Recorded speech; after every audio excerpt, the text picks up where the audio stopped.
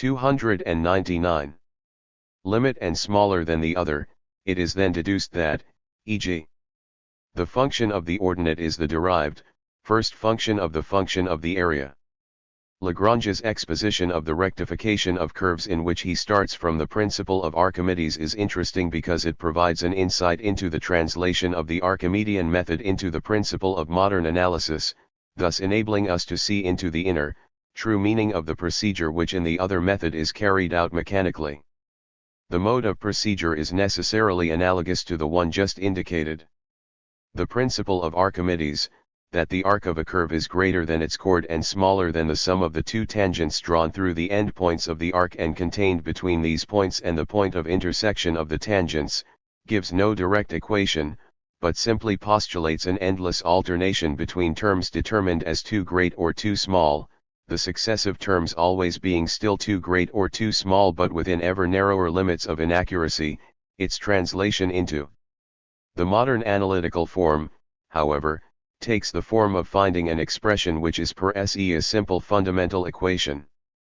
Now whereas the formalism of the infinitesimal directly presents us with the equation dz2 equals dx2 plus dy2, Lagrange's exposition, starting from the basis indicated, demonstrates that the length of the arc is the original function to a derived function whose characteristic term is itself a function coming from 1. The relation of a derived function to the original function of the ordinate.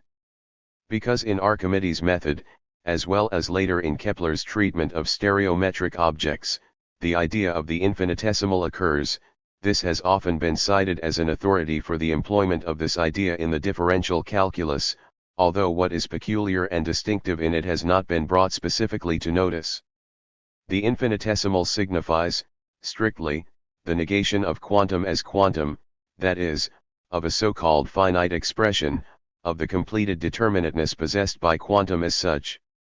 Similarly, in the subsequent celebrated methods of Valerius I and Cavalieri, among others, which are based on the treatment of the relations of geometrical objects, the fundamental principle is that the quantum as such of the objects concerned, which are primarily considered one Valerius, Lucas, died 1618 at Rome, called by Galileo the Archimedes of his time, de quadratura paraboli per simplex falsum. 300. Only in their constituent relations, is for this purpose to be left out of account, the objects thus being taken as non-quantitative. However, in these methods the affirmative aspect as such which is veiled by the merely negative determination fails to be recognized or brought to notice, that aspect namely which above presented itself abstractly, as the qualitative determinateness of quantity, and more precisely, as lying in the relation of powers, and also, since this relation itself embraces a number of more precisely determined relations such as that of a power and the function of its development, these also, in turn, are supposed to be based on and derived from the general and negative determination of the same infinitesimal. In the exposition of Lagrange just noticed, the specific affirmative aspect which is implied in Archimedes' method of developing the problem is brought to notice, with the result that the procedure which is burdened with an unlimited progression is given its proper limit.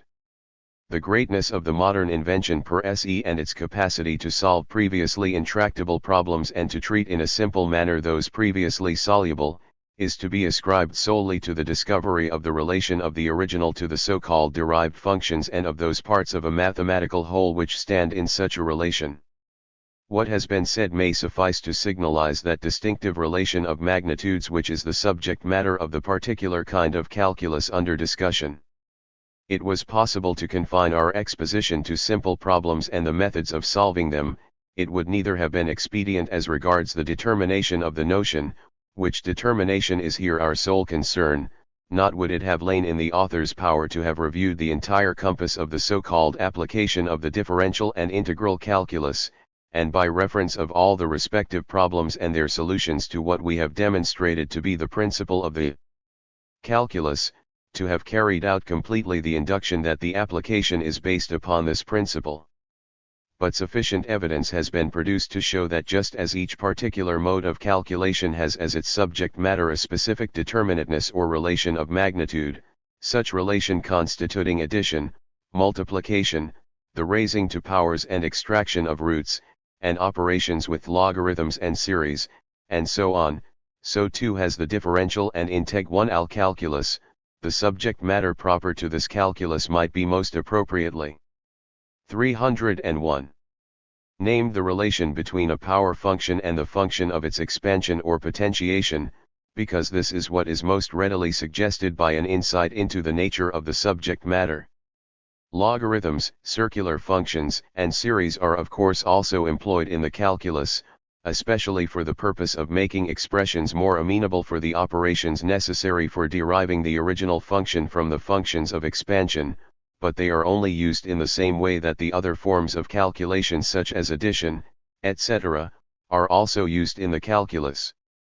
The differential and integral calculus has, indeed, a more particular interest in common with the form of series, namely, to determine those functions of expansion which in the series are called coefficients of the terms, but whereas the calculus is concerned only with the relation of the original function to the coefficient of the first term of its expansion, the series aims at exhibiting in the form of a sum, groups of the terms arranged according to powers which have these coefficients. The infinite which is associated with infinite series, the indeterminate expression of the negative of quantum in general, has nothing in common with the affirmative determination belonging to the infinite of this calculus. Similarly, the infinitesimal in the shape of the increment, by means of which the expansion is given the form of a series, is only an external means for the expansion, and the sole meaning of its so-called infinity is to have no other meaning beyond its significance as such means. The series, which in fact is not what is wanted, produces an excess, the elimination of which causes the unnecessary trouble. The method of Lagrange, who preferred to use the form of series again, is also burdened with this difficulty, although it is through his method, in what is called the application, that what is truly characteristic of the calculus is brought to notice, for, without forcing the forms of dx, dy, and so on, into the objects, it is directly demonstrated to which part of the object the determinateness of the derived function belongs, and thus it is evident that the matter in hand here is not the form of series. 1. Remark 3. Further forms connected with the qualitative determinateness of magnitude. It has been shown that the infinitesimal of the differential calculus is, in its affirmative meaning, the qualitative determinateness of magnitude, and, more precisely, that it is present in the calculus not merely as a power determinateness in general but specifically as the relation of a power function to the power derived from the expansion of the function.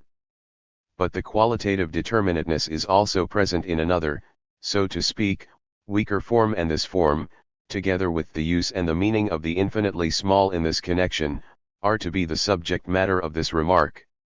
In making the foregoing our starting point we must, in this respect, first of all recollect that from the analytical side, the different power determinations appear in the first place as only formal and quite homogeneous, that they signify numerical magnitudes which as such do not possess that qualitative difference from each other.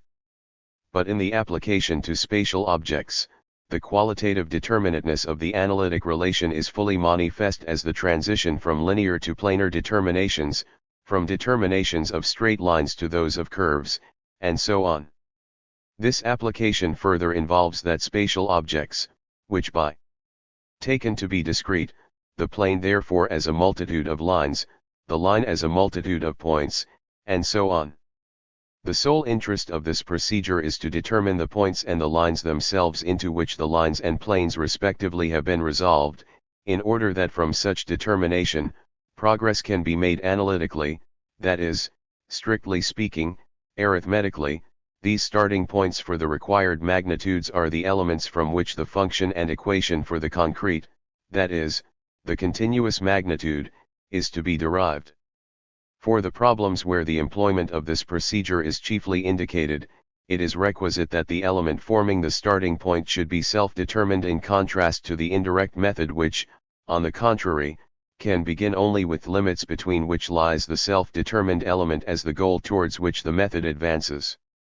But then the result in both methods comes to the same thing if what can be found is only the law for progressively determining the required magnitude without the possibility of reaching the perfect, that is, so-called finite, determination demanded. To Kepler is ascribed the honor of first having thought of this reversal of the process and of having made the discrete the starting point. His explanation of how he understands the first proposition in Archimedes' cyclometry expresses this quite simply. Archimedes' first proposition, as we know, is that a circle is equal to a right-angled triangle having one of the sides enclosing the right angle equal to the diameter and the other to the circumference of the circle. Now Kepler takes the meaning of this proposition to be that the circumference of the circle has as many parts as it has points, that is, an infinite number, each of which can be regarded as the base of an isosceles triangle, and so on. He thus gives expression to the resolution of the continuous into the form of the discrete. The expression infinite which occurs here is still far removed from the definition it is supposed to have in the differential calculus. When now a determinateness, a function, has been found for such discrete elements, they are supposed to be some Tp, to be essentially elements of the continuous. But since a sum of points does not make a line, or a sum of lines a plane, the points are already directly taken as linear and the lines as planar. But because these linear elements are at the same time supposed not to be lines, which they would be if they were taken as quantum, they are represented as being 304 infinitely small. What is discrete can only be externally summed up, the moments of such sum retaining the meaning of the discrete one. The analytic transition from these ones is made only to their sum and is not simultaneously the geometrical transition from the point to the line or from the line to the plane, and so on. Therefore the element which is determined as point or line is at the same time also given the quality of being linear or planar respectively, in order that the sum, as a sum of little lines, may become a line, or as a sum of little planes may become a plane. It is the need to acquire this moment of qualitative transition and to have recourse for this purpose to the infinitely small, which must be regarded as the source of all the conceptions which, though they are meant to resolve this difficulty, constitute in themselves the greatest difficulty. Before one could dispense with this expedient, it would have to be possible to show that the analytic procedure itself, which appears as a mere summation, in fact already contains a multiplication. But this involves a fresh assumption which forms the basis in this application of arithmetical relations to geometrical figures, the assumption, namely, that arithmetical multiplication is also for the geometrical determination a transition into a higher dimension, that the arithmetical multiplication of magnitudes spatially determined as lines also produces a plane from the linear determination. 3 times 4 linear feet gives 12 linear feet, but 3 linear feet times 4 linear feet gives 12 superficial feet and, in fact, square feet, since the unit in both factors as discrete quantities is the same. The multiplication of lines by lines at first sight appears meaningless in so far as multiplication concerns simply numbers, i.e. is an alteration of a subject matter that is perfectly homogeneous with what it passes over into, with the product, only the magnitude being altered. On the other hand, what was called multiplication of a line as such by a line, it has been called ductus lineae in lineum, like plani in planum, and is also ductus puncti in lineum, is an alteration not merely of magnitude, but of magnitude as a qualitative determination of spatial character, of a dimension. The transition of the line into a plane must be understood as the self-externalization of the line, and similarly the self-externalization O by amount. We may here further remark that with the self-externalization of the plane, which would appear as a multiplication of the plane by a plane, there is seemingly a difference between the arithmetical and geometrical operations, such that the self-externalization of the plane as ductus plani in planum would give arithmetically a multiplication of a two-dimensional factor by another such, and consequently a four-dimensional product which, however, is reduced by the geometrical determination to 3. Although on the one hand number, because its principle is the one, yields the fixed determination for the external, quantitative element, yet equally, the result of operating with it is formal. Taken as a numerical determination, 3x3 when it reproduces itself is 3x3x3x3, but this same magnitude as a plane, when it reproduces itself, is restricted to 3x3x3, because space, represented as an expansion outwards from the point, from the merely abstract limit, has its true limit as a concrete determinateness beyond a line in the third dimension. The difference referred to could prove itself effective as regards free motion, in which one side, the spatial side, has a geometrical significance and the other, the temporal side, is an arithmetical determination. It will now be evident, without further comment, how the qualitative element here considered differs from the subject of the previous remark. There, the qualitative element lay in the determinateness of power. Here, like the infinitely small, it is only the factor as arithmetically related to the product, or as the point to the line or the line to the plane, and so on.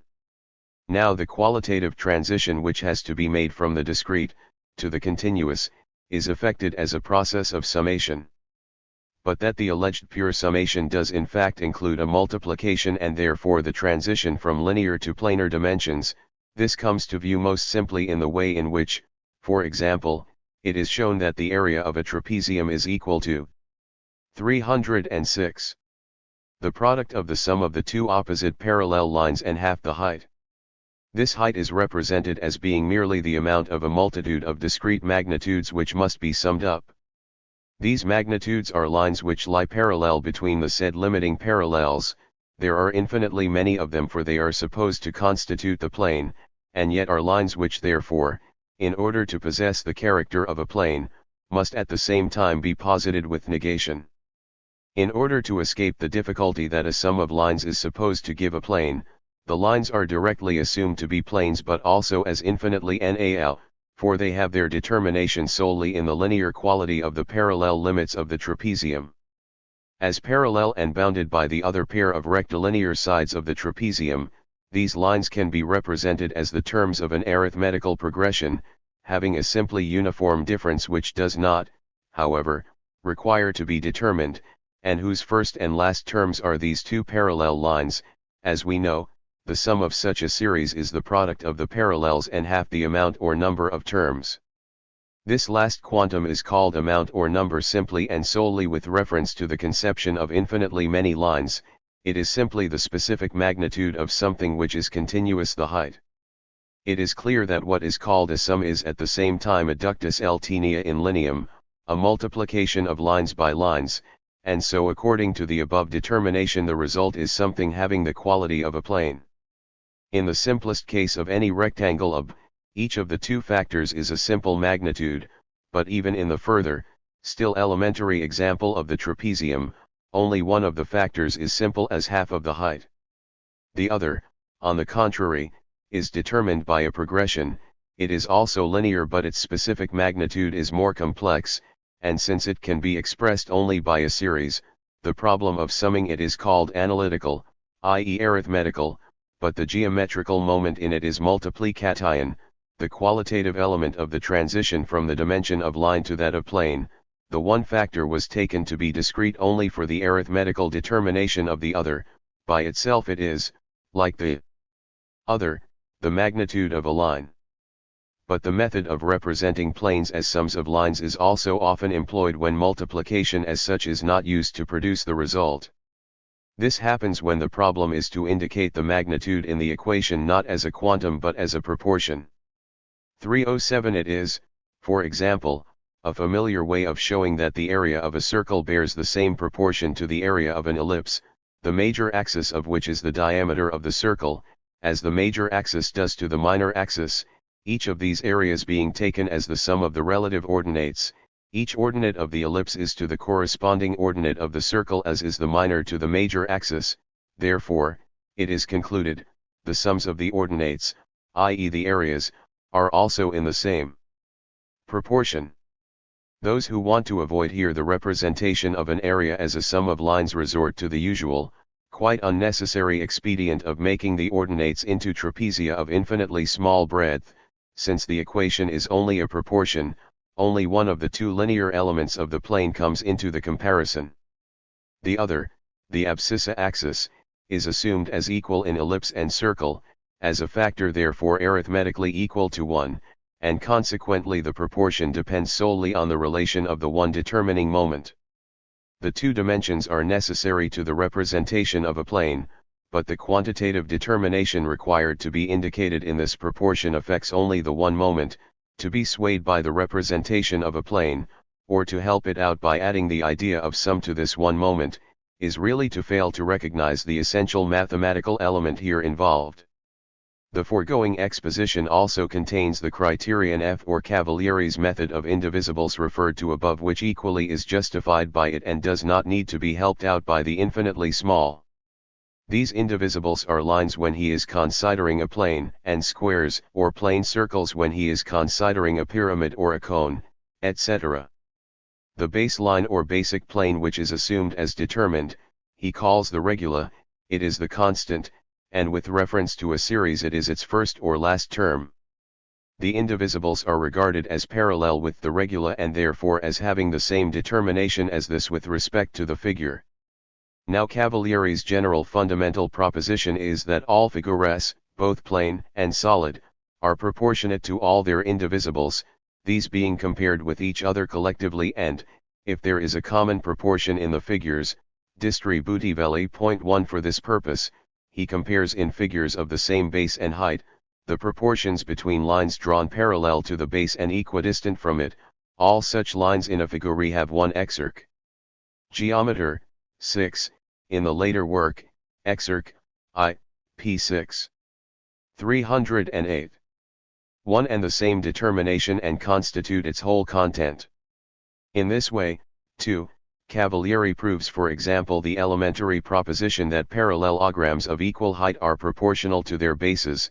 Any two lines drawn equidistant from and parallel to the base in both figuresidential are in the same proportion American Samoa the base lines, and so therefore are the whole figures. The lines do not in fact constitute the whole content of the figure as continuous, but only the content in so far as it is to be arithmetically determined. It is the line which is the element of the content, and through it alone must be grasped the specific nature of the figure. This leads us to reflect on the difference which exists with respect to that feature into which the determinateness of a figure falls. This is either the height, as here, or an external limit.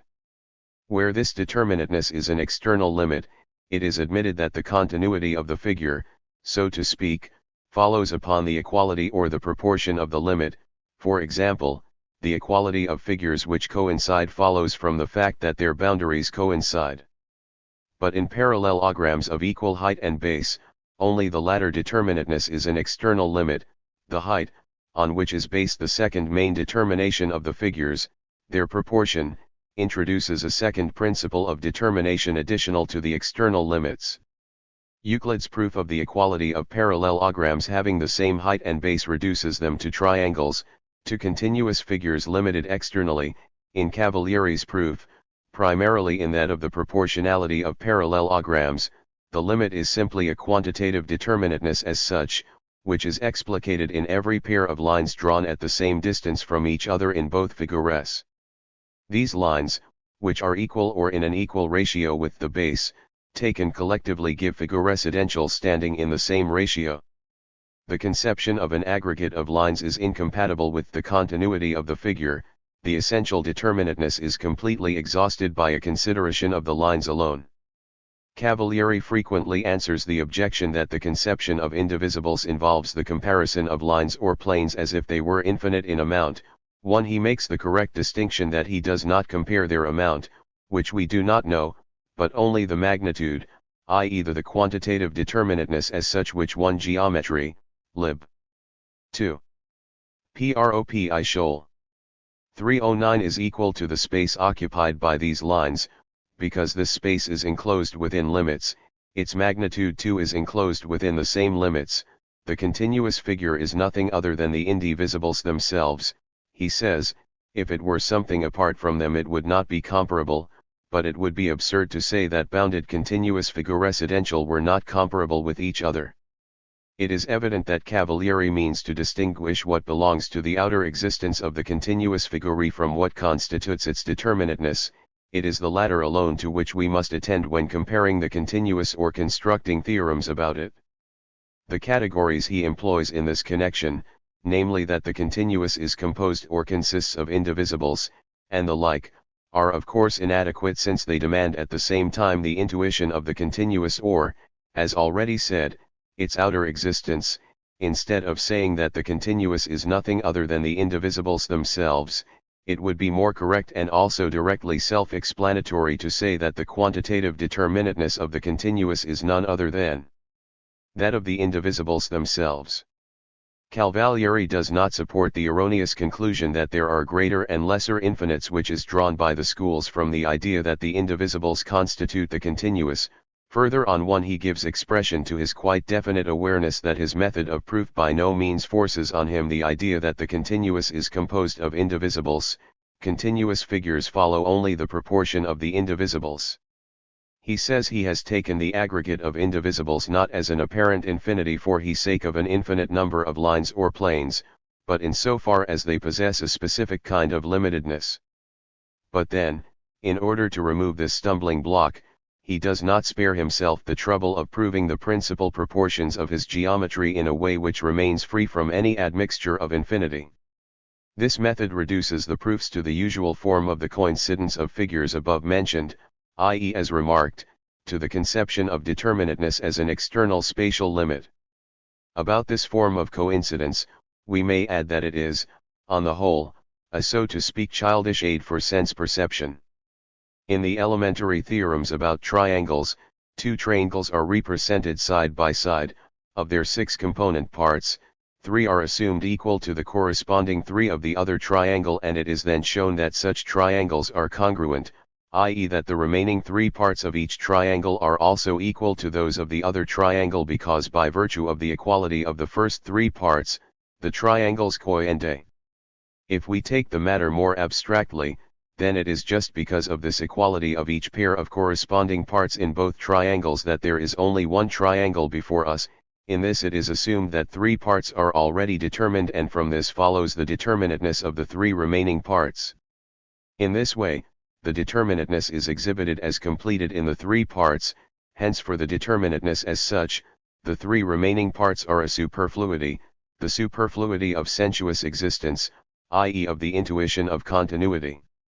Expressed in this form, the qualitative determinateness stands out in its distinction from what is given in intuition, from the whole as continuous within itself. The form of coincidence does not bring this distinction to notice. With parallel lines and with parallelograms there enters, as we have observed, another factor, partly the equality of the angles only and partly the height of the figures, from which latter their external limits, the sides of the parallelograms, are distinct. This gives rise to uncertainty whether in these figures, besides the determinateness of one side, the base, which is an external limit, we are to take for the other determinateness, the other external limit, namely the other side of the parallelogram, or else the height. In the case of 2 such figures having the same base and height, one of them being rectangular and the other having very acute angles, the latter triangle can easily look greater than the former, when its long side is taken as the determinant and, as in Cavalieri's method, the planes are compared according to the aggregate of parallel lines intersecting them. The longer side can be regarded as a potentiality of more lines than is given by the vertical side of the rectangle. Such a conception, however, is no argument against Cavalieri's method. The aggregate of parallel lines imagined in the 2 parallelograms, for the purpose of comparison, also presupposes the equidistance of the lines from each other or from the base, from which it follows that the height, and not the other side of the parallelogram, is the other determining moment. But the case is different again when the comparison is between 2 parallelograms having the same height and base but not lying in the same plane and making different angles with the third plane. Here, the parallel sections which arise, when the third plane is imagined as cutting through the parallelograms and moving parallel to itself, are no longer equidistant from each other and the 2 planes are unequal. Cavalieri is very careful to draw attention to this distinction, which he defines as the difference between a transitus rectus and a transitus obliquus of the indivisibles, and thus prevents a superficial misunderstanding which could arise on this point. 1. I remember that an objection to indivisibles by Ticket, to an acute geometer who was also working at this time on new methods, concerns this very point.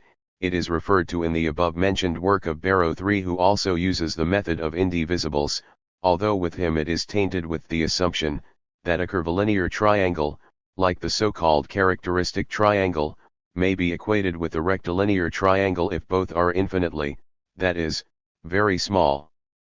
The difficulty raised by Ticket likewise concerns the question which line, in the calculation of conical and spherical surfaces, should be taken as the basis of determination in the method based on the employment of the discrete. Ticket's objection to the method of indivisibles is that in the calculation of the surface of a right-angled cone, this atomistic method represents the triangle of the cone to be composed of straight lines parallel to the base and perpendicular to the axis, which are at the same time radii of the circles of which the surface of the cone consists. Now if this surface is defined as a sum of the circumferences and this sum is determined from the number of their radii, i.e. from the length of the axis or the height of the cone, then, says Ticket, such a result clashes with the truth formerly taught and demonstrated by Archimedes. Now Barrow counters this by showing that to determine the surface it is not the axis but the side of the triangle of the cone which must be taken as the line the revolution of which generates the surface, consequently, it is this line and not the axis which must be assumed as the specific magnitude for the aggregate of the circumference. Objections and uncertain ones of this kind have their solely in the indefinite idea employed of the infinite aggregate of points of which the line is supposed to consist. This idea obscures the essential determinateness of the magnitude of the lines or planes. The intention of these remarks has been to bring to notice the affirmative meanings which, in the various applications of the infinitely small in mathematics, remain so to speak in the background, and to lift them out of the nebulosity in which that category, merely negatively held, has concealed them. In infinite series, as in Archimedes' cyclometry, the meaning of the infinite is nothing more than this, that the law determining the series being known, but the so-called finite i.e. arithmetical expression not being given, the reduction of the arc to the straight line cannot be effected. This incommensurability is their qualitative difference. The qualitative difference between the discrete and the continuous generally, equally contains a negative determination which makes them appear as incommensurable and introduces the infinite in the sense that the continuous which is to be taken as discrete, is no longer to possess, as continuous, any quantum. The continuous which is to be taken arithmetically as a product, is therefore posited as in its own self discrete, i.e. it is analyzed into the elements which are its factors and in these lies its quantitative determinateness. Just because they are these factors or elements, they are of a lower dimension, and as powers are concerned, are of a lower power than the magnitude of which they are the elements or factors. This difference appears arithmetically as a purely quantitative one, that of the root and power, or whatever degree of powers it may be. However, if the expression is to be taken only quantitatively, for example, a 2 or d.a 2 equals z a 2 equals 2, a, or for the law of descent of a falling body, t, a 2, then it yields the meaningless ratios of 1, a, 2, a, I, at, in supersession of their merely quantitative aspect, the sides would have to be held apart by their different qualitative significance, as s equals at 2, the magnitude in this way being expressed as a quality, as a function of the magnitude of another quality. Here then, we are faced merely with a quantitative determinateness. There is no difficulty in operating with this in accordance with its own manner and no objection can be offered if the magnitude of one line is multiplied by the magnitude of another. 313. But the multiplication of these same magnitudes at the same time results in the qualitative alteration of the transition from line into plane, and to that extent a negative determination comes into play. It is this that occasions the difficulty, a difficulty which is resolved by an insight into its peculiarity and into the simple nature of the matter, but the of the infinite which is meant to remove the difficulty only serves to aggravate it and prevent its solution. Chapter 3. The quantitative or quantitative ratio. The infinity of quantum has been determined to the stage where it is the negative beyond of quantum, which beyond, however, is contained within the quantum itself. This beyond is the qualitative moment as such.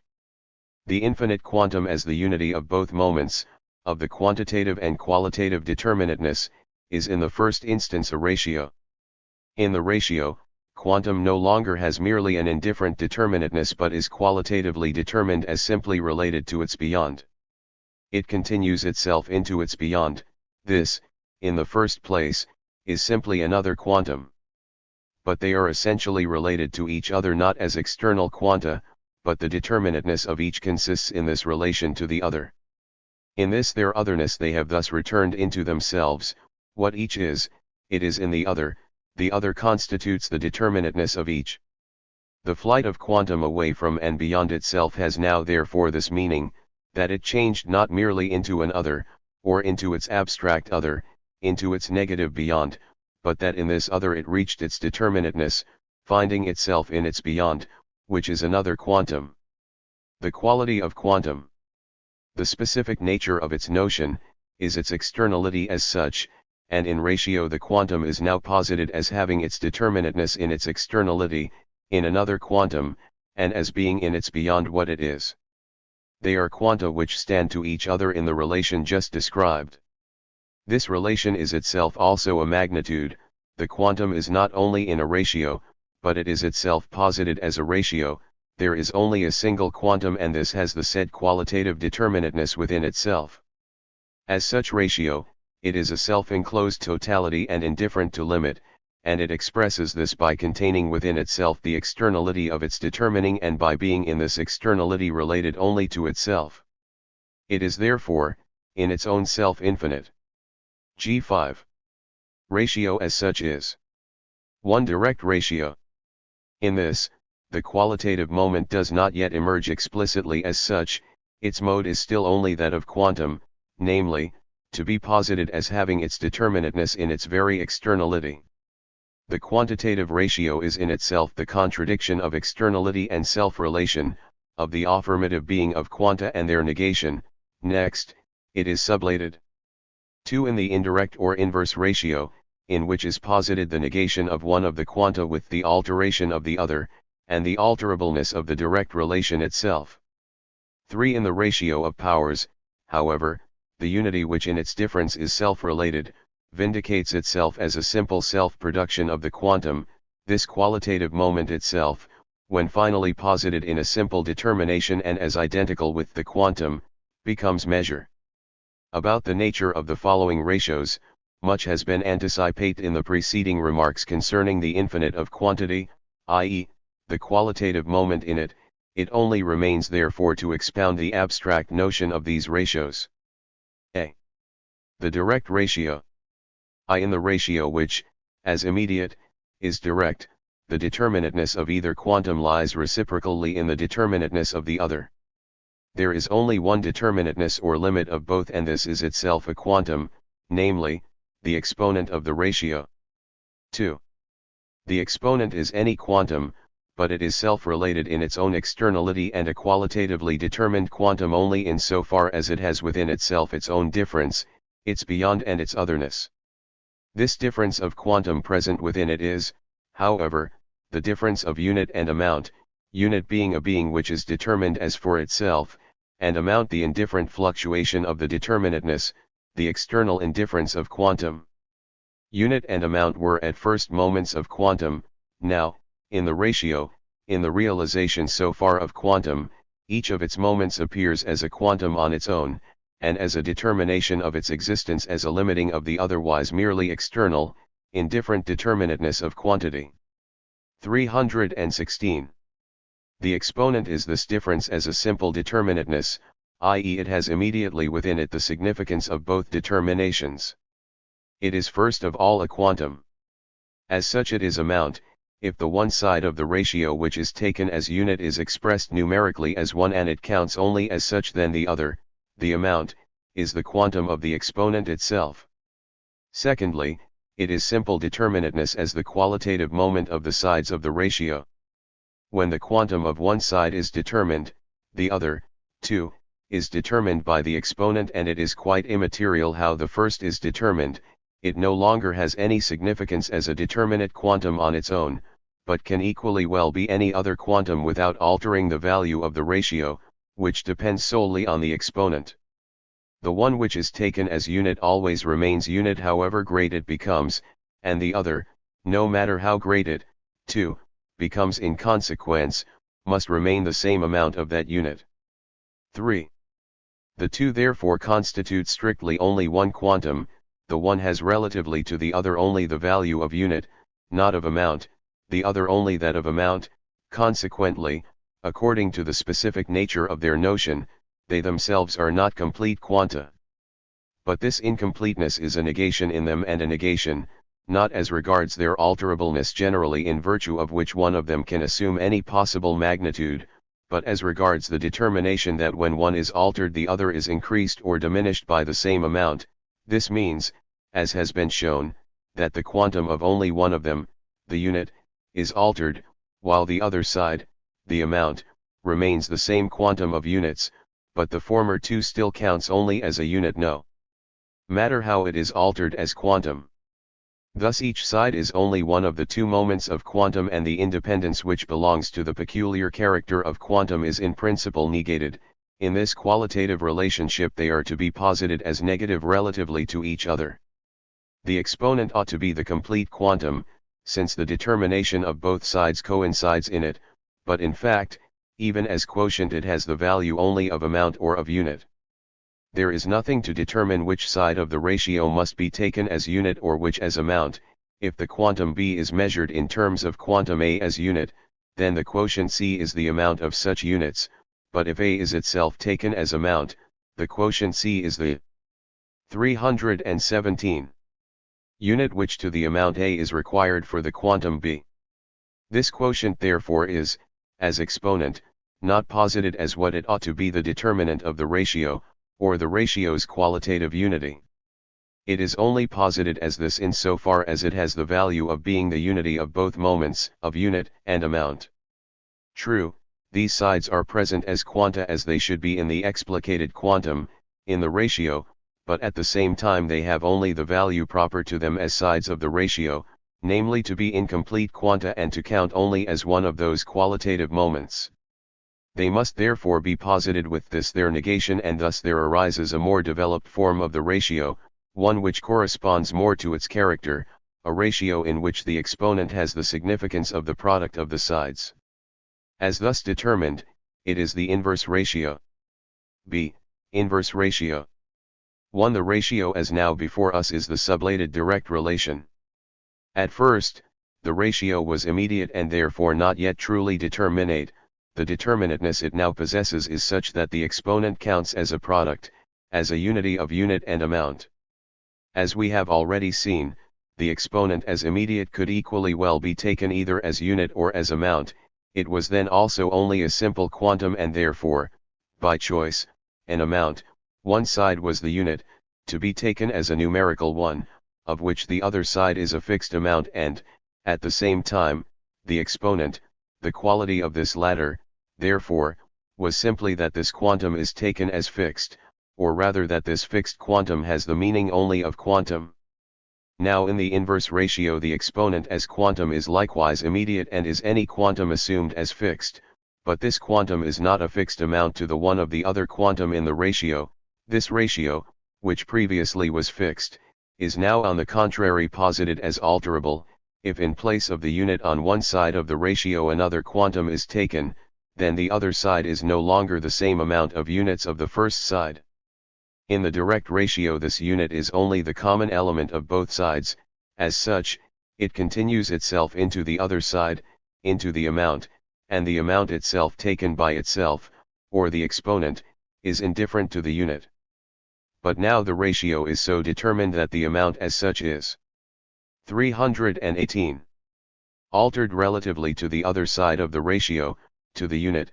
When another quantum is taken for the unit, the quantum of amount also is altered. Consequently, although the exponent is also only an immediate quantum arbitrarily assumed as fixed, it is not preserved as such in the side of the ratio, but this side, and with it the direct ratio of the sides, is alterable. In the ratio, then, as now before us, the exponent as the determining quantum is posited as negative towards itself as a quantum of the ratio, and hence as qualitative, as a gmet, with the result that the qualitative moment is manifested independently and in distinct contrast to the quantitative moment. In the direct ratio, the alteration of the two sides is only the one alteration of the quantum which is taken as unit, the common element of both sides, by as many times as the one side is increased or diminished, so also is the other. The ratio itself is not affected by this alteration which is external to it. In the indirect ratio, on the other hand, although the alteration, in keeping with the indifferent quantitative moment, is also arbitrary, it is confined within the ratio, and this arbitrary quantitative fluctuation, too, is limited by the negative determinateness of the exponent as by a limit. 2. We have now to consider more closely this qualitative nature of the inverse ratio, more particularly in its realization, and to unravel the entanglement of the affirmative moment with the negative which is contained in it. The indirect or inverse ratio is quantum posited as a qualitative quantum, i.e., displaying itself as self-determining, as a limit of itself within itself.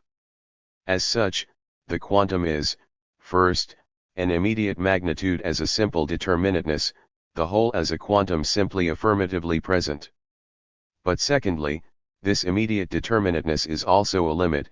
For that purpose the quantum is differentiated into two quanta which in the first instance are mutually related as others, but the quantum as their qualitative and, moreover, complete determinateness is the unity of unit and amount, a product of which the two quanta are the factors. Thus on the one hand the exponent of their ratio is in them identical with itself and is their affirmative moment which constitutes them quanta, on the other hand the exponent, as the negation posited in them, is the unity in them, so that although each is in the first place simply an immediate, limited quantum, it is at the same time limited in such a manner that it is only in principle identical with its other. Thirdly, G9. The exponent as the simple determinateness is the negative unity of this differentiation of itself into two quanta and is the limit of their reciprocal limiting.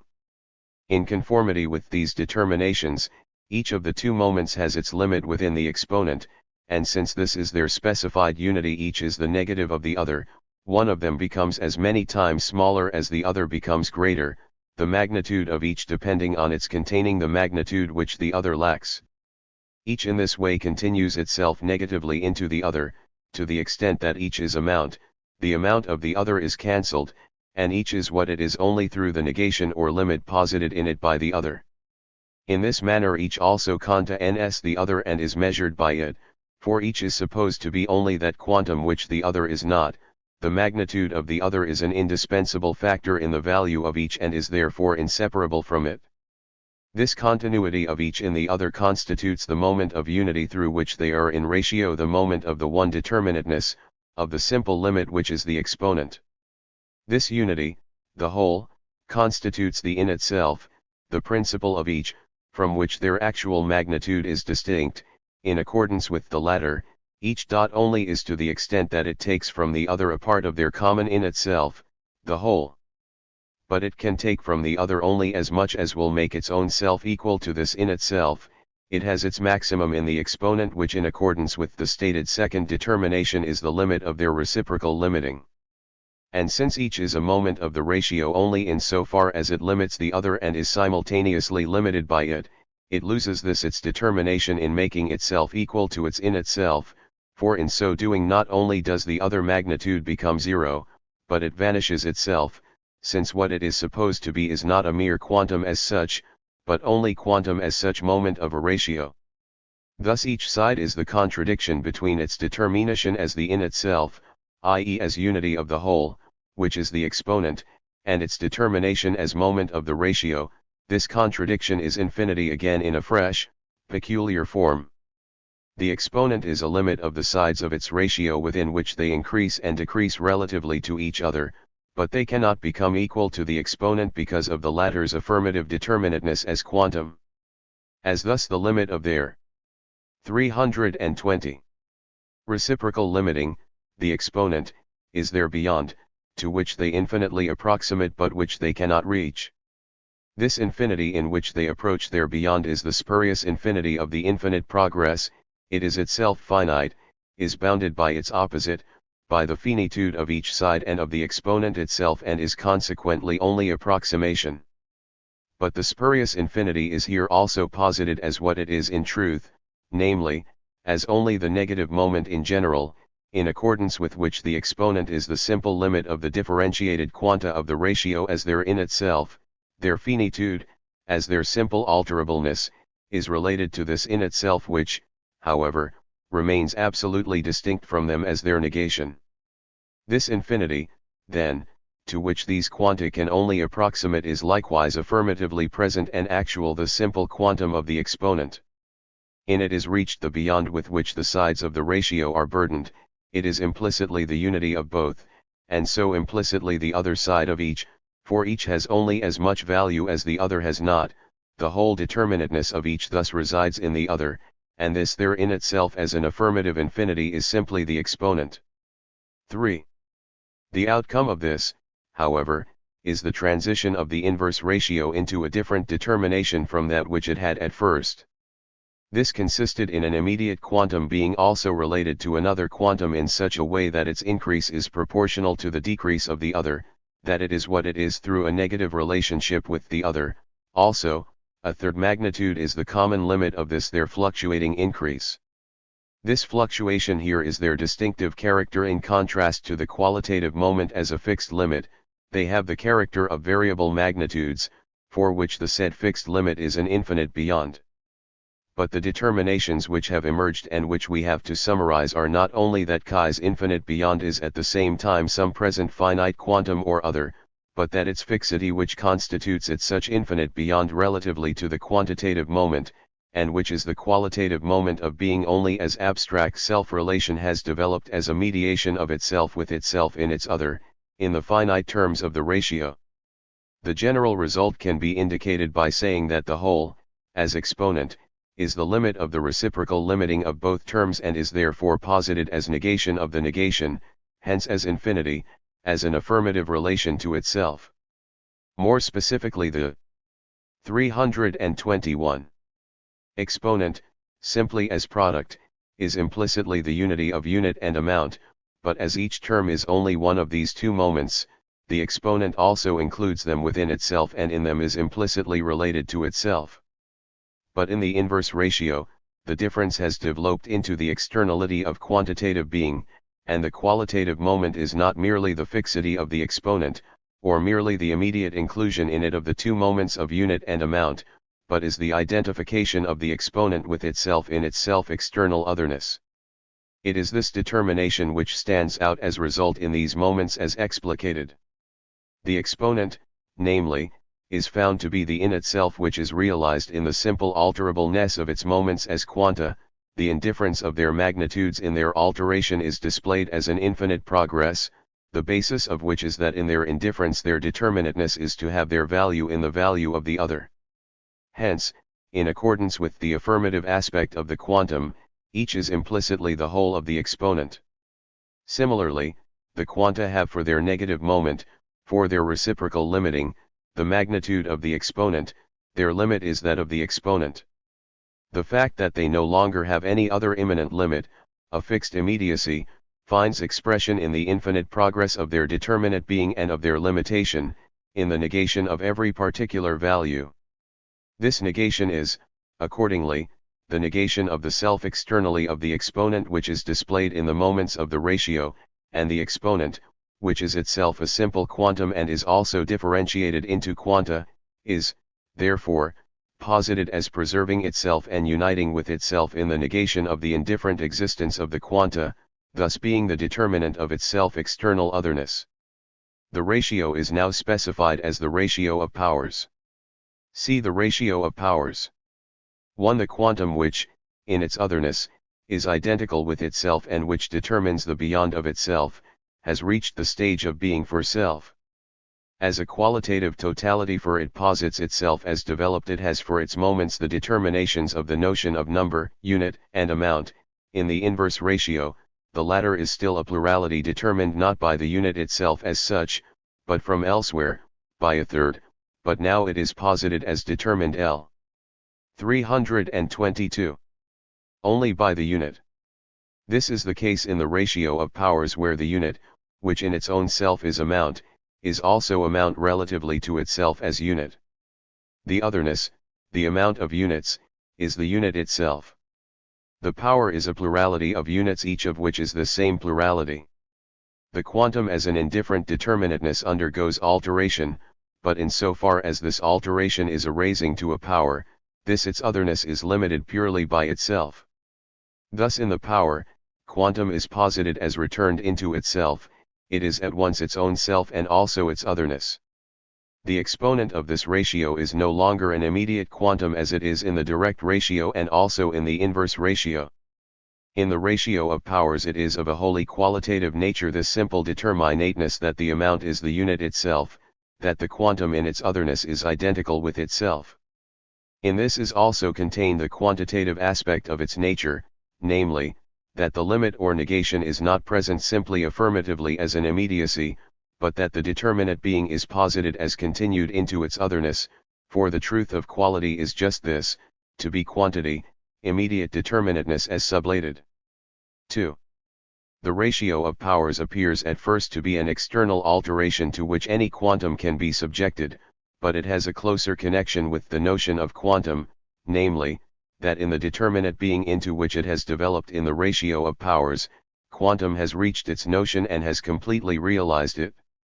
This ratio is the display of what quantum is in itself, and it expresses that determinateness or quality of quantum which is its distinctive feature.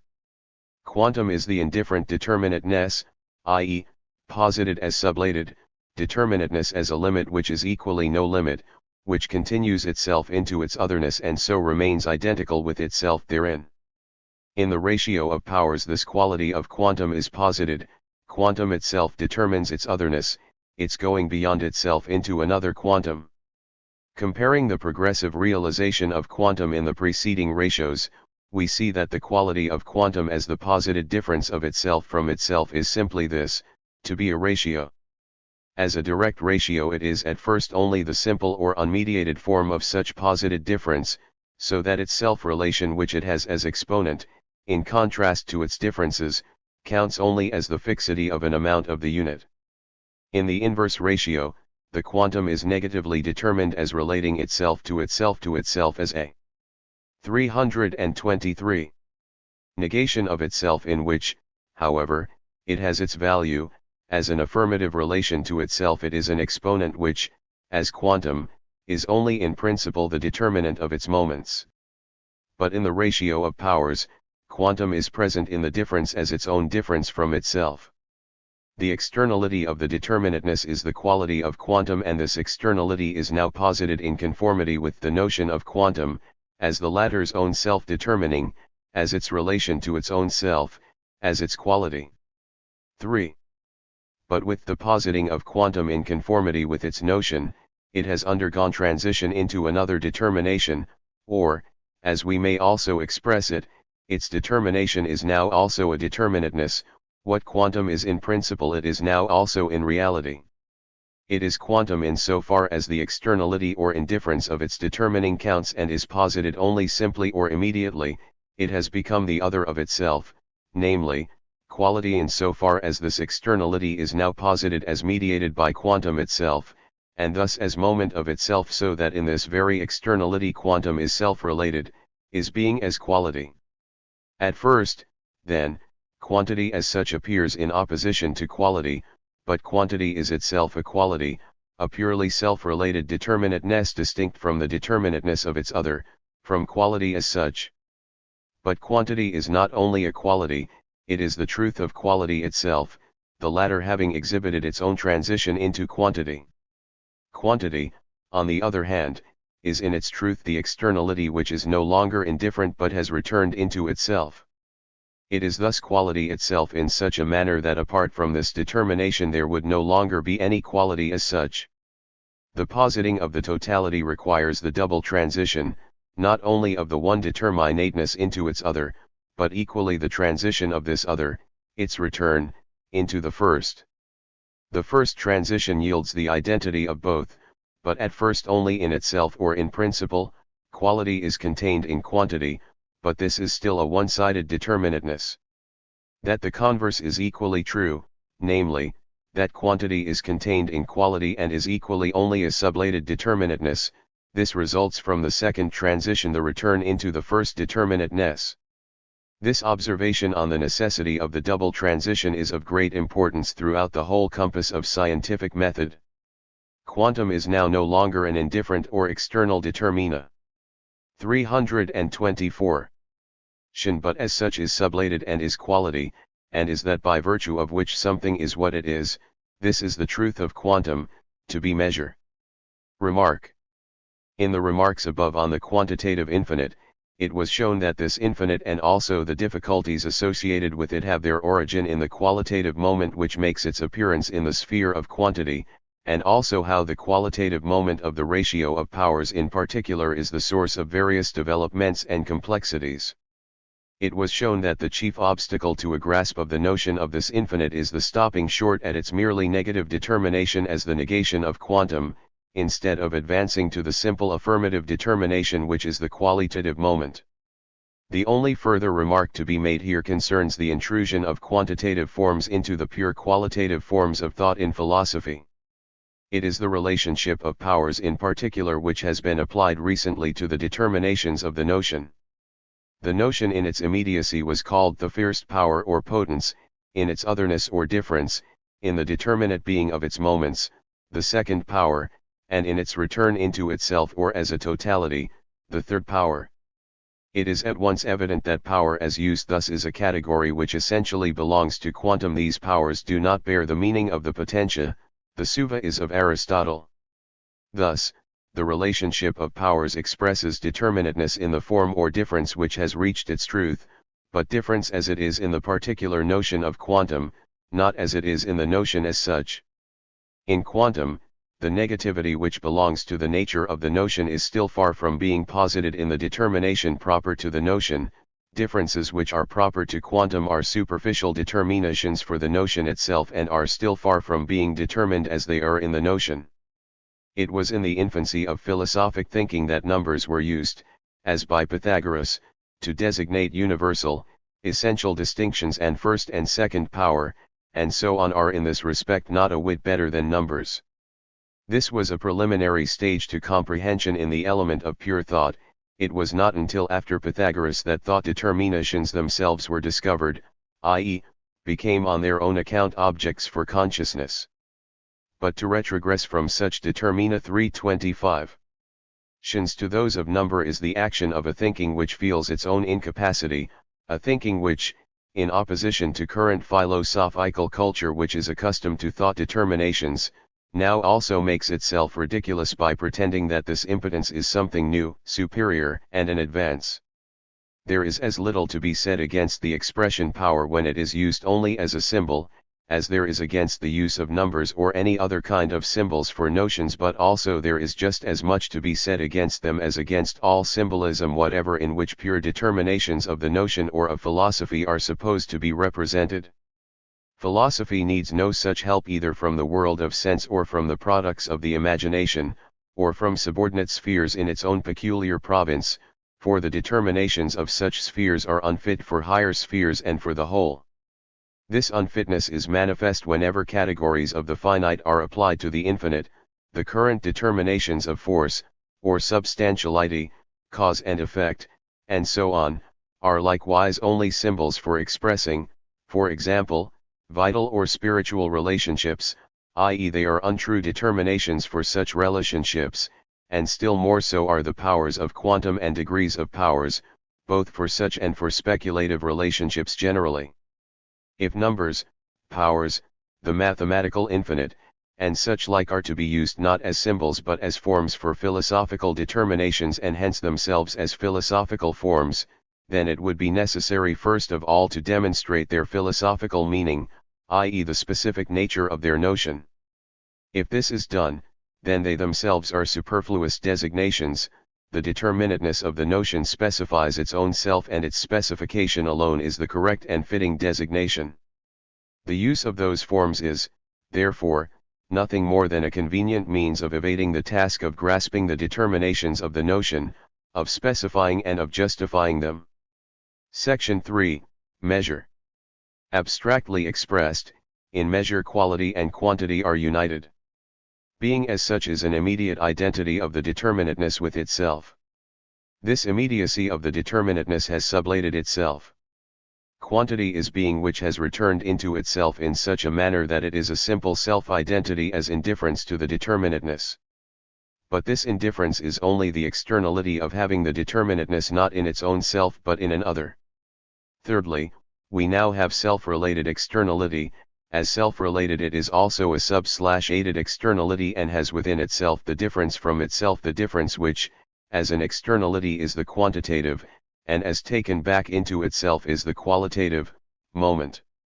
In transcendental idealism the categories of quantity and quality are followed, after the insertion of relation, by modality, which may therefore be mentioned here. This category has there the meaning of being the relation of the object to thought. According to that idealism, thought generally is essentially external to the thing in itself. In so far as the other categories have only the transcendental character of belonging to consciousness, but to the objective element of it, so modality as the category of relation to the subject, to this extent contains relatively the determination of reflection into self, i.e. the objectivity which belongs to the other categories is lacking in the categories of modality. These, according to Kant, do not in the least add to the concept as a determination of the object but only express the relation to the faculty of cognition. 1. The categories which Kant groups under modality, namely, possibility, actuality and necessity, will occur later in their proper place. Kant did not apply the infinitely important form of triplicity with him. It manifested itself at first only as a formal spark of light to the genera of his categories, but only to their species which, too, alone he called categories. Consequently he was unable to hit on the third, to quality and quantity. With Spinoza, the mode is likewise the third after substance and attribute. He explains it to be the affections of substance, or that element which is in an other through which it is comprehended. According to this concept, this third is only externality as such. 328. As has already been mentioned, with Spinoza generally, the rigid nature of substance lacks the return into itself. The observation here made extends generally to those systems of pantheism which have been partially developed by thought. The first is being, the one, substance, the infinite, essence, in contrast to this abstraction the second, namely, all determinateness in general, what is only finite, accidental, perishable, non-essential, etc. can equally abstractly be grouped together, and this is what usually happens as the next step in quite formal thinking. But the connection of the second with the first is so evident that one cannot avoid grasping it as also in a unity with the latter. Thus with Spinoza, the attribute is the whole substance, but is apprehended by the intellect which is itself a limitation or mode, but in this way the mode, the non-substantial generally, which can only be grasped through an other, constitutes the other extreme to substance, the third generally.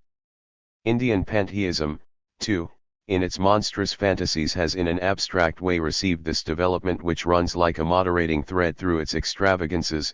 A point of some interest in the development is that Brahma, the one of abstract thought, progresses through the shape of Vishnu, particularly in the form of Krishna, to a third form, that of Shiva. The determination of this third is the mode, alteration, coming to be and ceasing to be the field of externality in general. This Indian trinity has misled to a comparison with the Christian, and it is true that in them a common element of the nature of the notion can be recognized, but it is essential to gain a more precise consciousness of the difference between them, for not only is this difference infinite, but it is the true, the genuine infinite which constitutes it. This third principle is, according to its determination, the dispersal of the unity of substance into its opposite, not the return of the unity to itself, not spirit but rather the non-spiritual. In the true Trinity there is not only unity but union.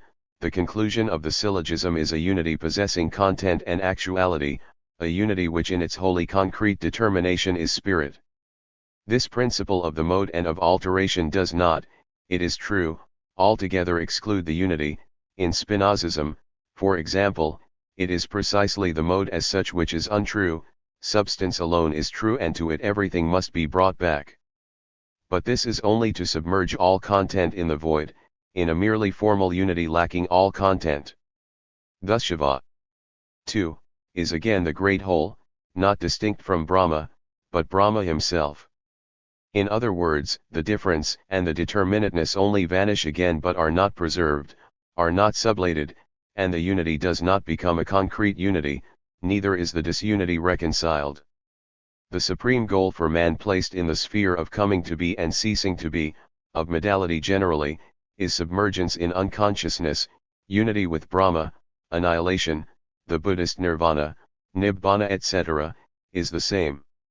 Now although the mode as such is abstract externality, in difference to qualitative and quantitative determinations, and in essence the external and unessential elements are not supposed to count, it is still, on the other hand, admitted in many cases that everything depends on the kind and manner of the mode.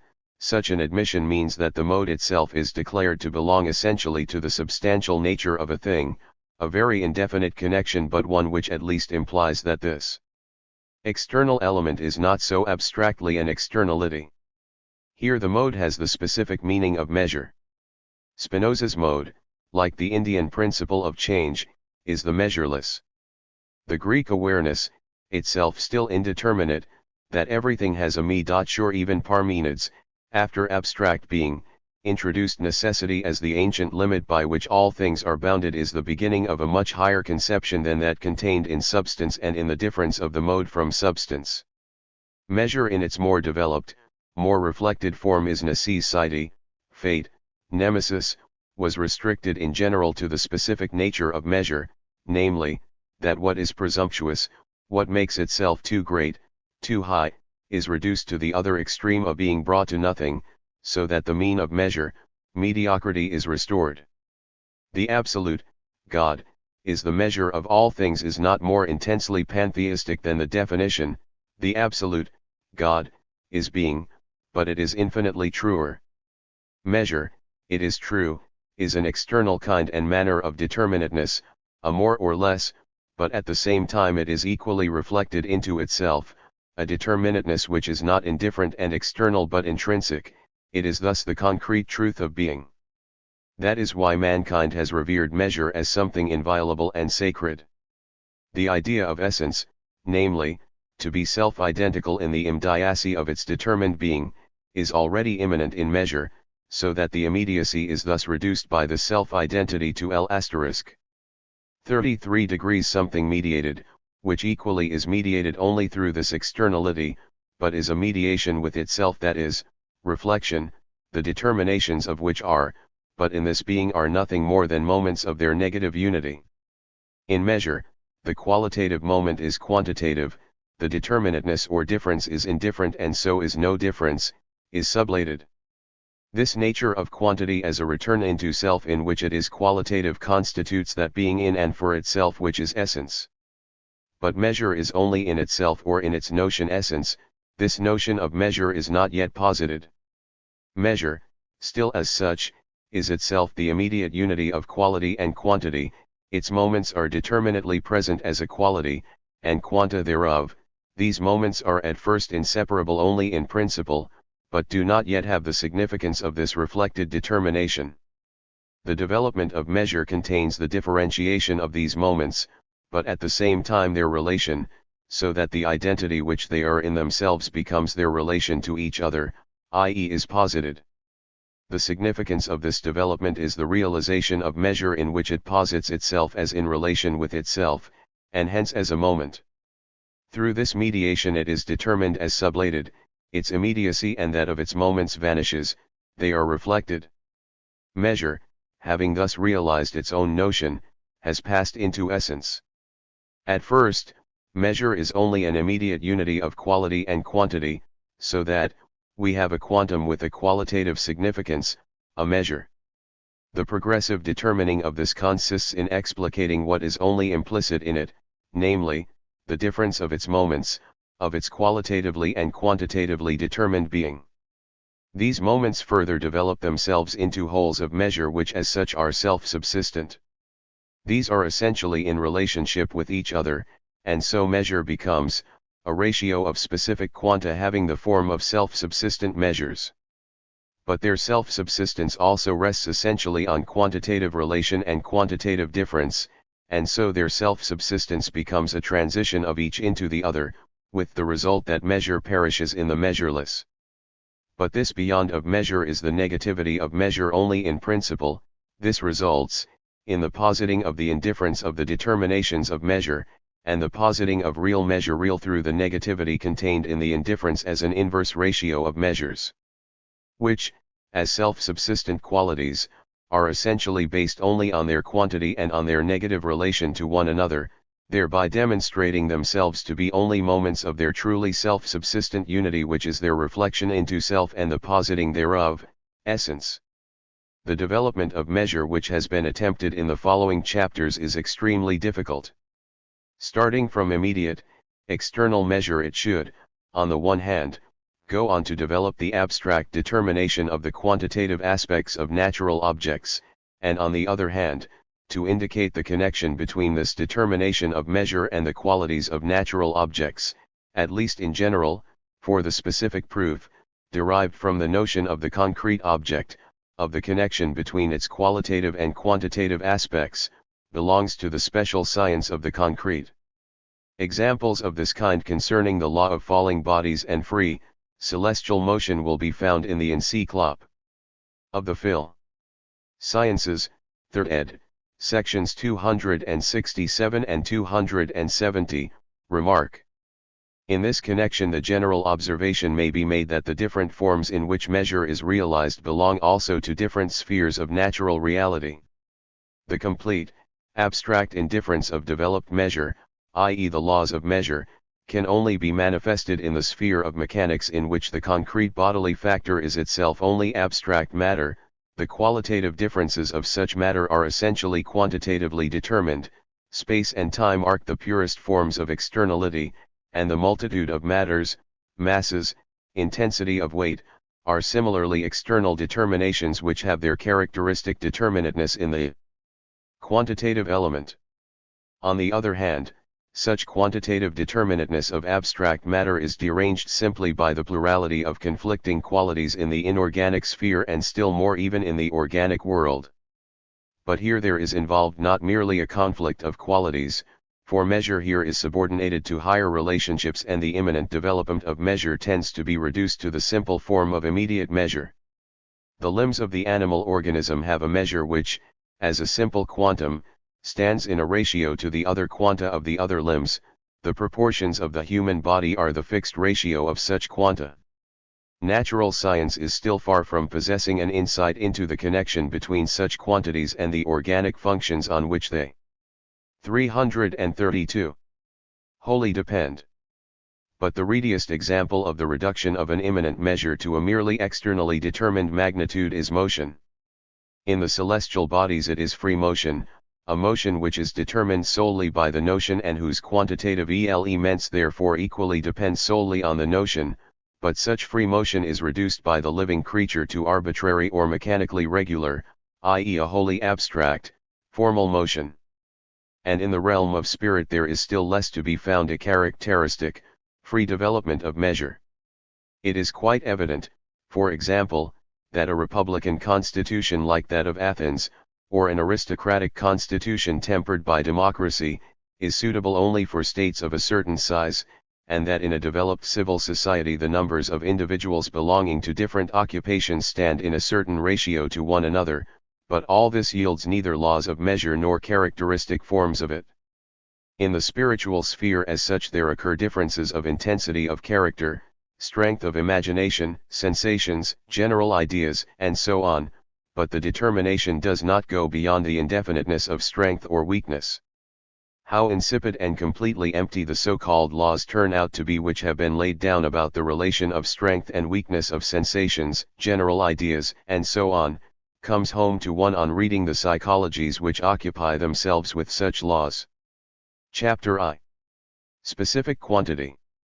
Qualitative quantity in the first place an immediate, specific quantum.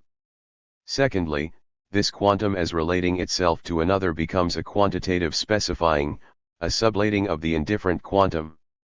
This measure is so far a rule and contains the two moments of measure distinguished, namely, the intrinsic quantitative determinateness and the external quantum. In this distinction, however, these two sides become qualities and the rule becomes a relation between them. Consequently, measure exhibits itself thirdly, as a relation of qualities. These at first have a single measure, but this is further specified within itself into distinct measures. A. The specific quantum. One measure is the simple relation of the quantum to itself, its own determinateness within itself. The quantum is thus qualitative. At first, as an immediate measure it is an immediate quantum, hence just some specific quantum or other. Equally immediate is the quality belonging to it, some specific quality or other. The quantum as this no longer indifferent limit but as a self-related externality, is thus itself quality, and although distinguished from it does not transcend it, neither does the quality transcend the quantum.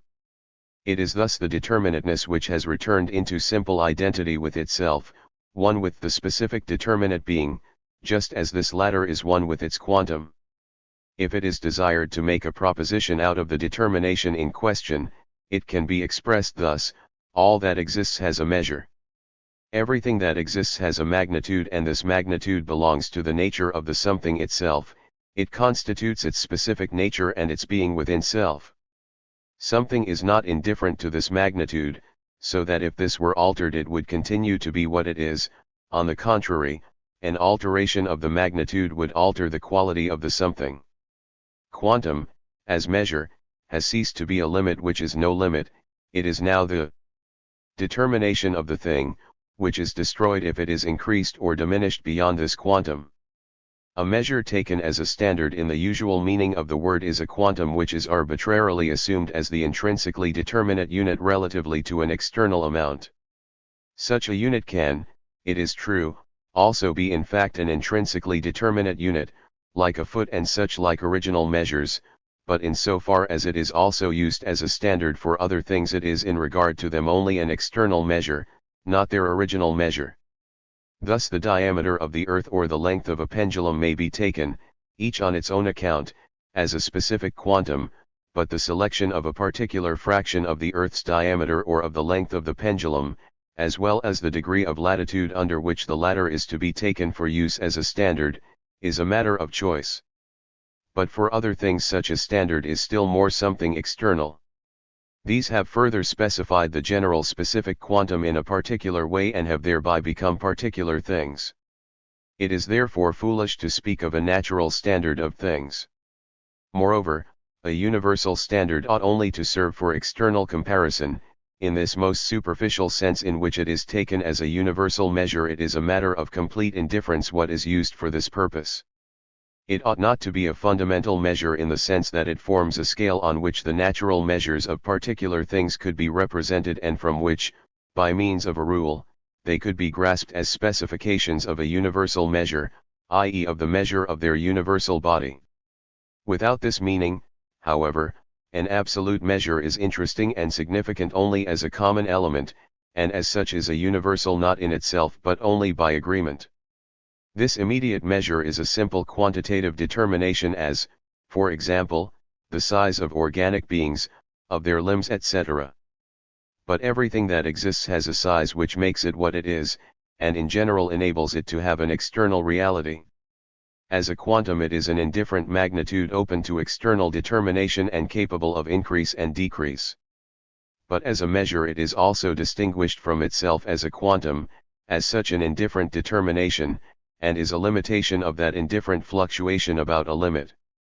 Since the quantitative determinateness of anything is thus twofold, namely, it is that to which the quality is tied and also that which can be varied without affecting the quality, it follows that the specific quantity 335. Destruction of anything which has a measure takes place through the alteration of its quantum. On the one hand, this destruction appears as unexpected, insofar as the quantum can be changed without altering the measure and the quality of the thing, but on the other hand, it is made into something quite easy to understand through the idea of gradualness. The reason why such ready use is made of this category to render conceivable or to explain the disappearance of a quality or of something, is that it seems to make it possible almost to watch the disappearing with one's eyes, because quantum is posited as the external limit which is by its nature alterable, and so alteration requires no explanation. But in fact nothing is explained thereby. The alteration is at the same time essentially the transition of one quality into another, or the more abstract transition of an existence into a negation of the existence. This implies another determination than that of gradualness, which is only a decrease or an increase and is a one-sided holding fast to quantity. 2. The sudden conversion into a change of quality of a change which was apparently merely quantitative had already attracted the attention of the ancients, who illustrated in popular examples the contradictions arising from ignorance of this fact. They are familiar under the names of the bald and the heap.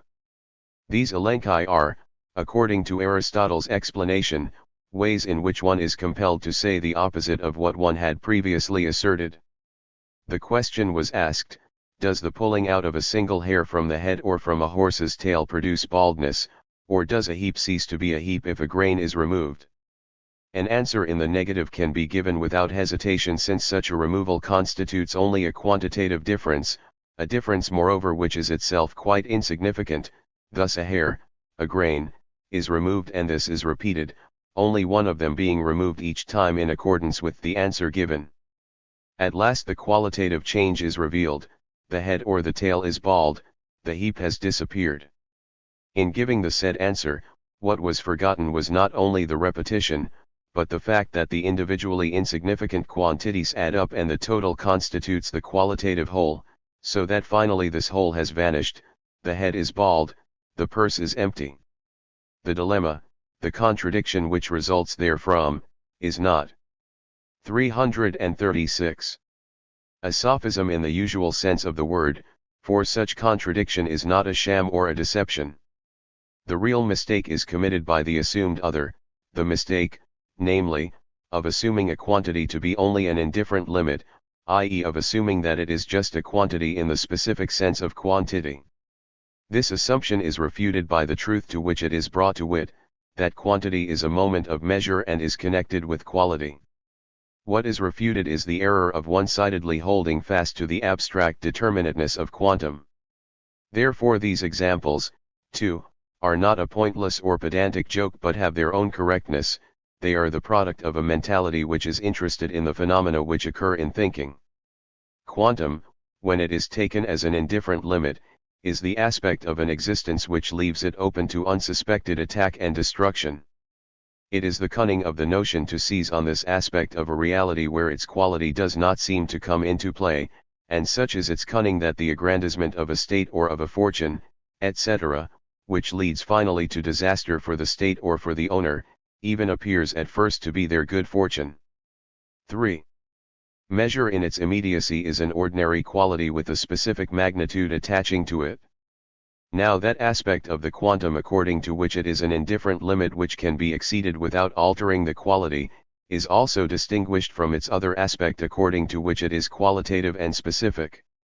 Both are quantitative determinations of one and the same thing, but because of the initial immediacy of measure, this distinction is also to be taken as immediate, and therefore both aspects also have a distinct existence. The existence of measure, then, which is intrinsically determinate magnitude, is in its behavior towards the existence of the alterable, external aspect, a sublating of its indifference, a specifying of measure. b. Specifying measure. This is first a rule, a measure which is external with reference to mere quantum. Secondly, it is a specific quantity which determines the external quantum, and thirdly, both sides, as qualities of a specific quantitative determinateness, are related to one another as one measure. 337. The rule or standard, which has already been mentioned, is in the first place an intrinsically determinate magnitude which is a unit with reference to a quantum having a particular existence in a something other than the something of the rule. This other something is measured by the rule, i.e. is determined as an amount of the said unit. This comparison is an external act, the unit itself being an arbitrary magnitude which in turn can equally be treated as an amount. But measure is not only an external rule. As a specifying measure, its nature is to be related in its own self to an other which is a quantum. Specifying measure is a specific determining of the external, i.e. in different magnitude, which is now posited by some other existence in general in the measurable something. True, this latter is itself a quantum, but, as distinguished from it, it is the qualitative side determining the merely indifferent, external quantum.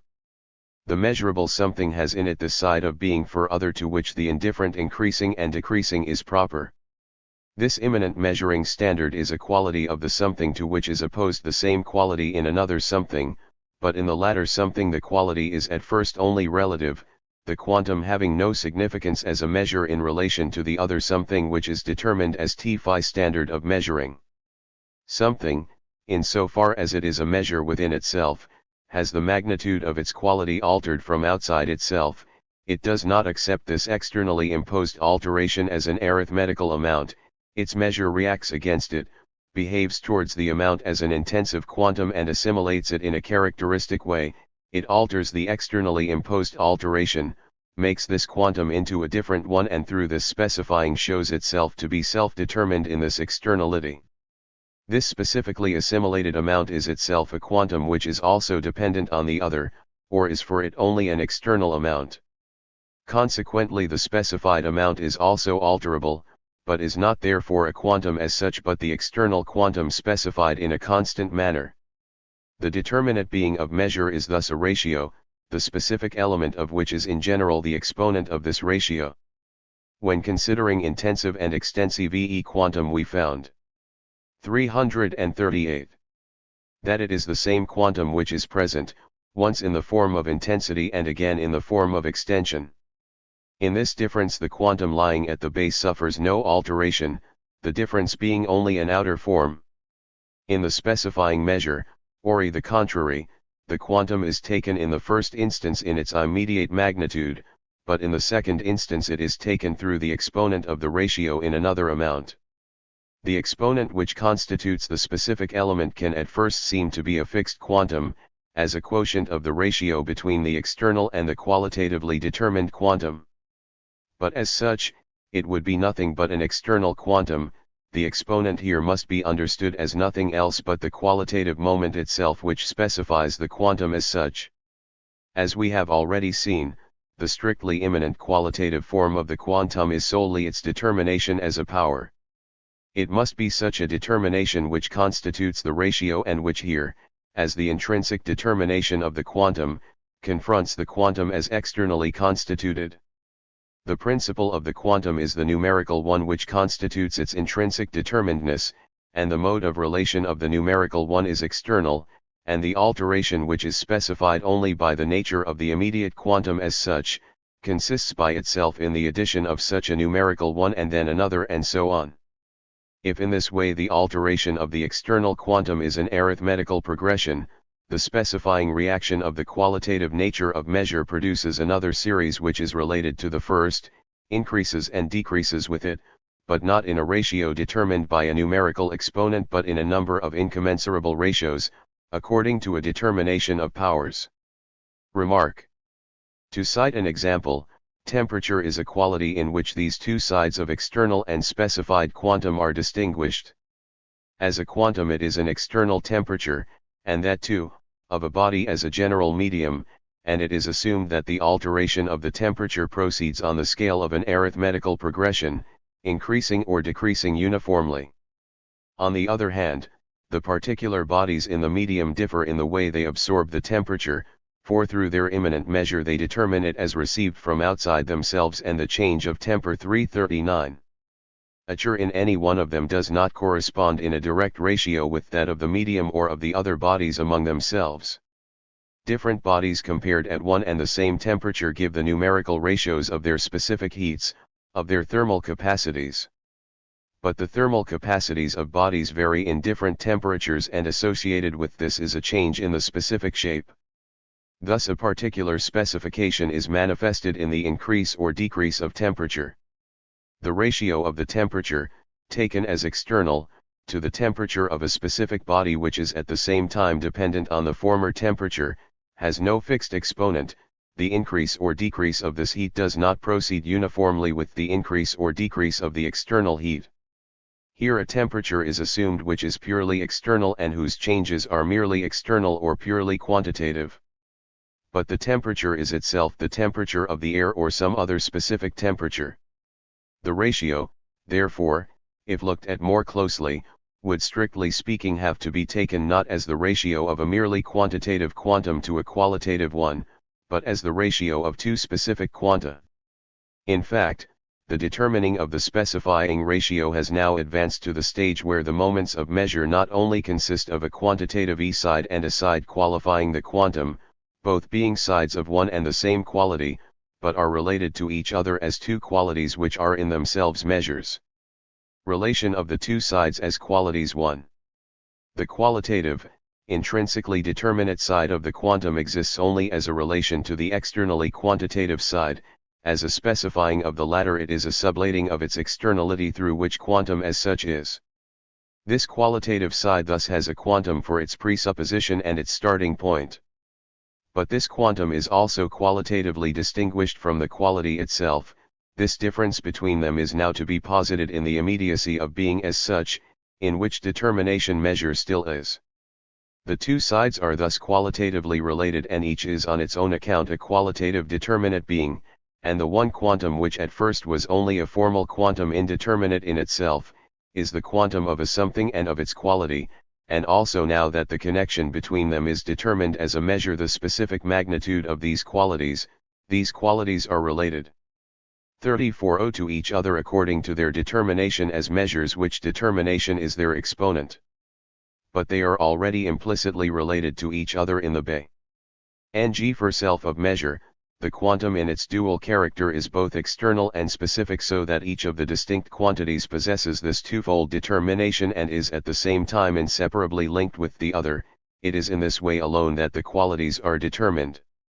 They are therefore not only simply determinate beings existing for each other, but they are posited as inseparable, and the specific magnitude connected with them is a qualitative unity, a single determination of measure in which, in accordance with their notion, they are implicitly bound up with each other. Measure is thus the immanent quantitative relationship of two qualities to each other. 2. In measure there enters the essential determination of variable magnitude, for measure is quantum as sublated, and therefore no longer what, as quantum, it is supposed to be, but quantum and something else. This something else is the qualitative element and, as we have seen, is nothing else than its relation of powers. In immediate measure this alteration is not yet posited, it is only an arbitrary, single quantum to which a quality is bound. In the specifying of measure, which is an alteration of the merely external quantum by the qualitative element, there is posited the distinction between the two specific magnitudes, and hence generally the plurality of measures in a common, external quantum. It is in this distinguishedness of the quantum from itself that it first shows itself to be a real measure, for it now appears as a determinate being which is both one and the same, and also quantitatively varied. This distinguishedness of the quantum in the different qualities gives a further form of mesomy, that in which the two sides are mutually related as qualitatively determinate quanta. This can be called realized measure.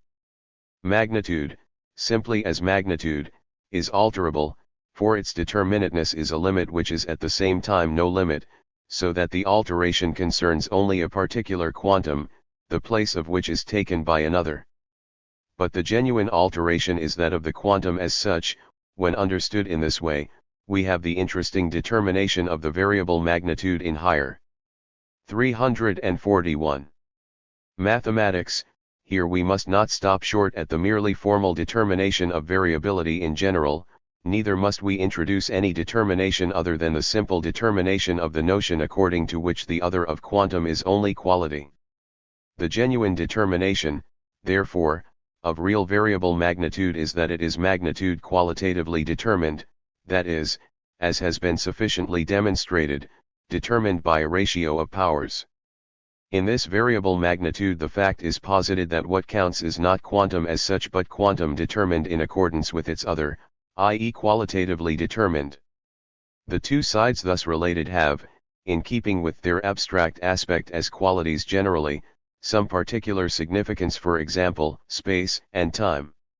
Taken at first simply as specific magnitudes in their ratio as measures, one of them is an amount which increases and decreases in an external arithmetical progression, the other is an amount which is specifically determined by the first, which for it is unit. Now if each were only just a particular quality, that element of difference would be lacking which, with regard to their character as quantities, would indicate which of them was to be taken as merely externally quantitative and which as varying according to the specifying of its magnitude. If, for example, they are related as root and square, it is immaterial which is regarded as increasing or decreasing merely externally in arithmetical progression, and which, on the other hand, as specifically determining the other quantum. But the difference between the qualities is not undefined, for as moments of measure. The specifying of measure must be present in them. The next determinateness of the qualities themselves is that one is extensive as in its own self externally, the other is intensive, the being within self, or negative relatively to the other. Accordingly, the former of the quantitative moments is amount, and the latter is unit. In the simple direct ratio the former is to be taken as the dividend, the latter as divisor, and in the specifying ratio the former as the power or the becoming other, the latter as the root.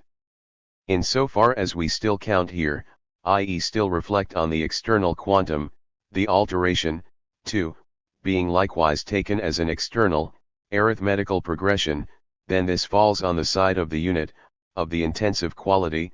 The external, extensive side, on the other hand, is to be represented as altering in 34. 2.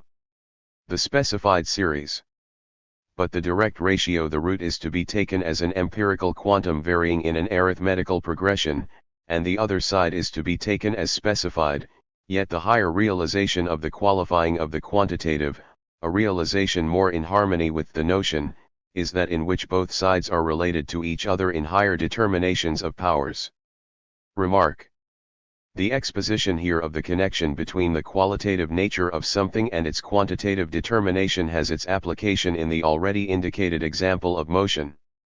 First of all, in velocity as the direct ratio of space traversed and time elapsed, the magnitude of time is taken as denominator while that of space is taken as numerator. If velocity as such is only a ratio of the space and time in a motion, it is immaterial which of the two moments is to be considered as amount or as unit. Space, however, like weight in specific gravity, is an external, real whole as such, hence amount, whereas time, like volume, is the ideal, negative factor, the side of unity.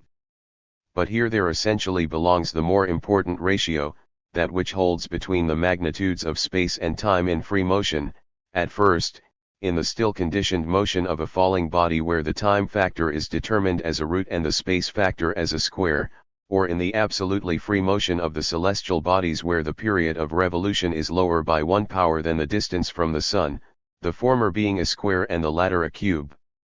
Fundamental relationships of this kind rest on the nature of the interrelated qualities of space and time and on the kind of relation in which they stand, either as a mechanical motion, i.e. as an unfree motion which is not determined by the notion of the moments of space and time, or as the descent of a falling body, i.e. as a conditionally free motion, or as the absolutely free celestial motion.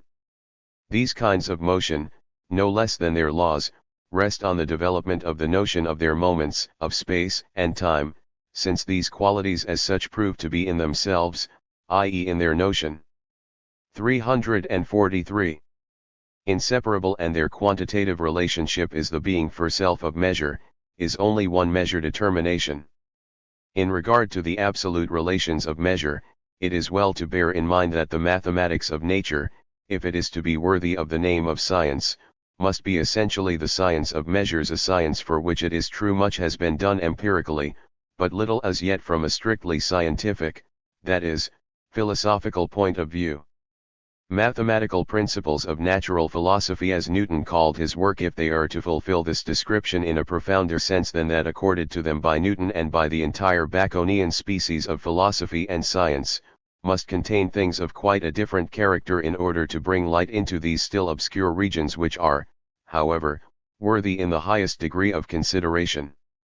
It is a great service to ascertain the empirical numbers of nature, e.g. the distances of the planets from one another, but it is an infinitely greater service when the empirical quanta are made to disappear and they are raised into a universal form of determinations of quantity so that they become moments of a law or of measure, immortal services which Galileo for the descent of falling bodies and Kepler for the motion of the celestial bodies have achieved. The laws they discovered they have proved in this sense, that they have shown the whole compass of the particulars of observation to correspond to them. But yet a still higher proof is required for these laws, nothing else, that is, than that their quantitative relations be known from the qualities or specific notions of time and space that are correlated. Of this kind of proof there is still no trace in the said mathematical principles of natural philosophy, neither is there any in the subsequent works of this kind. It has already been remarked in connection with the show of mathematical proofs of certain relationships in nature, a show based on the misuse of the infinitely small, that it is absurd to try to demonstrate such proofs on a strictly mathematical basis, i.e. neither empirically nor from the standpoint of the notion. These proofs presuppose their theorems, those very laws, from experience. What they succeed in doing is to reduce them to abstract expressions and convenient formulae. Undoubtedly the time will come when, with a clearer understanding of what mathematics can accomplish and has accomplished, the entire, real merit of Newton as against Kepler, the sham scaffolding of proofs being discarded, will clearly be seen to be restricted to the said transformation of Kepler's Formula 1 and to the elementary analytical treatment accorded to it. C being in measure. I in the form of specified measure just considered, the quantitative element of both sides is qualitatively determined, hence they are moments of one measure determinateness of qualitative nature. At the same time, however, the two sides are so far posited only as immediate, merely different qualities, which do not themselves stand in the same relationship as their quantitative determinatenesses, that is, they cannot be said to have no meaning or existence outside that relationship, as is the case in the determinateness of quantity as a ratio of powers. The qualitative element thus masks itself, specifying not itself but the quantitative determinateness, only in the latter is it posited, remaining on its own account an immediate quality as such which, beside the fact that it explicitly differentiates the magnitude and beside its relation to its other, still has an independent determinate being of its own. Thus space and time, apart from that specification contained in their quantitative determinateness in the descent of a falling body, or in the absolutely free motion, count as space in general and time in general, space having an enduring existence of its own apart from and without time, and time flowing on its own independently of space. This immediacy of the qualitative element as against its specific measure relation is, however, just as much bound up with the quantitative immediacy and with the indifference of this quantitative aspect in it towards this its relation. The immediate quality has also a merely immediate quantum. Consequently, the specific measure has also a side which is, to begin with, subject to external alteration in the sense of a merely arithmetical progression unaffected by the specific measure and in which falls the external, hence only empirical, determinateness of magnitude. Quality and quantum as thus also appearing outside the specific measure are at the same time correlated with it. Immediacy is a moment of those sides which themselves belong to measure. Thus the immediate qualities also belong to measure, are likewise in relation and stand in a quantitative relationship which, as outside the specified determination, the ratio of powers, is itself only a direct ratio and an immediate measure. This conclusion and its import is to be indicated in more detail. 2. Even though the immediately determined quantum as such is, in virtue of its being a moment of measure, established as in itself determinable by the notion, it is still with reference to the specific measure an externally given quantum. But the immediacy which is thus posited is the negation of the qualitative determination of measure. This has already been demonstrated in respect of the sides of this determination of measure which for that reason appeared as independent qualities. Such negation and the return to the immediate determination of quantity lies in the qualitatively determined relation, for the relation of distinct terms as such implies their correlation as one determinateness which latter, in distinction from the determination of the relation, is here in the sphere of quantity a quantum. As a negation of the distinct qualitatively determined sides, This exponent is a being for self or absolute determinedness, but it is such being for self only in principle. As a determinate being it is a simple immediate quantum W, which is the quotient or exponent of a direct ratio between the sides of the measure, but in general is the unit appearing as empirical, in the quantitative side of measure. In the motion of falling bodies the spaces traversed are proportional to the squares of the elapsed times, s equals at 2. This is the specifically determined relation of space and time, a ratio of powers. The other, the direct ratio, would concern space and time as mutually indifferent qualities. It is supposed to be the ratio of the space traversed to the first unit of time. The same coefficient remains in all the following units of time, the unit being an ordinary quantum, while the amount is determined by the specifying measure. This unit at the same time counts as the exponent of that direct ratio which belongs to the imaginary, spurious velocity, i.e. the merely formal velocity which is not specifically determined by the notion. Such a velocity does not exist here, any more than the one previously mentioned which is supposed to accrue to the falling body at the end of a unit of time. That velocity was ascribed to the first unit of time in the motion of a falling body, but this 346 so-called unit of time is itself only an assumed unit and has as such atomic point no real being. The beginning of the motion, the alleged smallness of it could make no difference, is straightway a magnitude and one specified by the law of descent of a falling body. The said empirical quantum is attributed to the force of gravity, on the supposition that this force itself has no connection with the actual specification, with the ratio of powers characteristic of a determination of measure.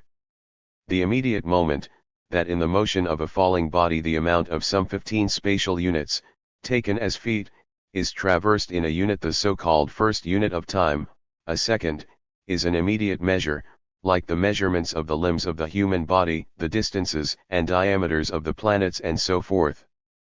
The determination of such a measure falls elsewhere than in the qualitative measure determination itself. Here in the law of descent of a falling body, however, the concrete sciences have so far failed to throw any light on the basis of determination of such numbers, which are only immediate and consequently are the empirical embodiment of a measure.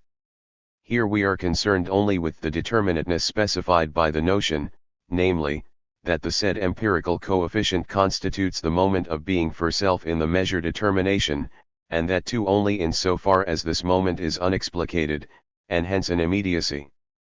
The second moment is the developed side of this being for self, the specific measure determinateness of the sides. In the motion of falling, a motion which is still half conditioned and half free, gravity, according to this second moment, is to be regarded as a force of nature, so that the relationship expressed by the law of descent of a falling body is determined by the nature of space and time, and consequently the said specification, namely, the ratio of powers, falls within gravity. The above-mentioned simple direct ratio expresses only a mechanical relationship between space and time in the. Not only, then, is one of the qualitative sides posited as alterable, but measure itself and so too the qualitative nature of the something based on it has shown that it is unstable in its own self and, like the quantum as such, has its determinateness in other measure relations. Measure as a series of measure relations. If two things forming a compound body owed their respective specific natures only to a simple qualitative determination, they would only destroy each other when combined. But a thing which is an immanent measure relation is self-subsistent, it is therefore also capable of combining with another such thing. But in being reduced to an element of this unity, it preserves itself through 35-2. The persistence of its indifferent, quantitative character, and at the same time functions as a specifying moment of a new measure relation. Its quality is masked in the quantitative element and is thus also indifferent towards the other measure, continuing itself in it and in the newly formed measure. The exponent of the new measure is itself only some quantum or other, an external determinateness, and its indifference finds expression in the fact that the specifically determined thing affects, in association with other such measures, precisely similar neutralizations of the reciprocal measure relations. It is in only one measure relation formed by itself and another specifically determined thing that its specific peculiarity is not expressed. This combination with a number of others which are likewise measures within themselves, yields different ratios which therefore have different exponents. The self-subsistent measure has the exponent of its intrinsic determinedness only in the comparison with others, its neutrality with the others, however, constitutes its real comparison with them, it is its comparison with them through its own self. But the exponents of these ratios differ, and the qualitative exponent of the self-subsistent measure is thus represented as the series of these different amounts of which it is the unit, i.e. as a series whose members are in a specific relationship to others. The qualitative exponent, as one immediate quantum, expresses only one relation.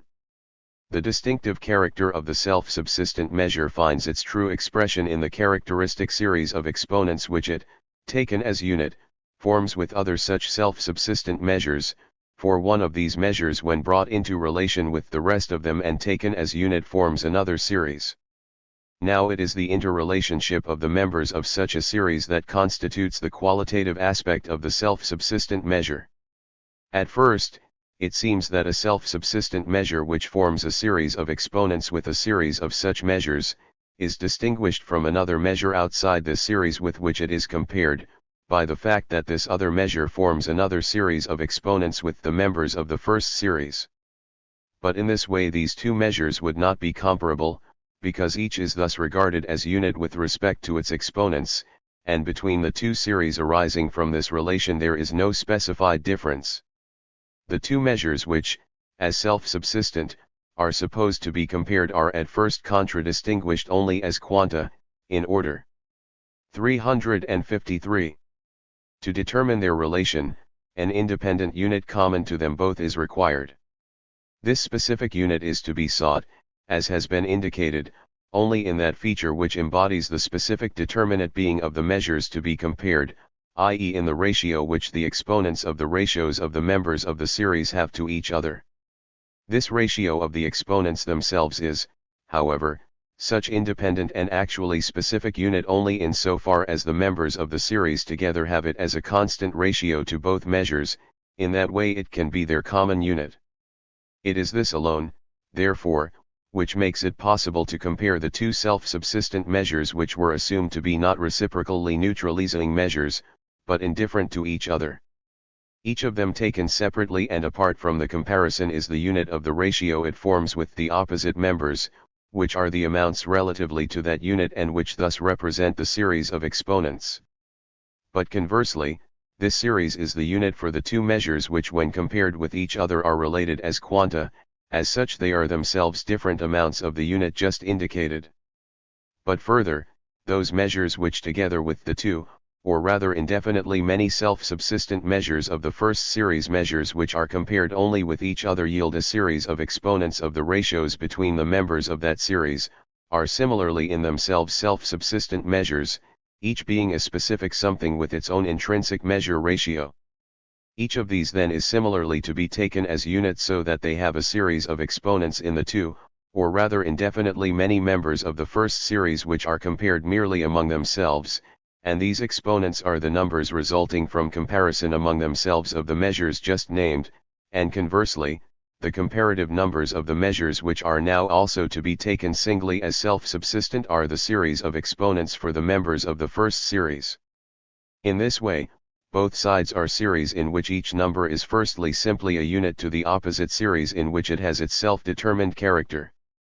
As a series of exponents, secondly, each number is itself one of the exponents for each member of the opposite series, and thirdly, it is a comparative number for the other numbers of its series and as such amount, which belongs to it also as an exponent, it has its own specifically determined unit in the opposite series. M. 354. 3. In this form of relationship there is a return to the particular kind of way in which quantum is posited as self-determined, i.e., as degree, namely, it is simple or unitary, but it has its quantitative determinateness in a quantum existing outside it, which is a circle of quanta. In measure, however, this external aspect is not merely a quantum and a circle of quanta, but a series of numerical ratios, and it is in the entirety of these that the self-determinedness of measure lies. As is the case in the being for self of quantum as degree, the nature of the self-subsistent measure is converted into this externality of itself. Its self-relation is in the first place an immediate relation, and therefore its indifference to an other consists only in the quantum. It is into this externality therefore that its qualitative side falls, and its relationship to its other becomes that quantitative mode of relationship which constitutes the specific determination of this self-subsistent measure, a mode which is determined just as much by the other as by the measure itself, Anc. This other is a series of quanta, and the measure is reciprocally a quantum.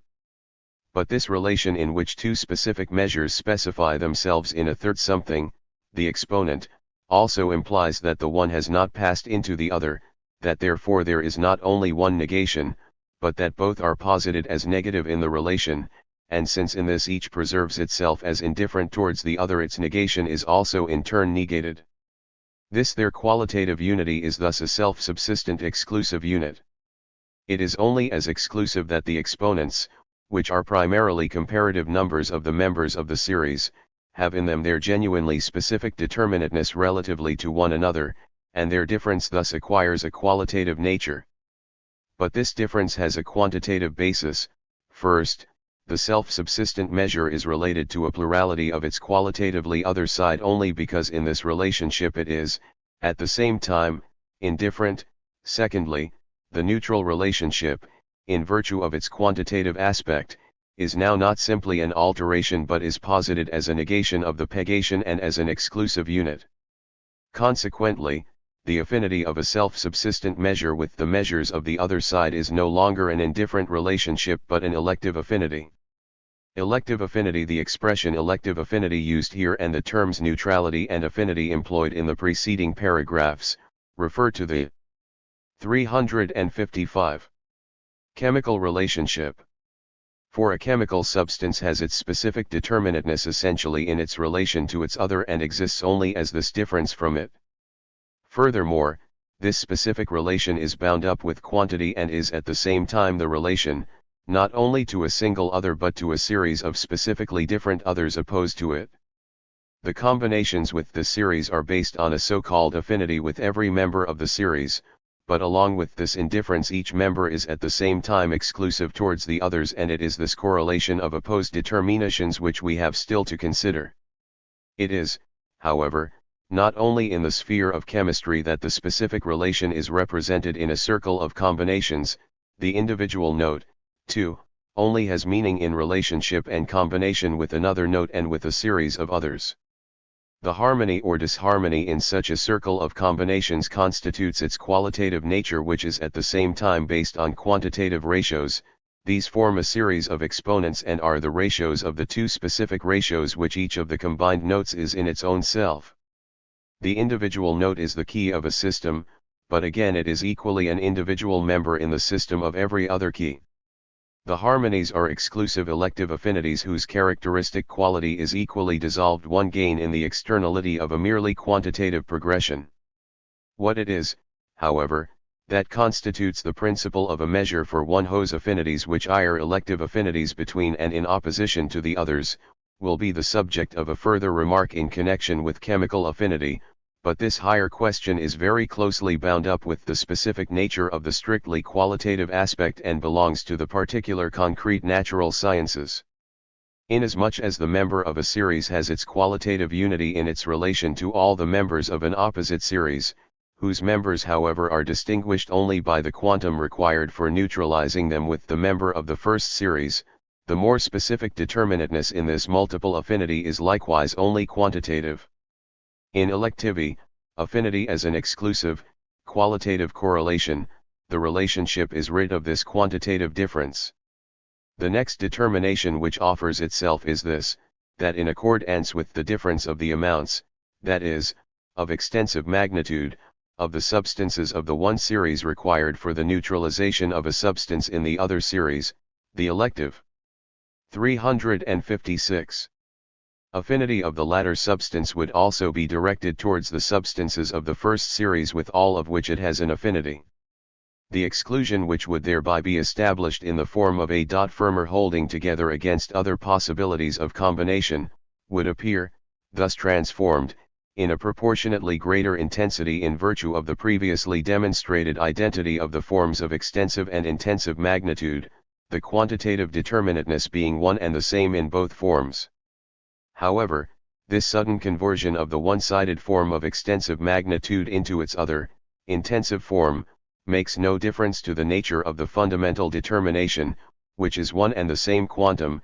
Consequently, no real exclusion would, in fact, result therefrom, and there could take place equally well either only one combination, or a combination of an indefinite number of substances, provided that the portions of them entering into the combination corresponded to the required quantum in accordance with the ratios existing between them.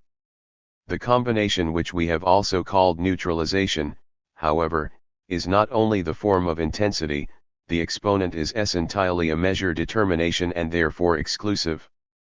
In this aspect of exclusive relations, numbers have lost their continuity with one another and their fluid combinatory nature. The relationship is one of more or less, which acquires a negative character, and the preference which one exponent has over another does not remain confined to the quantitative determinateness. But equally, too, there coexists this other aspect, which again makes it a matter of indifference that a substance receives the neutralizing quantum from several substances of the opposed series and from each according to its specific ratio relatively to the others. The exclusive, negative relation is thus at the same time adversely affected by the quantitative aspect. The effect of this is an actual conversion of an indifferent, merely quantitative relationship into a qualitative one, and conversely, a transition from a specifically determined relation into a merely external one, a series of relations which are sometimes of a merely quantitative nature and sometimes are specific relations and measures. Measures which, as moments of a measure, are characterized solely by their relationship to other such measure moments. Acids and alkalis or bases generally, appear to be intrinsically determinate things just as they are, but the fact is that they are incomplete elements of bodies, constituents which strictly speaking do not exist for themselves but only as a tendency to get rid of their isolatedness by combining with another constituent.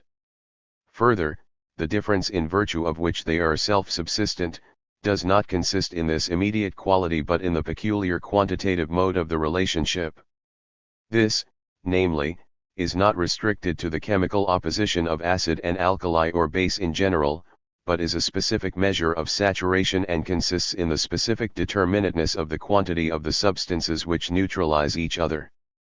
This specific quantity required for saturation constitutes the qualitative nature of a substance. It makes it what it is on its own account, and the number which expresses this is entirely one of several exponents for an opposed unit.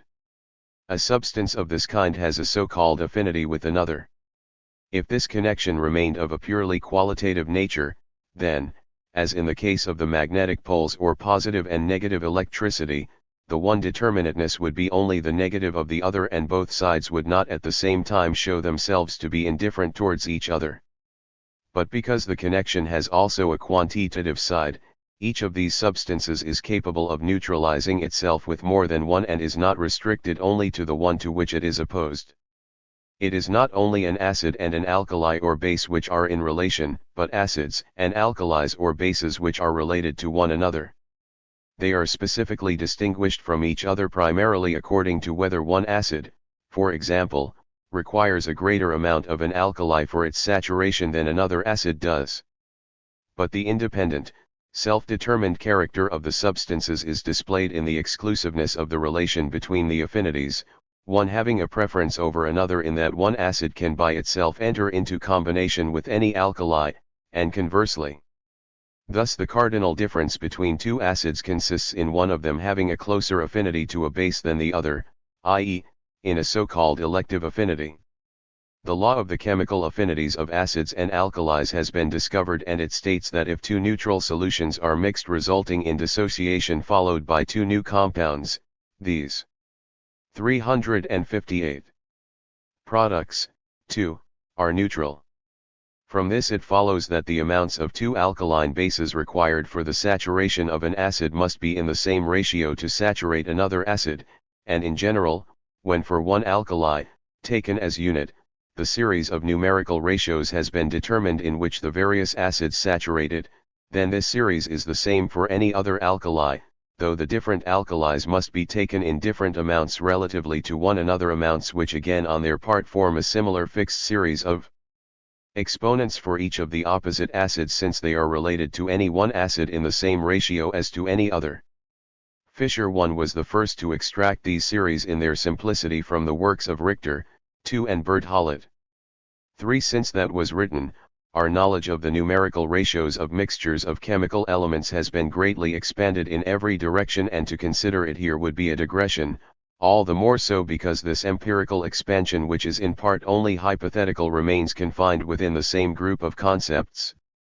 We may however add a few remarks on the categories employed here, and also on the views about chemical elective affinity itself and its relation to the quantitative aspect, as well as the attempt to base this on specific physical qualities. It is well known that Berthollet modified the general conception of elective affinity by the concept of the activity of a chemical mass.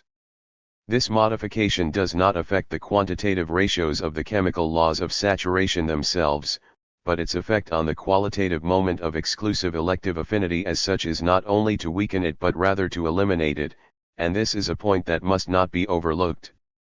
If two acids act on an alkali and the one which has a greater affinity for it is also present in the requisite amount for saturating it, then according to the concept of elective affinity this is the only saturation which occurs, the other acid remains quite inactive and is excluded from the neutral combination. According to the concept of the activity of a chemical mass, on the other hand, each of the two acids is active in a proportion which is composed of the amounts of the acids present and their saturation capacity, or so-called affinity. Berthollet's investigations have indicated in greater detail the circumstances in which the activity of the chemical mass is nullified and one acid appears to expel and to exclude the action of the other acid, that is, appears to be active in the sense of elective affinity.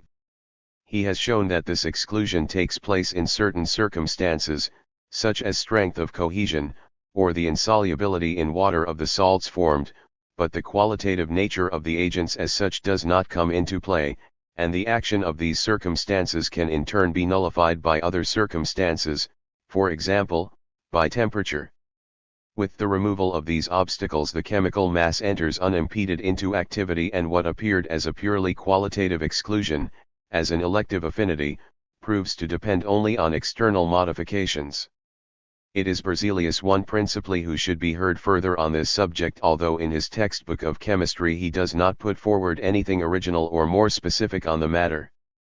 The views of Berthollet are taken up and repeated literally, only decked out in the metaphysics peculiar to an uncritical reflection, the categories of which are therefore all that offer themselves for a more detailed consideration. The theory goes beyond the limits of experience and, on the one hand, invents sensuous images such as are not given in experience, and on the other hand, applies categories of thought, in both cases making itself a subject for logical criticism.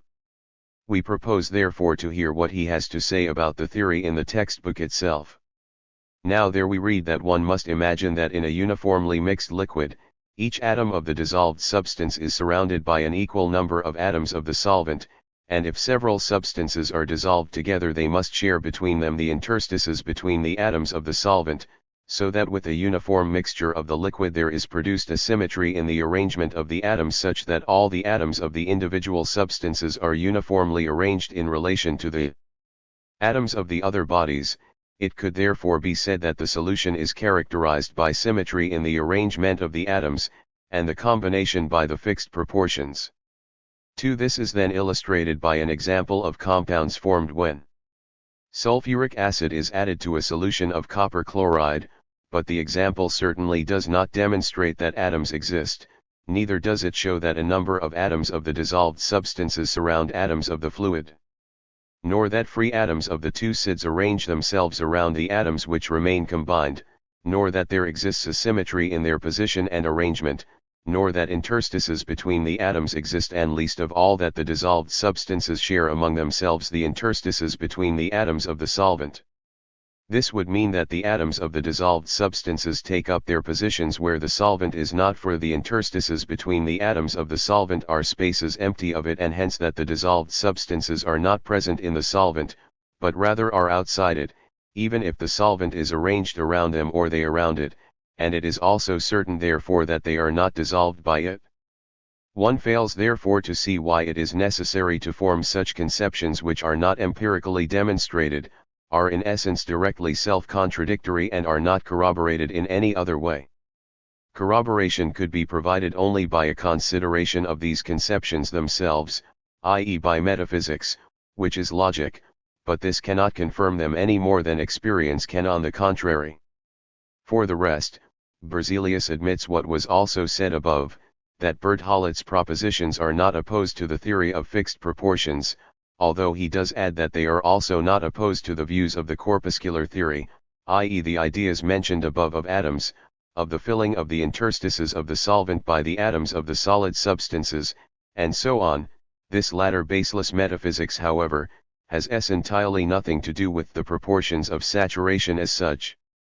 Hence, what finds specific expression in the laws of saturation concerns only the amount of units themselves quantitative, of a substance with which the quantitative unit of another substance chemically distinct from the first, is neutralized.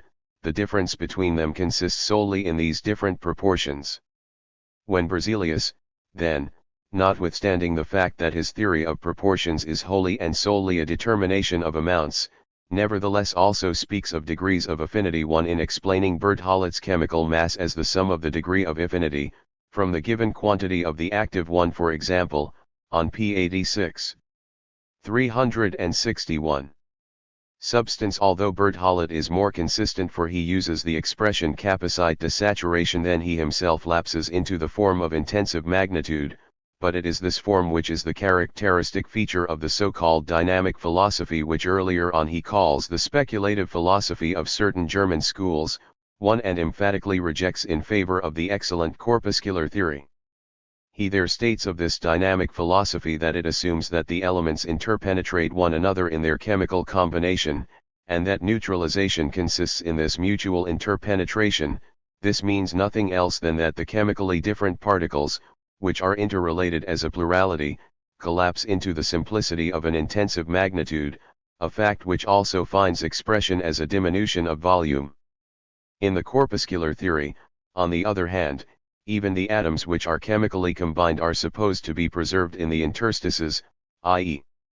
outside one another, in such a relationship which is one of merely extensive magnitude, of a perpetuated amount. A degree of affinity has no meaning. In the same place it is stated that for the dynamic view the phenomena of specific proportions came as something quite unforeseen, but this would be only an external, historical circumstance, apart from the fact that Richter's stoichiometric series in Fischer's compilation of them were already known to Berthollet and are quoted in the first edition of this Logic, which proves the nullity of the categories on which the old, like the would-be new, corpuscular theory is based. But Berzelius is in error when he judges that if the dynamic view had prevailed, the phenomena of specific proportions would have remained forever unknown, meaning that this view is incompatible with the determinateness of proportions. This is, in any case, only a determinateness of quantity, no matter whether in an extensive or an intensive form, so that even Berzelius, much as he adheres to the first of these forms, that of aggregate or amount, himself makes use of the conception of degrees of affinity. Since in this way affinity is reduced to a quantitative difference, it is sublated as elective affinity, but the exclusive factor which occurs in it is ascribed to circumstances, i.e. to determinations which appear as something external to the affinity, to cohesion, insolubility of the compounds formed, and so on. A partial 362. Comparison may be made between this conception and the manner of considering the effect of gravity on a moving pendulum. Through gravity the pendulum necessarily passes into a state of rest, but this intrinsic effect of gravity itself is treated as a merely concomitant circumstance of the external resistance of the air, the thread, and so on, and it is ascribed solely to friction instead of to gravity. Here it makes no difference to the nature of the qualitative element present in elective affinity whether this is manifested in the form of these circumstances taken as its conditions, and is so interpreted. With the qualitative aspect as such there begins a new order, the specifying of which is no longer only a matter of quantitative difference.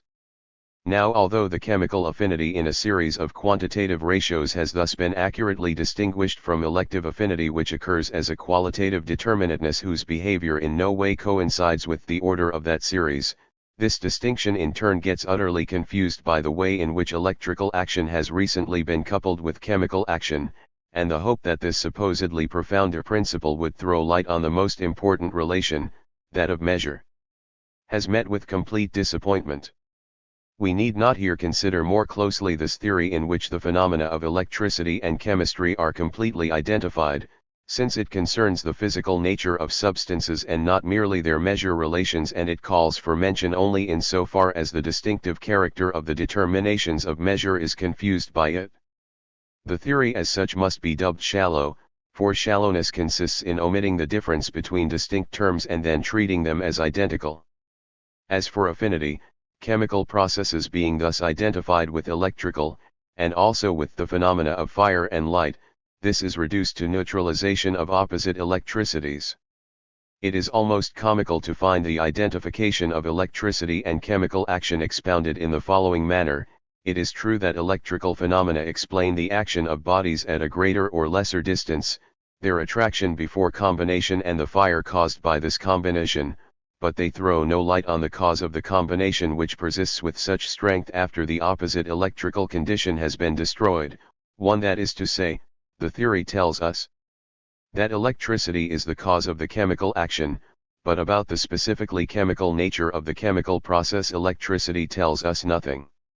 Chemical difference as such being thus reduced to the opposition of positive and negative electricity, the different affinities of the agents on either side are determined as the order of two series of electropositive and electronegative substances. In identifying electricity and chemical action, it is overlooked that the former generally is transient and remains external to the quality of substances, whereas chemical action, especially in the process of neutralization, embraces and alters the entire qualitative nature of substances. Equally transient within electricity is its opposition of positive and negative. This is so unstable that it is dependent on the most trivial outer circumstances and cannot be compared with the definiteness and fixity of the opposition between acids, for example, and metals, and so on. The alterations which can be produced by chemical action under extremely powerful influences, example of a raised temperature, are not comparable with the superficial nature of the opposition in electricity. Also, the further distinction within the series of each of the two sides, between a more or less positive electrical or more or less negative electrical disposition, is quite uncertain and entirely unconfirmed. But it is on the basis of the electrical dispositions of these series of substances that the electrochemical system is to be set up, which above all would be best fitted to provide an idea of chemistry. 1. These series are now quoted, but what their nature really is indicated in the remark that this is approximately the order of these substances, but so little investigation has been made into this matter, that as yet nothing really certain can be ascertained about this relative order. 2. Both the numerical ratios of the series of affinities as well as the extremely interesting reduction by Berzelius of the combinations of two substances to the simplicity of a few quantitative ratios, are absolutely independent of that hypothetical electrochemical hodgepodge. If the experimental method has been the correct guiding star in the theory of proportions and its universal expansion since Richter, then the mixing of these great discoveries with the so-called corpuscular theory, a desert lying away from the path of experience, forms all the greater contrast with it. Only this beginning, the abandoning of the principle of 364 experience, could be the reason for taking up again and developing that idea introduced earlier, especially by Ritter. 1. Namely, the setting up of fixed classifications of electropositive and electronegative substances, which classifications were also supposed to have a chemical significance. Even if the opposition of electropositive and electronegative substances were more in keeping with the facts than it is, then the nullity of this assumed basis of chemical affinity soon shows itself even experimentally, and this again leads to further inconsistencies. It is admitted that two so-called electronegative substances such as sulfur and oxygen combine in a much more intimate way than, e.g. oxygen and copper, although the latter is electropositive. 2. Here therefore, the basis for the affinity founded on the general opposition of positive and negative electricity must give place to a mere more or less within one and the same series of electrical quality.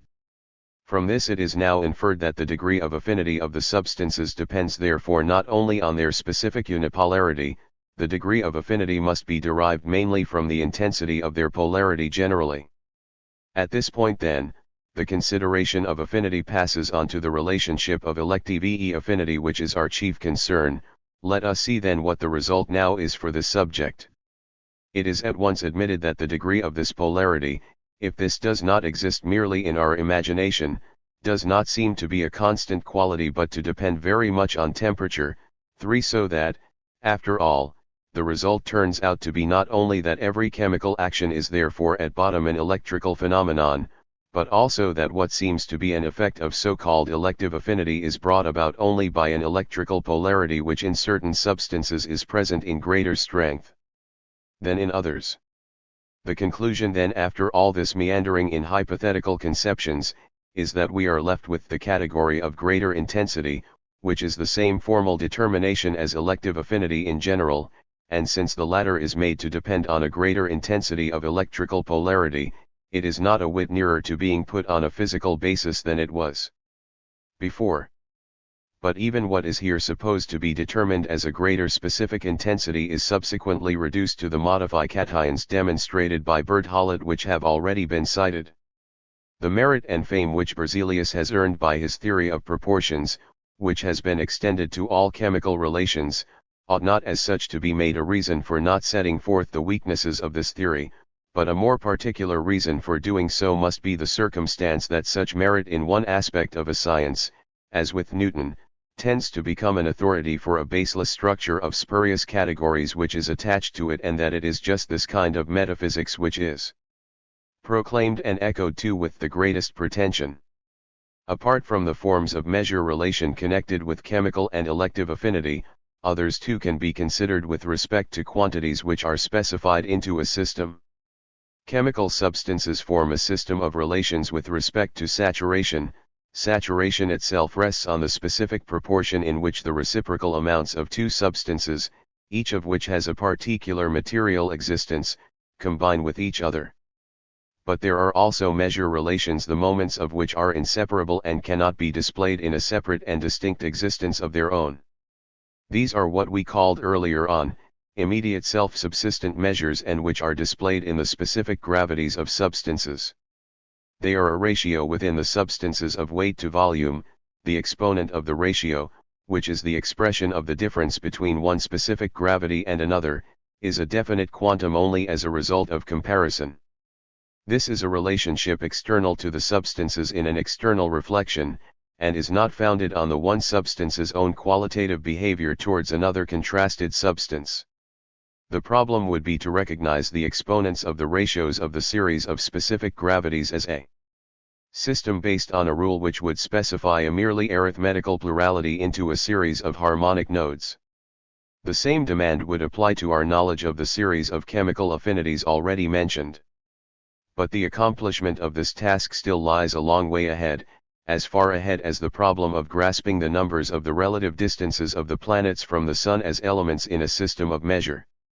Although at first specific gravities do not seem to have any qualitative relationship to one another, yet they likewise enter into a qualitative relation. When substances are chemically combined, or even form only amalgams or synsomates, there occurs also a neutralization of the specific gravities. We mentioned earlier on the fact that the volume of a mixture, even a mixture of substances remaining really indifferent chemically to each other, is not of the same magnitude as the sum of the volumes of the substances before mixing. There is a reciprocal modification in the mixture of the quantum of specific gravity with which the substances enter into the relation, and in this way they indicate their qualitative behavior towards each other. Here the quantum of specific gravity is expressed not merely as a fixed comparative number, but as a numerical ratio which can be varied, and the exponents of the mixtures give series of measures the specifying principle of which is other than the numerical ratios of the specific gravities of the substances in combination. The exponents of these ratios are not exclusive determinations of measure, their progress is continuous, but it contains an immanent specifying law which is distinct from the formally progressive ratios in which the amounts are combined and makes the former progress incommensurable with the latter. B. Nodal line of measure relations. The last determination of the measure relation was that being specific it is exclusive. The neutrality is exclusive because it is a negative unity of the distinct moments. For the relation of this self-subsistent unity, of the elective affinity to the other neutralities, no further principle of specification has offered itself. The specification resides only in the quantitative determination of affinity in general, according to which the amounts which neutralize themselves are specific and therefore stand opposed to other relative elective affinities of their moments. But further, because the fundamental determination is quantitative, the exclusive elective affinity also continues itself into the opposed neutralities, and this continuity is not only an external relation of the different ratios of the neutralities in the form of a comparison, but the neutrality is, as such, separable into the moments which united to produce it, since it is as self-subsistent somethings that these enter into relation indifferently with one or the other of the opposite series. Although combining in different, specifically. 367. Determined amounts. This measure, based on such a relation, is thus infected with its own indifference. It is in its own self something external and alterable in its relation to itself. The relation to itself of the measure relation is distinct from its externality and alterableness which represent its quantitative aspect.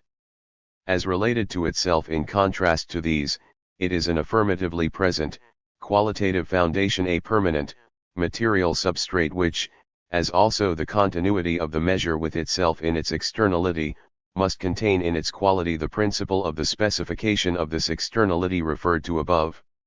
Now the exclusive measure as thus more precisely determined is external to itself in its being for self and hence repels itself from itself, positing itself both as another measure relation and also as another, merely quantitative, relation.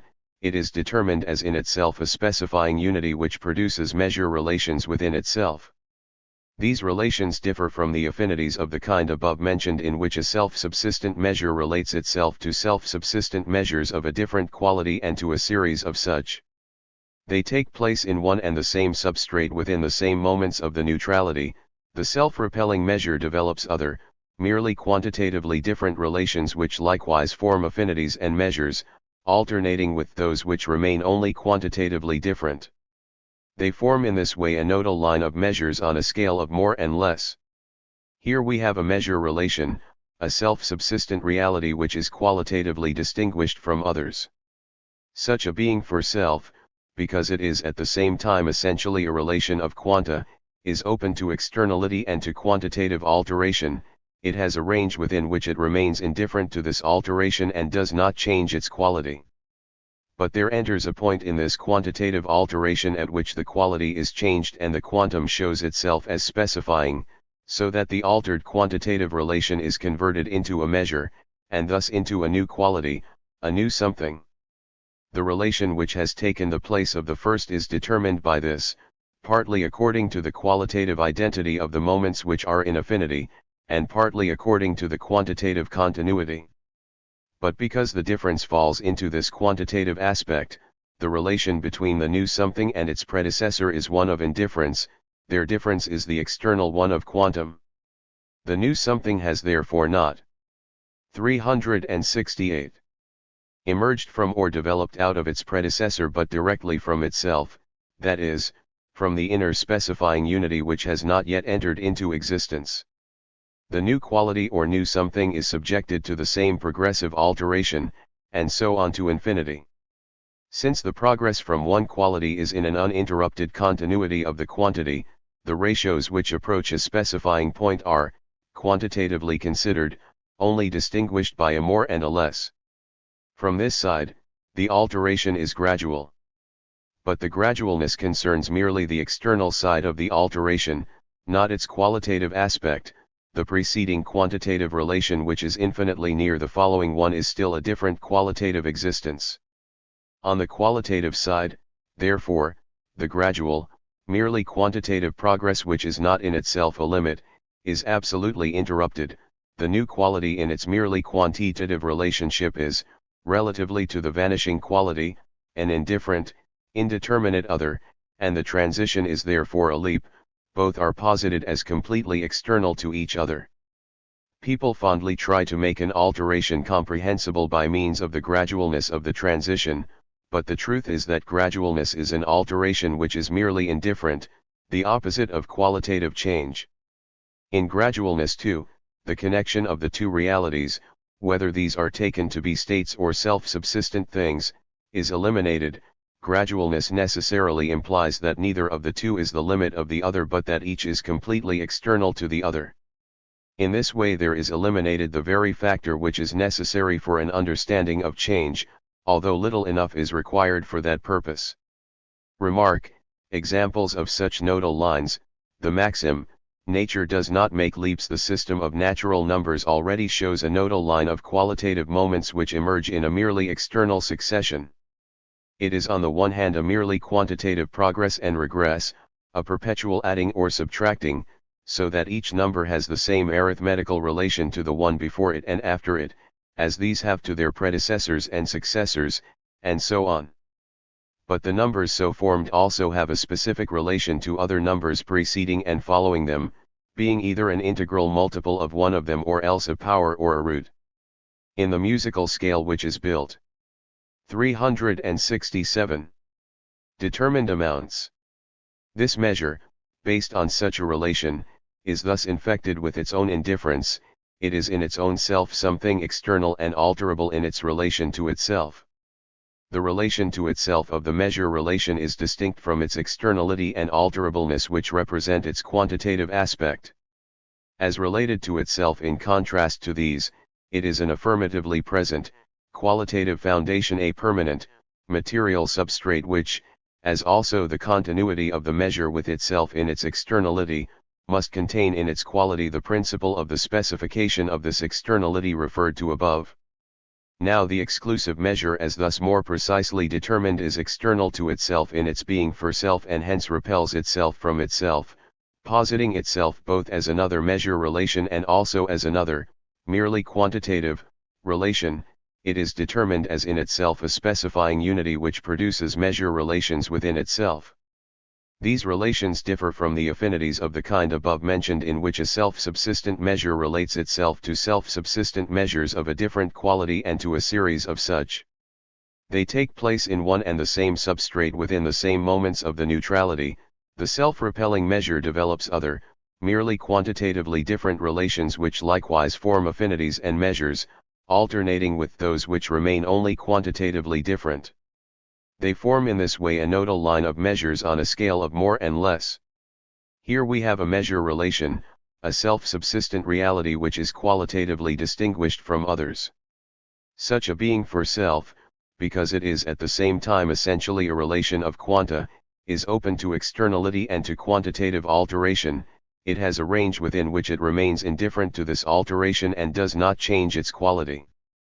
But there enters a point in this quantitative alteration at which the quality is changed and the quantum shows itself as specifying, so that the altered quantitative relation is converted into a measure, and thus into a new quality, a new something.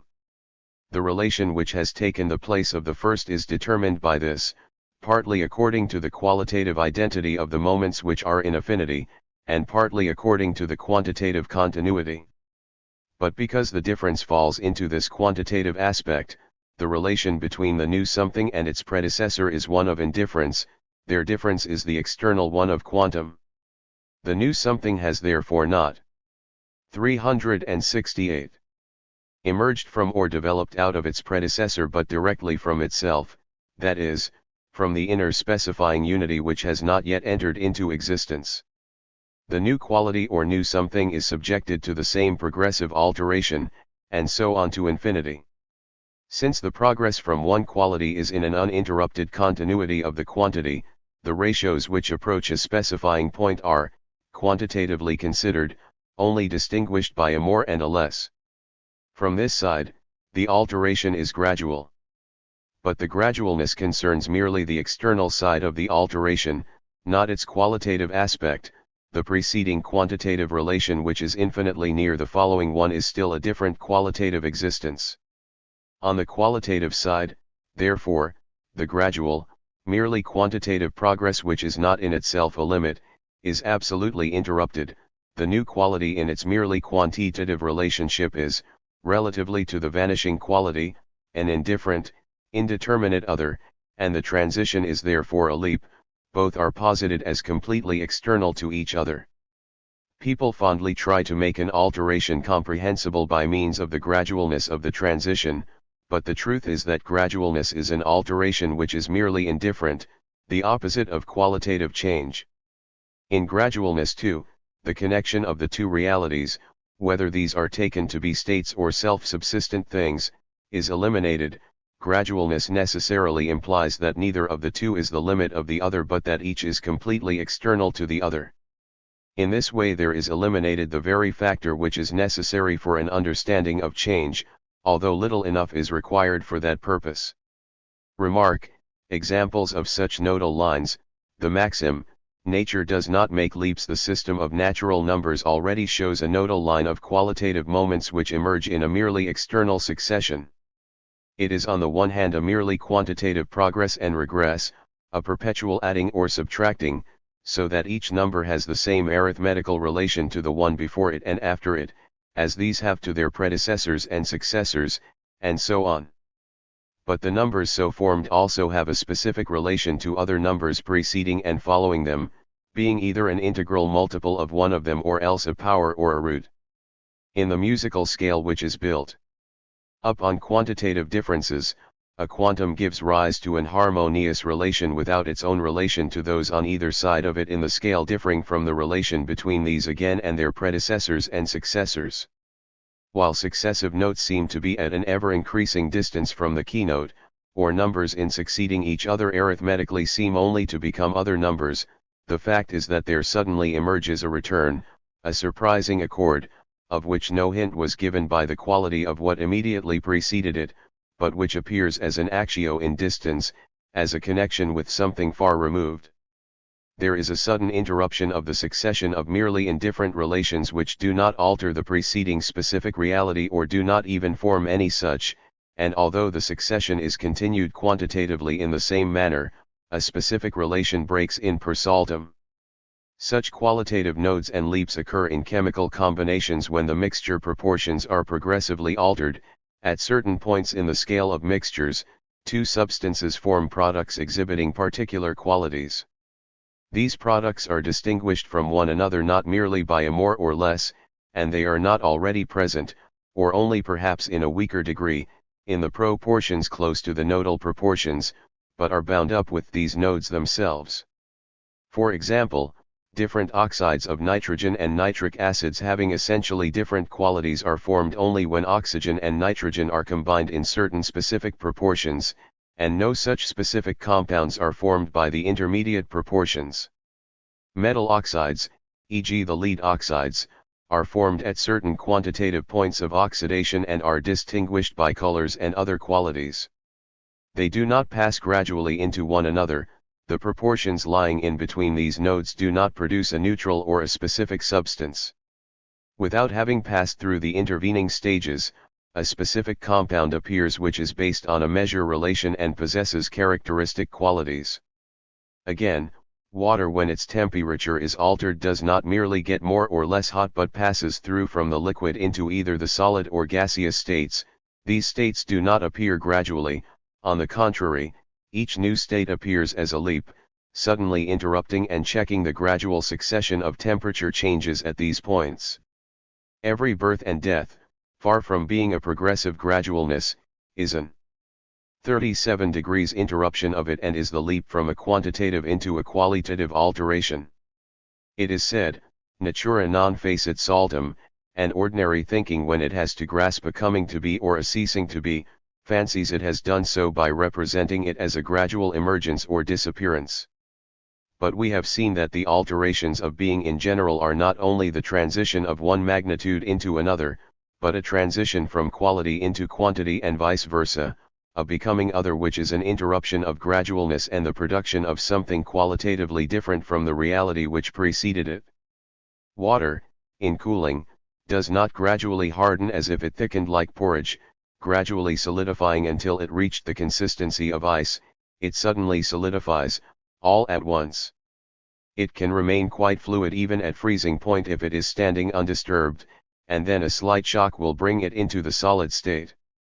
In thinking about the gradualness of the coming to be of something, it is ordinarily assumed that what comes to be is already sensibly or actually in existence.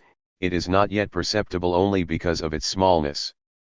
Similarly with the gradual disappearance of something, the non-being or the other which takes its place is likewise assumed to be really there, but not yet observable, and there, too, not in the sense of being implicitly or ideally contained in the first something, but really there, only not observable.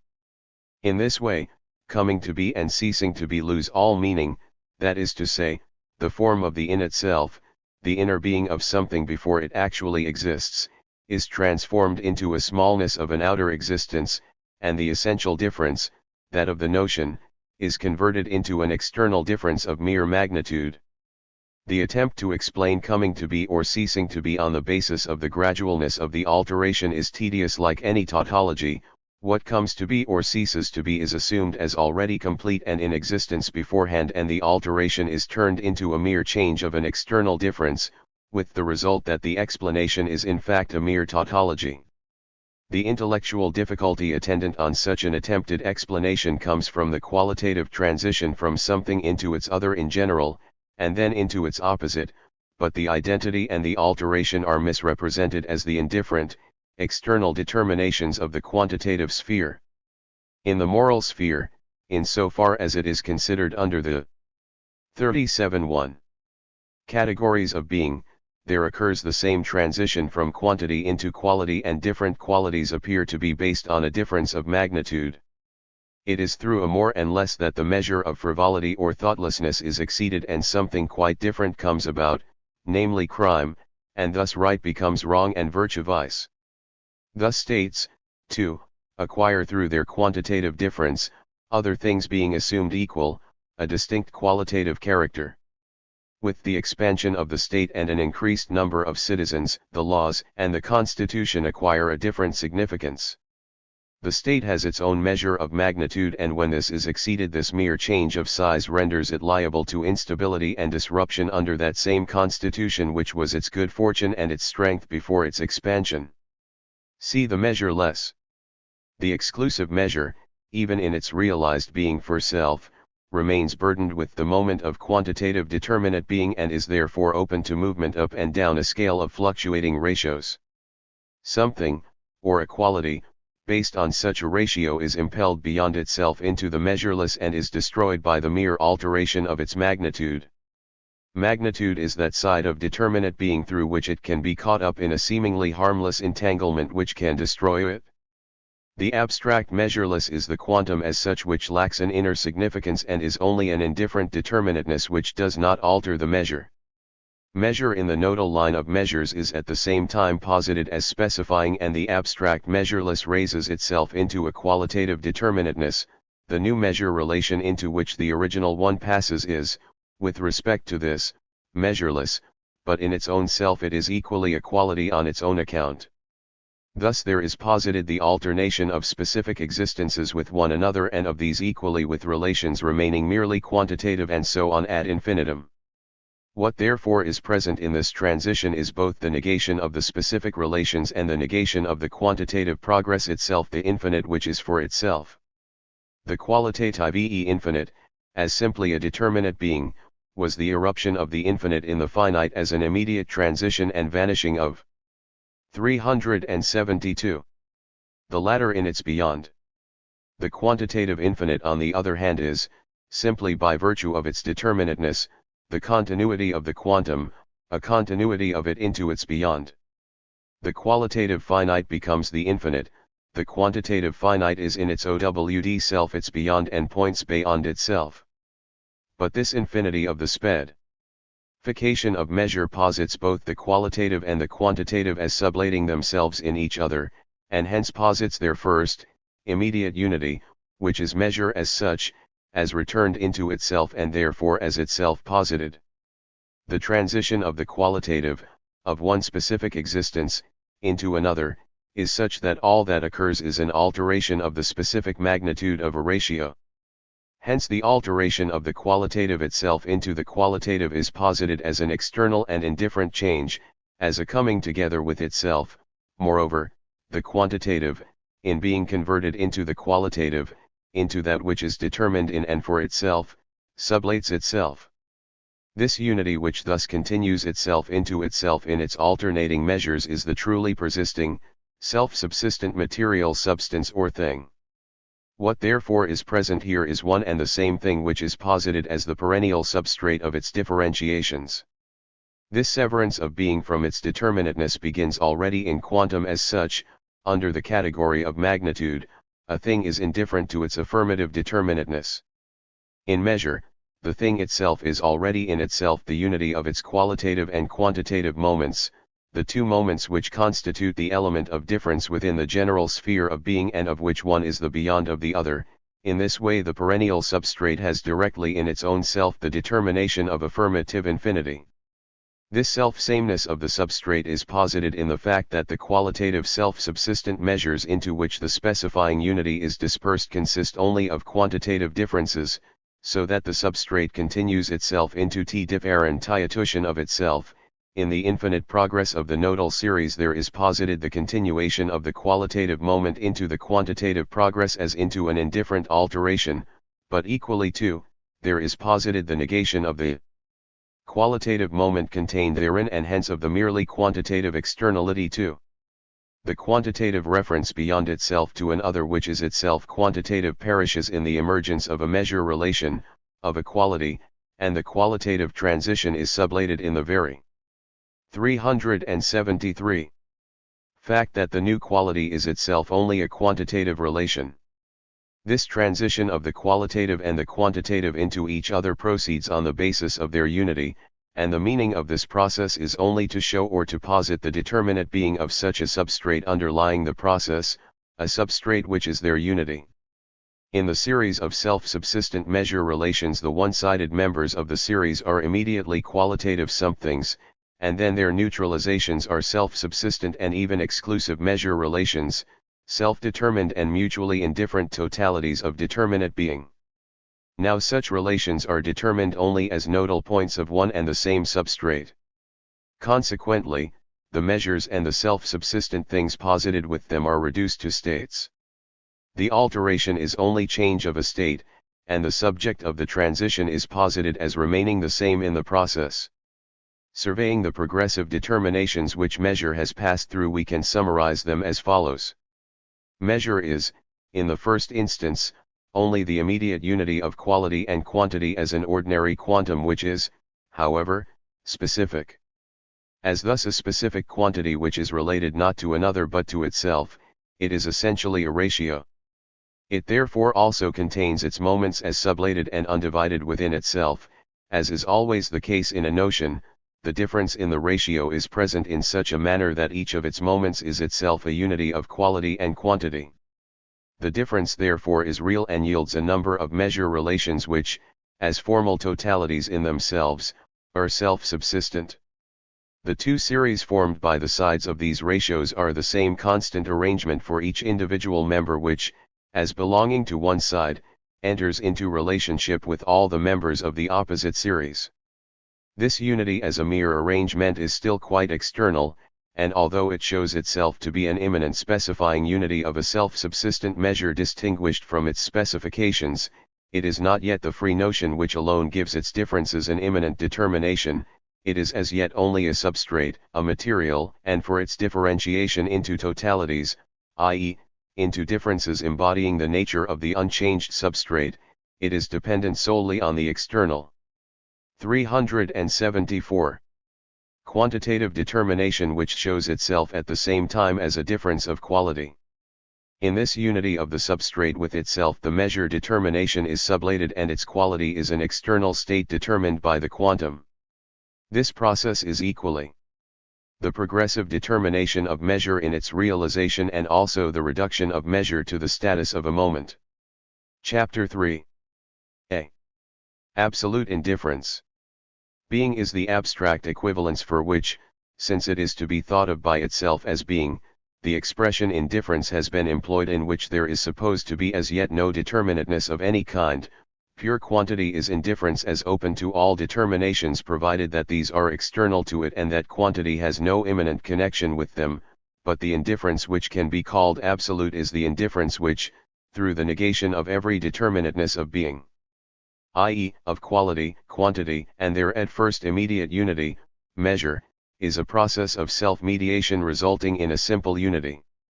Any determinateness it still possesses is only a state, i.e., something qualitative and external which has the indifference for a substrate. But what has thus been determined as qualitative and external is only a vanishing determinateness.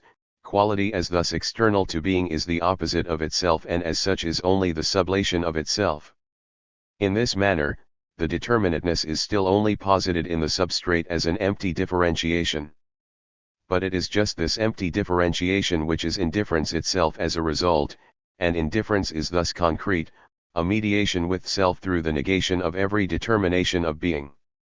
As this mediation it contains negation and relation, and what was called state is its immanent, self-related differentiation. It is precisely externality and its vanishing which make the unity of being into indifference, and they are therefore within this indifference, which therewith ceases to be only a substrate and in its own self only abstract. b. Indifference as inverse ratio of its factors. We have now to see how this determination of indifference is posited within the indifference itself and how the latter is therewith posited as being for itself. 1.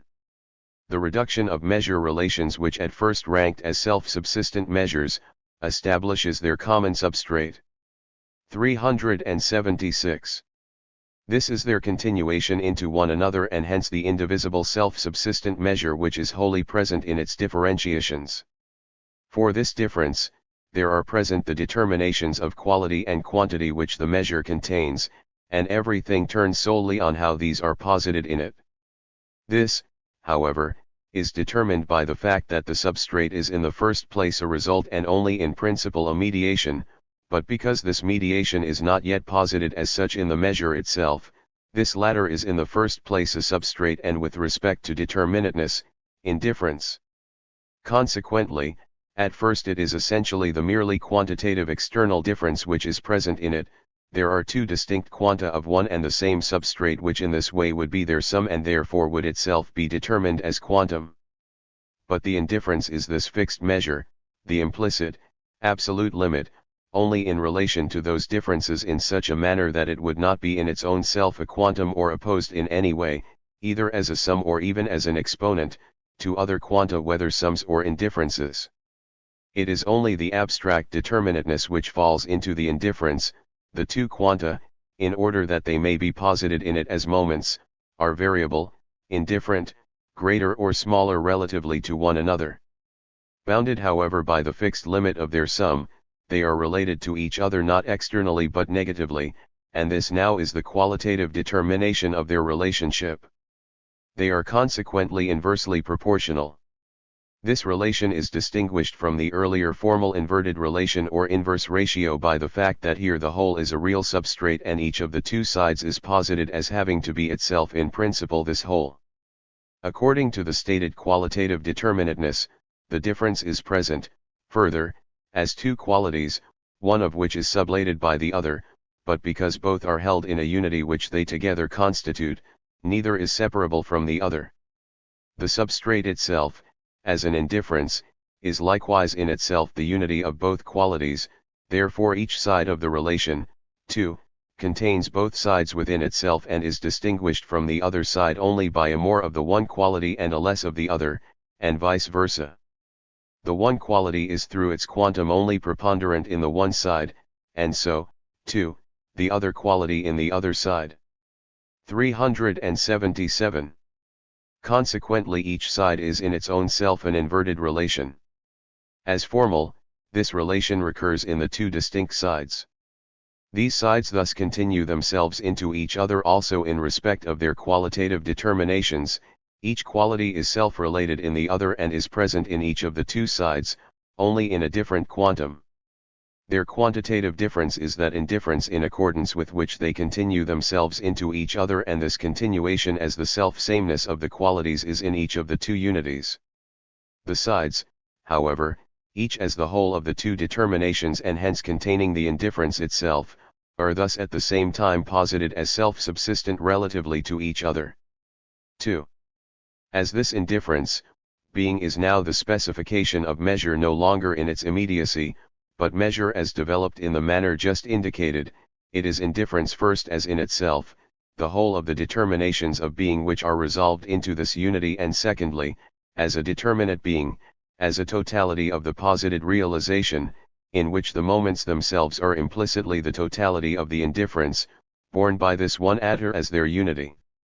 But because the unity is only an indifference, and hence is held fast only as an implicit unity, and the moments are not yet explicitly self-determined, i.e. are not yet determined as sublating themselves into a unity within themselves and through one another, what is here present is simply the indifference of the unity itself towards itself as a developed determinateness.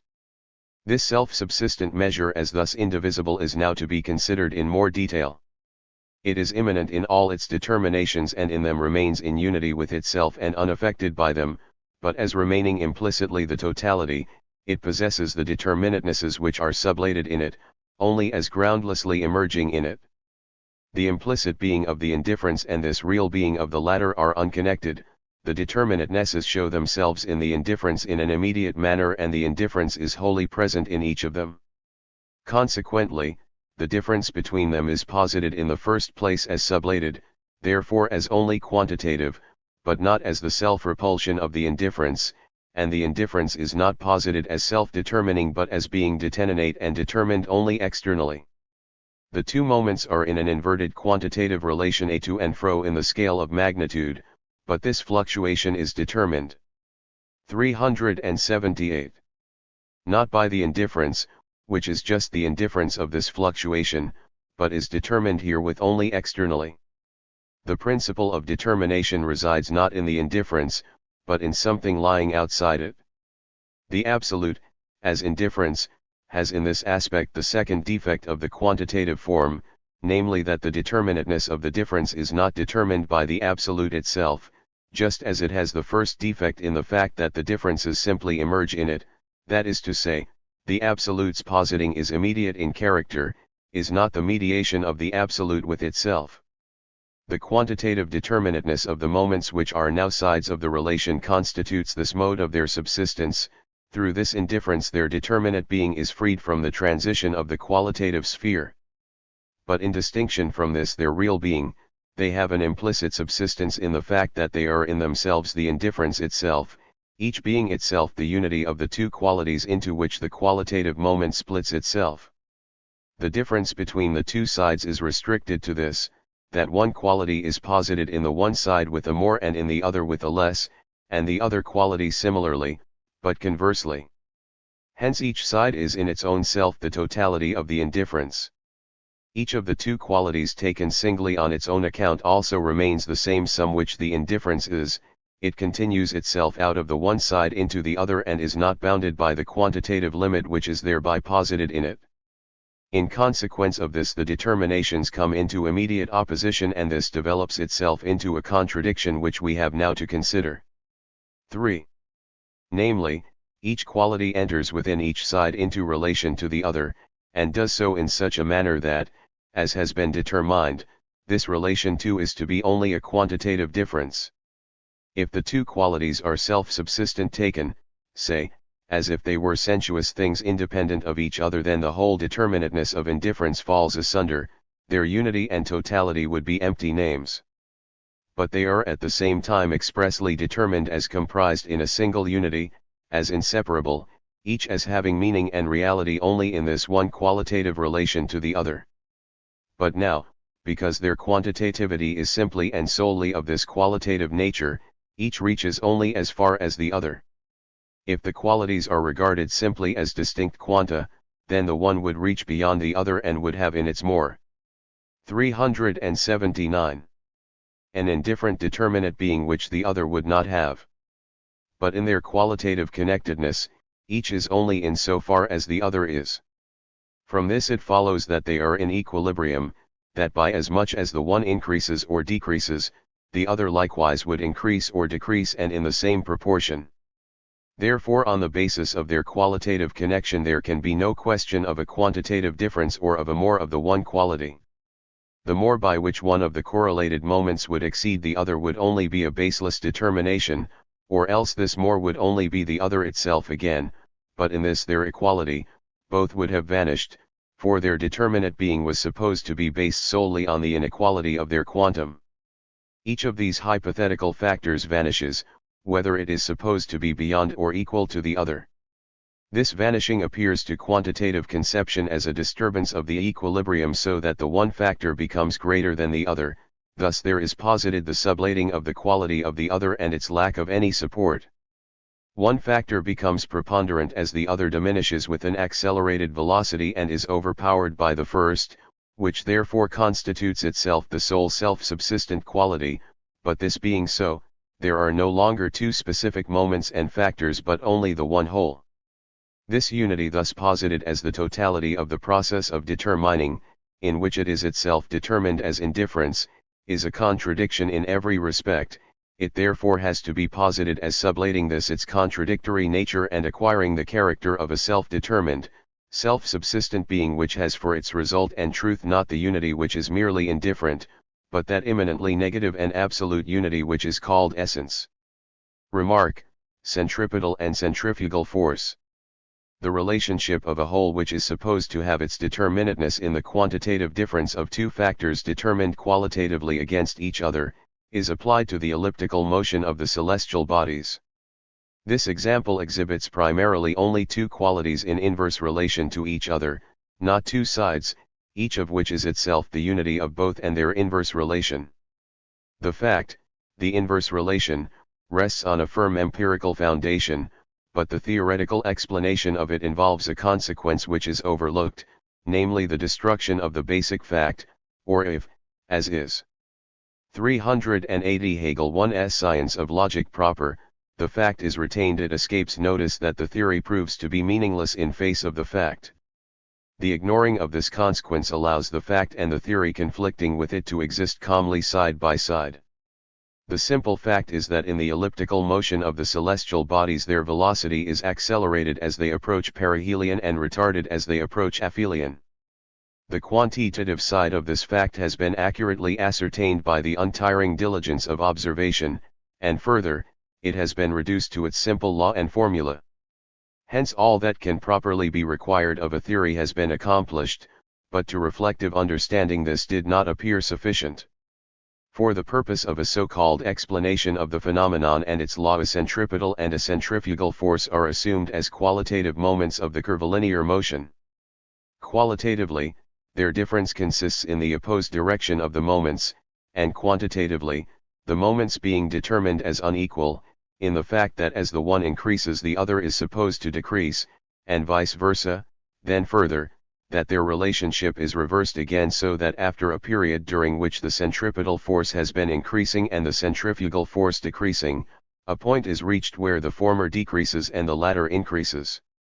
1. But this way of representing the matter is contradicted by the essentially qualitative relation between their respective determinatenesses which makes their separation from each other completely out of the question. Each has meaning only with reference to the other, consequently, in so far as the one had an excess over the other, to that extent it would have no relation to it and the other would no longer exist. If it is assumed that one of them is at one time greater than the other, being related to it as the greater to the smaller, then what was said above applies, namely, that the greater would acquire absolute preponderance and the other would vanish, the other would be posited as a vanishing moment without any support, and nothing would be altered by supposing the vanishing to take place only gradually any more than by supposing that by as much as the vanishing moment decreases in magnitude the other increases, for the latter, too, is destroyed with the former, since it is what it is, only in so far as the other is. It requires but little. 381. Consideration to see that if, for example, as is alleged, the body's centripetal force increases as it approaches perihelion, while the centrifugal force is supposed to decrease proportionately, the latter would no longer be able to tear the body away from the former and to set it again at a distance from its central body. On the contrary, for once the former has gained the preponderance, the other is overpowered and the body is carried towards its central body with accelerated velocity. Just as conversely, if the centrifugal force gains the upper hand when infinitely near to aphelion, it is equally contradictory that now, in the aphelion itself, it should be overpowered by the weaker force. Further, it is evident that it would be an alien force which effected this reversal, and this means that this alternation of accelerated and retarded velocity of the motion cannot be ascertained or, as it is said, explained from the assumed determination of the factors, although these have been assumed for the express purpose of explaining this difference. The conclusion which follows from the vanishing of one or the other direction and hence of the elliptical motion altogether, is ignored and concealed because of the undeniable fact that this motion does go on and pass from the accelerated into the retarded velocity. The assumed transformation of the weakness of the centripetal force in aphelion into a preponderant strength over the centrifugal force, and conversely in perihelion, implies first the conclusion arrived at above, namely, that each side of the inverse relation is in its own self the whole inverse relation, for the side of the motion from aphelion to perihelion is still supposed to contain the centrifugal force which, however, diminishes as the other increases, while on the side of the retarded motion the centrifugal force is assumed to be present in that same inverse relation in an ever-increasing preponderance over the centripetal force. Consequently, on neither side has either force vanished but only become increasingly smaller up to the point of its transformation into a preponderance over the other. All that recurs then on either side is the defect characteristic of this inverse relation, namely, either each force is credited with an independent self-subsistence, the pair being merely externally associated in a motion, in which case the unity of the notion, the nature of the thing itself, is left out of account, or else, since each is qualitatively related to the other by the notion, neither 382 can attain an indifferent independent subsistence in face of the other, a subsistence supposedly imparted to it by a more. The form of intensity, the so-called dynamic factor, does not help, because this too has its determinateness in quantum and consequently can express only as much force as is opposed to it by the opposite force. Secondly, this sudden change round from a preponderance into its opposite implies the alternation of the qualitative determination of positive and negative, an increase in the one means an equivalent loss in the other. In the theory, the inseparable qualitative connectedness of this qualitative opposition is distorted into a succession in time, but it fails thereby to give an explanation of this alternation and more particularly of this distortion itself. The semblance of unity which is still implied in the increasing of one side with an equivalent decreasing of the other vanishes here completely. What is alleged is a merely external succession of the sides which only contradicts what is necessarily implied in their qualitative connectedness, namely that with the preponderance of one side the other must disappear. The same relationship has been applied to the forces of attraction and repulsion for the purpose of explaining the different densities of bodies, and the inverse ratio of sensibility and irritability has also been invoked to explain from the inequality of these factors of life the various determinations of the whole and of health and also the variety of living species. This mode of explanation was supposed to form a basis for the natural philosophy of physiology, nosology, and also zoology, but the confused hodgepodge of nonsense in which it became entangled through the uncritical use of these determinations of the notion soon led to the abandonment in these spheres of this formalism which, however, is practiced without restraint in the other sciences, particularly in physical astronomy. Since absolute indifference may seem to be the fundamental determination of Spinoza's substance, we may add that this is indeed the case in so far as in both every determination of being, like every further concrete differentiation of thought and extension and so forth, is posited as vanished. If we stop short at the abstraction another that does not affect the something itself, a division which has its origin in a third. Such a division does not settle what is essential and what is unessential. It originates in some external standpoint and consideration, and the same content can therefore be regarded now as essential and again as unessential. Closer consideration shows that when essence is characterized as essential only relatively to what is unessential, it is because it is taken only as sublated being or determinate being. In this way, essence is only the first negation, or the negation which is a determinateness through which being becomes only determinate being, or the latter becomes only an other. But essence is the absolute negativity of being, it is being itself, but not determined only as an other, but being that has sublated itself both as immediate being and also as immediate negation, as negation that is infected with otherness. Thus being, or determinate being, has not preserved itself as an other, for we are in the sphere of essence, and the immediate that is still distinguished from essence is not merely an unessential determinate being but the immediate that is in and for itself a nullity, it is only a non-essence, illusory being. B. Illusory being. I being is illusory being. The being of illusory being consists solely in the sublatedness of being, in its nothingness. This nothingness it has in essence, and apart from its nothingness, apart from essence, illusory being is not. It is the negative posited as negative. Illusory being is all that still remains from the sphere of being.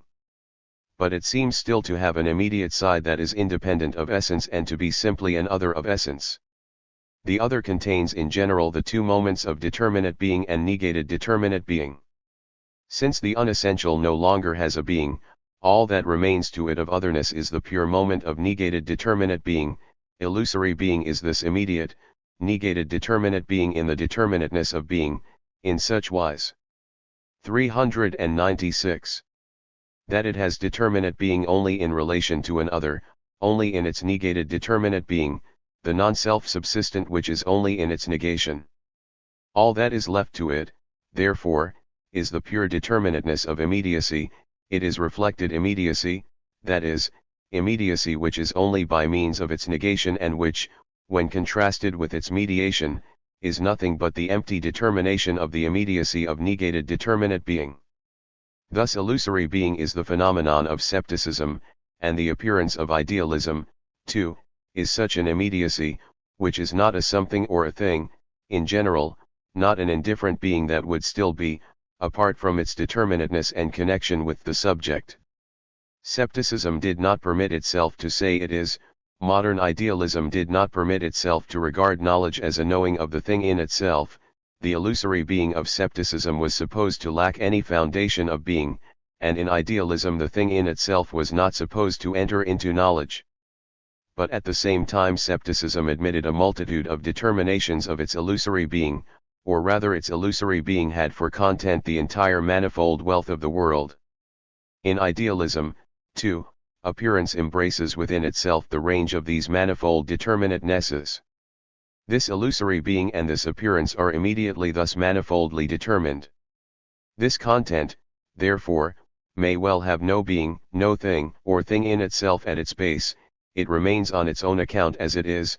The content has only been transferred from being into an illusory being, so that the latter has within itself those manifold determinatenesses, which are immediate, simply affirmative, and mutually related as others. Illusory being is, therefore, itself immediately determinate.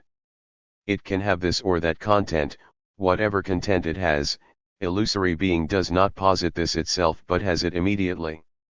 The various forms of idealism, Leibnizian, Kantian, Fichtian, and others, have not advanced beyond being as determinateness, have not advanced beyond this immediacy, any more than scepticism did.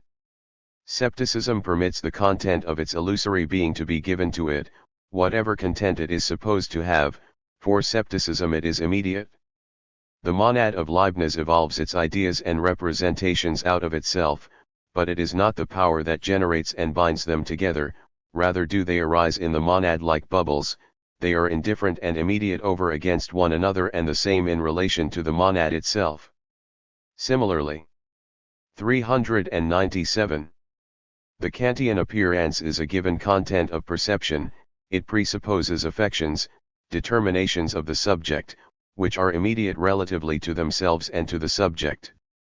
It may well be that the infinite obstacle of Fichte's idealism has no underlying thing in itself, so that it becomes purely a determinateness in the ego, but for the ego, this determinateness which it appropriates and whose externality it sublates is at the same time immediate, a limitation of the ego, which it can transcend but which has in it an element of indifference, so that although the limitation is in the ego, it contains an immediate non-being of the ego. 2. Illusory being, therefore, contains an immediate presupposition, a side that is independent of essence. But it does not have to be shown that illusory being, in so far as it is distinct from essence, sublates itself and withdraws into essence, for being in its totality has withdrawn into essence. Illusory being is in itself a nullity. All that has to be shown is that the determinations which distinguish it from essence are determinations of essence itself, and further, that this determinateness of essence which illusory being is sublated in essence itself.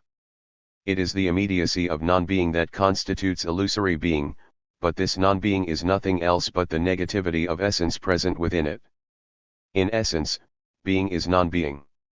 Its intrinsic nothingness is the negative nature of essence itself. But the immediacy or indifference which this non-being contains is essence's own absolute being in itself. The negativity of essence is its equality with itself or its simple immediacy and indifference. Being has preserved itself in essence in so far as the latter in its infinite negativity has this equality with itself. It is through this that essence itself is being.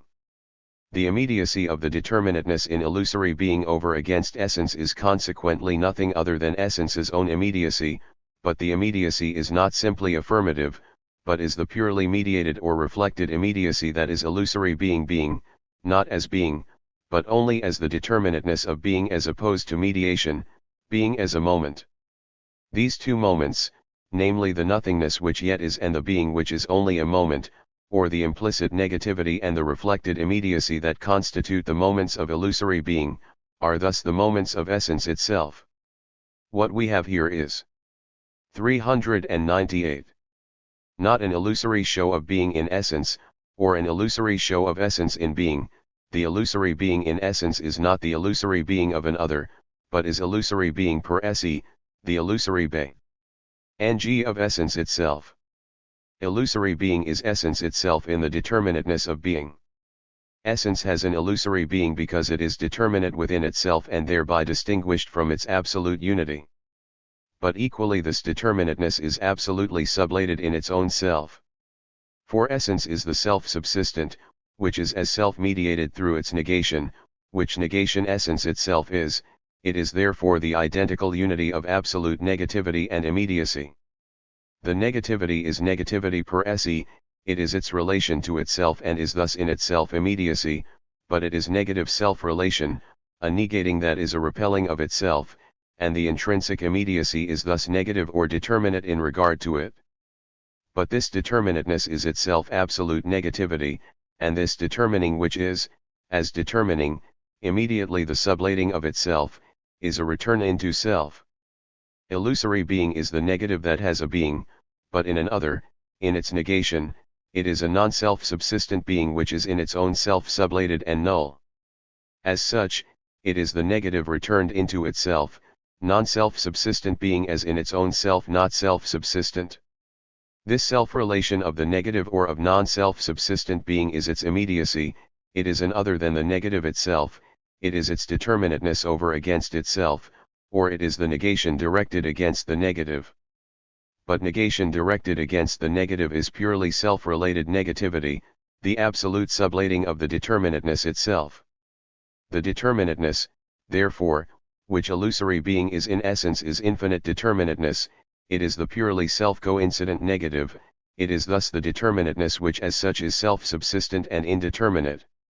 Conversely, the self-subsistent, as self-related immediacy, is equally sheer determinateness and moment and is only as self-related negativity. This negativity that is identical with immediacy and immediacy that is thus identical with negativity, is essence. Illusory being, therefore, is essence itself, but essence in a determinateness, in such wise, however, that this is only a moment of essence and essence is the reflection of itself within itself. In the sphere of being, there arises over against being as an 399. Immediacy, non-being, which is likewise an immediacy, and their truth is becoming. In the sphere of essence, we have first essence opposed to the unessential, then essence opposed to illusory being, that is, to the unessential and to illusory being as the remainder of being. But both essence and illusory being, and also the difference of essence from them, derive solely from the fact that essence is at first taken as an immediate, not as it is in itself, namely, not as an immediacy that is as pure mediation or absolute negativity. The first immediacy is thus only the determinateness of immediacy. The sublating of this determinateness of essence, therefore, consists simply and solely in showing that the unessential is only illusory being and that the truth is rather that essence contains the illusory being within itself as the infinite immanent movement that determines its immediacy as negativity and its negativity as immediacy, and is thus the reflection of itself within itself. Essence in this itself movement is reflection. See, reflection. Illusory being is the same thing as reflection, but it is reflection as immediate. For illusory being that has withdrawn into itself and so is estranged from its immediacy, we have the foreign word reflection. Essence is reflection, the movement of becoming and transition that remains internal to it, in which the differentiated moment is determined simply as that which in its is only negative, as illusory being. At the base of becoming in the sphere of being, there lies the determinateness of being, and this is relation to other. The movement of reflection, on the other hand, is the other as the negation in itself, which has a being only as self-related negation. Or, since the self-relation is precisely this negating of negation, the negation as negation is present in such wise that it has its being in its negatedness, as illusory being. Here, therefore, the other is not being with the negation, or limit, but negation with the negation. But the first, over against this other, the immediate, or being, is only this very equality of the negation with itself, the negated negation, absolute negativity. This equality with itself, or immediacy, is consequently not a first from which the beginning was made and which passed over into its negation, nor is it an affirmatively present substrate that moves through reflection. On the contrary, immediacy is only this movement itself. 400. Consequently, becoming is essence, its reflective movement, is the movement of nothing to nothing, and so back to itself. The transition, or becoming, sublates itself in its passage, the other that in this transition comes to be, is not the non-being of a being, but the nothingness of a nothing, and this, to be the negation of a nothing, constitutes being. Being only is as the movement of nothing to nothing, and as such it is essence, and the latter does not have this movement within it, but is this movement as a being that is itself absolutely illusory, pure negativity, outside of which there is nothing for it to negate but which negates only its own negative, which latter is only in this negating. This pure absolute reflection that is the movement from nothing to nothing determines itself further. It is first, positing reflection. Secondly, it forms the starting point of the presupposed immediate and is thus external reflection. But thirdly, it sublates this presupposition, and since reflection in sublating the presupposition at the same time presupposes it, it is determining reflection. Positing reflection illusory being is nothingness or the essenceless, but this nothingness or the essenceless does not have its being in an other in which its illusory being is reflected, on the contrary, its being is its own equality with itself. This interchange of the negative with itself has determined itself as the absolute reflection of essence. This self-related negativity of essence is therefore the negating of its own self. Hence it is just as much sublated negativity as it is negativity, or it is itself both the negative, and simple equality with itself or immediacy. It consists, therefore, in being itself and not itself and that, too, in a single unity. In the first place, reflection is the movement of nothing to nothing and is the negation that coincides with itself. This coincidence with itself is, in general, simple equality with self, immediacy. But this coincidence is not a transition of the negation into equality with self as into its otherness. On the contrary, reflection is transition as sublating of the transition, for reflection is immediate coincidence of the negative with itself. This coincidence is thus first, equality with self or immediacy, but secondly, this immediacy is the equality of the negative with 401. Itself, hence self-negating equality, the immediacy that is in itself the negative of itself, that consists in being that which it is not. The self-relation of the negative is, therefore, its return into itself. It is immediacy as the sublating of the negative, but immediacy simply and solely as this relation or as return from a negative, and hence a self-sublating immediacy. This is posited being or positedness, immediacy purely and simply as determinateness or as self-reflecting. This immediacy which is only as return of the negative into itself, is that immediacy which constitutes the determinateness of illusory being and which previously seemed to be the starting point of the reflective moment. But this immediacy, instead of being able to form the starting point is, on the contrary, immediacy only as the return or as reflection itself. Reflection therefore is the movement that starts or returns only in so far as the negative has already returned into itself. It is a positing in so far as it is immediacy as a returning movement, for there is no other on hand, either an other from which or into which immediacy returns. It is, therefore, only as a returning movement, or as the negative of itself. Furthermore, this immediacy is the sublated negation and the sublated return into self. Reflection, as sublating the negative, is a sublating of its other, of immediacy. Since, therefore, it is immediacy as a returning movement, as a coincidence of the negative with itself, it is equally a negative of the negative as negative. Thus it is a presupposing. Or immediacy, as a returning movement, is only the negative of itself, only this, to be not immediacy, but reflection is the sublating of the negative of itself, it is a coincidence with itself, it therefore sublates its positing, and since in its positing it sublates its positing, it is a presupposing. Reflection, in its presupposing, determines the return into self as the negative of itself, as that, the sublating of which is essence. The presupposing is the manner in which it relates itself, but to itself as the negative of itself, only thus is it the self-relating negativity that remains internal to itself.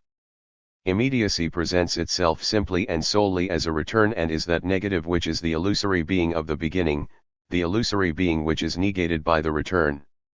Accordingly, the return of essence is its self-repulsion.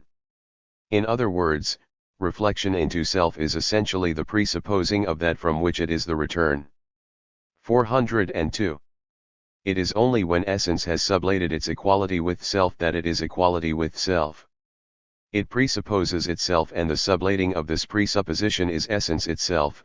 Conversely, this sublating of its presupposition is the presupposition itself. Reflection therefore finds before it an immediate which it transcends and from which it is the return. But this return is only the presupposing of what reflection finds before it. What is thus found only comes to be through being left behind, its immediacy is sublated immediacy. Conversely, the sublated immediacy is the return into self, the coming to itself of essence, simple, self-equal being. Hence this coming to itself is the sublating of itself and is the self-repelling, presupposing reflection, and its self-repelling is the coming to itself of reflection. It follows, therefore, from the foregoing considerations that the reflective movement is to be taken as an absolute recoil upon itself. For the presupposition of the return into self that from which essence comes, and is only as this return is only in the return itself. The transcending of the immediate from which reflection starts is rather the outcome of this transcending, and the transcending of the immediate is the arrival at it. The movement, as an advance, immediately turns round upon itself. And only so is self-movement a movement which comes from itself in so far as positing reflection is presupposing, but, as presupposing reflection, is simply positing reflection. Thus reflection is itself and its non-being, and is only itself, in that it is the negative of itself, for only thus is the sublating of the negative at the same time a coincidence with itself. The immediacy that reflection, as a process of sublating, presupposes for itself is purely and simply a positedness, an immediacy that is in itself sublated, that is not distinct from the return into self and is itself only this movement of return. But at the same time it is determined as negative, as immediately opposed to something, therefore to an other. Thus reflection is determinate, and since, in accordance with this determinateness, it has a presupposition and starts from the immediate as its other, it is external reflection. External reflection, as absolute reflection, is essence that reflects its illusory being within itself and presupposes for itself only and 403. Illusory being, only positedness, as presupposing reflection, it is immediately only positing reflection. But external or real reflection presupposes itself as sublated, as the negative of itself.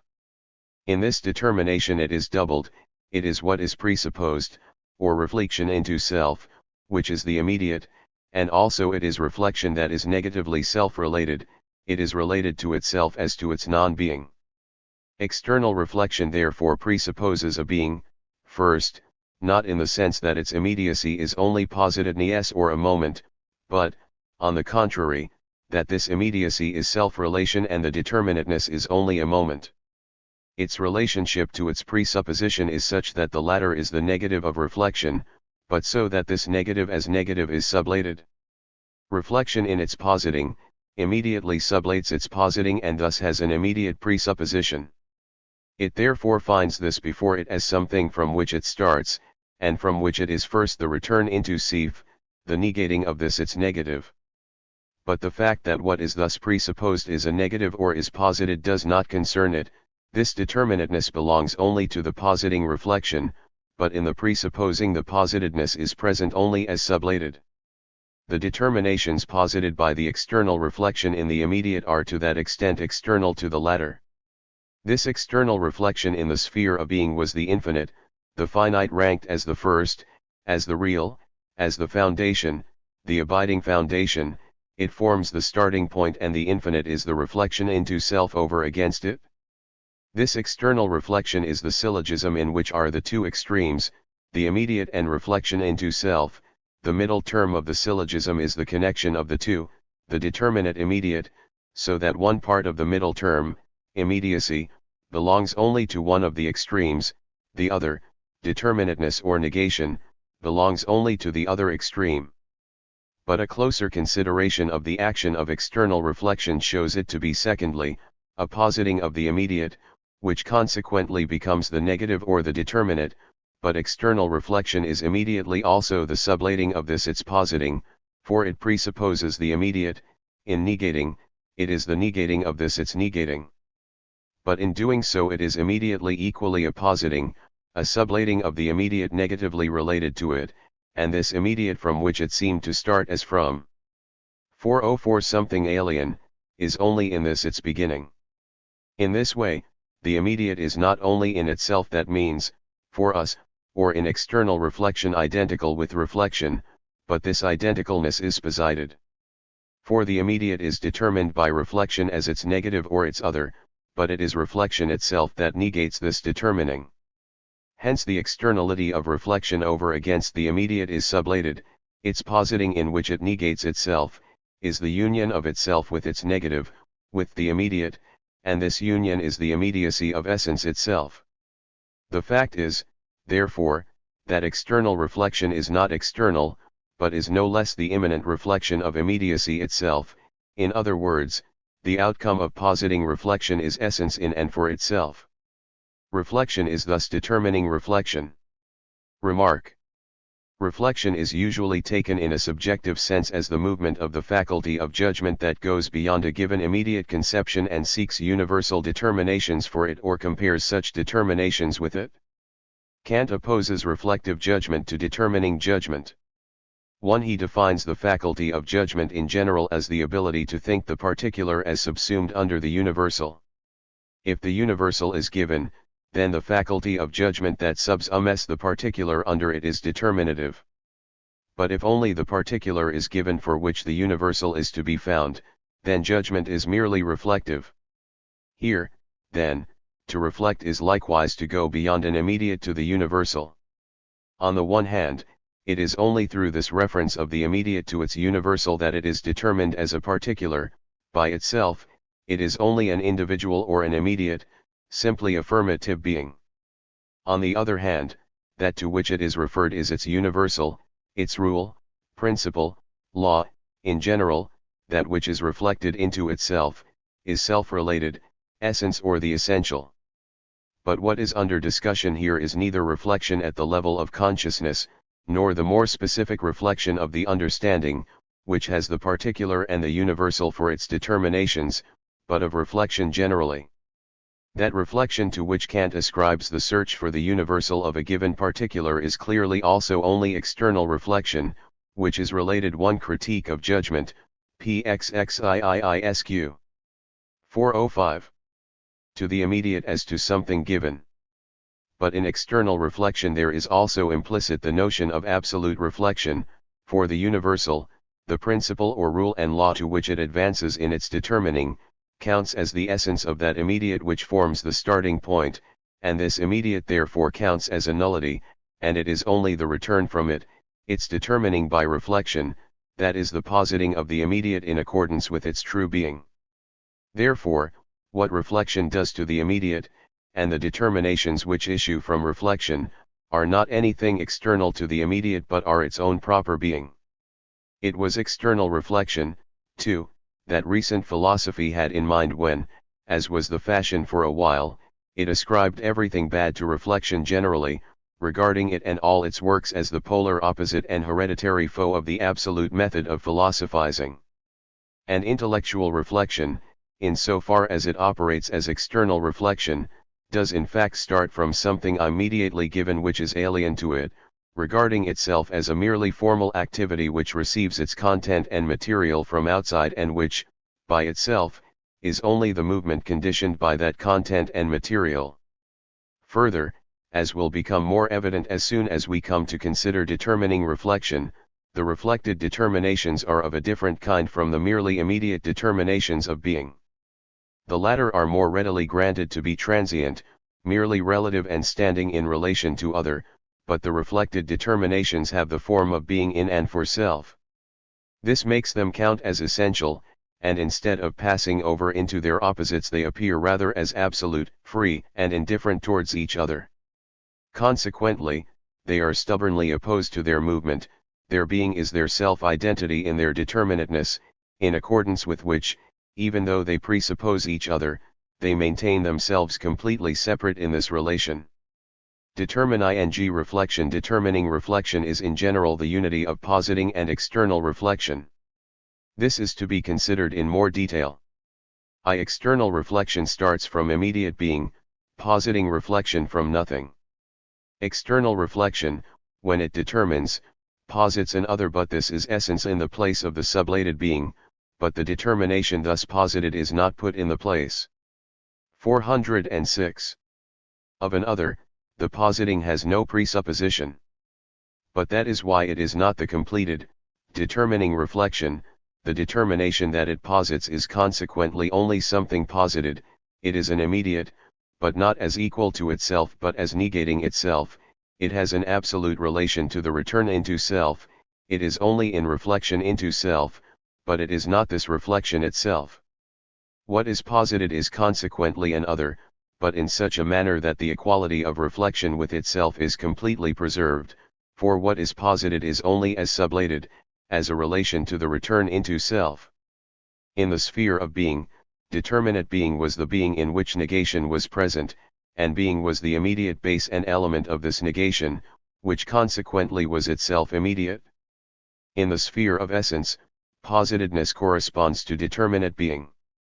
It is likewise a determinate being, but its base is being as essence or as pure negativity, it is a determinateness or negation, not as affirmatively present but immediately as sublated. Determinate being is merely posited being or positedness, this is the proposition of essence about determinate being. Positedness stands opposed, on the one hand, to determinate being, and on the other, to essence, and is to be considered as the middle term which unites determinate being with essence, and conversely, essence with determinate being. Accordingly, When it is said that a determination is only a positedness, this can have a twofold meaning: it is a positedness as opposed to determinate being or as opposed to essence. In the former meaning, determinate being is taken to be superior to positedness, and the latter is ascribed to external reflection, to the subjective side. But in fact positedness is the superior, for as positedness, determinate being is that which it is in itself, a negative, something that is simply and solely related to the return into self. It is for this reason that positedness is only a positedness with respect to essence, as the negation of the accomplished return into self. 2. Positedness is not yet a determination of reflection, it is only determinateness as negation in general. But the positing is now in unity with external reflection, the latter is, in this unity, an absolute presupposing, that is, the repelling of reflection from itself, or the positing of the determinateness as determinateness of itself. Consequently, positedness is, as such, negation, but, as presupposed, it is also reflected into itself. Positedness is thus a determination of reflection. For degree 7 the determination of reflection is distinct from the determinateness of being, from quality. The latter is immediate relation to other in general, positedness, too, is a relation to other, but to reflectedness into self. Negation as quality, is negation simply as affirmative, being constitutes its ground and element. The determination of reflection, on the other hand, has for this ground reflectedness into self. Positedness fixes itself into a determination precisely because reflection is a quality with self in its negatedness is consequently itself a reflection into self. Here the determination persists not through being but through its equality with itself. Because being, which supports quality, is not equal to the negation, quality is unequal within itself and hence a transitory moment vanishing in the other. The determination of reflection, on the other hand, is positedness as negation, negation which has negatedness as its ground. It is therefore not unequal within itself, and hence is essential, not transitory determinateness. It is the equality of reflection with itself that possesses the negative only as negative, as sublated or posited being, that enables the negative to persist. By virtue of this reflection into self the determinations of reflection appear as free essentialities floating in the void without attracting or repelling one another. In them the determinateness has established and infinitely fixed itself through the relation to self. It is the determinate that has brought into subjection its transitoriness and its mere positedness, or has bent back its reflection into other into reflection into self. These determinations hereby constitute determinate illusory being as it is in essence, essential illusory being. Because of this, determining reflection is reflection that has come forth from itself, the equality of essence with itself has perished in the negation, which is the dominant factor. In the determination of reflection, therefore, there are two sides which at first are distinguished from one another. First, the determination is positedness, negation as such; secondly, it is reflection into self. As positedness, it is negation as negation, this accordingly is already its unity with itself. But at first, it is this only in itself or in principle, or, it is the immediate as sublating itself in its own self, as the other of itself. To this extent, reflection is an immanent determining. In the process, essence does not go outside itself, the differences are simply 408. Posited, taken back into essence. But according to the other side, they are not posited but reflected into themselves. The negation as negation is in an equality with itself, is not reflected into its other, into its non-being. 3. Now since the determination of reflection is as much a reflected relation within itself as it is positedness, this fact immediately throws more light on its nature. For as positedness, it is negation as such, a non-being over against an other, namely, over against absolute reflection into self, or over against essence. But as self-relation it is reflected into itself. This its reflection and the above positedness are distinct, its positedness is rather its sublatedness, but its reflectedness into self is its subsistence. In so far, therefore, as it is the positedness that is at the same time reflection into self, the determinateness of reflection is the relation to its otherness within itself. It is not an affirmative, quiescent determinateness, which would be related to an other in such a way that the related term and its relation are distinct from each other, the former a being within self, a something that excludes its other and its relation to this other from itself. On the contrary, the determination of reflection is in its own self the determinate side and the relation of this determinate side as determinate, that is, to its negation. Quality, through its relation, passes over into an other, in its relation its alteration begins. The determination of reflection, on the other hand, has taken its otherness back into itself. It is positedness, negation, which however bends back into itself the relation to other, and negation which is equal to itself, the unity of itself and its other, and only through this is an essentiality. It is, therefore, positedness, negation, but as reflection into self it is at the same time the sublatedness of this positedness, infinite self-relation. Chapter 2. The Essentialities or Determinations of Reflection. Reflection is determinate reflection, hence essence is determinate essence, or it is an essentially tie. Reflection is the showing of the illusory being of essence within essence itself.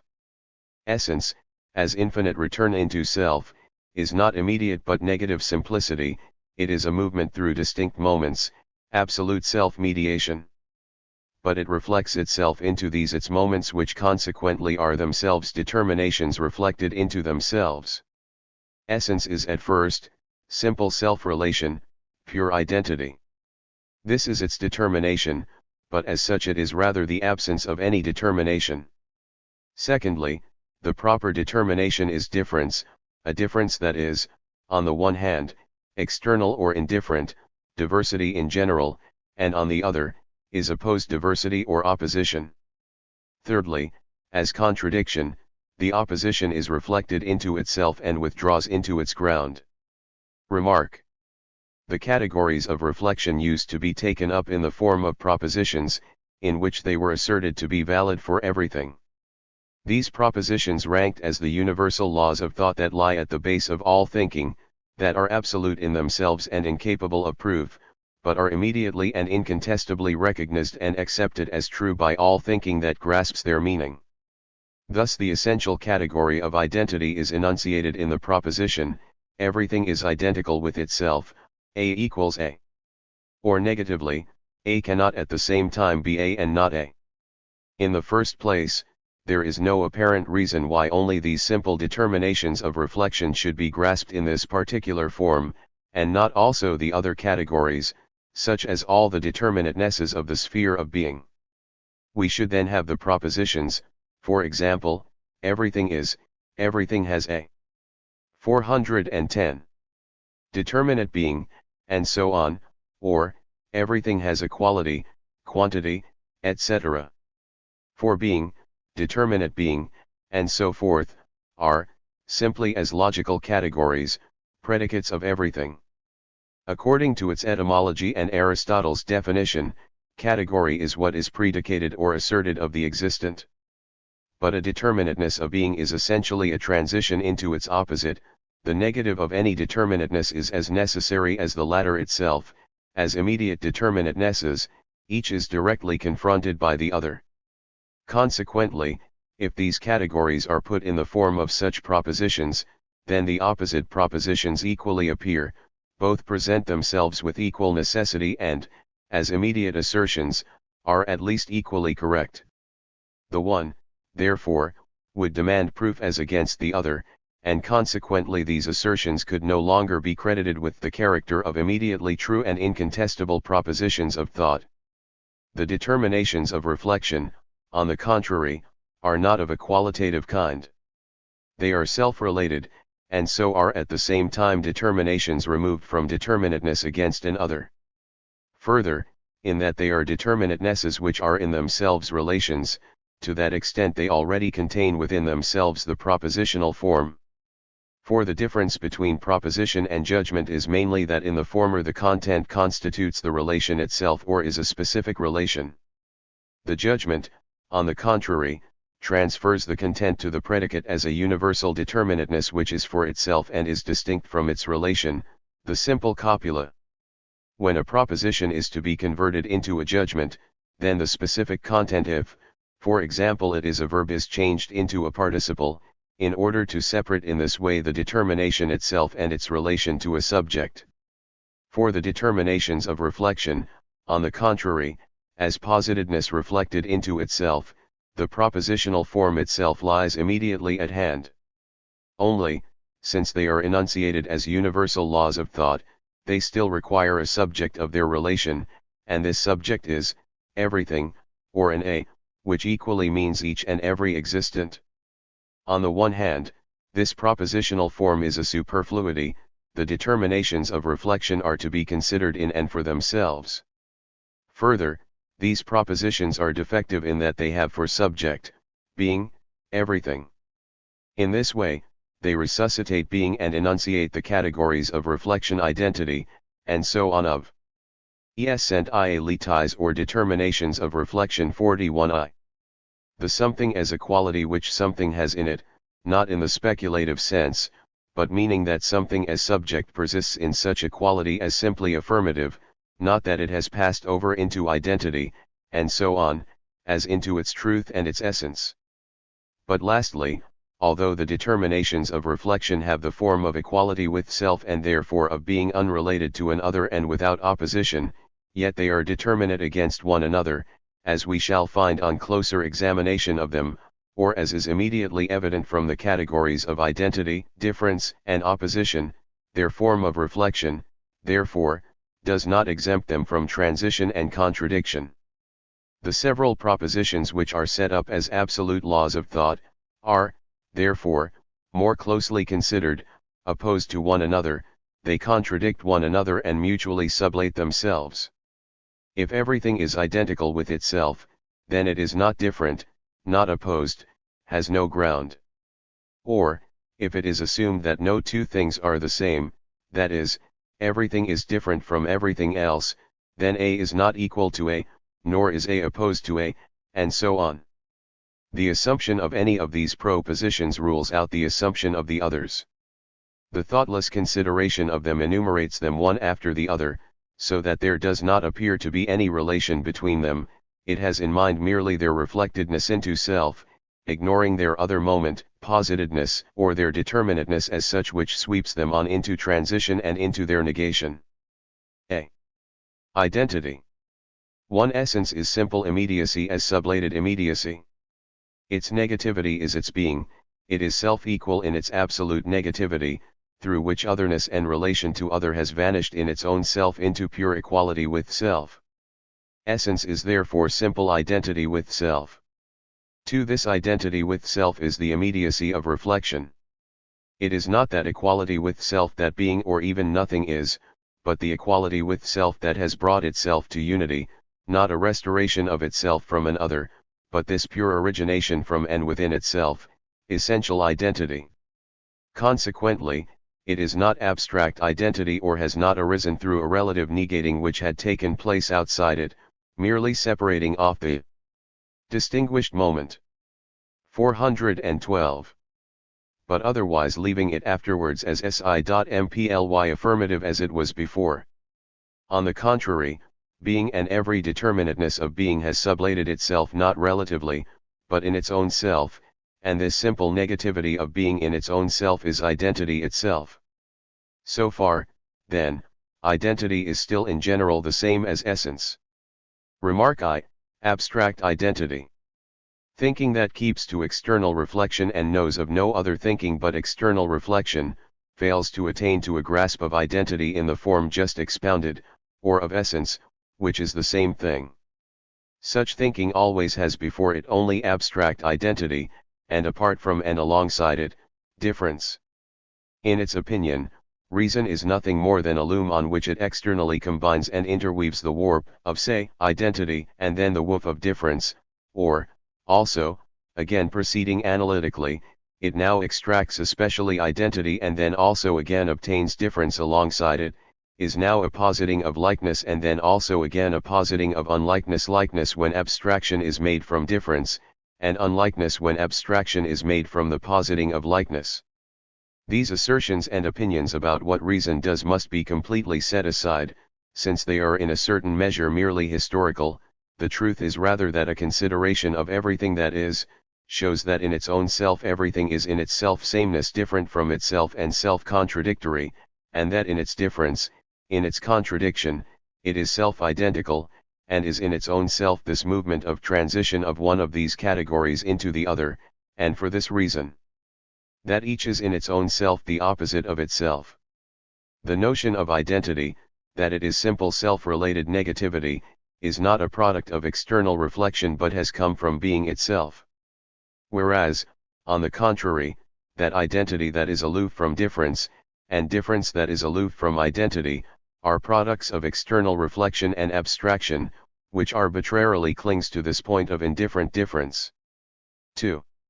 This identity is, in the first instance, essence itself, not yet a determination of it, reflection in its entirety, not a distinct moment of it. As absolute negation it is the negation that immediately negates itself, a non-being and difference that vanishes in its arising, or a distinguishing by which nothing is distinguished, but which immediately collapses within itself. The distinguishing is the positing of non-being as non-being of the other. But the non-413 being of the other is sublation of the other and therewith of the distinguishing itself. Here, then, distinguishing is present as self-related negativity, as a non-being which is the non-being of itself, a non-being which has its non-being not in another but in its own self.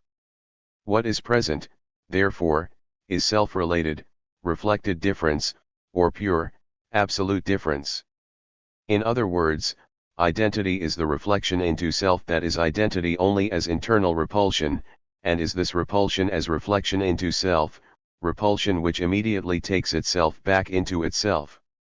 Thus it is identity as difference that is identical with itself. But difference is only identical with itself in so far as it is not identity but absolute non-identity. But non-identity is absolute in so far as it contains nothing of its other but only itself, that is, in so far as it is absolute identity with itself. Identity, therefore, is in its own self absolute non-identity. But it is also the determination of identity as against non-identity. For as reflection into self it posits itself as its own non-being, it is the whole, but, as reflection, it posits itself as its own moment, as positedness, from which it is the return into itself. It is only as such moment of itself that it is identity as such, as determination of simple equality with itself in contrast to absolute difference. Remark 2, First original law of thought HT. In this remark, I will consider in more detail identity as the law of identity which is usually adduced as the first law of thought. This proposition in its positive expression A equals A is, in the first instance, nothing more than the expression of an empty tautology. It has therefore been rightly remarked that this law of thought has no content and leads no further. It is thus the empty identity that is rigidly adhered to by those who take it, as such, to be something true and are given to saying that identity is not difference, but that identity and difference are different. They do not see that in this very assertion they are themselves saying that identity is different, for they are saying that identity is different from difference, since this must at the same time be admitted to be the nature of identity.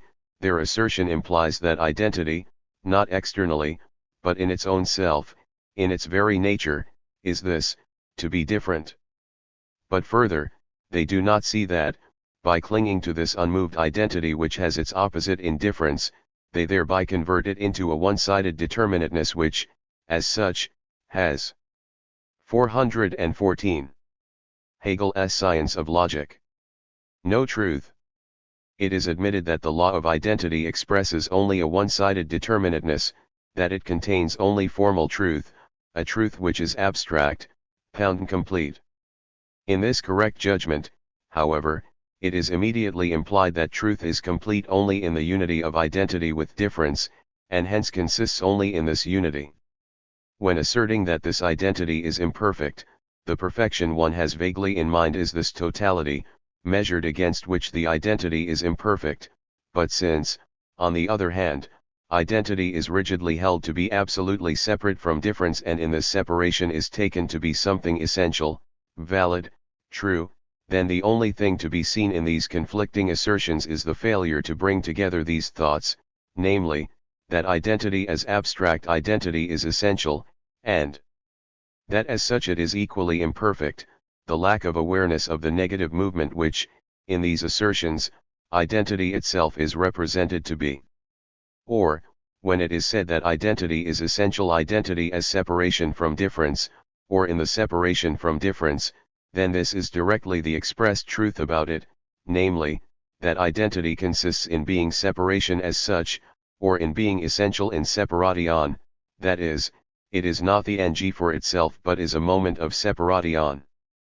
Now as regards other confirmation of the absolute truth of the law of identity, this is based on experience insofar as appeal is made to the experience of every consciousness, for anyone to whom this proposition A equals A tree is a tree, is made, immediately admits it and is satisfied that the proposition as immediately self-evident requires no further confirmation or proof. On the one hand, this appeal to experience, that the proposition is universally admitted by everyone, is a mere manner of speaking. For it is not pretended that the experiment with the abstract proposition A equals A has been made on every consciousness.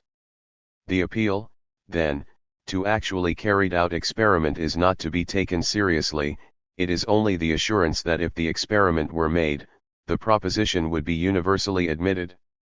But if what were meant were not the abstract proposition as such, but its concrete application from which the former were supposed first to be developed, then the assertion of its universality and immediacy would consist in the fact that every consciousness would treat it as fundamental, even in every utterance it made, or that it lies implicitly in every utterance.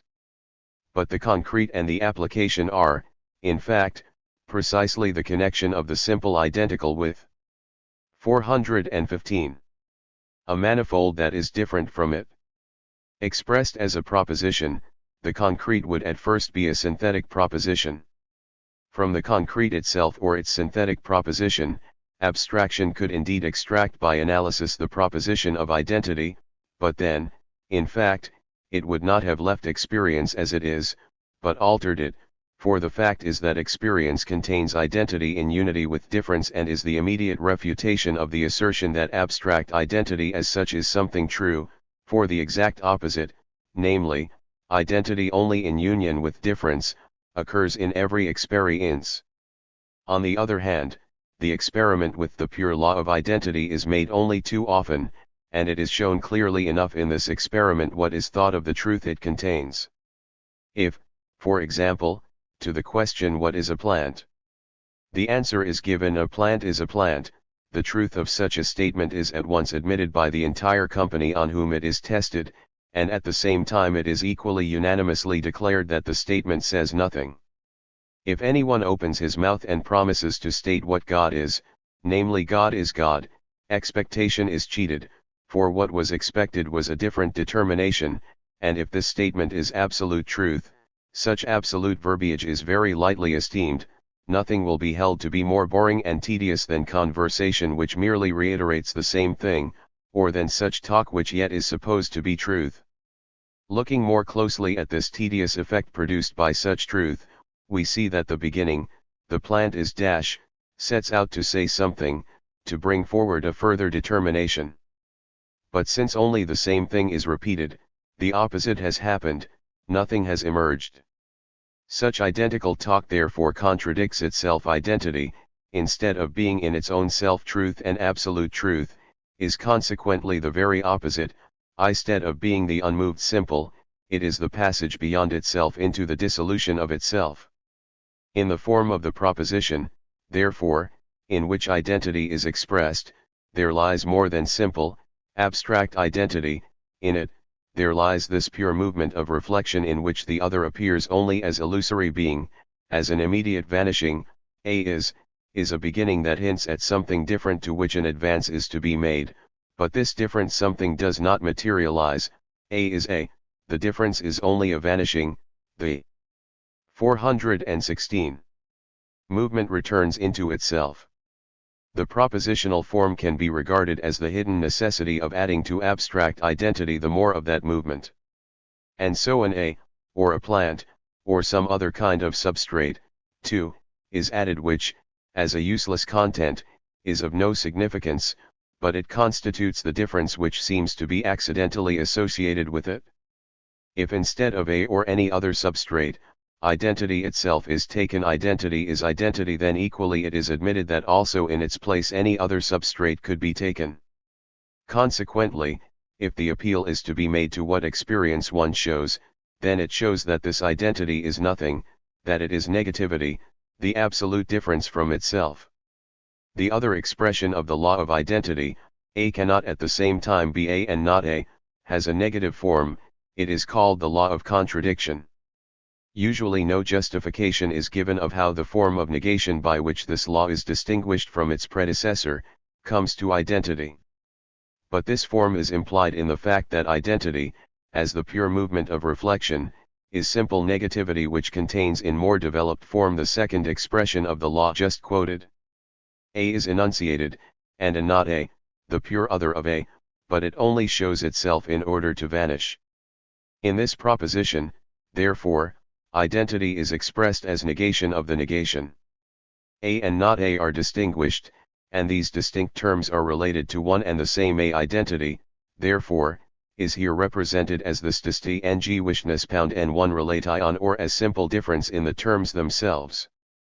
From this it is evident that the law of identity itself, and still more the law of contradiction, is not merely of analytic but of synthetic nature.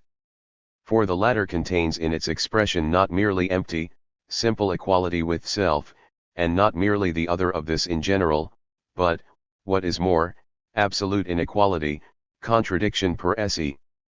But as has been shown, the law of identity itself contains the movement of reflection, identity as a vanishing of otherness. What emerges from this consideration is, therefore, first, that the law of identity or of contradiction which purports to express merely abstract identity in contrast to difference as a truth, is not a law of thought, but rather the opposite of it. Secondly, that these laws contain more than is meant by them, to wit, this opposite, absolute difference itself. 1 Reading Erfahrung für Erscheinung. 4 b. Difference. Absolute difference. Difference is the negativity which reflection has within it, the nothing which is said in enunciating identity, the essential moment of identity itself which, as negativity of itself, determines itself, and is distinguished from difference. This difference is difference in and for itself, absolute difference, the difference of essence. It is difference in and for itself, not difference resulting from anything external, but self-related, therefore simple difference. It is essential to grasp absolute difference as simple. In the absolute difference of A and not A from each other, it is the simple not which, as such, constitutes it. Difference itself is the simple notion. Two things are different, it is said, in that they, etc. In that is, in one and the same respect, in the same ground of determination. It is the difference of reflection, not the otherness of determinate being. One determinate being and another determinate being are posited as falling apart, each of them, as determined against the other, has an immediate being for itself. The other of essence, on the contrary, is the other in and for itself, not the other as other of an other, existing outside it but simple determinateness in itself. In the sphere of determinate being, too, otherness and determinateness prove to be of this nature, to be simple determinateness, identical opposition, but this identity revealed itself only as the transition of one determinateness into the other. Here, in the sphere of reflection, difference appears as reflected difference, which is thus posited as it is in itself. 2.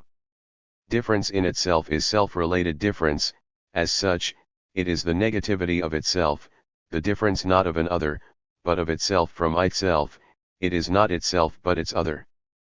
But that which is different from difference is identity. Difference is therefore itself and identity.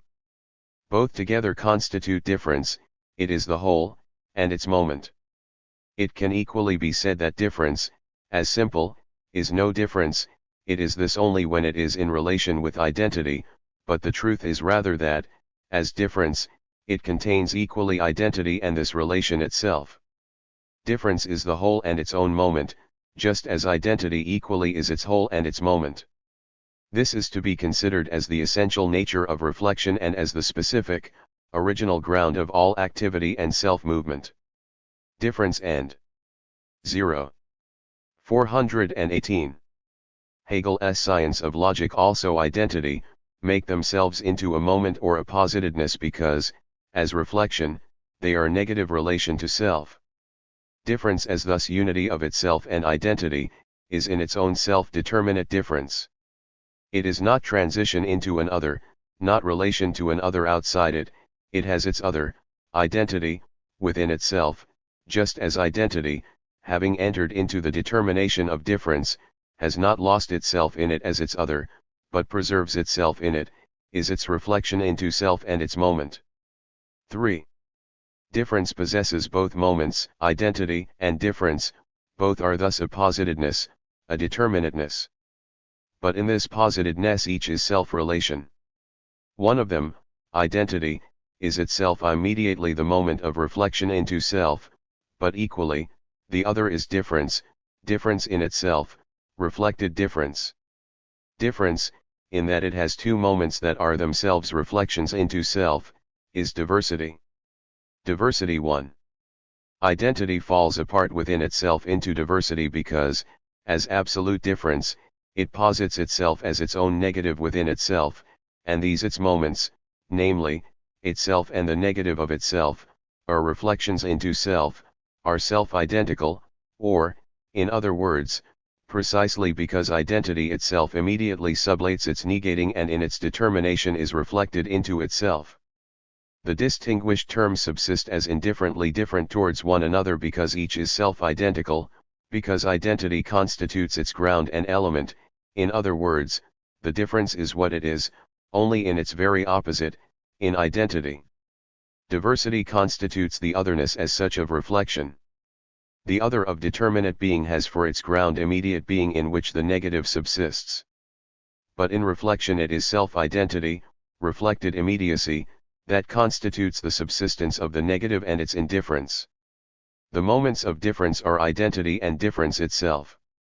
They are diverse when they are reflected into themselves, that is, when they are self-related, as such, they are in the determination of identity, they are only relation to self, the identity is not related to the difference, nor is the difference related to the identity, as each moment is thus only self-related, they are not determined against one another. Now because in this manner they are not different in themselves, the difference is external to 419. Them. The diverse moments are, therefore, mutually related, not as identity and difference, but merely as simply diverse moments, that are indifferent to one another and to their determinateness. 2. In diversity, as the indifference of difference, reflection has become, in general, external to itself, difference is merely a posited or sublated being, but it is itself the total reflection. When considered more closely, both identity and difference, as has just been demonstrated, are reflections, each of which is unity of itself and its other, each is the whole. Consequently, the determinateness in which they are only identity or only difference, is sublated.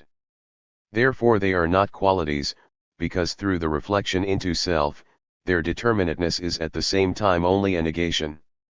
What is present, therefore, is this duality, reflection into self as such, and determinateness as negation or positedness.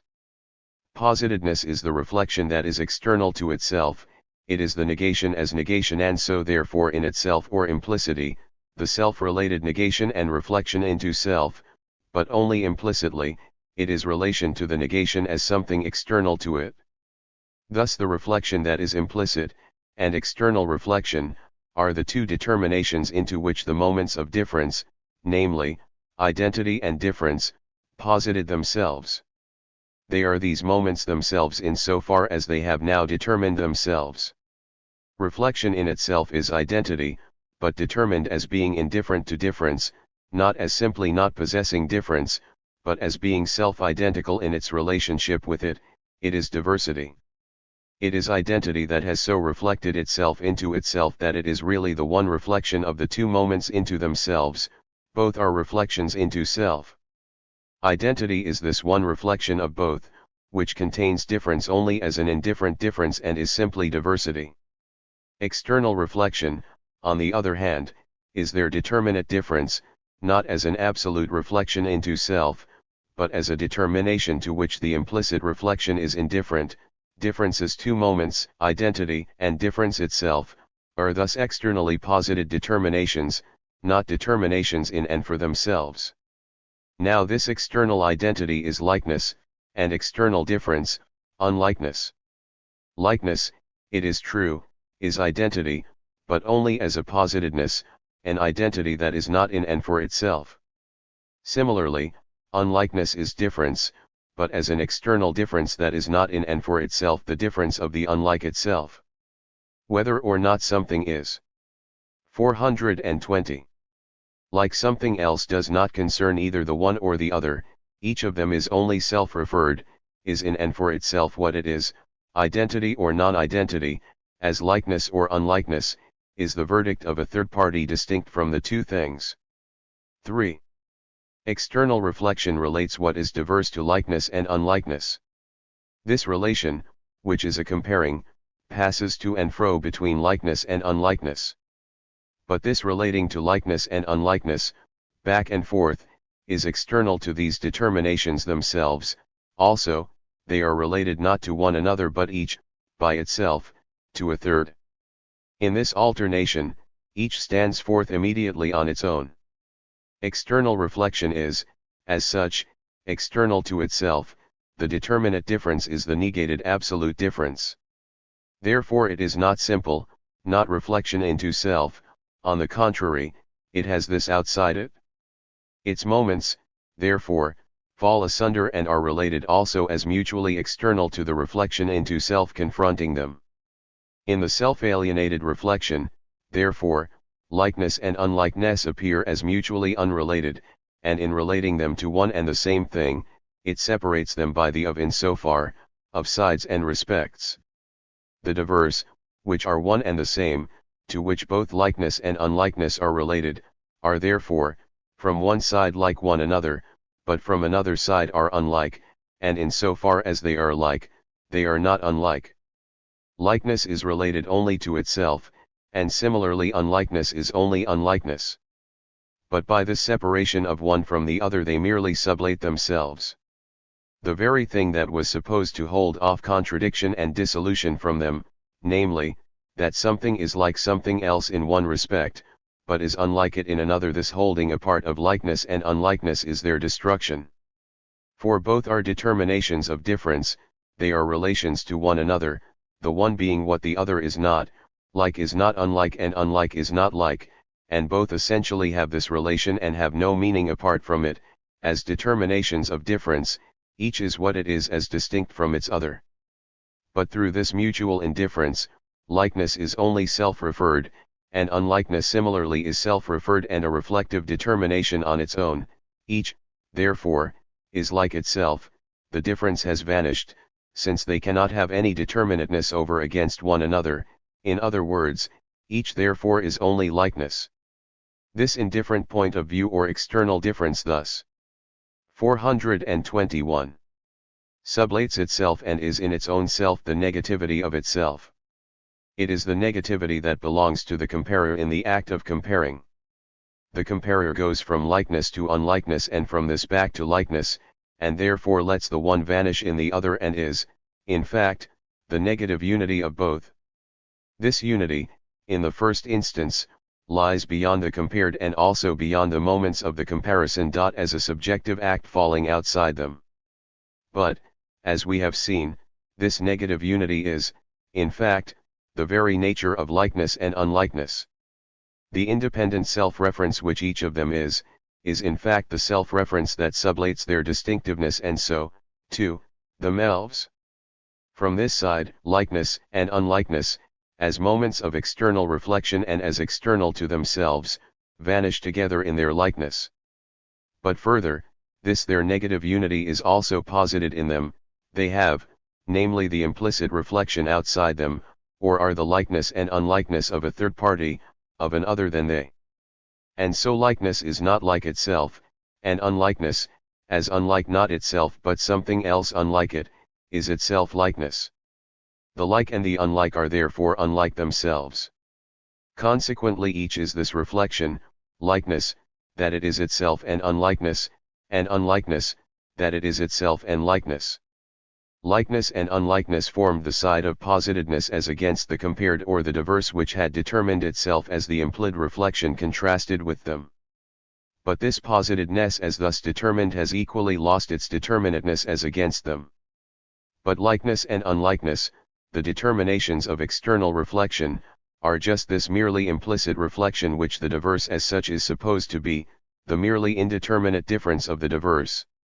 The implicit reflection is self-relation without the negation, abstract self-identity, and so simply positedness itself. The merely diverse, therefore, passes over through positedness into negative reflection. The diverse is the merely posited difference, therefore the difference that is no difference, and therefore in its own self the negation of itself. Thus likeness and unlikeness themselves, that is, positedness, returns through indifference or the implicit reflection back into the negative unity with itself, into the reflection which the difference of likeness and unlikeness in its own self is. Diversity, whose indifferent sides are just as much simply and solely moments of one negative unity, is opposition. Remark, the law of diversity. Diversity, like identity, is expressed in its own law. And both these laws are held apart as indifferently different, so that each is valid on its own without respect to the other. All things are different, or, there are no two things like each other. This proposition is, in fact, opposed to the law of identity, for it declares, A is distinctive, therefore A is also not A, or, A is unlike something else, so that it is not simply a but rather a specific A. A's place in the law of identity can be taken by any other substrate, but A as distinctive opposition in opposition, the determinate reflection, difference, finds its completion. It is the unity of identity and difference, its moments are different in one identity and thus are opposites. Identity and difference are the moments of difference held within itself, they are reflected moments of its unity. But likeness and unlikeness are the self-alienated reflection, their self-identity is not merely the indifference of each towards the other distinguished from it, but towards being in and for self as such, an identity with self over against the identity that is reflected into itself, it is therefore the immediacy that is not reflected into itself. The positedness of the sides of the external reflection is accordingly a being, just as their non-positedness is a non-being. Closer consideration shows the moments of opposition to be positedness reflected into itself or determination in general. Positedness is likeness and unlikeness, these two reflected into themselves constitute the determinations of opposition. Their reflection into self consists in this, that each is in its own self the unity of likeness and unlikeness. Likeness is only in the reflection that compares on the basis of unlikeness, and therefore is mediated by its other, indifferent moment. Similarly, unlikeness is only in the same reflective relationship in which likeness is. Therefore each of these moments is, in its determinateness, the whole. It is the whole in so far as it also contains its other moment, but this its other is an indifferent, simple affirmative moment, thus each contains reference to its non-being, and is only reflection into self or the whole, as essentially connected with its non-being. This self-likeness reflected into itself that contains within itself the reference to unlikeness, is the positive, and the unlikeness that contains within itself the reference to its non-being, to likeness, is the negative. Or, both are a positedness, now in so far as the differentiated determinateness is taken as a differentiated determinate self-reference of positedness, the opposition is, on the one hand, positedness reflected into its likeness to itself, and on the other hand, positedness reflected into its unlikeness to itself, the positive and the negative. The positive is positedness as reflected. 425. Into self-likeness, but what is reflected is positedness, that is, the negation as negation, and so this reflection into self has reference to other for its determination. The negative is positedness as reflected into unlikeness, but the positedness is unlikeness itself, and this reflection is therefore the identity of unlikeness with itself and absolute self-reference. Each is the whole. The positedness reflected into likeness to self contains unlikeness, and the positedness reflected into unlikeness to self also contains likeness. The positive and the negative are thus the sides of the opposition that have become self-subsistent. They are self-subsistent in that they are the reflection of the whole into themselves, and they belong to the opposition in so far as this is the determinateness which, as a whole, is reflected into itself. On account of their self-subsistence, they constitute the implicitly determined opposition. Each is itself and its other, consequently, each has its determinateness not in an other, but in its own self. Each is self-referred, and the reference to its other is only a self-reference. This has a twofold aspect: each is a reference to its non-being as a sublating of this otherness within it, thus its non-being is only a moment in it. But on the other hand, positedness here has become a being, an indifferent subsistence, consequently, the other of itself which each contains is also the non-being of that in which it is supposed to be contained only as a moment. Each therefore is, only in so far as its non-being is, and is in an identical relationship with it. The determinations which constitute the positive and negative consist, therefore, in the fact that the positive and negative are, in the first place, absolute moments of the opposition. The subsistence is inseparably one reflection, it is a single mediation in which each is through the non-being of its other, and so is through its other or its own non-being. Thus they are simply opposites, in other words, each is only the opposite of the other, the one is not as yet positive, and the other is not as yet negative, but both are negative to one another.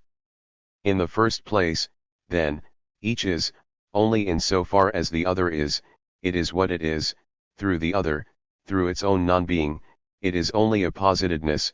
Secondly, it is, in so far as the other is not, it is what it is, through the non-being of the other, it is reflection into self.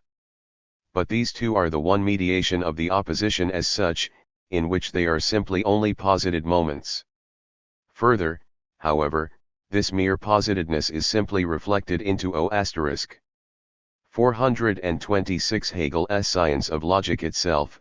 In accordance with this moment of external reflection, the positive and negative are indifferent to that first identity in which they are only moments. In other words, since that first reflection is the positives and negatives' own reflection into themselves, each is in its own self its positedness, so each is indifferent to this its reflection into its non-being, to its own positedness. The two sides are thus merely different, and in so far as their being determined as positive and negative constitutes their positedness in relation to one another, each is not in its own self so determined but is only determinateness in general. Therefore, although one of the determinatenesses of positive and negative belongs to each side, he can be changed round, and each side is of such a kind that it can be taken equally well as positive as negative. But thirdly, the positive and negative are not only something posited, not merely an indifferent something, but their positedness, or the reference to other in a unity which they are not themselves, is taken back into each. Each is in its own self positive and negative. The positive and negative are the determination of reflection in and for itself. It is only in this reflection of opposites into themselves that they are positive and negative. The positive has within itself the reference to other in which the determinateness of the positive is. Similarly, the negative is not a negative as contrasted with an other, but likewise possesses within itself the determinateness whereby it is negative. Thus each is a self-subsistent, independent unity with self. The positive is, indeed, a positedness, but in such wise that for it the positedness is only positedness as sublated. It is the not opposite, the sublated opposition, but as a side of the opposition itself. As positive, something is, of course, determined with reference to an otherness, but in such a manner that its nature is to be not something posited, it is the reflection into self that negates the otherness. But the other of itself, the negative, is itself no longer a positedness or moment, but a self-subsistent being, thus the negating reflection of the positive is immanently determined as excluding from itself this its non-being. The negative, as such absolute reflection, is not the immediate negative but the negative as a sublated positedness, the negative in and for itself, which is based positively on itself.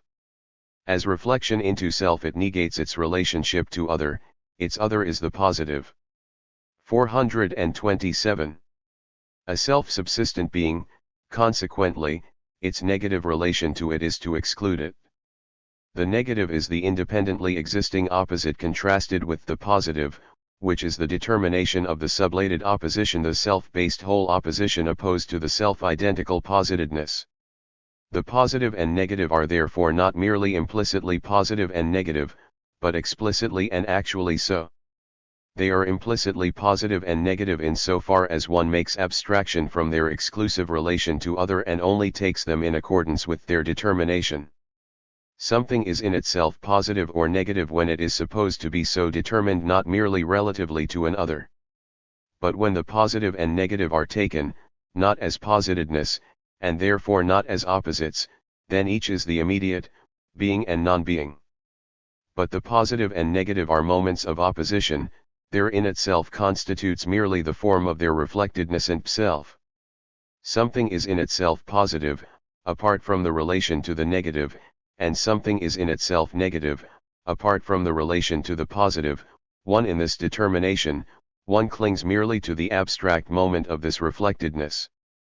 But the positive or negative in itself essentially implies that to be an opposite is not merely a moment, does not stem from comparison, but is a determination belonging to the sides of the opposition themselves. They are therefore not positive or negative in themselves apart from the relation to other. On the contrary, this relation an exclusive relation constitutes their determination or in itself. In it, therefore, they are at the same time explicitly and actually positive or negative. Remark, opposite magnitudes of arithmetic. Here is where we must take a look at the notion of the positive and negative as it is employed in arithmetic. There it is assumed as known, but because it is not grasped in its determinate difference, it does not avoid insoluble difficulties and complications. We have just found the two real determinations of the positive and negative apart from the simple notion of their opposition, namely, first, that the base is a merely different, immediate existence whose simple reflection into self is distinguished from its positedness, from the opposition itself. This opposition, one reading positive for negative. 428.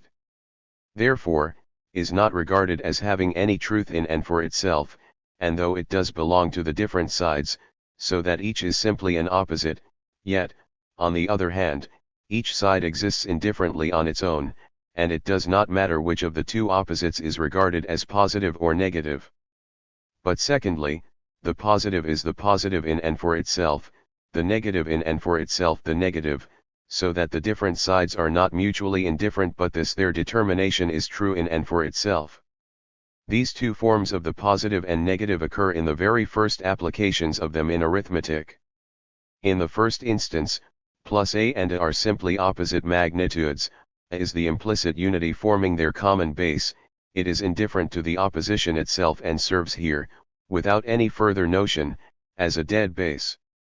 True, A is defined as the negative, and plus A as the positive, but the one is just as much an opposite as the other. Further, A is not merely the simple unity forming the base but, S plus A and A, it is the reflection of these opposites into themselves. There are present two different A's, and it is a matter of indifference which of them one chooses to define as the positive or negative, both have a separate existence and are positive. According to the first aspect, plus yy equals O, or in -8 plus 3, the three positive units are negative in the 8. The opposites are cancelled in their combination. An hour's journey to the east and the same distance traveled back to the west, cancels the first journey, an amount of liabilities reduces the assets by a similar amount, and an amount of assets reduces the liabilities by the same amount. At the same time, the hour's journey to the east is not in itself the positive direction, nor is the journey west the negative direction. On the contrary, these directions are indifferent to this determinateness of the opposition. It is a third point of view outside them that makes one positive and the other negative. Thus the liabilities, too, are not in and for themselves the negative, they are the negative only in relation to the debtor. For the creditor, they are his positive asset, they are an amount of money or something of a certain value, and this is a liability or an asset according to an external point of view.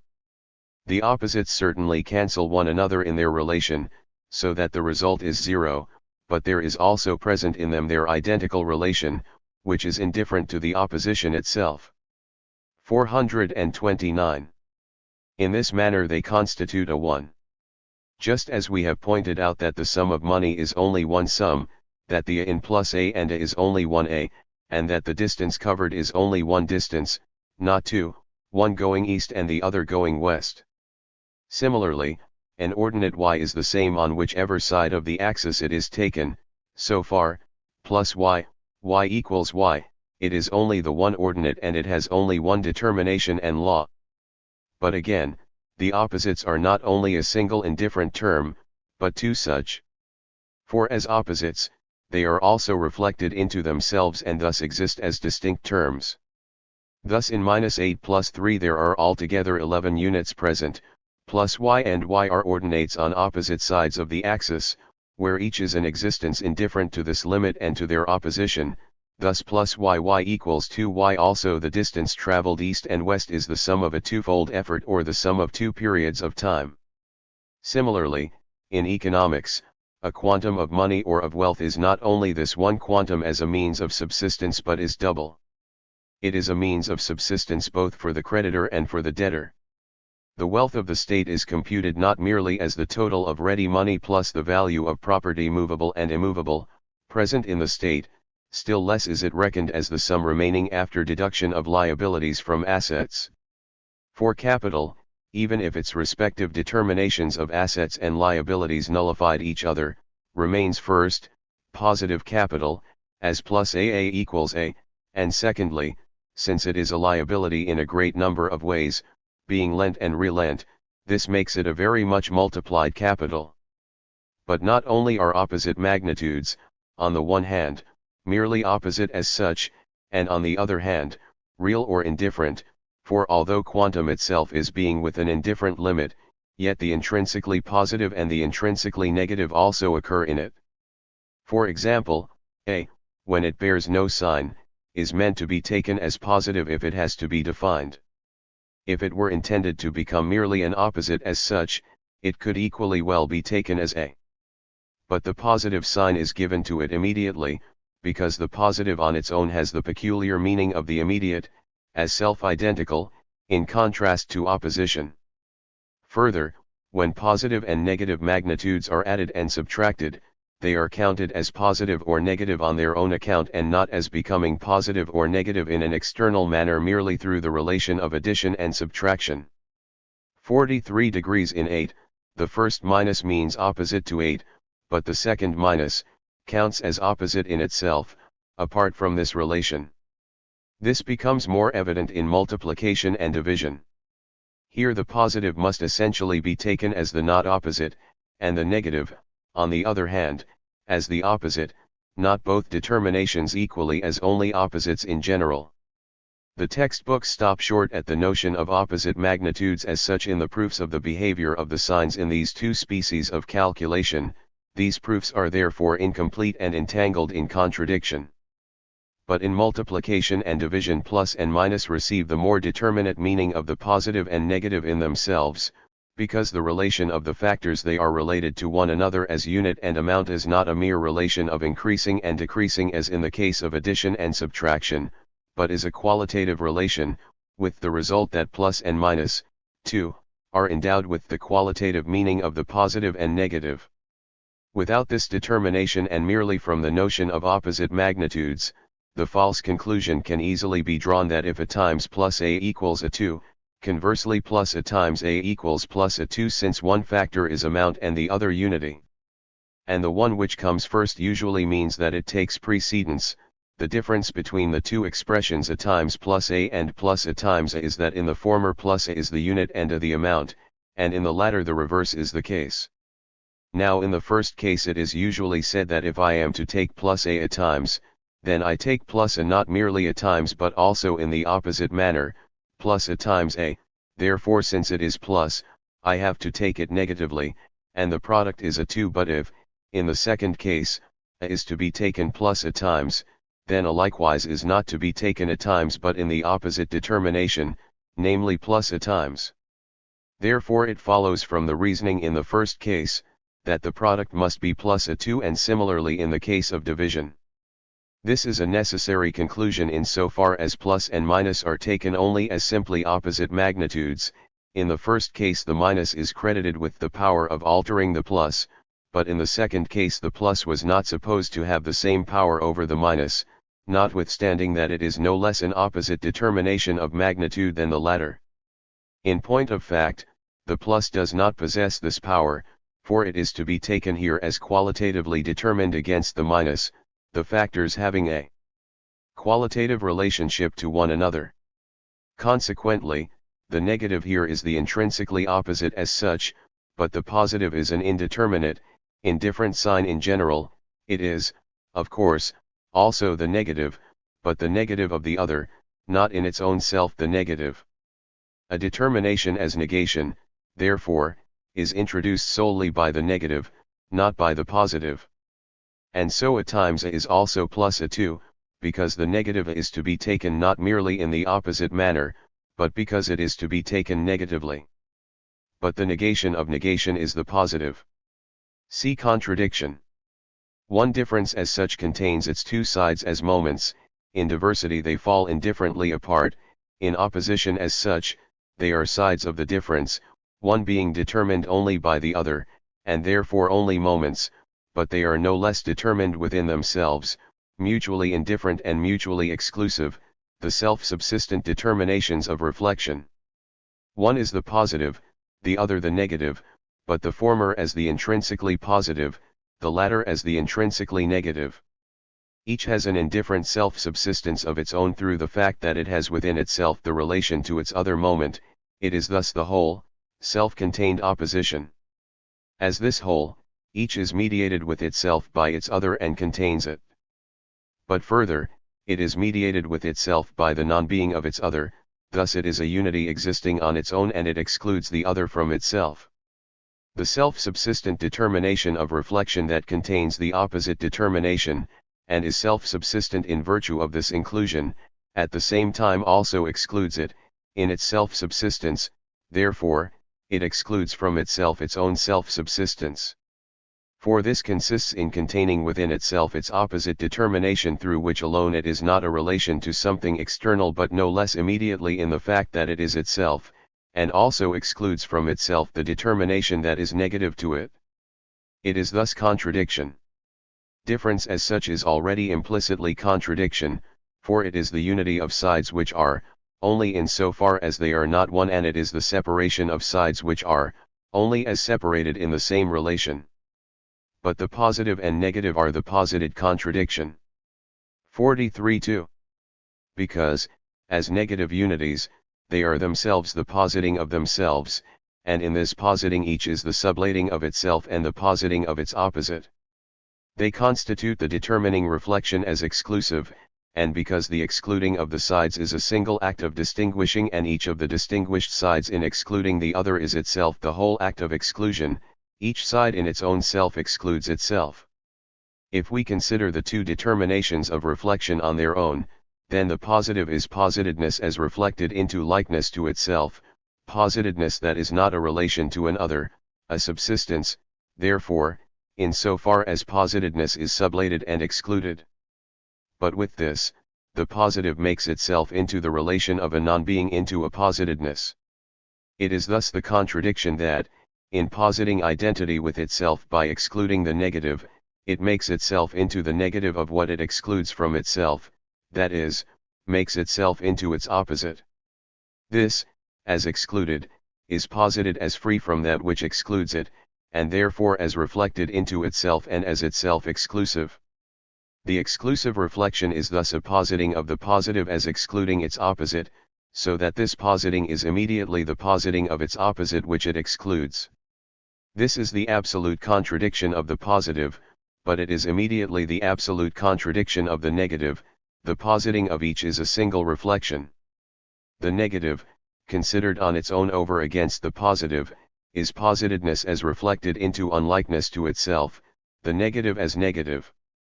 But the negative is itself the unlike, the non-being of an opposite, therefore its reflection into its unlikeness is rather its relation to itself. Negation in general is the negative as quality, or immediate determinateness, but the negative as negative, is related to the negative of itself, to its opposite. If this negative is only taken as identical with the first, then it, too, like the first, is merely immediate, and so they are not taken as mutual opposites and therefore not as negatives. The negative is not an immediate at all.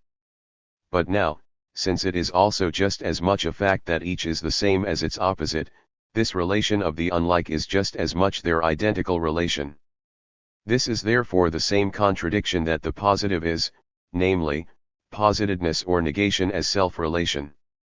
But the positive is only implicitly this contradiction, whereas the negative is the contradiction posited, for the latter, in virtue of its reflection into self which makes it a negative in and for itself or a negative that is. 433. Identical with itself, is accordingly determined as a non-identical, as excluding identity.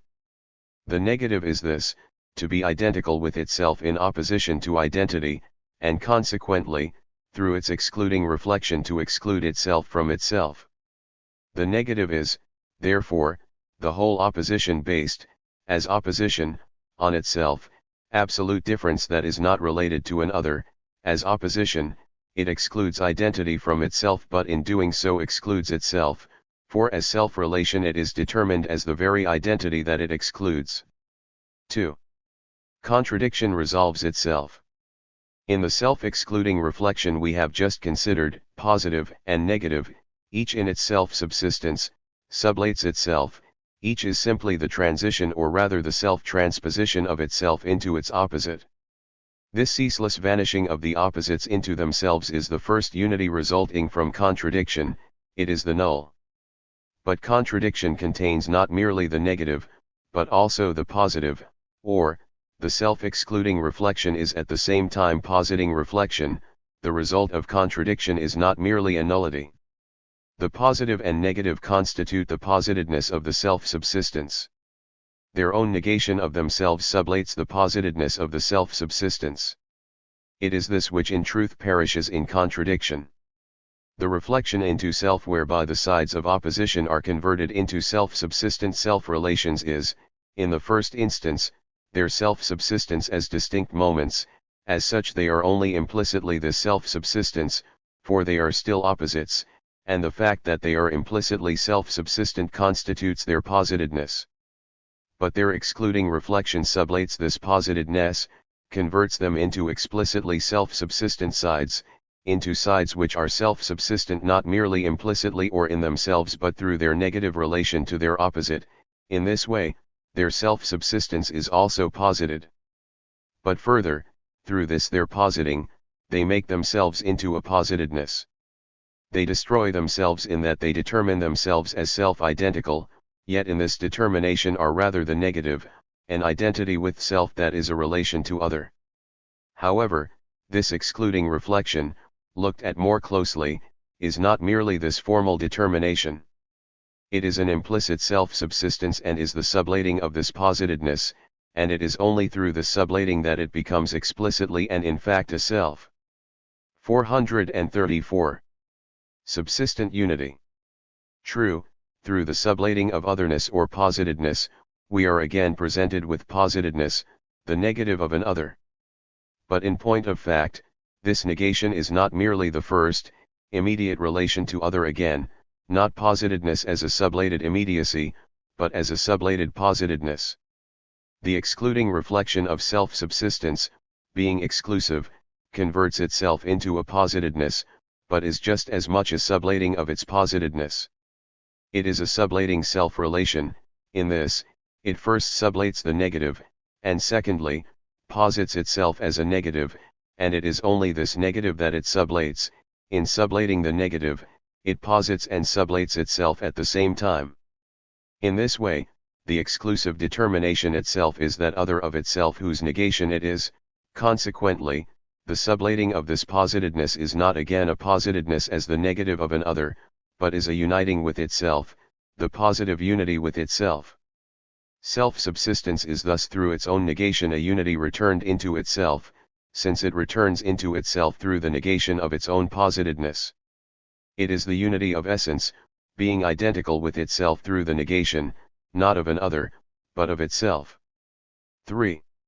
According to this positive side, in which the self-subsistence in opposition, as the excluding reflection, converts itself into a positedness which it no less sublates, opposition is not only destroyed but has withdrawn into its ground. The excluding reflection of the self-subsistent opposition converts this into a negative, into something posited. It thereby reduces its primarily self-subsistent determinations, the positive and negative, to the status of mere determinations, and the positedness, being thus made into a positedness, has simply returned into its unity with itself. It is simple essence, but essence as ground. Through the sublating of its inherently self-contradictory determinations, essence has been restored, but with this determination, that it is the excluding unity of reflection, a simple unity that determines itself as a negative, but in this positedness is immediately like itself and united with itself. In the first place, therefore, the self-subsistent opposition through its contradiction withdraws into ground. This opposition is the prius, the immediate, that forms the starting point, and the sublated opposition or the sublated positedness is itself a positedness.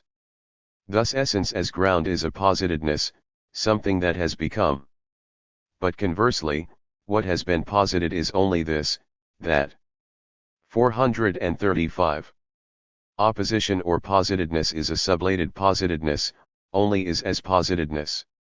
Therefore essence as ground is the excluding reflection in such wise that it makes its own self into a positedness, that the opposition from which we started and which was the immediate, is the merely posited, determinate self-subsistence of essence, and that opposition is merely that which sublates itself within itself, whereas essence is that which, in its determinateness, is reflected into itself. Essence as ground excludes itself from itself, it posits itself, its positedness, which is what is excluded, is only as positedness, as identity of the negative with itself. This self-subsistent is the negative posited as negative. It is self-contradictory and therefore remains immediately in essence as in its ground. The resolved contradiction is therefore ground, essence as unity of the positive and negative. In opposition, the determination has attained to self-subsistence, but ground is this completed self-subsistence.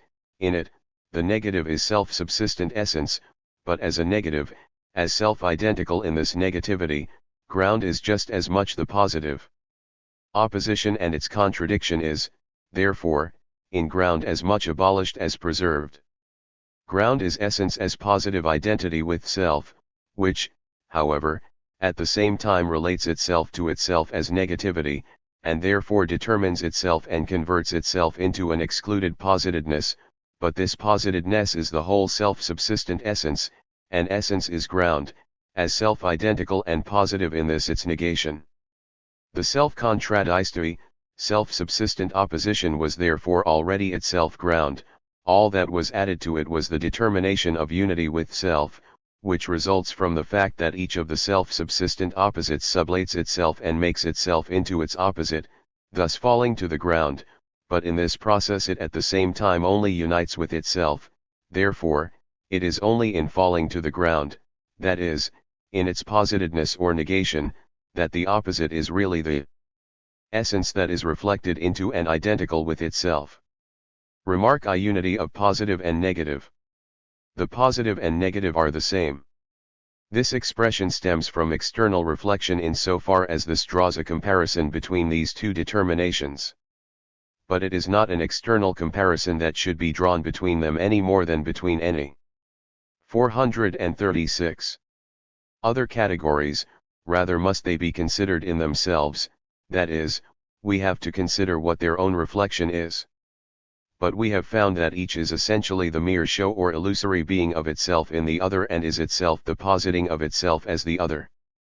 But the superficial thinking that does not consider the positive and negative as they are in and for themselves, can, of course, be referred to comparison in order to bring to its notice the untenability of these distinguished sides which it assumes to be fixed in their opposition to one another.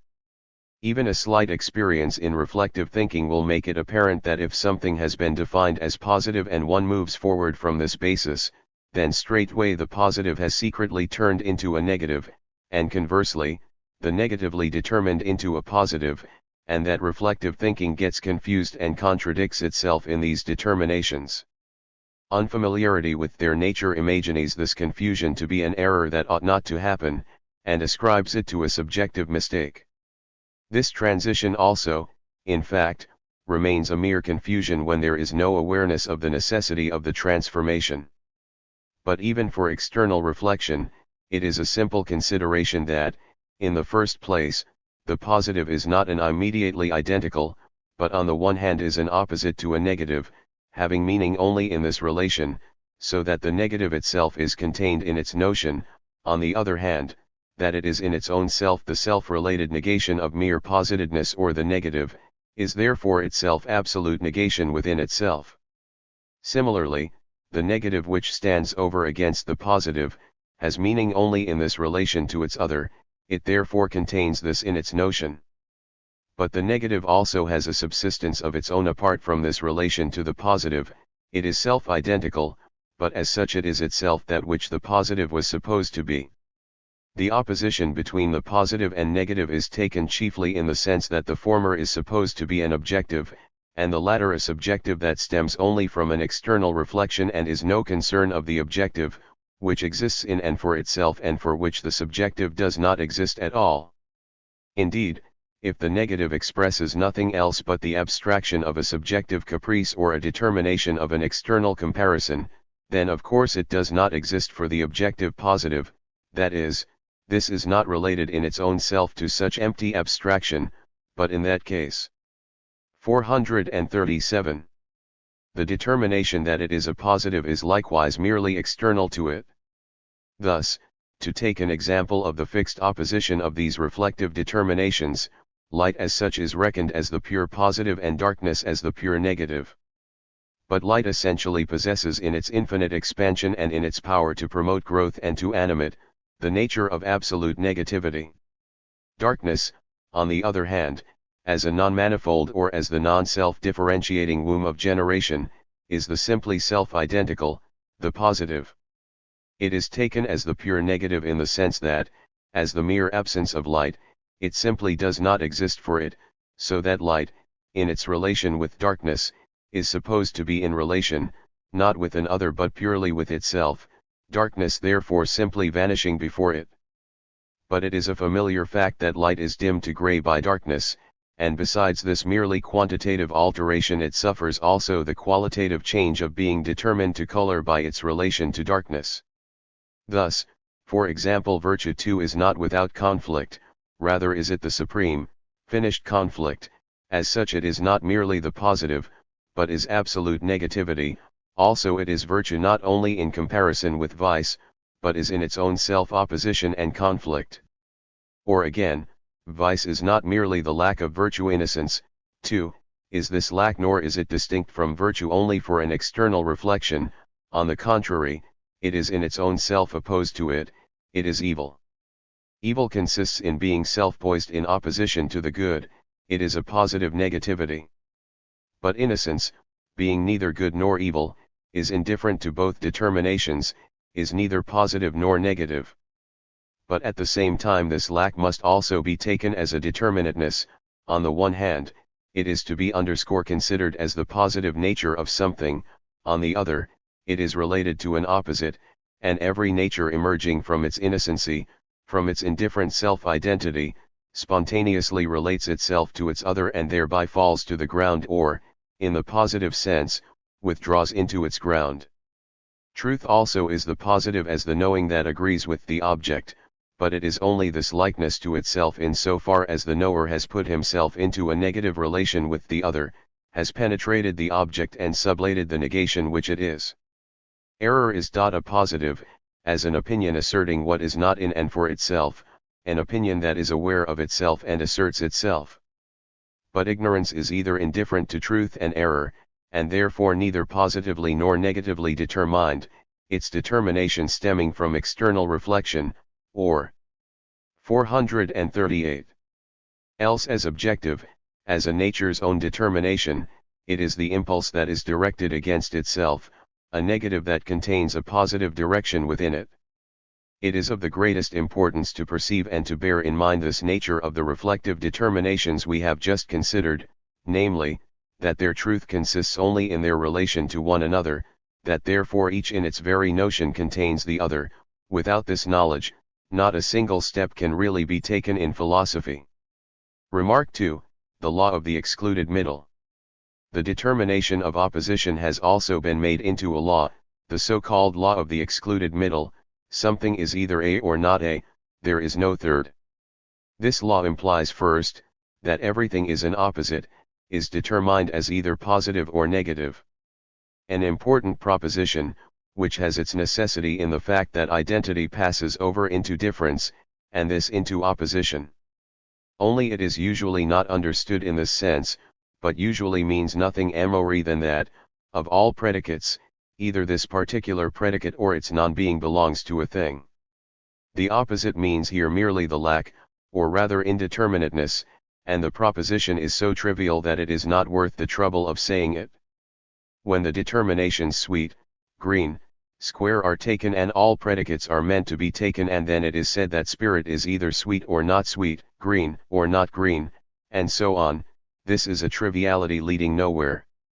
The determinateness, the predicate, is referred to something, the proposition asserts that the something is determined, now it ought essentially to imply this, that the determinateness further determine itself, become an intrinsic determinateness, become opposition.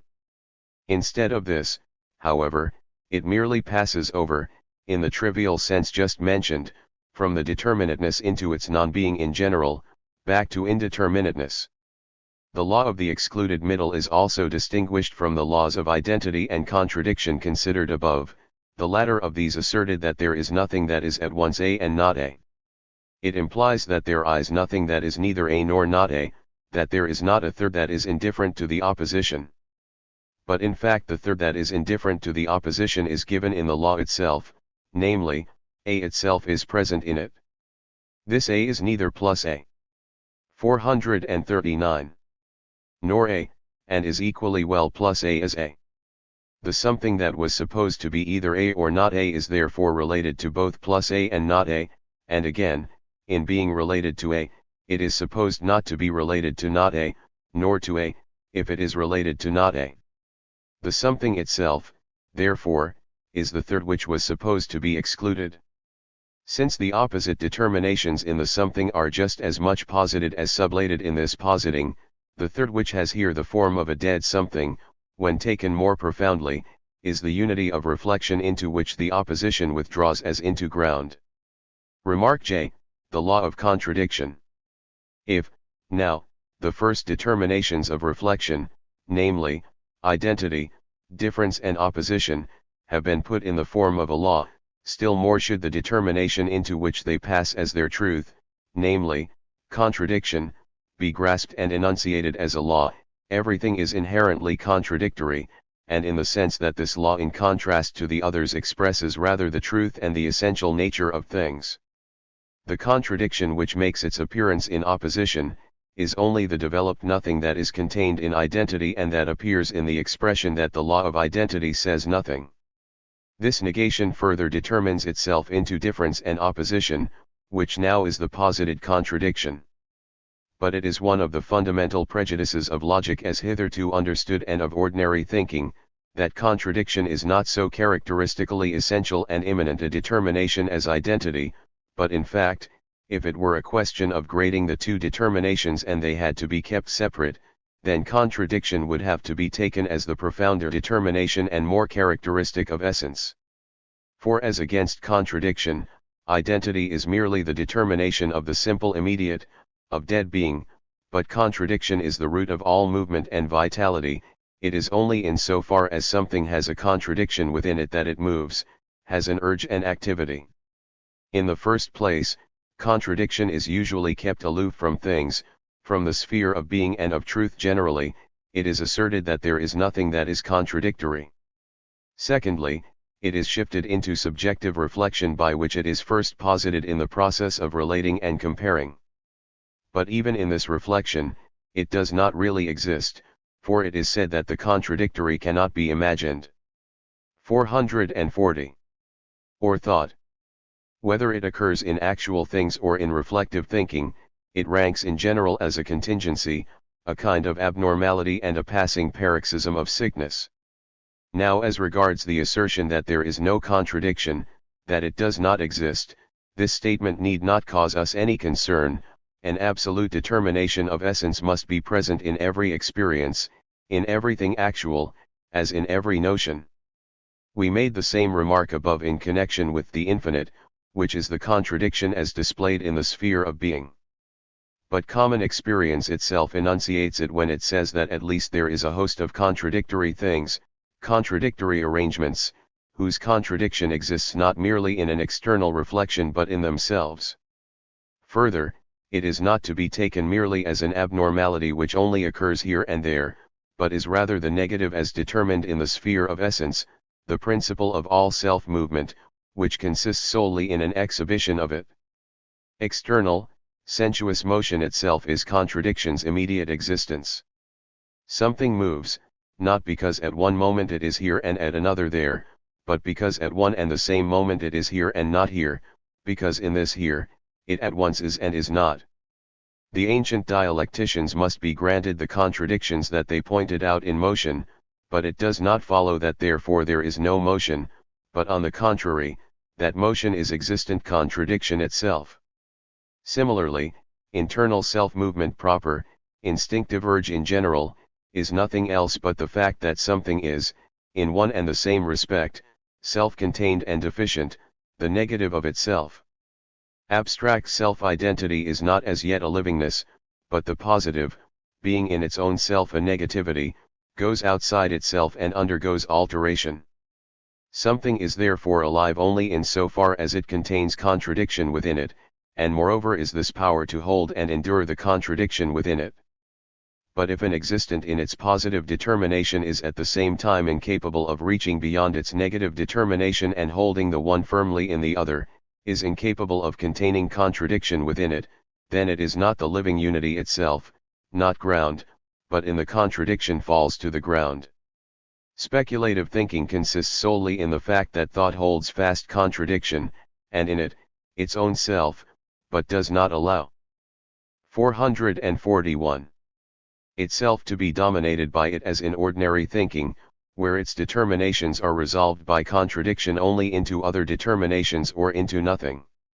If the contradiction in motion, instinctive urge, and the like, is masked for ordinary thinking, in the simplicity of these determinations, contradiction is, on the other hand, immediately represented in the determinations of relationship.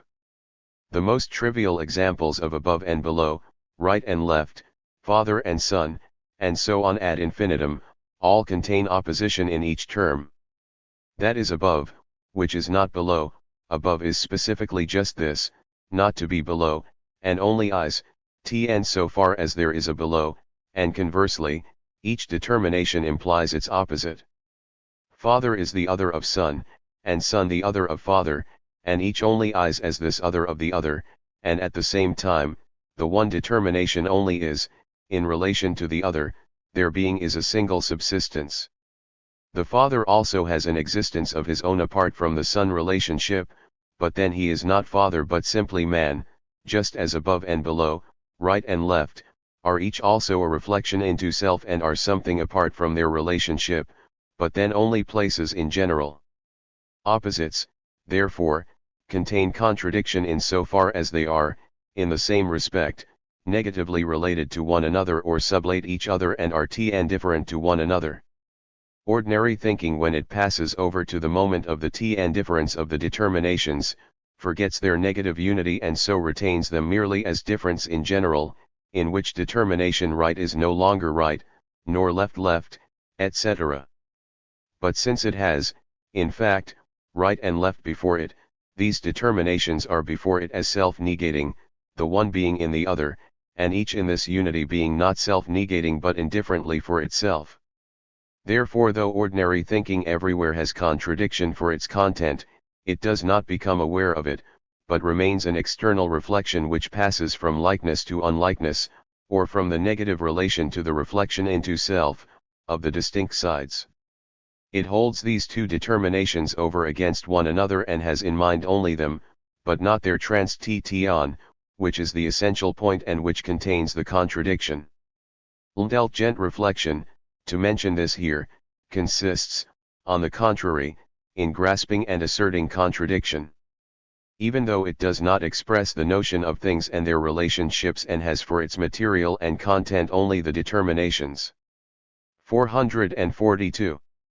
Of ordinary thinking, it does bring these into a relation that contains their contradiction and allows their notion to show or shine through the contradiction.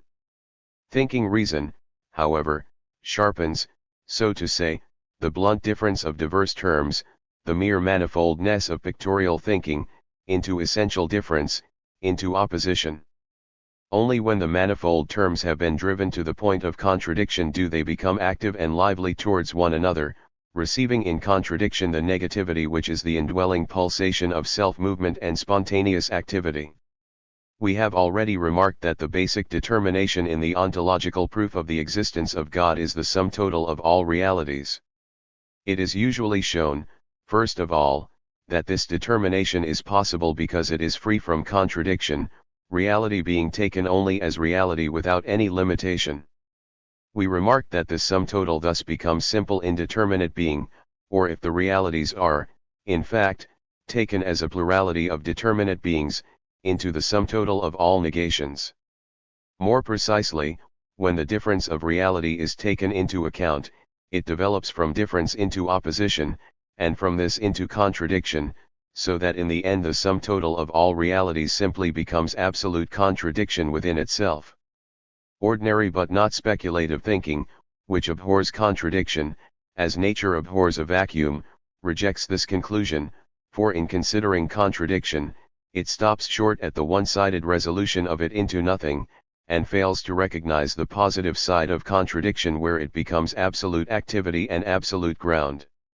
In general, our consideration of the nature of contradiction has shown that it is not, so to speak, a blemish, an imperfection or a defect in something if a contradiction can be pointed out in it.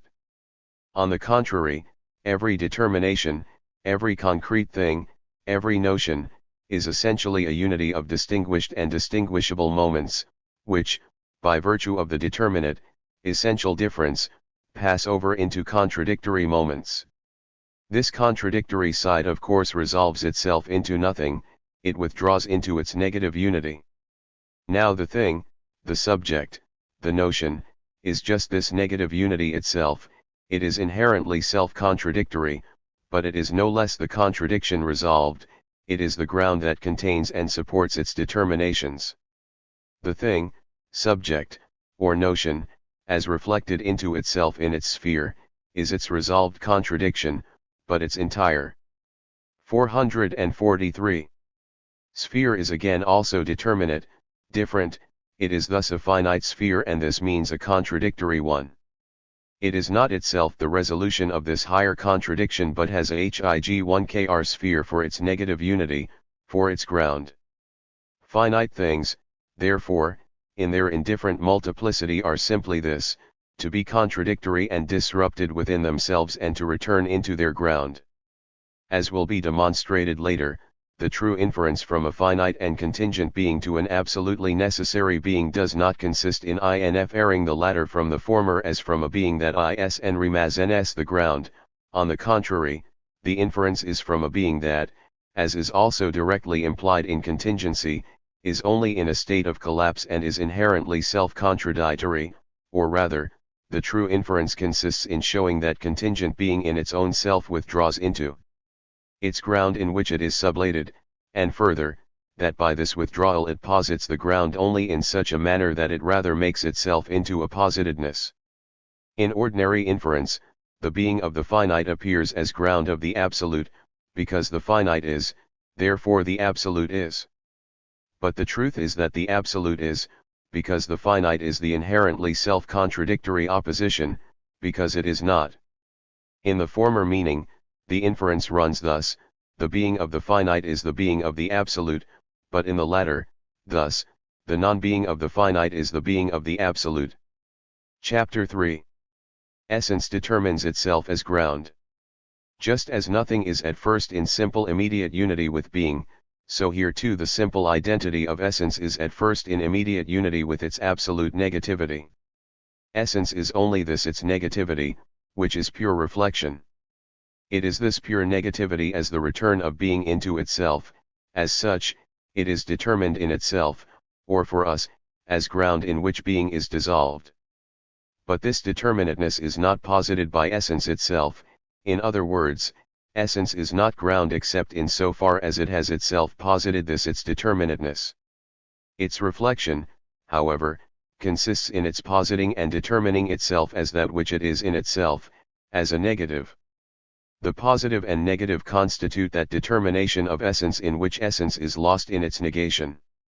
These self-subsistent determinations of reflection sublate themselves, and the determination that has fallen to the ground is the true determination of essence. Consequently, ground is itself one of the reflected determinations of essence, but it is the last of them, or rather the meaning of this determination is merely that it is a sublated determination. The reflected determination, in feeing to the ground, acquires its true meaning, namely, to be within itself the absolute recoil upon itself, that is to say, the positedness that belongs to essence is only a sublated positedness, and conversely, only self-sublating positedness is the positedness of essence. Essence, in determining itself as ground, is determined as the non-determined; its determining is only the sublating of its being determined. Essence, in being determined thus as self-sublating, has not proceeded from another, but is, in its negativity, self-identical essence. In so far as the determination of a first, an immediate, is the starting point of the advance to ground, ground is, in the first instance, determined by that first. But this determining is, on the one hand, as a sublating of the determining, only the restored, purified, or manifested identity of essence which. 445. The reflected determination is in itself; on the other hand it is this negating movement as a determining that first posits that reflected determinateness which appeared as immediate, but which is posited only by the self-excluding reflection of ground and therein is posited as only a posited or sublated determination. Thus essence, in determining itself as ground, proceeds only from itself. As ground, therefore, it posits itself as essence, and it is in positing itself as essence that its determining consists. This positing is the reflection of essence, a reflection which in its determining sub/ates itself; on that side is a positing, on this side is the positing of essence, hence both in a single act. Reflection is pure mediation in general; ground is real mediation of essence with itself. The former, the movement of nothing through nothing back to itself, is the reflection of itself in an other, but because the opposition in the reflection has not as yet any self-subsistence, the one that reflects is not a positive, nor is the other in which it is reflected a negative. Both are substrates, strictly speaking, only of imagination; they are not as yet self-related determinations. Pure mediation is only pure relation, without any related terms. Determining reflection, it is true, posits determinations that are self-identical, but at the same time they are only determinate relations. Ground, on the other hand, is real mediation because it contains reflection as sublated reflection; it is essence that, through its non-being, returns into and posits itself. In accordance with this moment of sublated reflection, the posited receives the determination of immediacy, of an immediate that, apart from the relation, or its illusory being, is self-identical. This immediate is being which has been restored by essence, the non-being of reflection through which essence mediates itself.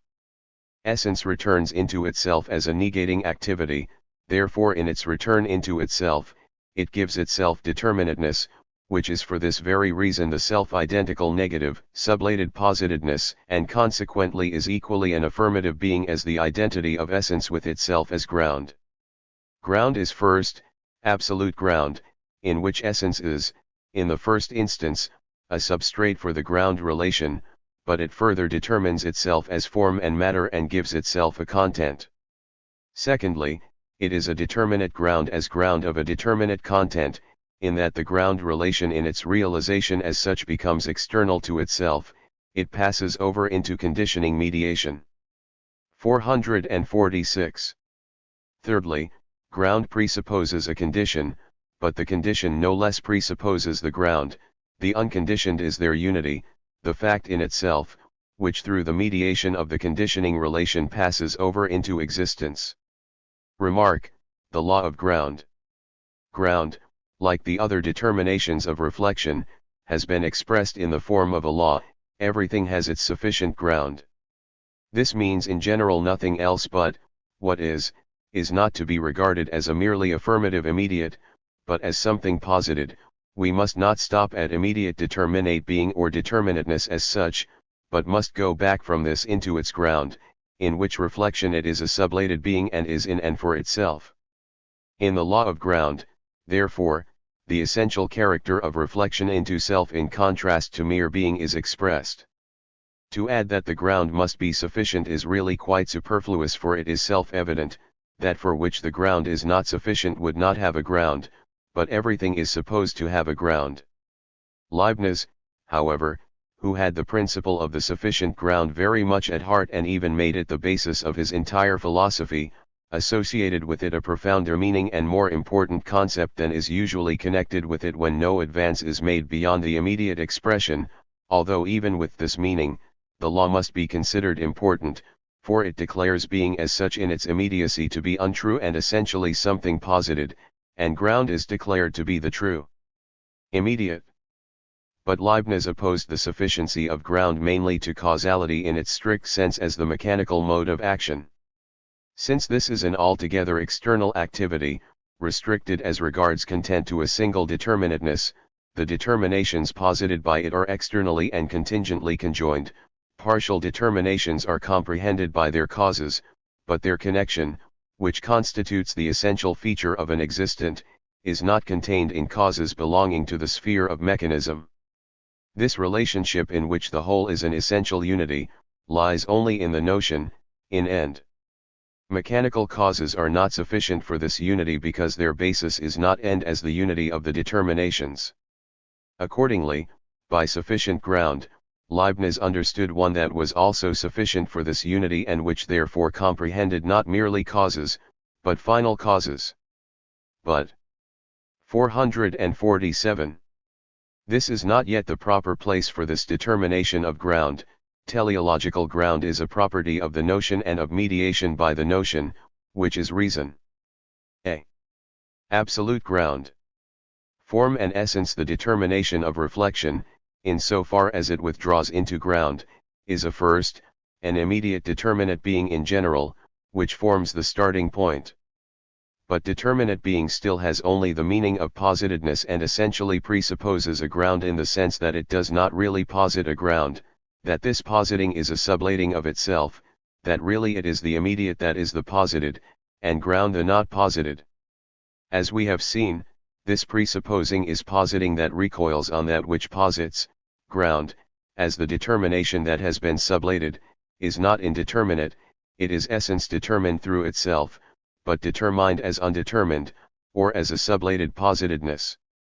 Ground is essence that in its negativity is identical with itself. The determinateness of essence as ground is therefore twofold, that of ground and the grounded.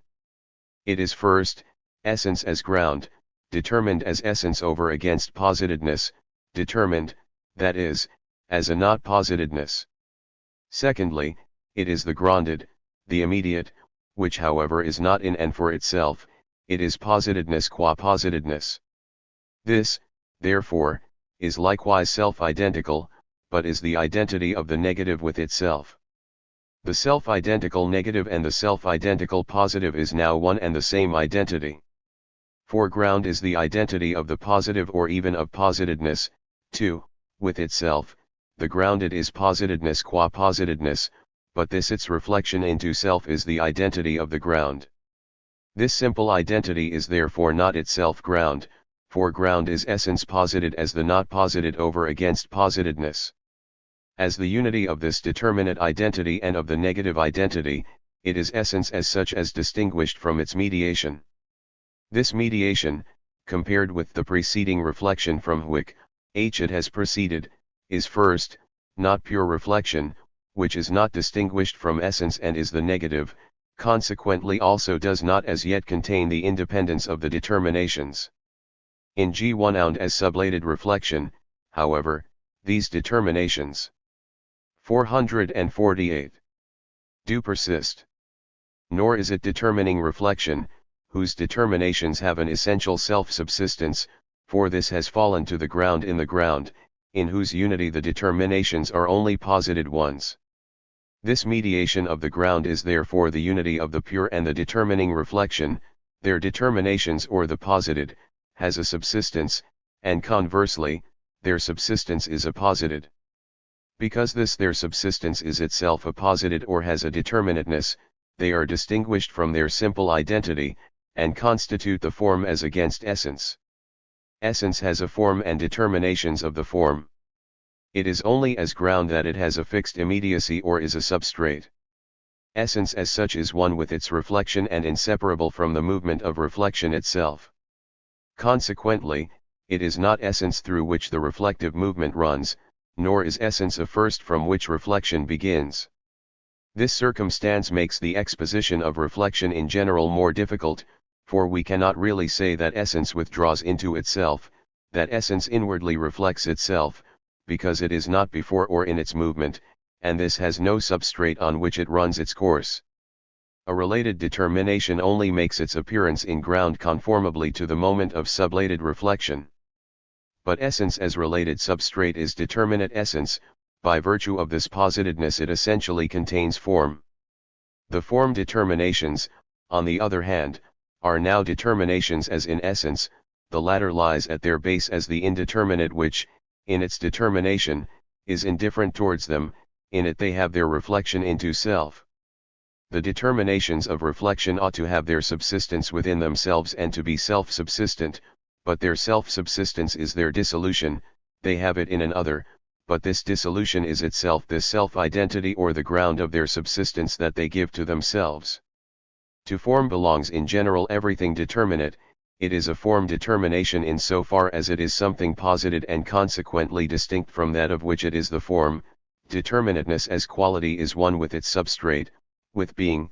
Being is the immediately determinate that is not yet distinct from its determinateness or which in it is not yet reflected into itself, and this determinateness, therefore, is a simply affirmative, not yet apposited, one. Further, the form determinations of essence, as determinatenesses of reflection, are, in their more precise determinateness, the moments of reflection considered above, identity and difference, the latter partly as diversity, partly as opposition. But, again, the ground relation also belongs to form since, although it is the sublated determination of reflection, essence is thereby made into something posited. On the other hand, the identity possessed by ground does not belong to form, for in this, positedness as sublated and positedness as such ground and the grounded is a single reflection that constitutes essence as the simple substrate which is the subsisting of form. But this subsistence is posited in ground, or this essence is essentially determinate and is thus once again the moment of ground relation and form. This is the absolute reciprocal relation of form and essence, that essence is the simple unity of ground and grounded, but in this very unity is itself determined, or a negative, and distinguishes itself as substrate from form, but thus at the same time itself becomes ground and moment of form. Form is therefore the completed whole of reflection. It also contains this determination of reflection, namely, to be a sublated determination. Consequently, as well as being a unity of its determining, it is also just as much related to its sublatedness, to an other which is not itself form, but form is in it. As essential self-related negativity over against this simple negative, form is the positing and determining principle. Simple essence, on the other hand, is the indeterminate and inactive substrate in which the form determinations subsist and are reflected into themselves. External reflection usually does not go beyond this distinction of essence and form. The distinction is necessary, but this distinguishing is itself their unity, just as this basic unity is essence which repels itself from itself and makes itself into a positedness. Form is absolute negativity or negative absolute self-identity through which precisely essence is not being but essence. This identity, taken abstractly, is essence as against form, just as negativity, taken abstractly, as positedness, is the single determination of form. But the determination, as we have seen, is, in its truth, the total, self-related negativity which, therefore, as this identity is in its own self-simple essence. Consequently, form has in its own identity essence, just as essence has in its negative nature absolute form. The question cannot therefore be asked, how form is added to essence, for it is only the reflection of essence into essence itself. P. 450. Essence's own immanent reflection. Form is in its own self equally the reflection that returns into its self, or identical essence. In its determining, form makes the determination into positedness as positedness. It does not therefore determine essence as if truly presupposed by the latter and as if separate from it, for thus it is the unessential determination of reflection that hastens without pause to destruction. On the contrary, it is itself the ground of its sublating or the identical connection of its determinations. To say that form determines essence means, therefore, that form in its distinguishing sublates this very distinguishing and is the self-identity which essence is as the subsistence of the determination. It is the contradiction of being sublated in its positedness and of persisting in this sublatedness. It is accordingly ground as the essence that, in being determined or negated, is identical with itself. These distinctions of form and essence are therefore only moments of the simple form relation itself. But they are to be more closely considered and held fast. The determining form is self-related as a sublated positedness, and is therefore related to its identity as to an other. It posits itself as sublated. In doing so it presupposes its identity. According to this moment, essence is the indeterminate for which form is an other. As such, it is not essence, which is in its own self absolute reflection, but is determined as formless identity. It is matter. Form and matter essence becomes matter in that its reflection is determined as relating itself to essence as to the formless indeterminate. Matter is therefore the differenceless identity which is essence, with the determination of being the other of form. It is consequently the real basis or substrate of form, because it constitutes the reflection into self of the form determinations, or the self-subsistent element to which the latter are related as to their positive subsistence. 1. If abstraction is made from every determination, from all form of anything, what is left over is indeterminate matter. Matter is a sheer abstraction. This abstraction from which matter proceeds is, however, not merely an external removal and sublating of form. 451. Rather does form, as we have seen, spontaneously reduce itself to this simple identity. Further, form presupposes a matter to which it relates itself. But the two are not on that account simply present as externally and contingently opposite to one another. Neither matter nor form is self-originated, or, in another terminology, eternal. Matter is that which is indifferent to form, but this indifference is the determinateness of self-identity into which form withdraws as into its basis. Form presupposes matter in the very fact that it posits itself as sublated and consequently relates itself to this its identity as to an other. Conversely, form is presupposed by matter, for the latter is not simple essence, which is immediately itself absolute reflection, but it is essence determined as the positive, that is, essence that only is as sublated negation. But from the other side, because form posits itself as matter only in so far as it sublates, hence presupposes matter, matter is also determined as a groundless subsistence. Equally, matter is not determined as the ground of form, but since matter posits itself as the abstract identity of the sublated form determination, it is not identity as ground, and, in so far, form is groundless relatively to it. Form and matter alike are accordingly determined as being not posited by one another, as not being the ground of one another. Matter is rather the identity of the ground and the grounded, as a basis which stands over against this form relation. This their common determination of indifference is the determination of matter as such and constitutes, too, the mutual connection of both. Similarly, the determination of form to be the relation of the two as distinct sides, is also the other moment of their mutual relationship. Matter, the indifferently determinate, is the passive side over against form as the active side. The latter, as the self-related negative, is the internal contradiction. It is self-resolving, self-repelling and self-determining. It relates itself to matter and is posited as relating itself to this its subsistence as to an other. Matter, on the other hand, is posited as being related only to itself and as indifferent to other, but it is implicitly related to form, for it contains sublated negativity and is matter only through this determination. It is related to form as to an other only because forny is not posited in it, because it is only implicitly form. Matter contains form locked up within it and is absolute susceptibility to form only because it has form absolutely within itself, only. 45-2. Because form is its implicit determination.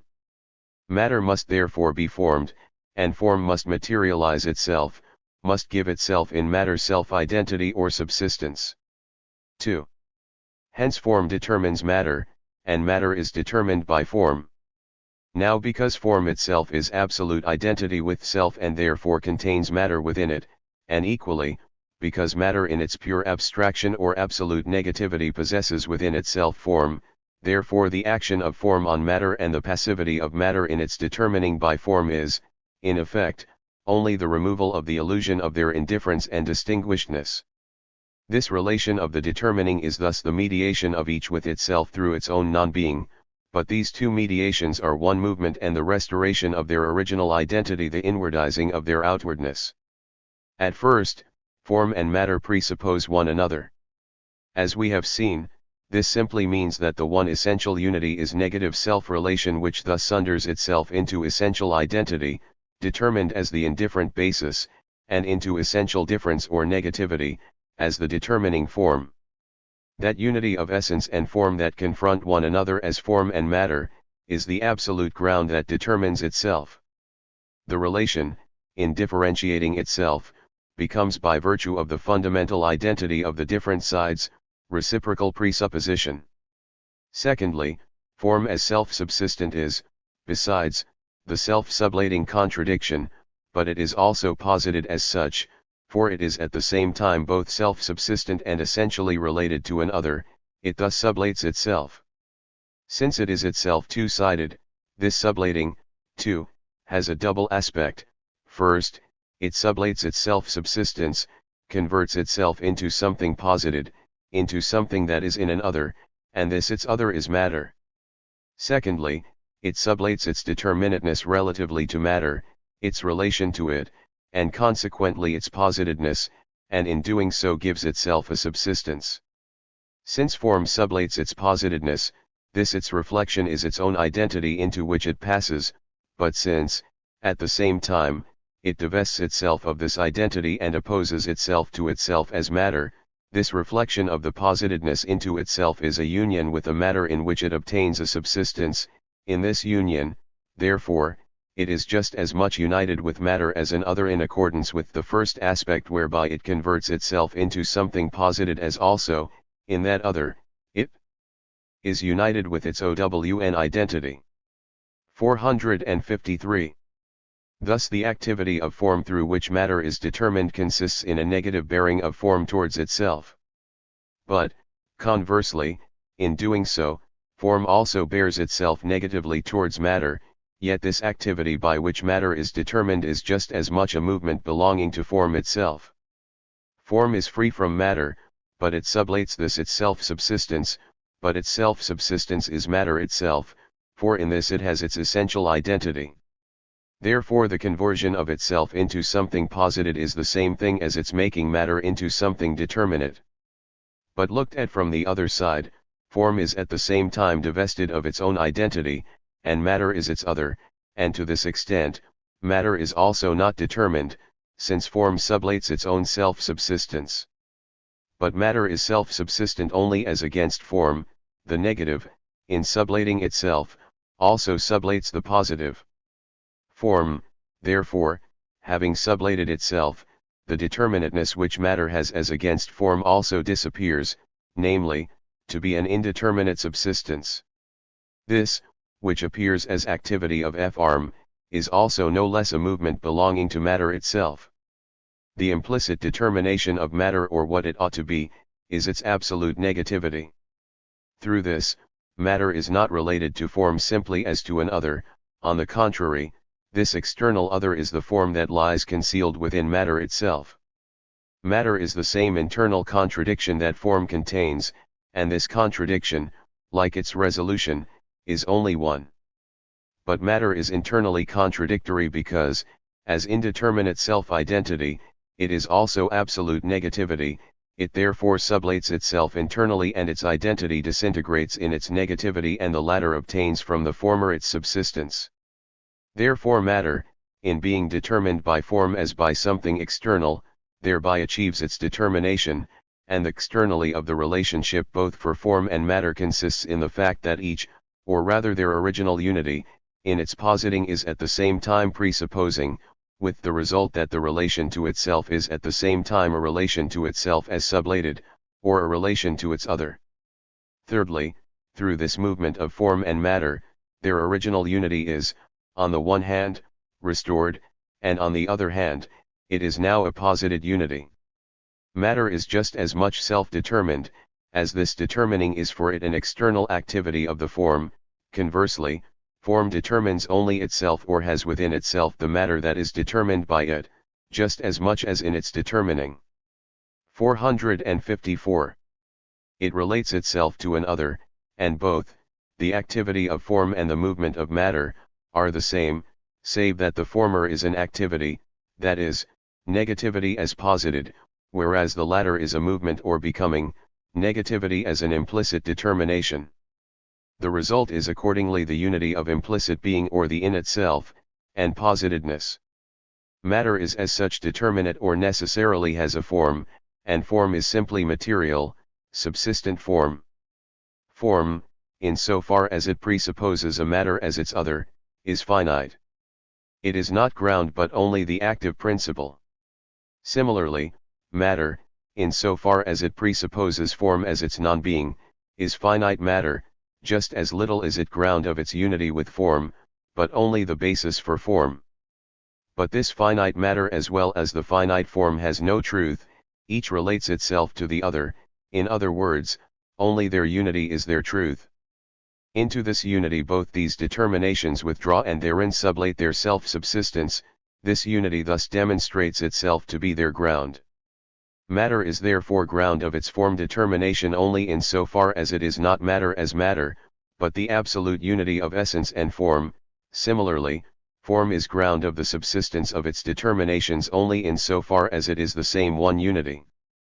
But this one unity as absolute negativity, and more specifically, as exclusive unity is, in its reflection, presupposing, or, there is but a single activity, form in its positing both preserves itself, as posited, in the unity, and also repels itself from itself, it is related to itself as itself and also to itself as an other. Or, the process by which matter is determined by form is the mediation of essence as ground with itself in a unity, through its own self and through the negation of itself. Formed matter, or the form that has a subsistence, is now not only this absolute unity of the ground with itself, but also the posited unity. It is the movement J1,1 considered in which absolute ground has exhibited its moments as at the same time self-sublating and therefore also as posited. Or the restored unity, in uniting with itself has just as much repelled and determined itself, for since its unity is the outcome of negation, it is also a negative unity.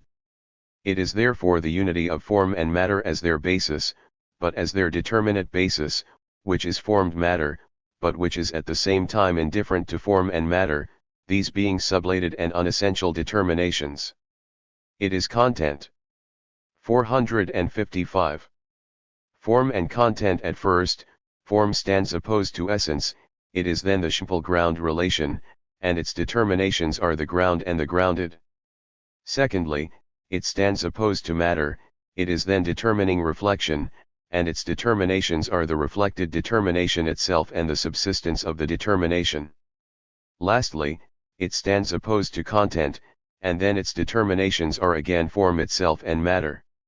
What was previously the self-identical at first ground, then simple subsistence, and finally matter comes under the dominance of form and is once more one of its determinations. The content is, first, a form and a matter which belong to it and are essential, it is their unity. But since this unity is at the same time a determinate or posited unity, the content stands opposed to the form, this constitutes the positedness and is the unessential over against the content. The latter is therefore indifferent to form, form embraces both form as such and also matter, and the content therefore has a form and a matter of which it is the substrate, and which are to the content a mere positedness. The content is, secondly, the identical element in form and matter, so that these would be only indifferent external determinations. They are positedness in general which, however, in the content has withdrawn into its unity or its ground. The identity of the content with itself is, therefore, first that identity which is indifferent to the form, but secondly, it is the identity of the ground. The ground has, in the first instance, vanished in the content, but the content is at the same time the negative reflection of the form determinations into themselves, therefore its unity which is, at first, only the unity that is indifferent to the form, is also the formal unity or the ground relation as such. The content has, therefore, the latter for its essential form, and the ground conversely has a content. The content of the ground is, therefore, the ground that has returned into its unity with itself. Ground is at first the essence that in its positedness is self-identical, as different from and indifferent to its positedness it is indeterminate matter, but as content it is also formed identity and this form becomes ground relation because the determinations of its opposition are also posited as negated in the content. Further, the content is determinate in its own self, not merely like matter as the indifferent in 456. General but as formed matter, so that the determinations of form have a material indifferent subsistence. On the one hand, content is the essentiae identity of ground with itself in its positedness, on the other hand, it is the posited identity over against.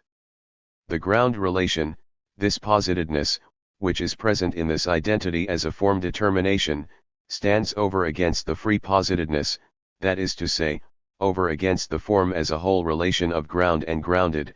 This form is the total positedness that has returned into itself, and the former is therefore only positedness as immediate, determinateness as such. The ground has thereby simply converted itself into determinate ground, and the determinateness itself is twofold, first, that of form, and secondly, that of content. The former is its determinateness of being external to the content as such which is indifferent to this relation. The latter is the determinateness of the content possessed by the ground. b. The determinate ground. Formal ground. The ground has a determinate content.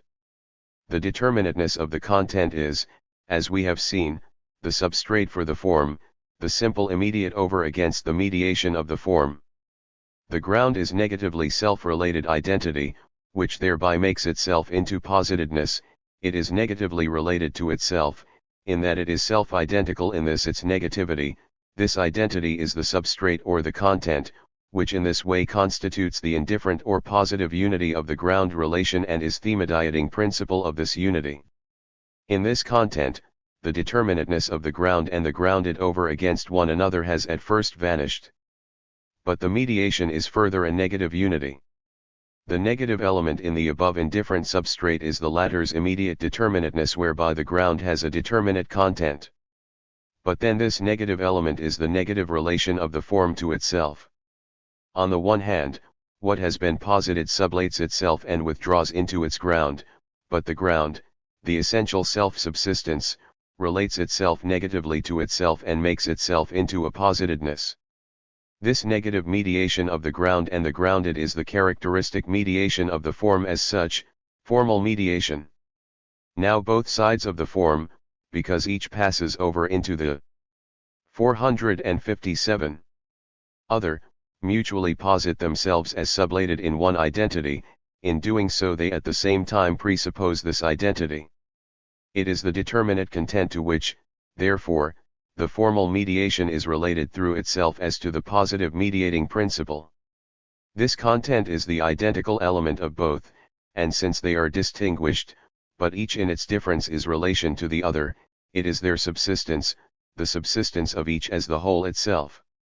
It follows from the above that what is present in the determinate ground is this: first, a determinate content is considered from two sides in so far as it is posited first as ground and again as the grounded.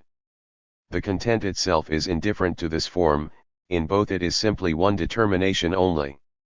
Secondly, the ground itself is just as much a moment of the form as that which is posited by it. This is its identity in respect of the form.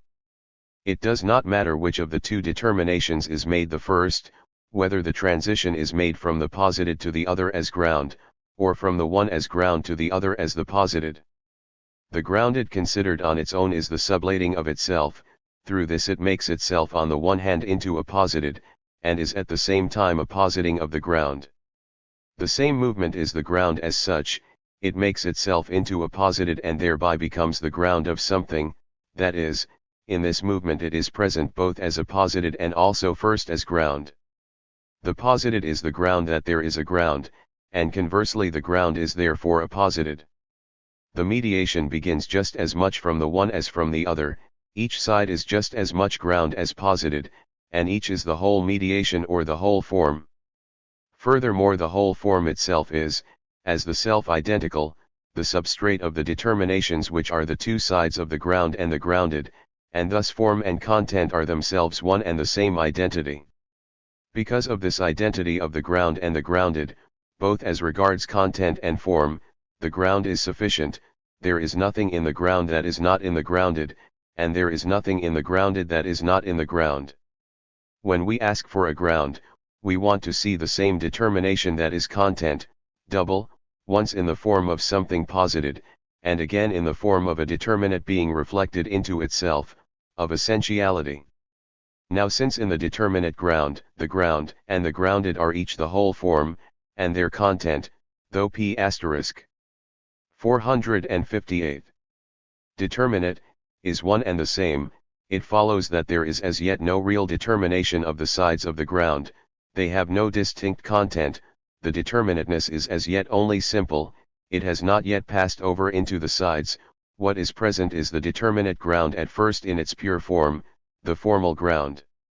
Because the content is only the simple determinateness which does not possess within itself the form of the ground relation, this determinateness is the self-identical content, indifferent to the form, which is external to it. The content is other than the form. Remark: formal method of explanation from tautological grounds. When reflection, in dealing with determinate grounds, sticks to that form of the ground we have reached here, then the assignment of a ground remains a mere formalism and empty tautology which expresses in the form of reflection into self, of essentiality, the same content that is already present in the form of an immediate being, of a being considered as posited. Such an assigning of grounds is therefore accompanied by the same emptiness as the talk which restricts itself to the law of identity. The sciences, especially the physical sciences, are full of tautologies of this kind which constitute as it were a prerogative of science. For example, the ground of the movement of the planets round the Sun is said to be the attractive force of the Earth and Sun on one another. As regards content, this expresses nothing other than what is contained in the phenomenon, namely the relation of these bodies to one another, only in the form of a determination reflected into itself, the form of force. If one asks what kind of a force the attractive force is, the answer is that it is the force that makes the Earth move round the Sun, that is, it has precisely the same content as the phenomenon of which it is supposed to be the ground. The relation of the Earth and Sun in respect of motion is the identical substrate of the ground and the grounded. When a crystalline form is explained by saying that it has its ground in the particular arrangement which the molecules form with one another, the fact is that the existent crystalline form is this very arrangement that is adduced as ground. In ordinary life, these etiologies, which are the prerogative of the sciences, count for what they are, tautological empty talk. To answer the question, why is this person going to town, with the reason, the ground, that it is because there is an 459 attractive force in the town which urges him in that direction, is to give the kind of reply that is sanctioned in the sciences but outside them is counted absurd. Leibniz objected to the Newtonian force of attraction that it was the same kind of occult quality that the scholastics used for the purpose of explanation. Rather is it the opposite objection which must be made to it, namely, that it is a too familiar quality, for it has no other content than the phenomenon itself. What commends this mode of explanation is precisely its great clarity and intelligibility, for there is nothing clearer or more intelligible than that. For example, a plant has its ground in a vegetative, that is, plant-producing force. It could be called an occult quality only in the sense that the ground is supposed to have another content than the thing to be explained, and such a ground is not adduced. The force used for the purpose of explanation is of course a concealed or occult ground in so far as the kind of ground demanded is not adduced. Something is no more explained by this formalism than the nature of a plant is known when I say that it is a plant, or that it has its ground in a plant-producing force. This statement with all its clarity can therefore be called a very occult mode of explanation. Secondly, as regards form, in this mode of explanation the two opposite directions of the ground relation are present without being apprehended in their determinate relation. The ground is, on the one hand, ground as the reflection into self of the determination of the content of the phenomenon which it grounds. On the other hand, it is the posited. It is that from which the phenomenon is to be understood, but conversely, it is the ground that is inferred from the phenomenon and the former is understood from the latter. The main business of this reflection consists, namely, in finding the grounds from the phenomenon, that is, converting the immediate phenomenon into the form of reflected being. Consequently the ground, instead of being in and for itself and self-subsistent, is, on the contrary, the posited and derived. Now since in this procedure the ground is derived from the phenomenon and its determinations are based on it, the phenomenon certainly flows quite smoothly and with a favorable wind from its ground. But in this way, knowledge has not advanced a step, its movement is confined within a difference of form which the same procedure inverts and sublates. Accordingly one of the main difficulties in the study of the sciences in which 460 this method prevails comes from this perverse method of premising as ground what is in fact derived, and then actually placing in the consequence the ground of these supposed grounds. The exposition begins with grounds which are placed in mid-air as principles and primary concepts. They are simple determinations devoid of any necessity in and for themselves. What follows is supposed to be based on them. Therefore he who aims to penetrate such sciences must begin by instilling his mind with these grounds, a distasteful business for reason because it is asked to treat what is groundless as a valid foundation. Success comes most easily when, without much reflection, the principles are simply accepted as given and one then proceeds to use them as fundamental rules of one's understanding. Without this method one cannot make a start, nor without it can any progress be made. But progress is hindered by the fact that it reveals how the method counteracts itself. It proposes to demonstrate the consequent what is derived, but in fact it is only in the derived that the grounds of the above presuppositions are contained.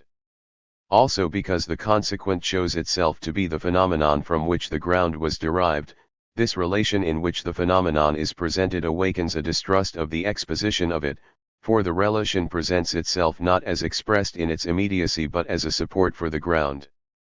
But because this again is derived from the phenomenon, one demands rather to see it in its immediacy in order to be able to derive the ground from it. In such an exposition, therefore, one does not know how to take either ground or phenomenon. Uncertainty is increased, especially if the exposition is not rigorously consistent but is more honest, by the fact that one comes across traces and features of the phenomenon which point to more and different things than are contained in the principles alone. Lastly, confusion becomes still greater when reflected and merely hypothetical determinations are mingled with immediate determinations of the phenomenon itself, and the former are spoken of as though they belong to immediate experience. Many who come to these sciences with an honest belief may well imagine that molecules, empty interstices, centrifugal force, the ether, the single, separate ray of light, electrical and magnetic matter, and a host of other such things which are spoken of as though they had an immediate existence, are things or relations actually present in perception. They serve as primary grounds for something else. 461. Are enunciated as actualities and confidently applied, one lets them count as such in good faith before coming aware that they are, on the contrary, determinations inferred from that of which they are supposed to be the grounds, hypotheses and fictions derived from an uncritical reflection. In fact, one finds oneself in a kind of witch's circle in which determinations of real being and determinations of reflection, ground and grounded, phenomena and phantoms, run riot in indiscriminate company and enjoy equal rank with one another. Along with the formal business of this mode of explanation from grounds, we at the same time hear it repeated in spite of all the explaining based on well-known forces and matters that we do not know the inner nature of these forces and matters themselves. This amounts only to a confession that this assigning of grounds is itself completely inadequate, that something quite different from such grounds is required. Only then it is not apparent why this trouble is taken with such explaining, why the something quite different is not sought for, or at least why this mode of explanation is not set aside and the facts left to speak for themselves.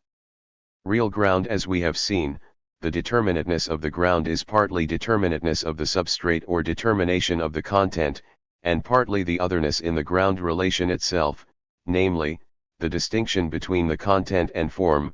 The relation of ground and grounded comes to be an external form imposed on the content which is indifferent to these determinations.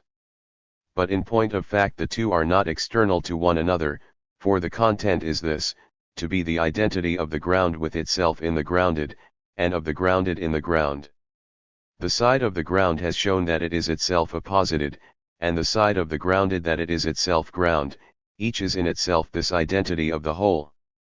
But because they belong at the same time to the form and constitute the form's determinate difference, each is, in its determinateness, the identity of the whole with itself. Consequently each has a distinctive content of its own. Or, considered from the side of the content, because this is the identity of the ground relation with itself, it essentially possesses this difference of the form within itself, and then is, as ground, other than what it is as grounded. 462. Now since ground and grounded have a distinctive content, the ground relation has ceased to be formal, the retreat into the ground and the emergence from it of the posited is no longer a tautology, the ground is realized. Therefore when we ask for a ground, we really demand that the content of the ground be a different determination from that of the phenomenon whose ground we are seeking. Now this relation is further determined. Namely, in so far as the two sides have a different content, they are indifferent to one another, each is an immediate, self-identical determination. Further, in their relationship as ground and grounded, the ground, in being reflected into the other as into its positedness, is reflected into itself, the content, therefore, possessed by the side of the ground, is equally in the grounded, the latter, as the posited, has its self-identity and subsistence only in the ground.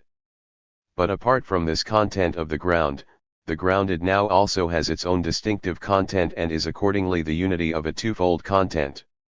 Now this, as the unity of distinct sides, is indeed their negative unity, but because the determinations of the content are mutually indifferent, the unity is only their empty, intrinsically contentless relation, not their mediation, a one or a something as an external combination of them.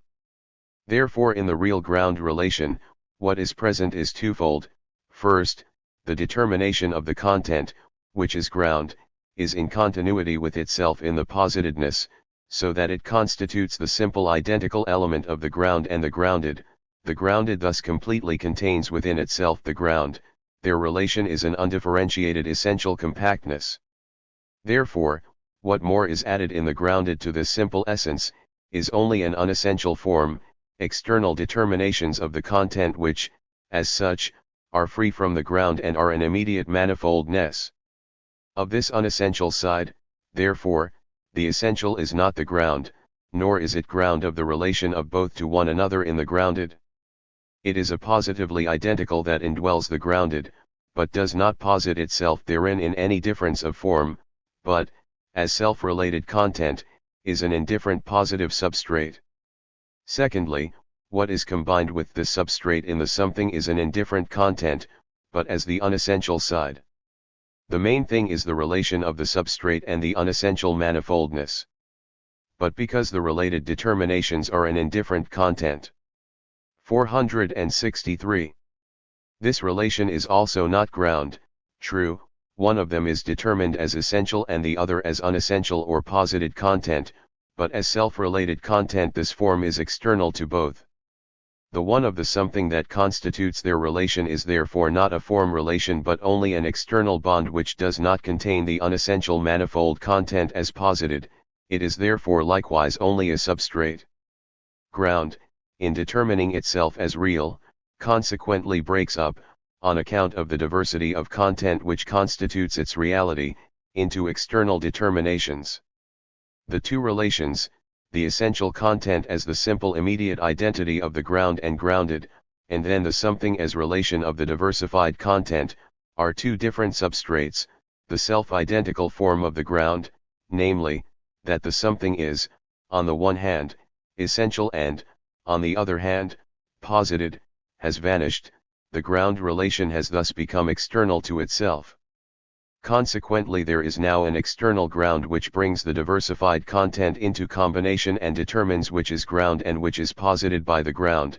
This determination does not lie in the double-sided content itself. The real ground is therefore relation to an other, on the one hand, of the content to another content, on the other hand, of the ground relation itself to an other, namely, to an immediate, to something not posited by it.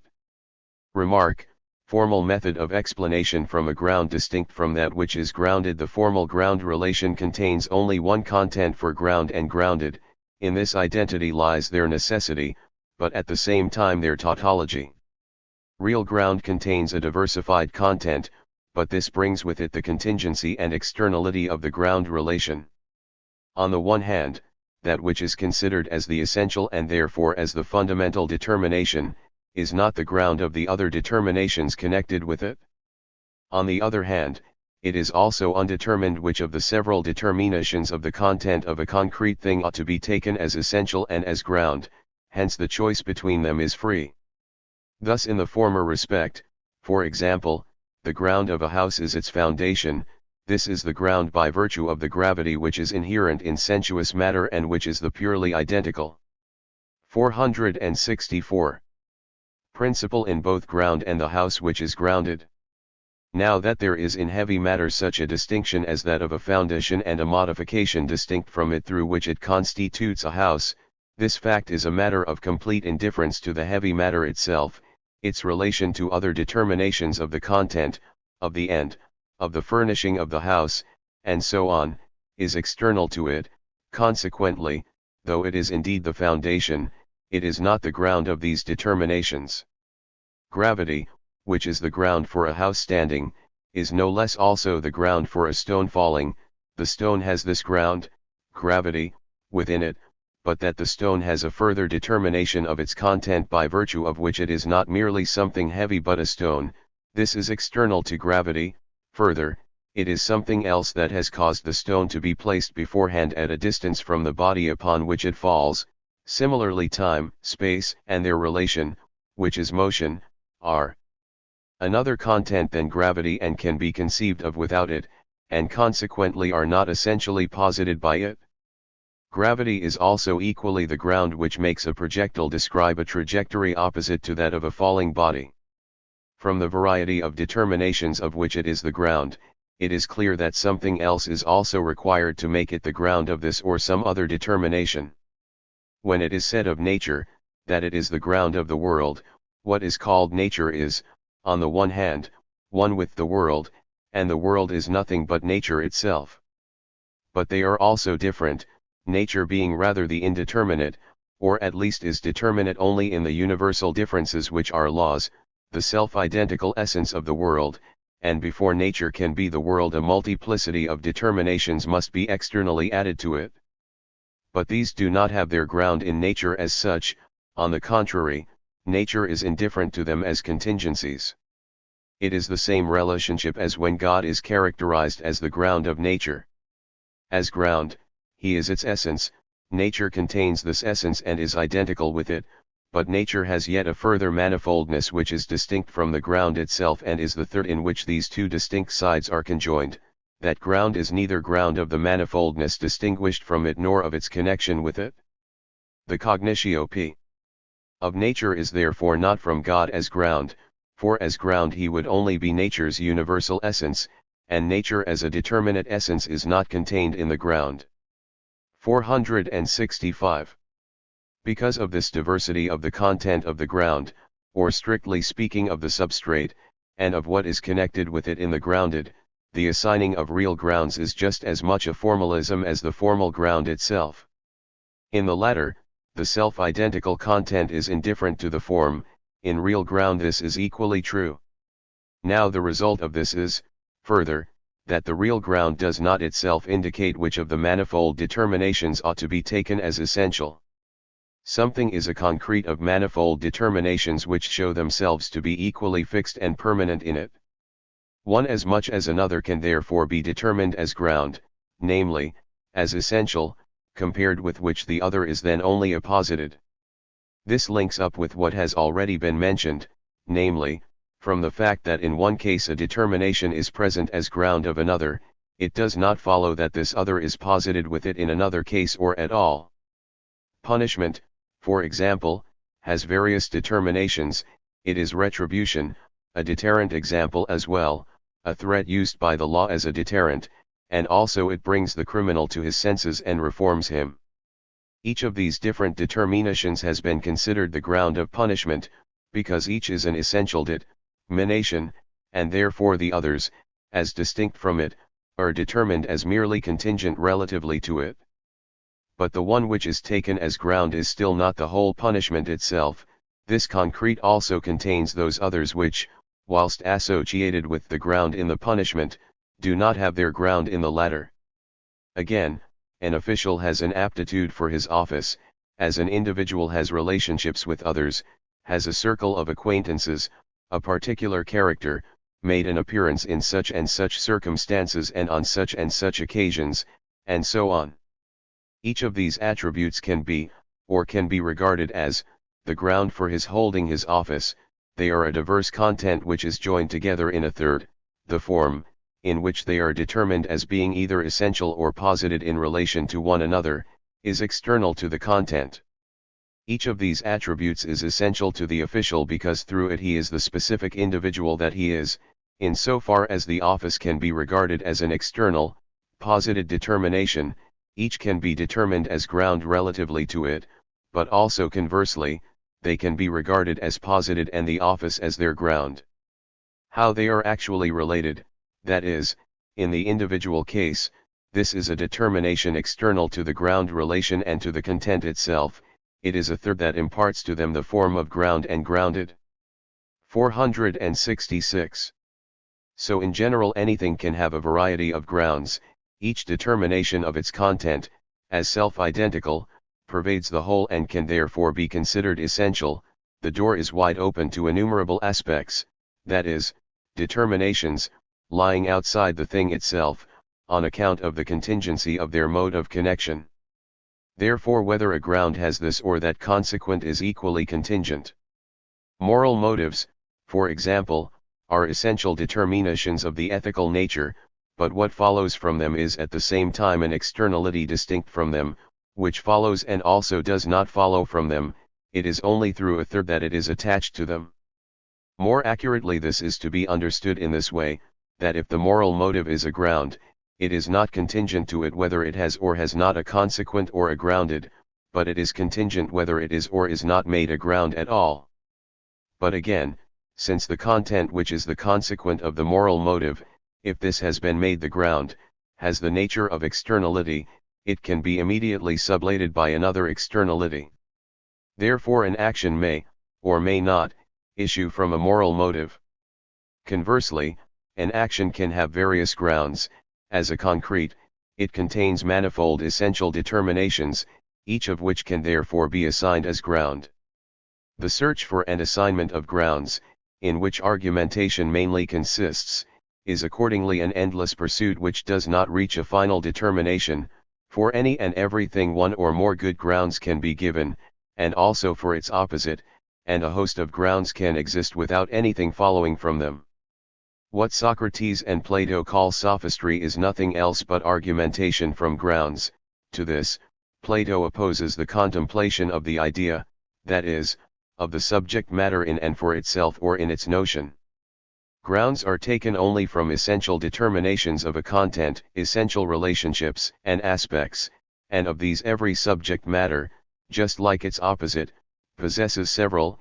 In their form of essentiality, one is as valid as another, because it does not embrace the whole extent of the subject matter. Each is a one-sided ground, the other particular sides having on their part particular grounds, and none of them exhausts the subject matter which constitutes their togetherness and contains them all. None is a sufficient ground, that is, the notion. The complete ground I. In real ground, ground as content and ground as relation are 467. Only substrates. The former is only posited as essential and as ground, the relation is the something of the grounded as the indeterminate substrate of a varied content, a togetherness of it which is not its own reflection but an external and therefore only posited reflection. Hence the real ground relation is rather the ground as sublated, consequently it constitutes rather the side of the grounded or of positedness. But as positedness, the ground itself has now withdrawn into its ground, it is now a grounded and this has another ground. In consequence, the latter so determines itself that, first, it is that which is identical with the real ground as its grounded.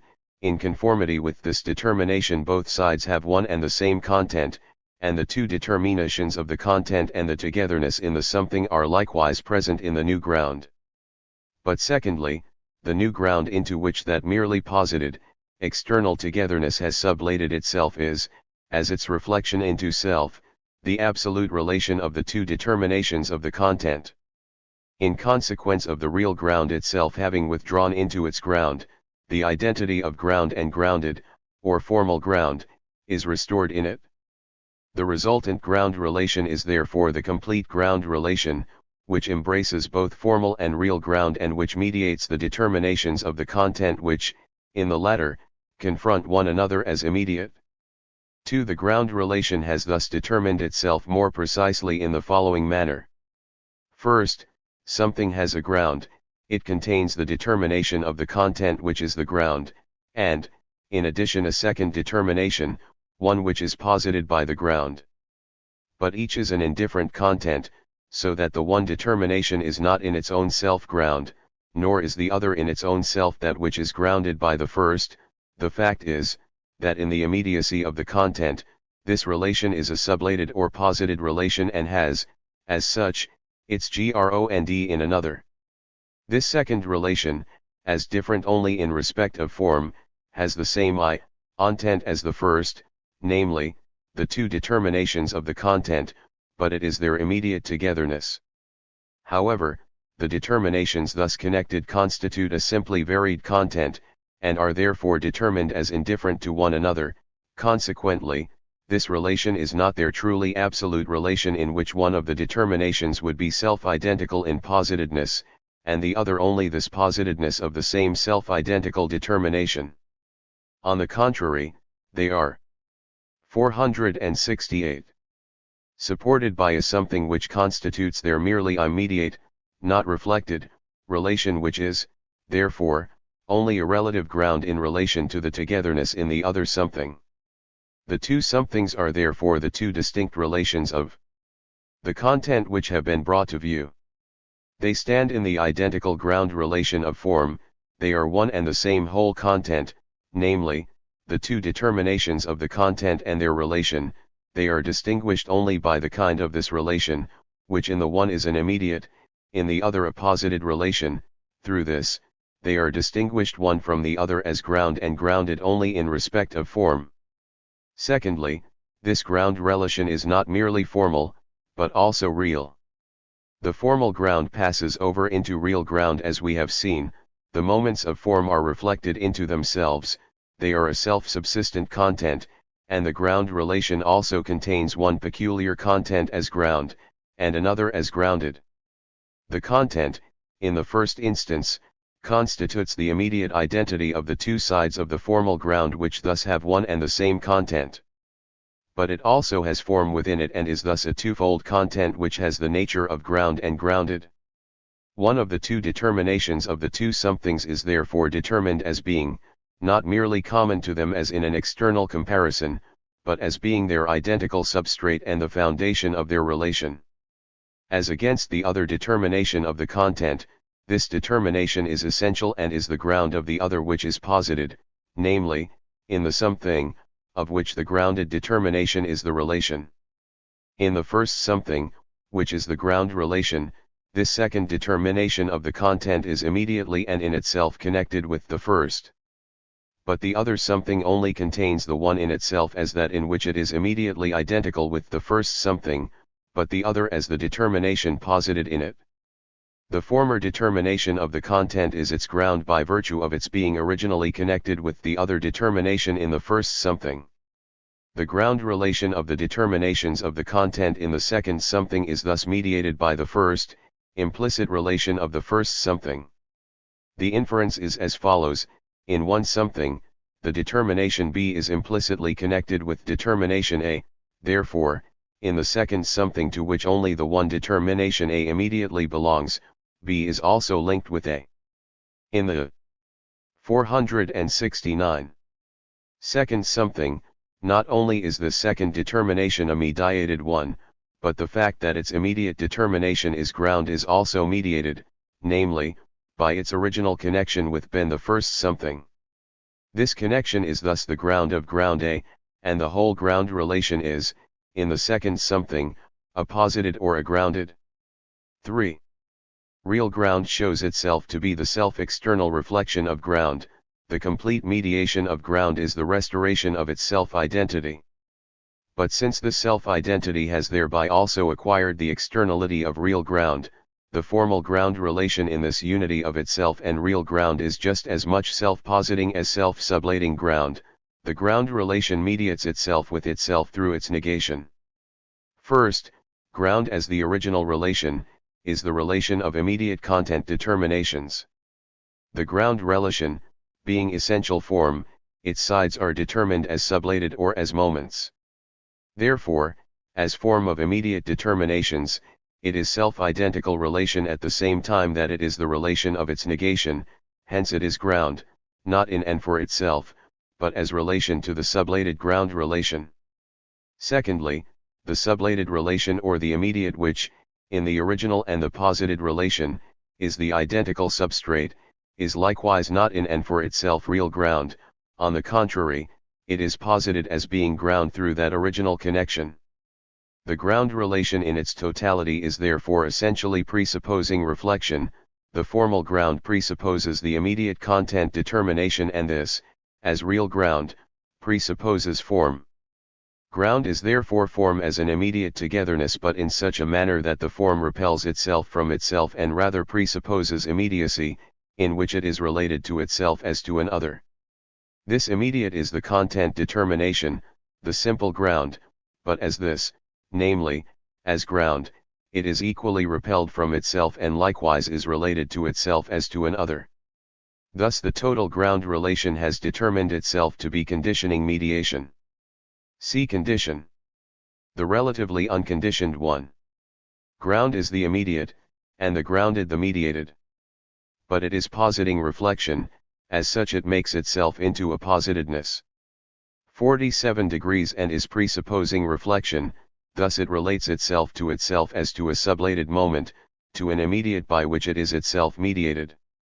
This mediation, as the progress from the immediate to the ground, is not an external reflection but, as we have seen, the native act of the ground itself, or, what is the same thing, the ground relation, as reflection into self-identity, is equally essentially self-alienating reflection.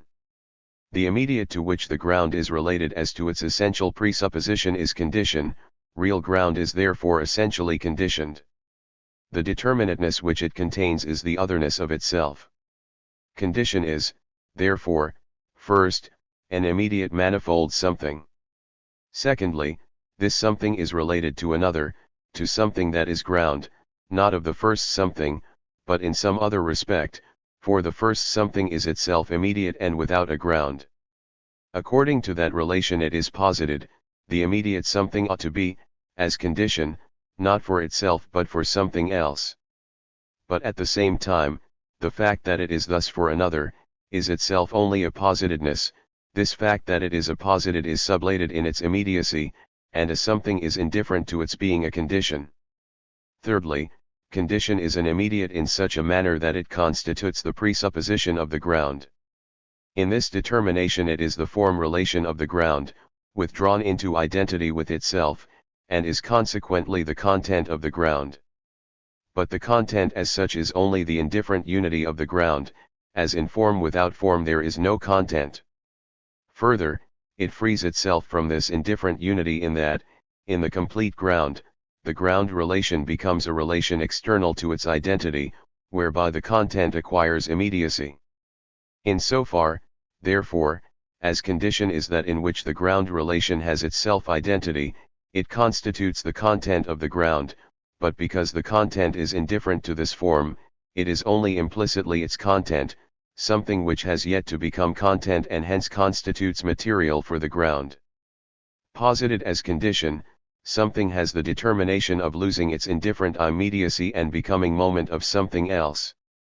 Through its immediacy it is indifferent to this relation, but, in so far as it enters into this relation, it constitutes the in itself of the ground and is for the latter the unconditioned. In order to be condition, it has in the ground its presupposition and is itself conditioned, but this determination is external to it. 47.1. 2. Something is not through its condition is not its ground. Condition is the moment of unconditioned immediacy for the ground, but is not itself the movement and the positing that is negatively self-related and that makes itself into positedness. The ground relation, therefore, stands over against condition. Something has, apart from its condition, also a ground. This is the empty movement of reflection, because reflection has the immediacy that is its presupposition, outside it. But it is the whole form and the self-subsistent mediating process, for the condition is not its ground.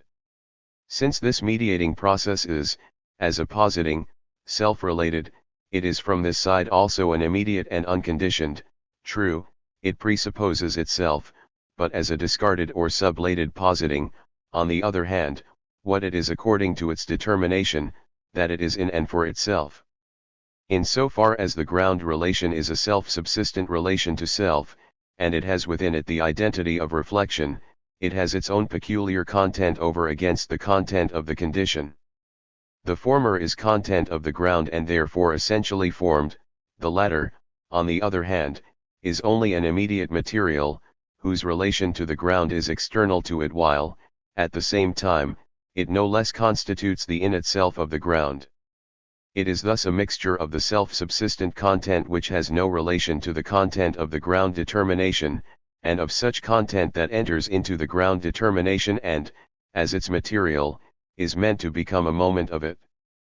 3. The two sides of the whole, condition and ground, are, then, on the one hand, indifferent and unconditioned in relation to each other, the one, as the unrelated, to which the relation in which it is condition is external, the other as the relation or form, for which the determinate being of the condition exists only as material, as something passive, whose form, which it possesses on its own account, is unessential. But further, the two sides are also mediated. Condition is the in itself of the ground, so much is it an essential moment of the ground relation, that it is the simple self-identity of the ground. But this, too, is sublated. This in itself is only a positedness, the immediate determinate being is indifferent to the fact that it is condition. The fact, therefore, that the condition is an in itself for the ground constitutes that side of it which makes it mediated. Similarly, the ground relation, in its self-subsistence, also has a presupposition, and has its in itself outside it. Thus each of the two sides is the contradiction of indifferent immediacy. 47.2. And essential mediation, both in a single relation or the contradiction of self-subsistent existence and the determination of being only a moment. The absolutely unconditioned at first, each of the two relatively unconditioned sides is reflected into the other, condition, as an immediate, into the form relation of the ground, and the latter into the immediate determinate being as its positedness, but each, apart from this reflected being of its other in it, is self-subsistent and has its own peculiar content. At first, condition is an immediate determinate being, its form has the two moments, of positedness, according to which it is, as condition, material and moment of the ground, and of the in itself, according to which it constitutes the essentiality of the ground or its simple reflection into itself. Both sides of the form are external to the immediate determinate being, for this is the sublated ground relation. But, first, determinate being is in its own self only this, to sublate itself in its immediacy and to fall to the ground. Being is simply only the becoming of essence, it is its essential nature to make itself into a positedness and into an identity which, through negation of itself, is the immediate. The form determinations, therefore, of positedness and of the self-identical in itself, the form through which the immediate determinate being is condition, are therefore not external to it, on the contrary, it is this reflection itself. Secondly, as condition, being is now also posited as that which it essentially is, namely, as moment, hence as moment of an other, and at the same time, as an in itself, likewise of an other, but in itself being only is through the negation of itself, namely, through ground and through ground self-sublating, and therefore presupposing, reflection, the in itself of being is accordingly only a posited. This in itself of condition has two sides, one is its essentiality as essentially of the ground, while the other is the immediacy of its determinate being. Or rather, both are the same. Determinate being is an immediate, but the immediacy is essentially the mediated, namely, through the self-sublating ground. As this immediacy that is mediated by a self-sublating process of mediation, it is at the same time the in itself of the ground and the unconditioned of its unconditioned side, but this in itself is itself in turn also no less only a moment or a positedness, for it is. 473. Mediated. Condition is accordingly the whole form of the ground relation, it is its presupposed in itself, but as presupposed it is itself a positedness and its immediacy is this, to make itself into a positedness and so to repel itself from itself, in such a manner that it both falls to the ground and is ground, the ground making itself into a positedness and thus also into a grounded, and these two are one and the same thing. Similarly, in the conditioned ground, the in itself is not only the reflection of an other in it. This ground is the self-subsistent, that is, the self-relating, reflection of the positing, and consequently the self-identical, or, it is in its own self its in itself and its content. but it is also presupposing reflection. It is negatively related to itself and opposes its in itself to itself as to an other, and condition, according to its moment of in itself as well as according to its moment of immediate determinate being, is the ground relation's own moment. The immediate determinate being is essentially only through its ground and is moment of itself as a presupposing. This ground, therefore, is equally the whole itself. What is present, therefore, is simply only one whole of form, but equally only one whole of content. For the peculiar content of condition is essential content only in so far as it is the self-identity of reflection in the form, or, as this immediate determinate being is in its own self the ground relation. Further, this immediate determinate being is only conditioned through the presupposing reflection of the ground. It is the self-identity of the ground, or its content, to which it opposes itself. Therefore the determinate being is not merely formless material for the ground relation, on the contrary, because it has in its own self this form it is a formed matter, and since also in its identity with it it is indifferent to it, it is content. Finally, it is the same content as that possessed by ground, for it is content precisely as that which is self-identical in the form relation. The two sides of the whole, condition and ground, are therefore one essential unity, equally as content and as form. They spontaneously pass over into one another or, since they are reflections, they posit themselves as sublated, relate themselves to this their negation and reciprocally presuppose one another. But at the same time this is only a single reflection of both and therefore their presupposing is also only one, or rather this reciprocal presupposing becomes a presupposing of their one identity as their sub. 474. Sistence and substrate. This identity of their common content and unity of form is the truly unconditioned, the fact in its own self. As we saw above, condition is only the relatively unconditioned.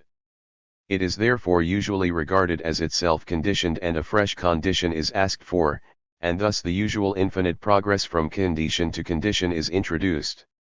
Now why does a condition prompt us to ask for a fresh condition, that is, why is a condition regarded as a conditioned? Because it is some finite determinate being or other. But this is a further determination, which is not contained in its notion.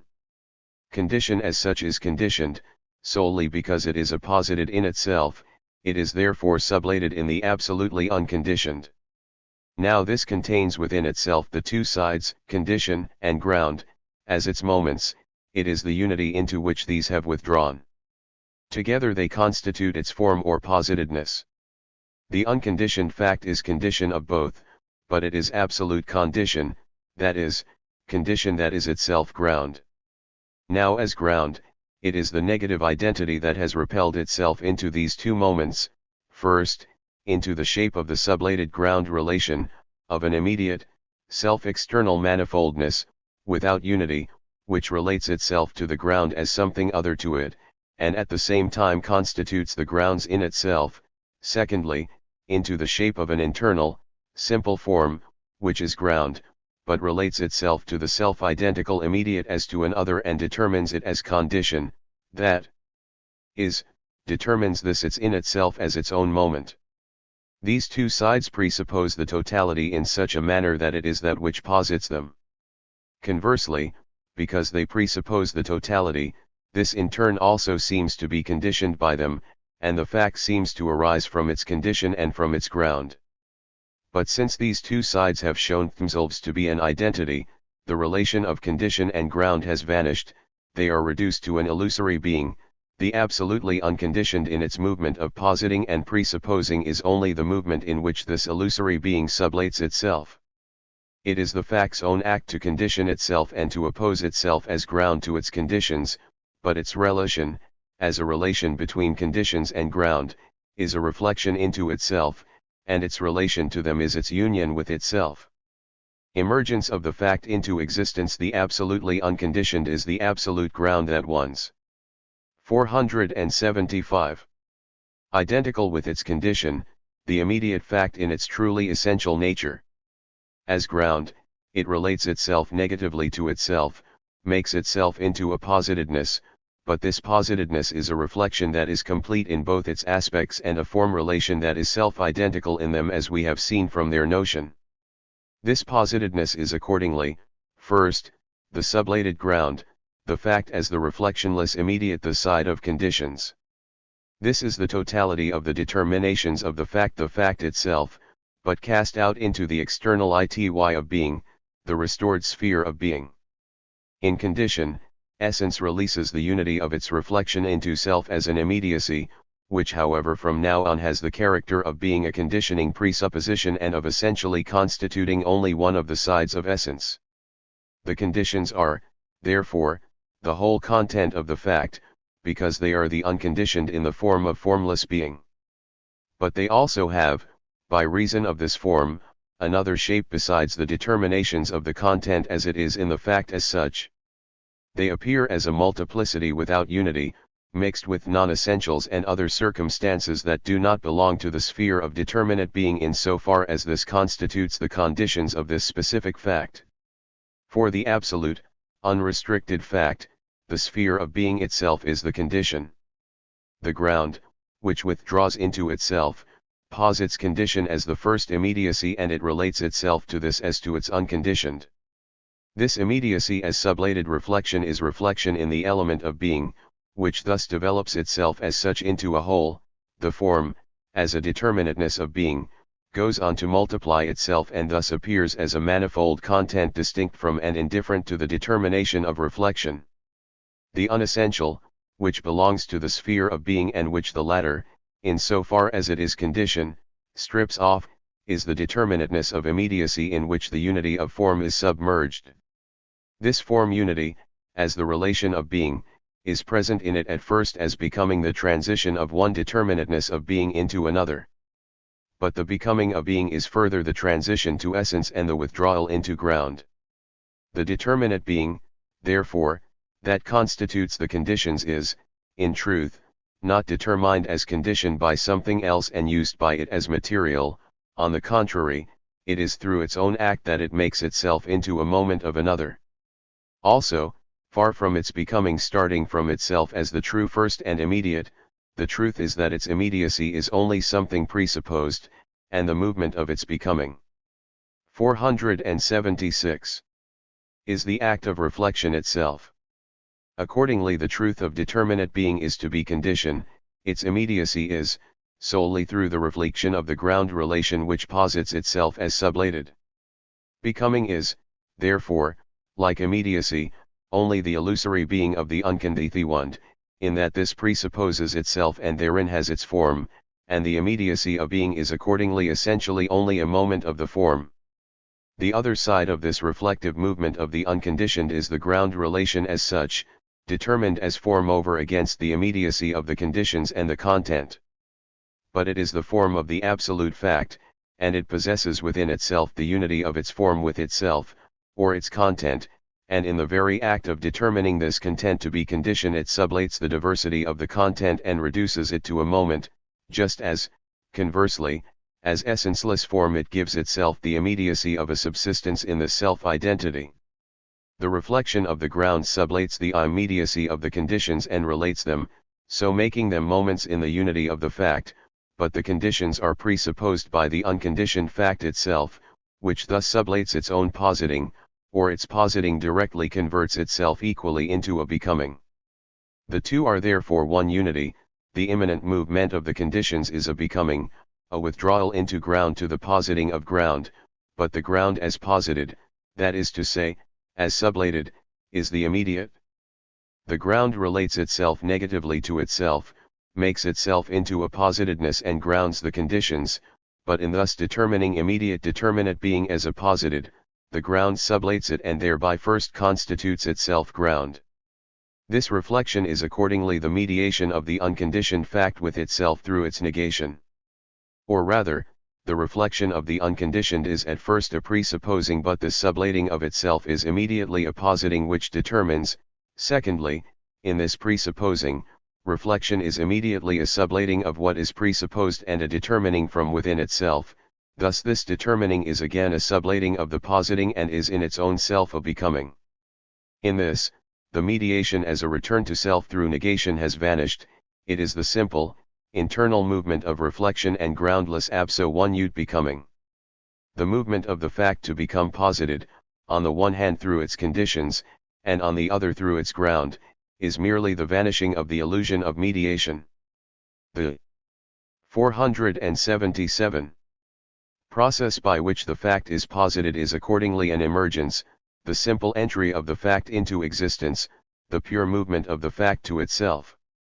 When all the conditions of a fact are present, it enters into existence. The fact is, before it exists, it is, first, as essence or as an unconditioned, secondly, it has determinate being or is determinate, and this in the twofold manner above considered, on the one hand, in its conditions, and on the other, in its ground. In the former, it has given itself the form of external groundless being because it is, as absolute reflection, negative self-relation, and it makes itself into its own presupposition. This presupposed unconditioned is therefore the groundless immediate, whose being is nothing except to be present as something groundless. When, therefore, all the conditions of the fact are present, that is when the totality of the fact is posited as a groundless immediate, this scattered multiplicity inwardizes itself in its own self. The whole fact must be present in its conditions, or all the conditions belong to its existence, for all of them constitute the reflection, or, determinate being, because it is condition, is determined by form, consequently its determinations are determinations of reflection, and the positing of one essentially involves the positing of the others. The inwardization of the conditions is at first the falling to the ground of immediate determinate being and the becoming of the ground. But this makes the ground a posited ground, that is, it is just as much sublated ground and immediate being, as it is ground. When therefore all the conditions of the fact are present, they sublate themselves as immediate being and presupposition, and equally ground sublates itself. Ground emerges merely as an illusory being that immediately vanishes. Accordingly, this emergence is the tautological movement of the fact to itself, and its mediation by conditions and ground is the vanishing of both. The emergence into existence is therefore immediate in such a manner that it is mediated only by the vanishing of mediation. The fact emerges from the ground. It is not grounded or posited by it in such a manner that ground remains as a substrate edge. On the contrary, the positing is the movement of the ground outwards to itself and its simple vanishing. Through its union with the conditions, ground receives an external immediacy and the moment of being. But it receives this not as something external, nor through 478. An external relation, on the contrary, as ground, it makes itself into a positedness, its simple essentiality unites with itself in the positedness and is, in this sublation of itself, the vanishing of its difference from its positedness, and is thus simple essential immediacy. Ground, therefore, does not remain behind as something distinct from the grounded, but the truth of grounding is that in it ground is united with itself, so that its reflection into another is its reflection into itself. Consequently, the fact is not only the unconditioned but also the groundless, and it emerges from ground only in so far as ground has fallen to the ground and ceased to be ground. It emerges from the groundless, that is, from its own essential negativity or pure form. This immediacy that is mediated by ground and condition and is self-identical through the sublating of mediation, is existence. Section 2, Appearance.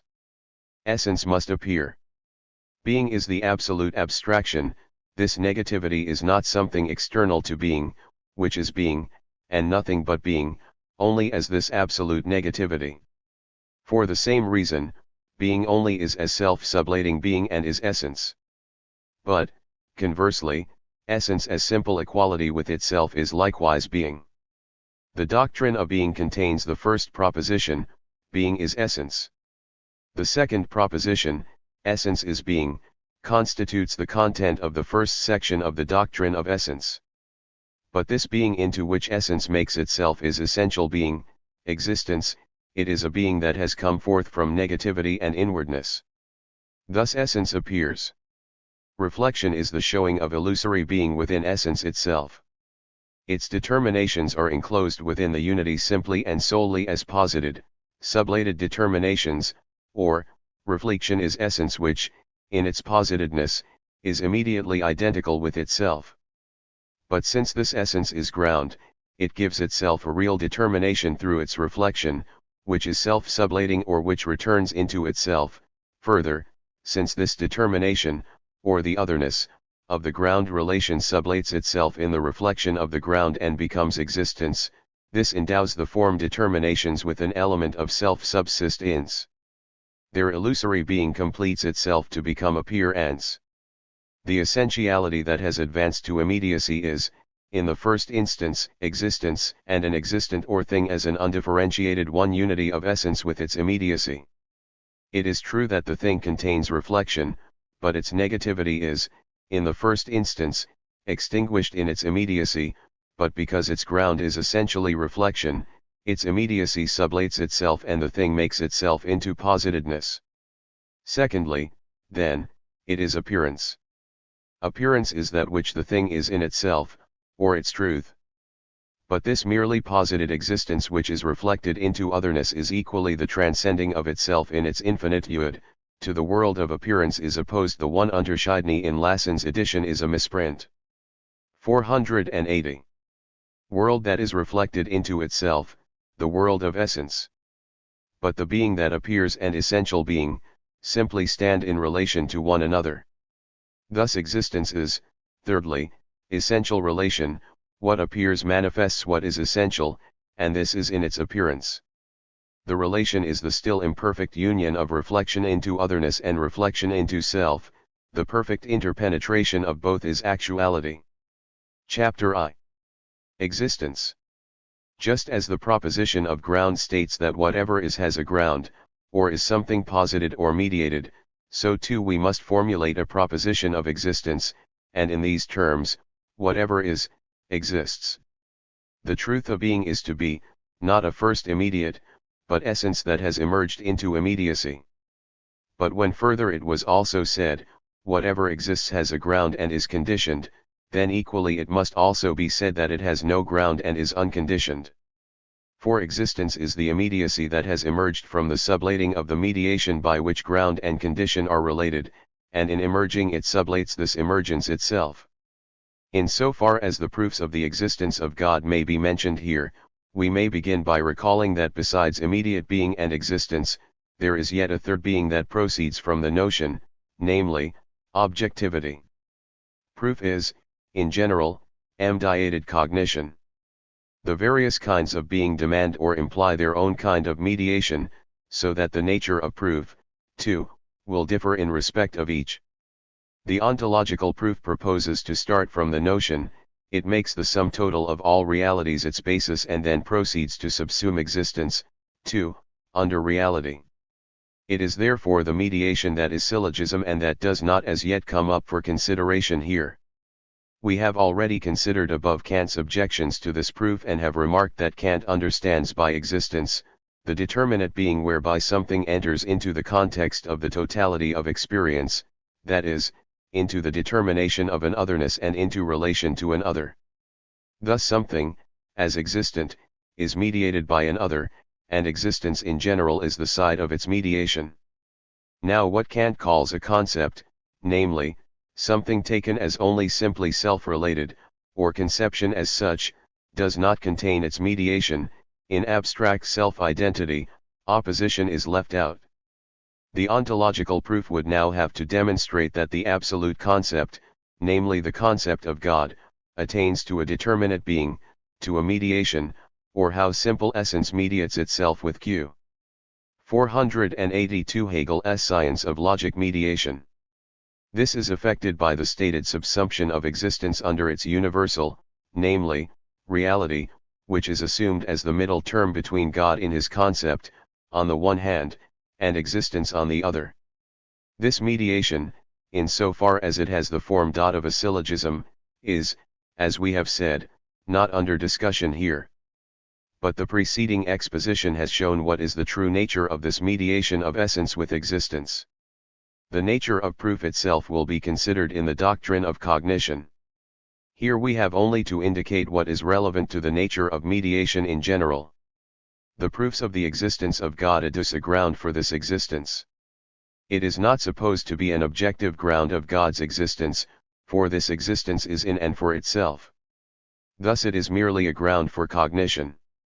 It thereby declares itself to be a ground that vanishes in the object which at first appears to be grounded by it. Now the ground that is derived from the contingency of the world implies the regress of the contingency into absolute essence, for the contingent is that which is in itself groundless and self-sublating. In this way, therefore, absolute essence does in fact proceed from the groundless, the ground sublates itself, and with this there also vanishes the illusion of the relation that was given to God, to be that which is grounded in an other. This mediation is therefore true mediation. But this nature of its mediation is unknown to that ratiocinative reflection. On the one hand, it takes itself to be something merely subjective and by so doing removes its mediation from God himself, but, on the other hand, it does not for that reason recognize the mediating movement, that it is and how it is in essence pound self. Its true relationship consists in this, that it is both of these things in one, mediation as such, but, of course, at the same time a subjective, external, that is, self-external, mediation, which subslates itself again within itself. But in the above proof, existence is given the false relationship of appearing only as mediated or posited. Thus, on the other side, existence also cannot be considered merely as an immediate. Taken in the determination of an immediacy, the comprehension of God's existence has been declared to be unprovable and knowledge of it to be only an immediate consciousness, a belief in it. Knowing is supposed to have reached this conclusion, that it knows nothing, that is to say, that it surrenders again its mediating movement and the determinations that crop up in it. This is also evident from the foregoing, only we must add. 483. That reflection, in ending with the sublating of itself, does not therefore have for result nothing. On the contrary, this end itself, this falling to the ground of the mediation, is at the same time the ground from which the immediate proceeds. Language, as was remarked above, combines the meaning of this downfall and of ground. The essence of God, it is said, is the abyss for finite reason. This it is, indeed, in so far as finite reason surrenders its finitude and sinks its mediating movement therein, but this abyss, the negative ground, is also the positive ground of the emergence of simply affirmative being, of essence which is in its own self immediate. Mediation is an essential movement. Mediation through ground sublates itself, but does not leave the ground behind as a substrate. In that case, what proceeded from the ground would be something posited, having its essence elsewhere, namely in the ground, but on the contrary, this ground, as an abyss, is the vanished mediation, and conversely, it is only the vanished mediation that is at the same time ground, and only through this negation the self-equal and immediate. Existence, then, is not to be taken here as a predicate or as a determination of essence, the proposition of which would run, essence exists, or has existence. On the contrary, essence has passed over into existence. Existence is essence's absolute emptying of itself or self-alienation, nor has it remained behind on the further side of it. The proposition should therefore run, essence is existence, it is not distinct from its existence. Essence has passed over into existence in so far as essence as ground no longer distinguishes itself from itself as the grounded, or in so far as this ground has sublated itself. But this negation is equally essentially its position, or absolutely positive continuity with itself. Existence is the reflection of the ground into itself, its identity with self achieved in its negation, and therefore the mediation that has posited itself as identical with itself and thereby is an immediacy. Now because existence is essentially mediation with self, the determinations of the mediation are present in it, but in such a manner that they are also reflected into themselves and their subsistence is essential and immediate. As the immediacy that 484 posits itself through sublation, existence is negative unity and a being within self, it therefore determines itself immediately as an existent and as thing. A. The thing and its properties. Existence as an exi.stent is posited in the form of the negative unity which it essentially is. But this negative unity is at first only an immediate determination, hence the one of something in general. But the existent something is distinct from the something that has simply affirmative being. The former is essentially that immediacy which has arisen through the reflection of mediation into itself. The existent something is thus a thing. The thing is distinct from its existence just as something can be distinguished from its being. The thing and the existent are immediately one and the same.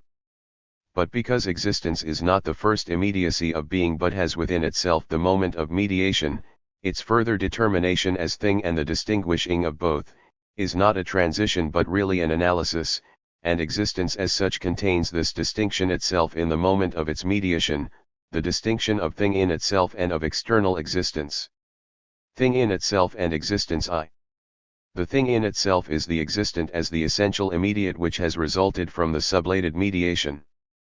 Thus mediation is equally essential to the thing, but this difference in this first or immediate existence falls apart into indifferent determinations. The one side, namely the mediation of the thing, is its non-reflected immediacy, and therefore its being as such which, because it is at the same time determined as mediation, is a determinate being which is other to itself and within itself manifold and external.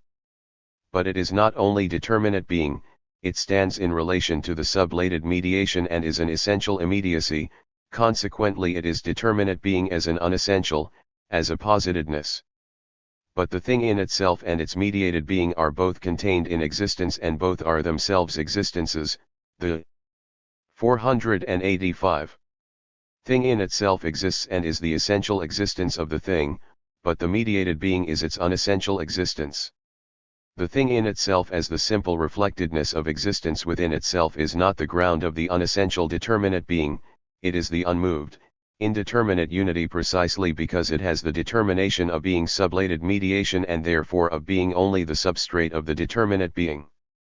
For this reason reflection, too, as determinate being that mediates itself through other, falls outside the thing in itself.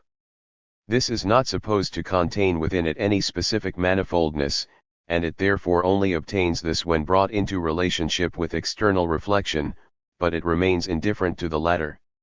Its diversity consists of the ways in which it is regarded by an other, specific relations which this other forms with the thing in itself and which are not the latter's own determinations. 2.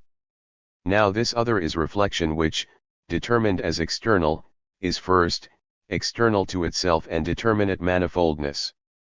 Secondly, it is external to the essential existent and relates itself to it as to its absolute presupposition.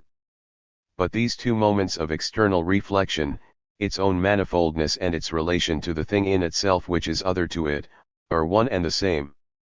For this existence is only external in so far as it relates itself to essential identity as to an other. Diversity, therefore, does not have an independent subsistence of its own on the further side of the thing in itself, but is only as illusory being over against it, in its necessary relation to it as reflex refracting itself on it. Diversity is therefore present as the relation of an other to the thing in itself, but this other is not anything subsisting on its own account but is only as relation to the thing in itself, but at the same time it is only as the repelling from this, it is thus the unsupported counter-thrust of itself within itself. Now since the thing in itself is the essential identity of existence, this essenceless reflection does not attach to it but collapses within itself externally to it. It falls to the ground and thus itself becomes essential identity or thing-jl itself.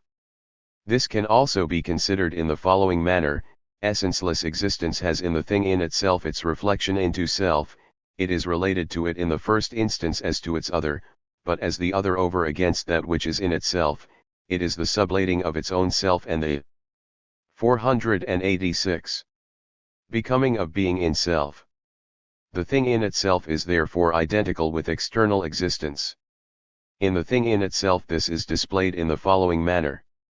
The thing in itself is self-related, essential existence, it is identity with self only in so far as it contains within itself the negativity of reflection into itself, Consequently that which appeared as an existence external to it is a moment within it. It is, therefore, also a self-repelling thing in itself, which therefore is related to itself as to an other. Hence there are now a plurality of things in themselves standing in the relation of external reflection to one another. This unessential existence is their relation to one another as to others, but further, it is essential to these others themselves, or, in other words, this unessential existence in collapsing within itself is a thing in itself, but an other than the first thing in itself, for the former is an immediate essentiality, the latter, however, the essentiality that has emerged from unessential existence. But this other thing in itself is only an other in general, for as a self-identical thing it has no further determinateness over against the first, it is the reflection of unessential existence into itself like the first.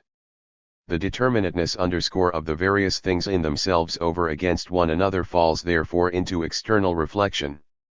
3.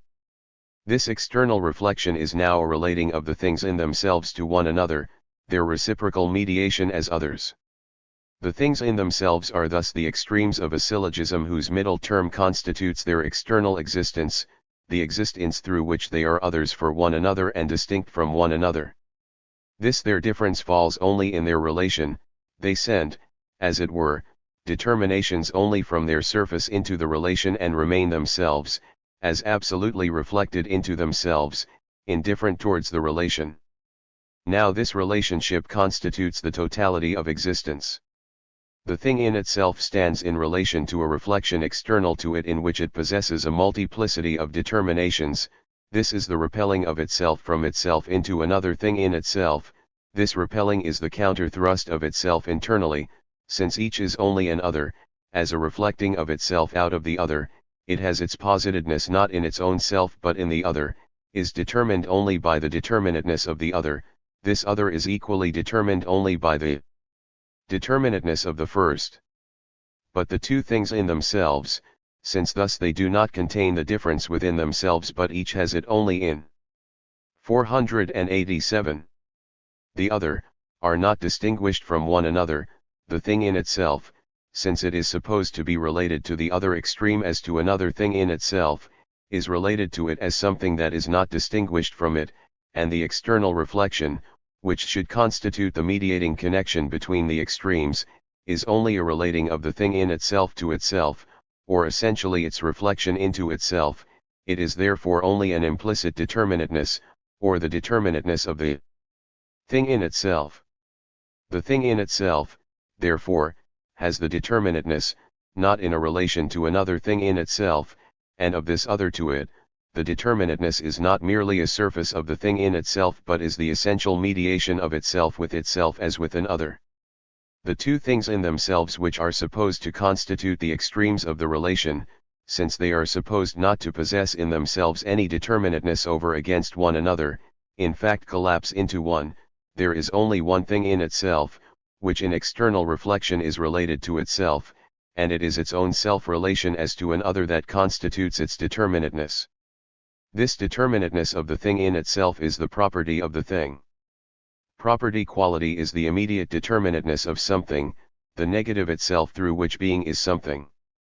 Thus the property of the thing is the negativity of reflection through which existence in general is an existent and, as simple self-identity, a thing in itself. But the negativity of reflection, the sublated mediation, is essentially itself a mediation and a relation, though not to an other in general like quality as the non-reflected determinateness, but relation to itself as to an other, or, a mediation which immediately is no less identity with self. The abstract thing in itself is itself this relationship in which it returns into itself out of the other, it is thereby determinate in its own self, but its determinateness is a constitution which, as such, is itself a determination, and in its relationship to the other does not pass over into otherness and is free from alteration. A thing has properties, they are, first, the determinate relations of the thing to another thing. Property exists only as a mode of relationship between them and is therefore the external reflection and the side of the thing's positedness. But, secondly, the thing in 488. This positedness is in itself, it maintains itself in the relation to the other and is, therefore, admittedly only a surface with which existence is exposed to the becoming and alteration of being, but the property is not lost in this. A thing has the property of seeing this or that in another thing and of expressing itself in a peculiar manner in its relation to it. It demonstrates this property only under the condition that the other thing has a corresponding constitution, but at the same time the property is peculiar to the first thing and is itself identical substrate. It is for this reason that this reflected quality is called property. In this the thing passes over into an externality in which, however, the property is preserved. Through its properties the thing becomes cause, and cause is this, that it preserves itself as effect. Here, however, the thing is so far only the quiescent thing of many properties and is not yet determined as actual cause, it is so far only the implicit reflection of its determinations, not yet itself the reflection which posits them. The thing in itself is, therefore, as we have seen, not merely thing in itself in such a manner that its properties are the positedness of an external reflection, on the contrary, they are its own determinations through which it enters into relationships in a determinate manner. It is not a substrate devoid of determinations and lying beyond its external existence, but is present in its properties as ground, that is, it is identity with self in its positedness, but it is, at the same time, conditioned ground, that is, its positedness is equally a self-external reflection. It is reflected into itself and is in itself only in so far as it is external.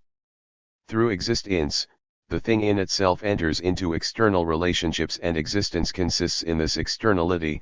It is the immediacy of being and so the thing is subject to alteration, but existence is also the reflected immediacy of the ground, and the thing is therefore in itself in its alteration. But this mention of the ground relation is not to be taken here as meaning that the thing is determined simply as ground of its properties. Thinghood itself is, as such, the ground determination.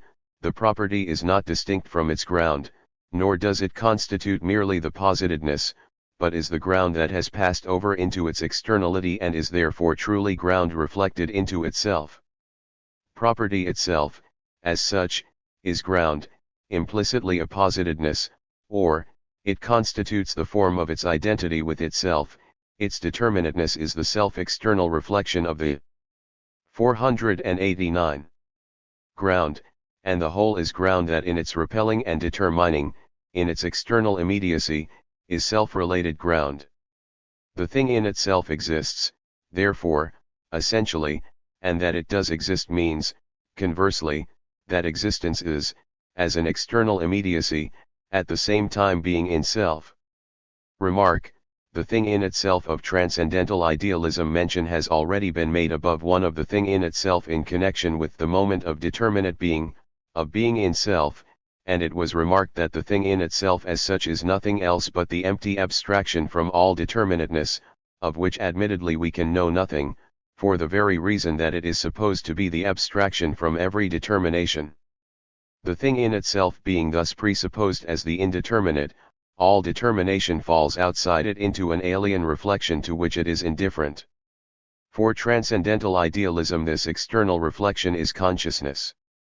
Since this philosophical system places every determinateness of things both as regards form and content, in consciousness, the fact that I see the leaves of a tree not as black but as green, the sun as round and not square, and taste sugar as sweet and not bitter, that I determine the first and second strokes of a clock as successive and not as one beside the other, nor determine the first as cause and the second as effect, and so on, all this is something which, from this standpoint, falls in me, the subject.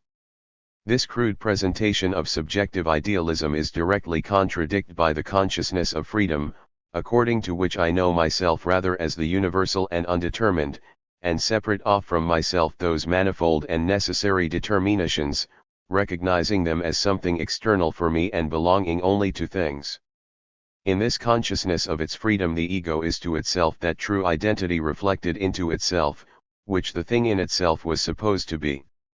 I have shown elsewhere that this transcendental idealism does not get away from the limitation of the ego by the object, in general, from the finite world, but only changes the form of the limitation, which remains for it an absolute, merely giving it a subjective instead of an objective shape and making into determinatenesses of the ego and into a turbulent whirlpool of change within it that which the ordinary consciousness knows as a manifoldness and 1p 120.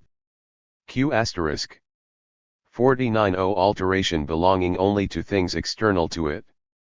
At present we are considering only the thing in itself and the reflection which is in the first instance external to it. This reflection has not yet determined itself to consciousness, nor the thing in itself to ego.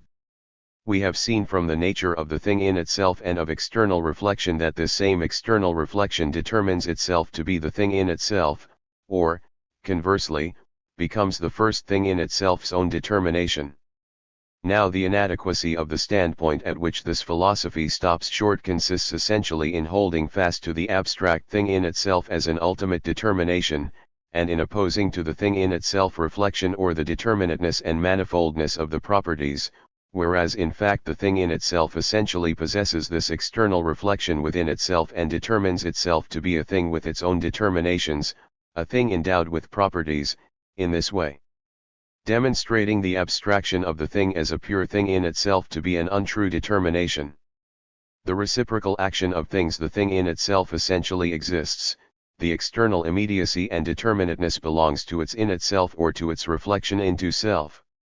By virtue of this, the thing in itself is a thing which has properties, and hence there are a number of things which are distinguished from one another not in respect of something alien to them but through themselves.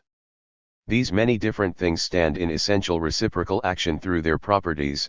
The property is this reciprocal relation itself, and apart from it the thing is nothing. The reciprocal determination, the middle term of the things in themselves, which, as extremes, are supposed to remain indifferent to this their relation, is itself the self-identical reflection and the thing in itself which these extremes are supposed to be. Thinghood is thus reduced to the form of indeterminate identity with self which has its essentiality only in its property. If, therefore, one is speaking of a thing or things in general without any determinate property, then their difference is merely indifferent, quantitative. What is considered as one thing can equally be made into or considered as several things, the separation or union of them is external. A book is a thing and each of its leaves is also a thing, and so too is each bit of its pages, and so on to infinity. The determinateness through which one thing is this thing only. Existency 49.1 lies solely in its properties. Through them it distinguishes itself from other things, because property is negative reflection and a distinguishing, the thing therefore contains the difference of itself from other things solely in its property. This is the difference reflected into itself, through which the thing, in its positedness, that is, in its relation to another, is at the same time indifferent to the other and to its relation to it.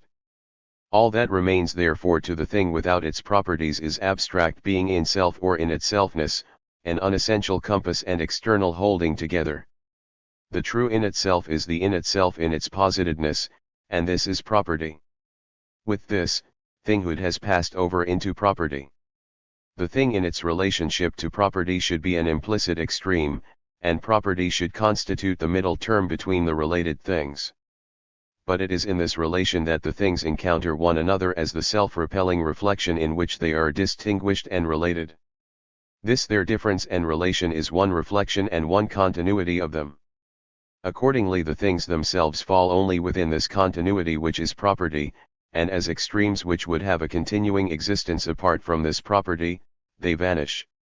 Consequently property, which was supposed to constitute the relation of the self-subsistent extremes, is the self-subsistent itself. The things, on the other hand, are the unessential. They are an essential only as the reflection that is self-differentiating and self-relating, but this is property. This, therefore, is not that which is sublated in the thing, nor is it the thing's mere moment. On the contrary, the thing is, in truth, only that unessential compass which, though a negative unity, is only like the one of something, namely an immediate one.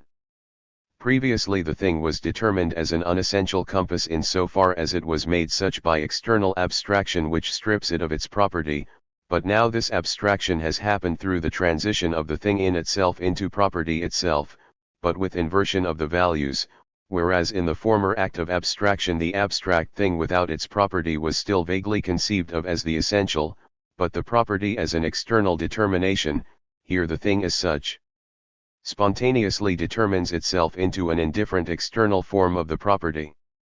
Hence property is now freed from the indeterminate and impotent connection which is the one of the thing, it is that which constitutes the thing's subsistence, a self-subsistent matter. Since this is a simple 49. 2.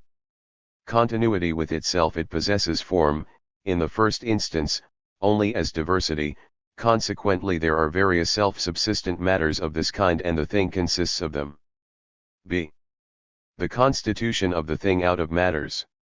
The transition of property into a matter or into a self-subsistent stuff is the familiar transition performed on sensible matter by chemistry when it seeks to represent the properties of color, smell, taste, and so on, as luminous matter, coloring matter, odorific matter, sour, bitter matter and so on, or merely straightway postulates others like heat matter or caloric, electrical, and magnetic matter, in the conviction that it has got hold of properties in their truth.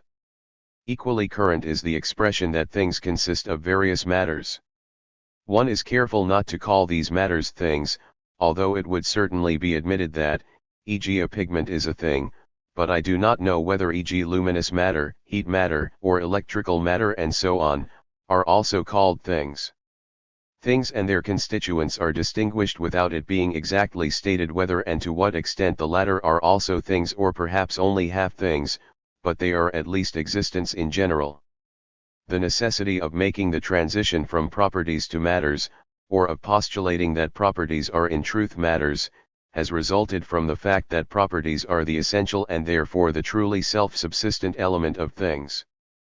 But at the same time, the reflection of property into itself constitutes only one side of the whole reflection, namely, the sublating of the difference and the continuity of the property with itself. Thinghood, as negative reflection into self and a distinguishing which repels itself from an other, is thereby reduced to an unessential moment, but in this process it has at the same time further determined itself. First, this negative moment has preserved itself, for property has become continuous with itself and a self-subsistent matter only in so far as the difference of things has sublated itself. The continuity of the property into otherness therefore itself contains the moment of the negative, and its self-subsistence is, as this negative unity, the restored something of thinghood, the negative self-subsistence over against the positive of matter. Secondly, through this the 493. Thing has advanced from its indeterminateness to complete determinateness. As thing in itself it is abstract identity, the simply negative existence, or existence determined as the indeterminate. Next, the thing is determined by its properties, by which it is supposed to be distinguished from other things, but it is, in fact, through property that it is continuous with other things and consequently this incomplete difference sublates itself. Through this the thing has returned into itself and is now determined as determinate, it is in itself determinate or this thing. But, thirdly, this return into self, though a self-related determination is at the same time unessential, the self-continuous subsistence constitutes the self-subsistent matter in which the difference of things, their intrinsic and explicit determinateness, is sublated and an externality. Therefore, though the thing as this thing is a complete determinateness, this determinateness is determinateness in the element of unessentiality. Considered from the side of the movement of property, this results in the following manner. Property is not only an external determination but an intrinsic existence. This unity of externality and essentiality, because it contains reflection into self and reflection into an other, repels itself from itself, and is, on the one hand, determination as simple, self-identical, self-related self-subsistence in which the negative unity, the one of the thing, is sublated.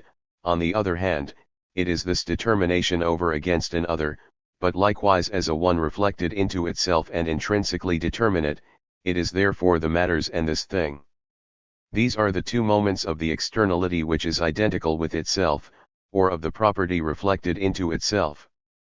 Property was that by which things were supposed to be distinguished, but now that it has freed itself from this its negative side, of inhering in an other, the thing, too, has been freed from its being determined by other things and has returned into itself from the relation to the, but it is at the same time only the thing in itself that has become an other to itself, because the manifold properties on their part have become independent and therefore their negative relation in the one of the thing is only a sublated relation. For this reason, the thing is a self-identical negation only as against the positive continuity of the matter. The this thus constitutes the complete determinateness of the thing, the determinateness being at the same time external. The thing consists of self-subsistent matters which are indifferent to their relation in the thing. This relation is therefore only an unessential combination of them, and the difference of one thing from another depends on whether and in what amount a number of the particular matters are present in it. They pass out of and beyond this thing, continue themselves into other things, and the fact that they belong to this thing is not a limitation for them, and just as little are they a limitation for one another, because their negative relation is only the impotent this. Therefore in their combination in the latter they do not sublate themselves, as self-subsistent they are impenetrable for one another, relate themselves in their determinateness only to themselves, and are a mutually indifferent manifoldness of subsistence, they are capable only of a quantitative limit. The thing as this is this their merely quantitative relation, a mere collection, there also. It consists of some quantum or other of a matter, also of a quantum of another, and again of others. This connection of having no connection alone constitutes the thing. See dissolution of the thing. This thing, which has determined itself as the merely quantitative connection of free matters, is the simply alterable thing. Its alteration consists in the exclusion from the collection or the addition to this also, of one or more matters, or in the alteration of their quantitative relationship to one another. The coming to be and passing away of this thing is the external dissolution of such external combination or the combination of matters to which it is indifferent whether they are combined or not. Matters circulate freely out of or into this thing, the thing itself is absolute porosity without measure or form of its own. The thing in its absolute determinateness through which it is this thing, is thus the absolutely dissoluble thing. This dissolution is an external process of being determined, as also is the being of the thing, but its dissolution and the externality of its being is the essential element of this being, it is only the also, and consists only in this externality. But it also consists of its matters, and not only the abstract this as such, but the whole of this thing is the dissolution of itself.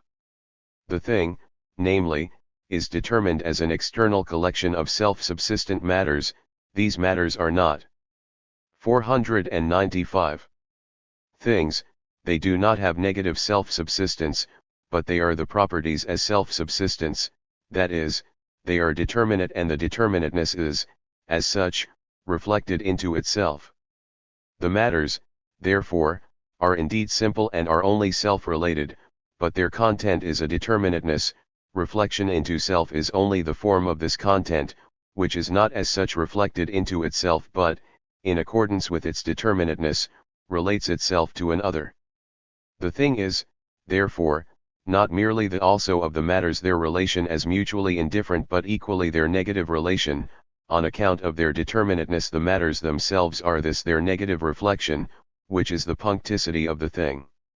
One matter is not that which the other is, in accordance with the determinateness of their content as against one another, and one is not, in so far as the other is, in accordance with their self-subsistence. The thing is, therefore, the interrelation of the matters of which it consists in such a manner that in it both the one and the other also subsist, and yet at the same time the one does not subsist in so far as the other does. In so far therefore as the one matter is in the thing, the other is thereby sublated, but the thing is at the same time the also, or the subsistence of the others. In the subsistence of the one matter, the other, therefore, does not subsist, and also it no less subsists in the former, and so with all these diverse matters reciprocally. Since, therefore, in the same respect as the one subsists the others also subsist, this one subsistence of them being the puncticity or negative unity of the thing, they thus simply interpenetrate one another, and since the thing is at the same time only the also of them, and the matters are reflected into their determinateness, they are indifferent to one another and in their interpenetration do not touch one another. The matters are therefore essentially porous, so that one subsists in the pores or in the non-subsistence of the others, but these others are themselves porous, in their pores or non-subsistence the first and all the others also subsist, their subsistence is at the same time their sublatedness and the subsistence of others, and this subsistence of the others is equally this their sublatedness and the subsistence of the first, and in the same way of all the others. The thing is, therefore, the self-contradictory mediation of independent self-subsistence through its opposite, namely, through its negation, or of one self-subsistent matter through the subsistence and non-subsistence of an other. In 496. This thing, existence has reached its completion, namely, it is intrinsic being or independent subsistence, and unessential existence in one, hence the truth of existence is to have its being in self in unessentiality, or its subsisting in an other, and that, too, the absolute other, or that it has its own nullity for substrate.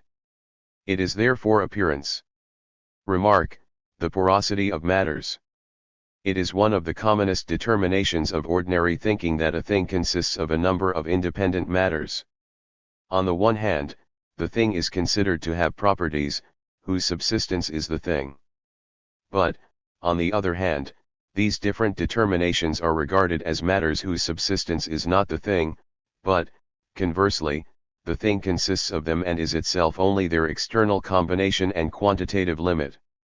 Both properties and matters are the same content determinations, only in the former case they are moments, that is, they are reflected into their negative unity as into a substrate distinct from them, namely, thinghood, and in the latter case they are self-subsistent, different determinations, each of which is reflected into its own unity with self. These matters are now further determined as an independent subsistence, but they are also together in a thing. This thing has the two determinations of being first, this thing, and secondly, the also. The also is that which presents itself in external intuition as spatial extension, but the this, the negative unity, is the puncticity of the thing. The matters are together in the puncticity, and their also or the extension is every here this puncticity, for the also as thinghood is essentially also determined as a negative unity. Therefore where one of these matters is, the other also is, in one and the same point, the thing does not have its color in one place, its odorific matter in another, its heat matter in a third, and so on, but in the point in which it is warm, it is also colored, sour, electric, and so on. Now because these matters are not outside one another but are in one this, they are assumed to be porous, so that one exists in the interstices of the other. But that which is present in the interstices of the other matter is itself porous, conversely, therefore, in its pores the other exists, but not only this matter but the third, tenth, and so on. They are all porous and in the interstices of each all the others are present, just as each, with all the rest, is present in the pores of every other. Accordingly, existence. 497. They are a multiplicity which interpenetrate one another in such a manner that those which penetrate are equally penetrated by the others, so that each again penetrates its own penetratedness. Each is posited as its negation, and this negation is the subsistence of another, but this subsistence is equally the negation of this other, and the subsistence of the first. The usual excuse by which ordinary thinking evades the contradiction of the independent subsistence of a number of matters in one thing, or their mutual indifference in their interpenetration, bases itself on the smallness of the parts and of the pores.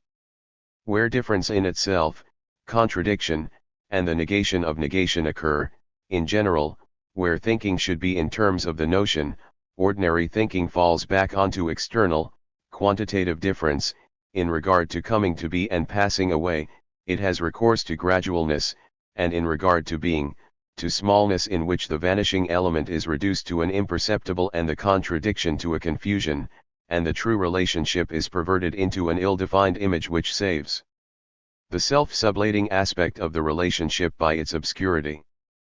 But when more light is thrown on this obscurity, it is revealed as the contradiction, which is partly subjective, stemming from pictorial thinking, and partly objective, stemming from the object.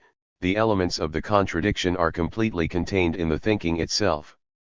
For pictorial thinking, in the first place, contains the contradiction of wanting to hold on to perception and to have before it things that have real being, and secondly, of ascribing a sensible existence to the imperceptible, to what is determined by reflection.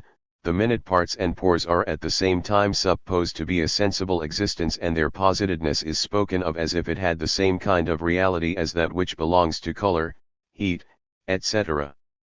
If, further, pictorial thinking considered more closely the subjective nebulosity, the pores and the minute particles, it would recognize in it not only a matter and also its negation, so that here there would be matter and alongside it its negation, the pore, and alongside this, matter again, and so on, but also that in this thing it has, in one and the same point, self-subsistent matter, and its negation or porosity, and the other self-subsistent matter, and that this porosity and the independent subsistence of the matters in one another as in a single point is a reciprocal negation and a penetration of the penetration.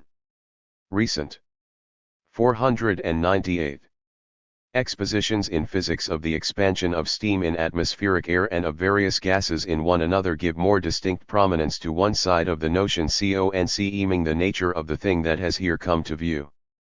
They show, namely, that for example a certain volume takes up the same amount of steam whether it is empty of atmospheric air or filled with it, and also that the various gases diffuse themselves in one another in such a manner that each is as good as a vacuum for the other, or at least that they are not in any kind of chemical combination with one another, each remains uninterrupted by the other and continuous with itself, and in its interpenetration with the others keeps itself indifferent to them. But the further moment in the notion of the thing is that in this thing one matter is present where the other matter is, and the matter that penetrates is also penetrated in the same point. In other words, the self-subsistent is immediately the self-subsistence of an other. This is contradictory, but the thing is nothing else but this very contradiction, and that is why it is appearance. Corresponding in the spiritual sphere to the conception of these matters, is the conception of forces or faculties of the soul. Spirit is, in a much deeper sense, this one thing, the negative unity in which its determinations interpenetrate one another. But when it is thought of as soul, it is quite frequently taken as a thing. Just as man in general is made to consist of soul and body, each of which has an independent being of its own, so too the soul is made to consist of so-called soul forces, each of which has a self-subsistence of its own, or is an immediate, separate activity with its own peculiar nature.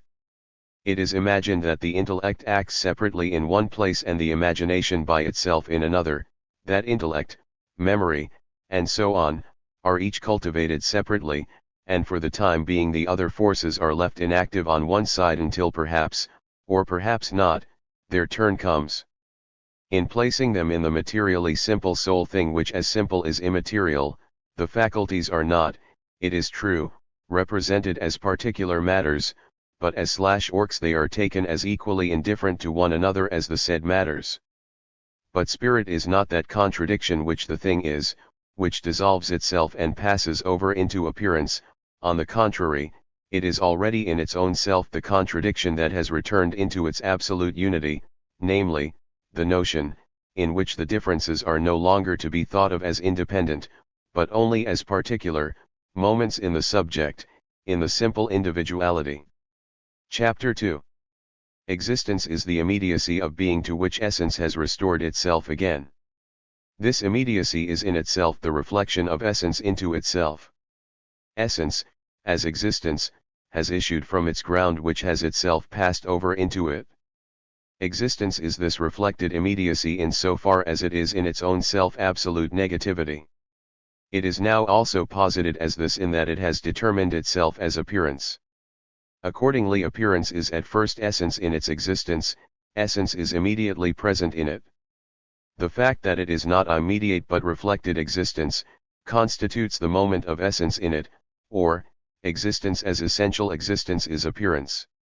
Something is only appearance in the sense that existence as such is only a posited being, not a being in and for itself. This constitutes its essentiality, to have within itself the negativity of reflection, the nature of essence. This is not an alien, external reflection to which essence belongs and which, by comparing essence with existence, pronounces the latter to be appearance. On the contrary, as we have seen, this essentiality of existence which constitutes its appearance, is the truth of existence itself. The reflection by virtue of which it is this, is its own.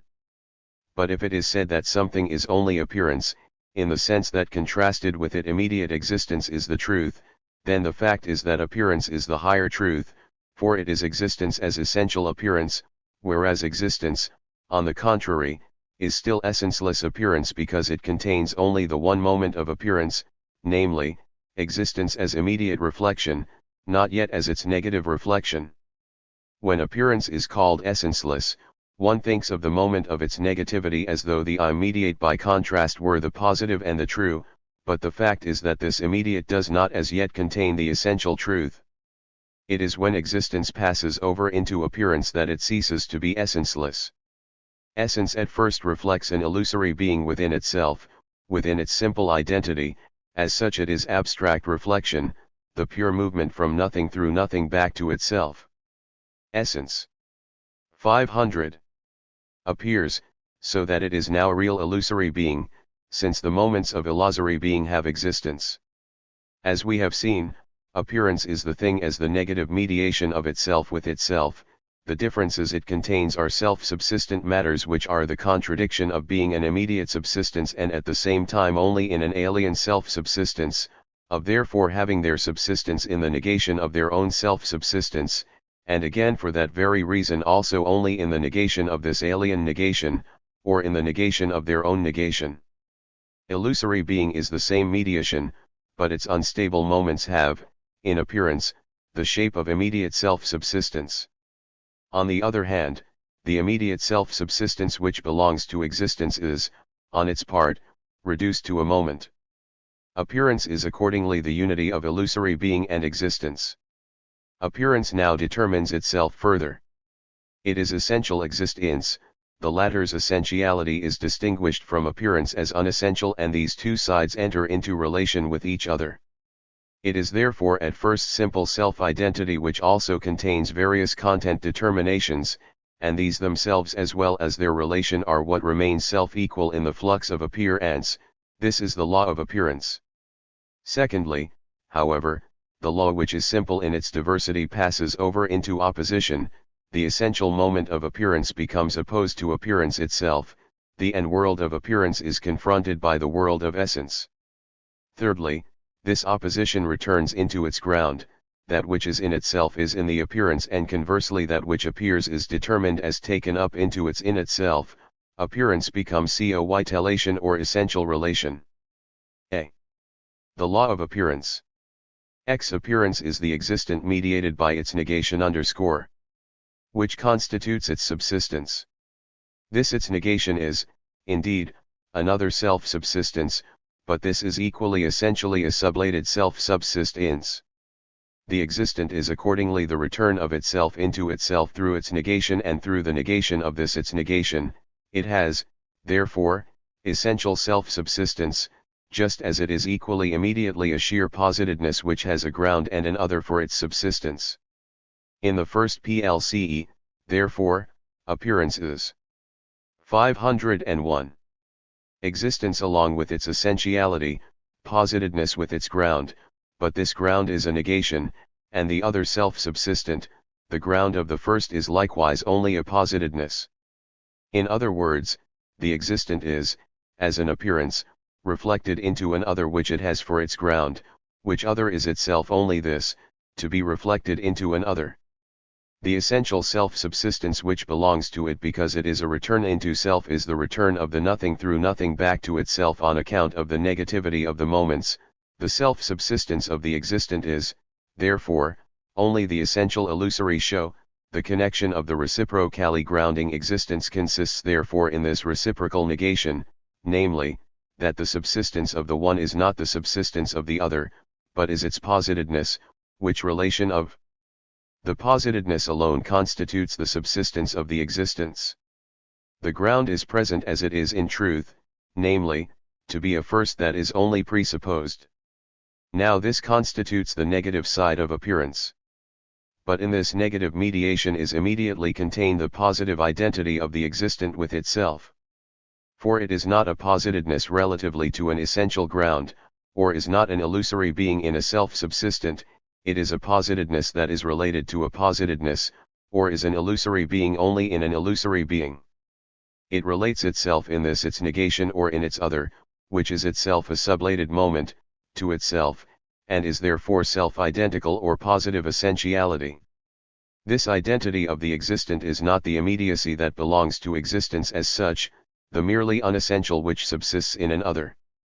On the contrary, it is the essential content of appearance which has two sides: first, to be in the form of positedness or external immediacy; secondly, to be positedness as self-identical. According to the first side it is a determinate being, but one which is contingent, unessential and, in keeping with its immediacy, is subject to transition, coming to be and ceasing to be.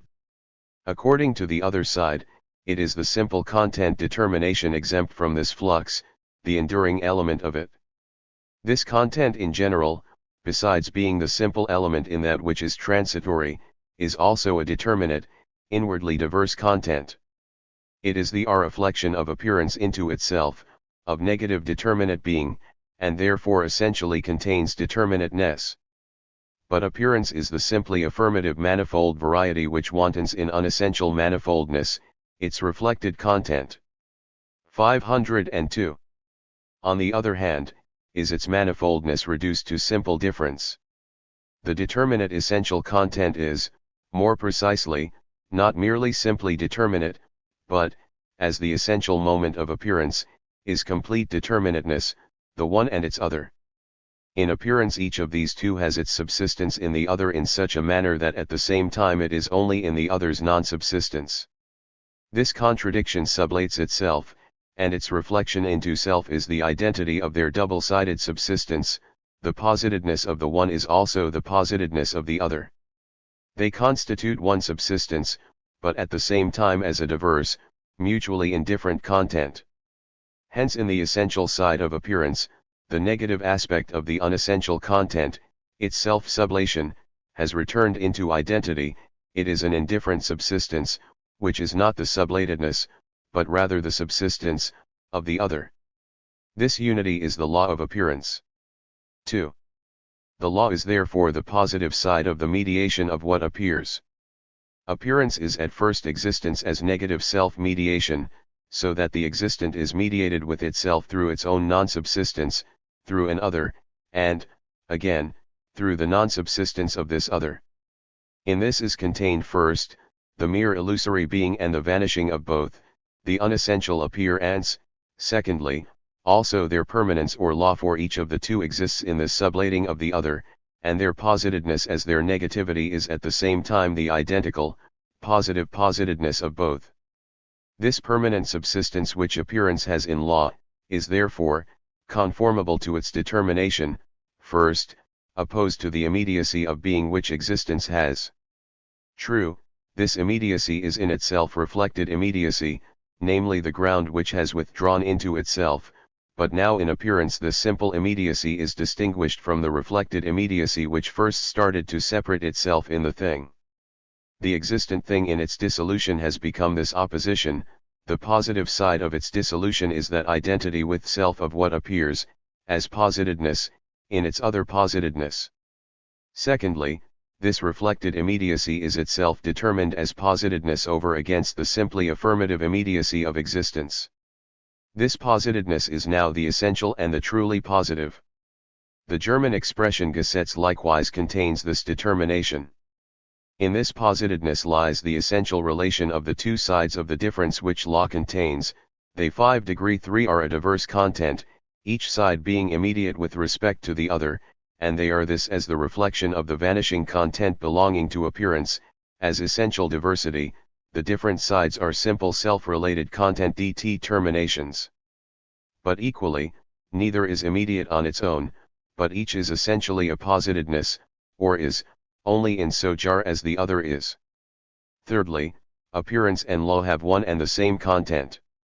Law is the reflection of appearance into identity with self. Appearance, as the null immediate, thus stands opposed to that which is reflected into itself, and they are distinguished according to this form. But the reflection of appearance by virtue of which this difference is also the essential identity of appearance itself and of its reflection, which is, in general, the nature of reflection. It is the self-identical in the positedness and is indifferent to that difference which is the form, or positedness, a content, therefore, which continues itself from appearance into law, the content of law and appearance. Accordingly, this content constitutes the substrate of appearance. Law is the substrate itself. Appearance is the same content, but contains still more, namely, the unessential content of its immediate being. The form determination, too, by which appearance as such is distinguished from law, is, namely, a content and is likewise a content distinguished from the content of the law. For existence, as immediacy in general, is likewise a self-identity of matter and form which is indifferent to its form determinations and therefore a content. It is thinghood with its properties and matters. But it is the content whose self-subsistent immediacy is, at the same time, only as a non-subsistence. But the identity of the content with itself in this its non-subsistence is the other, essential content. This identity, the substrate of appearance, which constitutes law is appearance's own moment. It is the positive side of essentiality by virtue of which existence is appearance. Accordingly, law is not beyond appearance but is immediately present in it. The realm of laws is the stable image of the world of existence or appearance. But the fact is rather that both form a single totality, and the existent world is itself the realm of laws, which, as that which is simply identical, is also identical with itself in positedness or in the self-dissolving self-subsistence of existence. Existence withdraws into law as into its ground. Appearance contains these two, the simple ground, and the 504 dissolving movement of the manifested verse whose essentiality it is. 3. Law is therefore essential appearance. It is the latter's reflection into self in its positedness, the identical content of itself and of unessential existence. Now first, this identity of law with its existence is at first only the immediate, simple identity, and law is indifferent to its existence. Appearance has a further content other than the content of law. The former content is, indeed, unessential and is the withdrawal into the latter, but for law it is a first which is not posited by it, as content, therefore, it is externally connected with law. Appearance is a host of more precise determinations which belong to the this or the concrete, and are not contained in law but are determined by an other.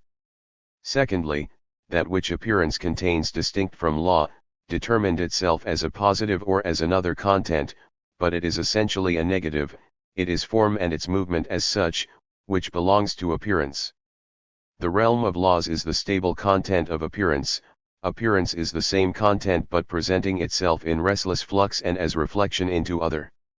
It is law as the negative, simply alterable existence, the movement of transition into the opposite, of self-sublation and withdrawal into unity. Law does not contain this side of restless form or negativity. Appearance, therefore, as against law is the totality, for it contains law, but also more, namely, the moment of self-moving form. Thirdly, this defect is present in law in this way, that the content of law is at first only diverse and so indifferent to itself, therefore the identity of its sides with one another is at first only immediate and therefore internal, or not yet necessary. In law two content determinations are essentially connected. They are connected. This relation is at first only an immediate one. It is, therefore, likewise at first only a posited relation, the immediate in general having obtained in appearance the meaning of positedness. The essential unity of the two sides of the law would be their negativity, that is to say, the one would contain its other within itself, but this essential unity has not yet emerged in the law. Law is, therefore, only the positive, and not the negative, essentiality of appearance. In the latter, the content determinations are moments of form, as such passing over into their other and in themselves are equally not themselves but their other. Accordingly, though in law the positedness of one side of it is the positedness of the other, their content is indifferent to this relation, the content does not itself contain this positedness. Law, therefore, is indeed essential form, but not as yet real form which is reflected into its sides as content. b. The world of appearance n. The world in itself. 1. The existent world tranquilly raises itself to a realm of laws, the null content of its manifold being has its subsistence in an other, its subsistence is therefore its dissolution. But in this other the world of appearance also unites with itself, thus appearance in its changing is also an enduring, and its positedness is law. Law is this simple identity of appearance with itself and therefore its substrate, not its ground, for it is not the negative unity of appearance but, as its simple identity, the immediate, that is abstract unity, alongside which therefore its other content also occurs. The content is this content, internally coherent, or has its negative reflection within itself. It is reflected into an other, this other is itself an existence of appearance. Phenomenal things have their gronds and conditions in other phenomenal things. But law is, in fact, also the other of appearance as such, and its negative reflection as into its other. The content of appearance which is distinct from the content of law is the existent, which has 506. Its negativity for its ground or is reflected into its non-being. But this other which is also an existent, is likewise reflected into its non-being, it is therefore the same and the phenomenon is therefore in fact reflected not into an other but into itself, it is just this reflection of positedness into itself that is law. But as a phenomenon it is essentially reflected into its non-being, or its identity is itself essentially no less its negativity and its other. Therefore the reflection into self of appearance, namely law, is not only the identical substrate of appearance, but the latter also has its opposite in law and law is its negative unity. Now through this, the determination of law has been altered in law itself. At first, it is merely a diverse content and the formal reflection of positedness into itself, so that the positedness of one of its sides is the positedness of the other. But because it is also negative reflection into self, its sides are in their relationship not merely different but are negatively related to each other. Or, when law is considered merely on its own, the sides of its content are indifferent to each other, but equally they are sublated by their identity, the positedness of one is the positedness of the other, and therefore the subsistence of each is also the non-subsistence of itself. This positedness of one in the other is their negative unity and each is not only the positedness of itself but also of the other, or, each is itself this negative unity. The positive identity which they have in law as such is at first only their inner unity which stands in need of proof and mediation, because this negative is not as yet posited in them.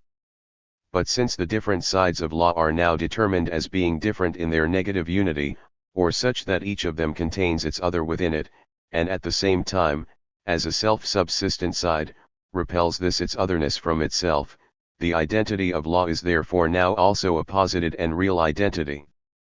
Consequently, law likewise has obtained the moment of the negative form of its sides which was lacking, the moment, that is, which previously belonged still to appearance. Existence has thus completely withdrawn into itself and has reflected itself into its absolute otherness in and for itself. That which was previously law is accordingly no longer only one side of the whole whose other side was appearance as such, but is itself the whole. Existence is the essential totality of appearance, so that it now also contains the moment of unessentiality which still belonged to appearance, but as reflected, implicit unessentiality, that is, as essential 507 negativity. As an immediate content, law is determinate in general, distinguished from other laws, and of these there is an indeterminable number. But since it now has within it essential negativity, it no longer contains such a merely indifferent, contingent content determination. On the contrary, its content is all determinateness whatsoever, in an essential relation developing itself into totality. Thus appearance which is reflected into itself is now a world, which reveals itself as a world in and for itself above the world of appearance. The realm of laws contains only the simple, changeless but varied content of the existent world. But now since it is the total reflection of this world, it also contains the moment of its essenceless manifoldness. This moment of alterableness and alteration as reflected into self, as essential, is absolute negativity or pure form as such, whose moments however in the world in and for itself have the reality of self-subsistent but reflected existence, just as, conversely, this reflected self-subsistence now has form within itself, by virtue of which its content is not a merely manifold, but an essentially self-coherent, content. This world in and for itself is also called the supersensuous world, in so far as the existent world is characterized as sensuous, namely, as determined for intuition, for the immediate attitude of consciousness. The supersensuous world likewise has immediacy, existence, but reflected, essential existence. Essence has as yet no determinate being, but it is, and in a profounder sense than being, the thing is the beginning of reflected existence. It is an immediacy that is not yet posited as essential or reflected, but it is in truth not a simply affirmative immediate. It is only as things of another, supersensuous world that things are posited first, as veritable existences, and secondly as the true in contrast to what has simply affirmative being. In them it is acknowledged that there is a being distinct from immediate being, a being that is veritable existence. On the one hand, the sensuous representation which ascribes existence only to the immediate being of feeling and intuition is overcome in this determination, but, on the other hand, there is also in it unconscious reflection which, though having the conception of things, forces, the inner, and so on, does not know that such determinations are not sensuous or simply affirmative immediacies, but reflected existences. 2. The world in and for itself is the totality of existence. 508. Outside it there is nothing. But since it is in its own self absolute negativity or form, its reflection into self is a negative relation to itself. It contains opposition and repels itself within itself into the essential world and into the world of otherness or the world of appearance. Thus, because it is totality, it is also only one side of it, and in this determination constitutes a self-subsistence distinct from the world of appearance. The world of appearance has in the essential world its negative unity in which it falls to the ground and into which it withdraws as into its ground. Further, the essential world is also the positing ground of the world of appearance, for, containing the absolute form in its essentiality, its identity sublates itself, makes itself into positedness, and as this posited immediacy is the world of appearance. Further, it is not merely ground as such of the world of appearance, but its determinate ground. As the realm of laws, it is already a manifold content, namely, the essential content of the world of appearance, and as ground with the content, the determinate ground of the other world, but only in respect of this content, for the world of appearance still had other manifold content than the realm of laws, because the negative moment was still peculiarly its own. But since the realm of laws now likewise contains this moment, it is the totality of the content of the world of appearance and the ground of all its manifoldness. But it is at the same time the negative of this totality, and as such is the world opposed to it. That is to say, in the identity of both worlds, one of them is determined in respect of form as essential and the other as the same world but as posited and unessential, so that the ground relation has, it is true, been restored, but it is also the ground relation of appearance, namely, as relation not of an identical content, nor of a merely diverse one, as is law, but as total relation, or as negative identity and essential relation of the opposed sides of the content. The realm of laws is not only this, that the positedness of a content is the positedness of another, but this identity is essentially, as we have seen, also a negative unity. Each of the two sides of law is, in the negative unity, in its own self its other content. Accordingly the other is not an indeterminate other in general, but is its other, or, it too contains the content determination of the first, and thus the two sides are opposed. Now since the realm of laws contains within it this negative moment and opposition, and hence as totality repels itself from itself into a world in and for itself and a world of 509. Appearance, the identity of both is thus the essential relation of opposition. The ground relation as such is the opposition which, in its contradiction, has fallen to the ground, and existence is the ground that has united with itself. But existence becomes appearance, ground is splatted in existence, it reinstates itself as the return of appearance into itself, but at the same time as sublated ground, namely, as ground relation of opposed determinations, but the identity of such determinations is essentially a becoming and a transition, no longer the ground relation as such. The world in and for itself is, therefore, itself a world distinguished within itself into the totality of a manifold content. It is identical with the world of appearance or the posited world and in so far its ground, but its identical relationship is at the same time determined as opposition, because the form of the world of appearance is reflection into its otherness, and this world has therefore veritably withdrawn into itself in the world in and for itself in such a manner that the latter is its opposite. The relation is, therefore, specifically this, that the world in and for itself is the inversion of the manifested world. See, dissolution of appearance. The world in and for itself is the determinate ground of the world of appearance, and is this only in so far as it is within itself the negative moment, and hence the totality of the content determinations and their alterations which corresponds to the world of appearance, but at the same time constitutes its completely opposed side. The two worlds are therefore in such a relationship that what is positive in the world of appearance is negative in the world in and for itself, and conversely, what is negative in the former is positive in the latter. The North Pole in the world of appearance is in and for itself the South Pole, and conversely, positive electricity is in itself negative, and so on. What is evil, a misfortune, and so on, in manifested existence is in and for itself good and a piece of good fortune. In point of fact, it is just in this opposition of the two worlds that their difference has vanished, and what was supposed to be the world in and for itself is itself world of appearance, while this conversely in its own self is the essential world. The world of appearance is in the first instance determined as reflection into 510.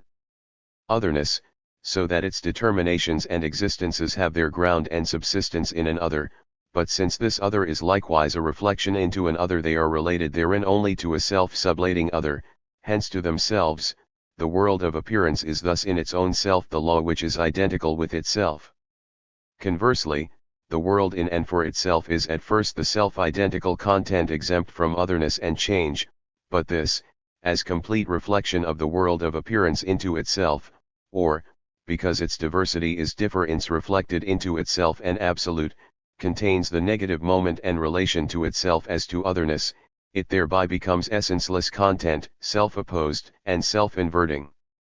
Further, this content of the world in and for itself has thereby also received the form of immediate existence.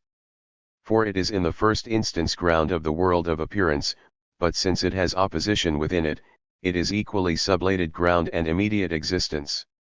Thus the world of appearance and the essential world are each in themselves the totality of self-identical reflection and reflection into an other, or of being in and for self and appearance. Both are self-subsistent wholes of existence. The one is supposed to be only reflected existence, the other immediate existence, but each continues itself in its other and is therefore in its own self the identity of these two moments. What is present, therefore, is this totality which repels itself from itself into two totalities, one the reflected, the other the immediate, totality. Both, in the first instance, are self-subsistence, but they are self-subsistent only as totalities, and they are this in so far as each essentially contains within it the moment of the other. Accordingly the distinct self-subsistence of each, of that determined as immediate and that as reflected, is now so posited that each is only as essential relation to the other and has its self-subsistence in this unity of both. We started from the law of appearance. This is the identity of a varied content with another content, so that the positedness of the one is the positedness of the other. In law, this difference is still present, in that the identity of its sides is at first only an inner identity which these sides do not yet have within themselves. Thus first, this identity is not realized, the content of law is not as an identical, but an indifferent, varied content, and secondly, the content is thereby only implicitly determined such that the positedness of the one is the positedness of the other. This is not yet present in the content. Now, however, law is realized, its inner. 511. Identity is also determinately present, and conversely the content of law is raised into ideality, for it is a content sublated within itself, reflected into itself, in that each side has its other within it and is therefore veritably identical with it and with itself. Thus law is essential relation. The truth of the unessential world is, at first, a world in and for itself and other to it, but this world is a totality since it is itself and that first world. Thus both are immediate existences and hence reflections into their otherness, and also for this same reason veritably reflected into self. World expresses in general the formless totality of manifoldness. This world, both as essential and as manifested, has fallen to the ground in that the manifoldness has ceased to be a mere variety. As such it is still a totality or universe, but as essential relation. There have arisen two totalities of the content in the world of appearance. At first they are determined as mutually indifferent self-subsistence and each has the form within itself, but not as against the other, but the form has also shown itself to be their relation, and the essential relation is the consummation of their unity of form. Chapter 3. The truth of appearance is the essential relation, the content of which has immediate self-subsistence, simply affirmative immediacy, and reflected immediacy or self-identical reflection. At the same time, it is in this self-subsistence a relative content, only and solely as reflection into its other, or as unity of the relation with its other. In this unity the self-subsistent content is a posited, sublated content, but it is just this unity which constitutes its essentiality and self-subsistence. This reflection into other is reflection into itself. The relation has sides because it is reflection into an other, thus it contains within itself its own difference, and the sides are a self-dependent subsistence, since in their mutually indifferent diversity they are disrupted within themselves, so that the subsistence of either side equally has its meaning only in relation to the other or in their negative unity. The essential relation is therefore not as yet the true third to essence and existence, though it already contains the determinate union of both. Essence is realized in it in such a manner that it has for its subsistence self-subsistent existence, and these have withdrawn from their indifference into their essential unity, so that they have this alone for their subsistence. The reflective determinations of positive and negative are likewise reflected into themselves only as reflected into their opposites, but they have no other determination but this their negative unity. The sides of the essential relation, on the other hand, are posited as self-subsistent totalities. It is the same opposition as that of positive and negative, but at the same time as an inverted world.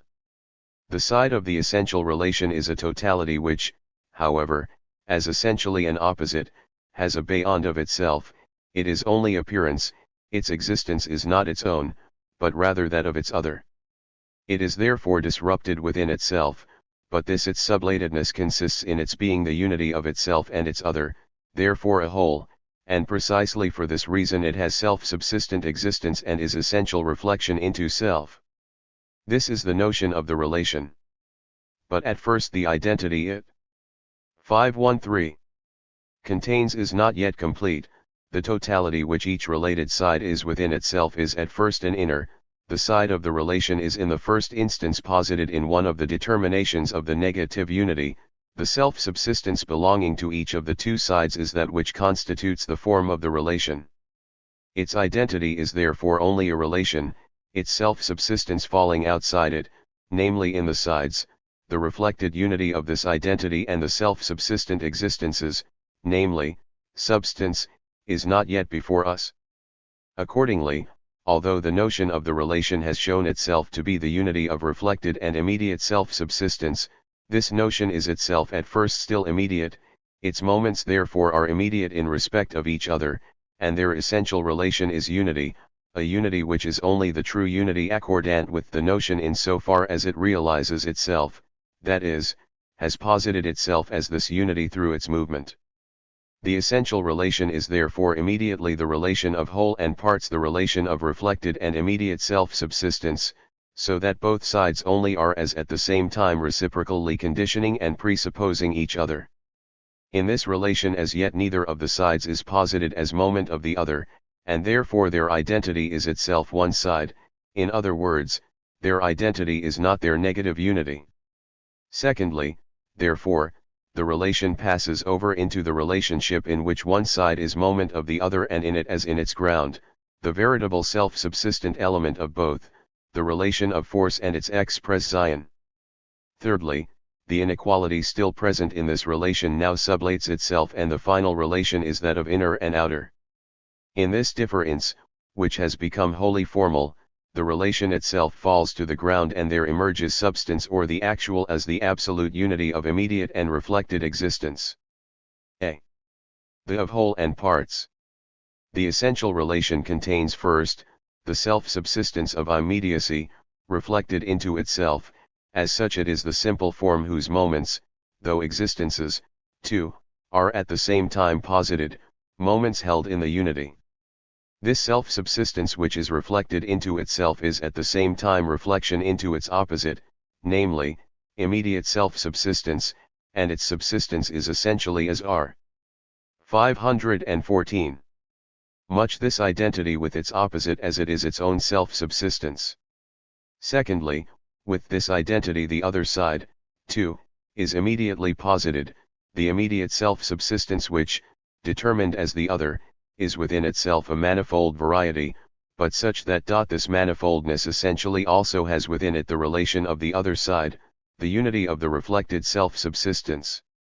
The first side, the whole, is the self-subsistence which constituted the world in and for itself, the second side, the parts, is the immediate existence which was the world of appearance. In the relationship of whole and parts the two sides are these self-subsistences but in such a manner that each has the other reflected in it and at the same time only is as this identity of both. Now because the essential relation is at first only the first, immediate relation, the negative unity and the positive self-subsistence are connected by also, both sides are indeed posited as moments, but equally as existent self-subsistences. Accordingly the distribution of these two posited moments is as follows. First, the whole, the reflected self-subsistence, is an existent, and the other, the immediate self-subsistence, is in it as moment. Here the whole, the unity of both sides, constitutes the substrate, and the immediate existence is a positedness. Conversely, on the other side, namely the side of the parts, the immediate, internally manifold existence, is the self-subsistent substrate. On the other hand the reflected unity, the whole, is only an external relation. 2.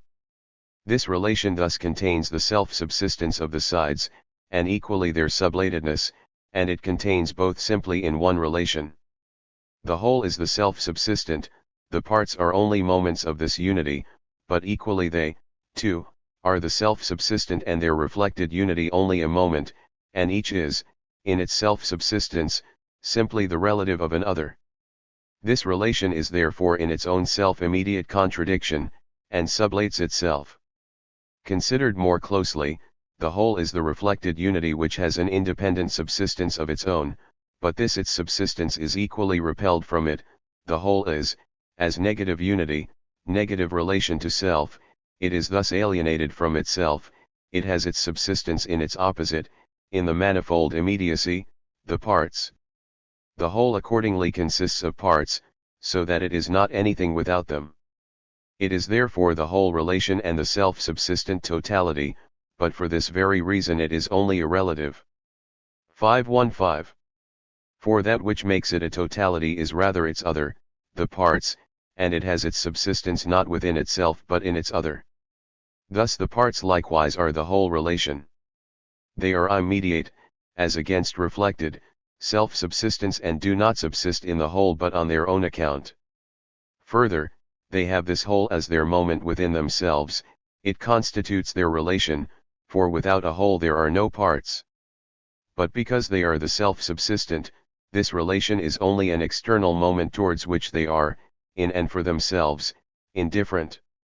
But at the same time the parts, as a manifold existence, collapse within themselves, for this existence is reflectionless being, they have their self-subsistence only in the reflected unity which is beyond this unity and also the existent manifoldness, that is to say, they have self-subsistence only in the whole, but at the same time, the whole is a self-subsistent other to the parts.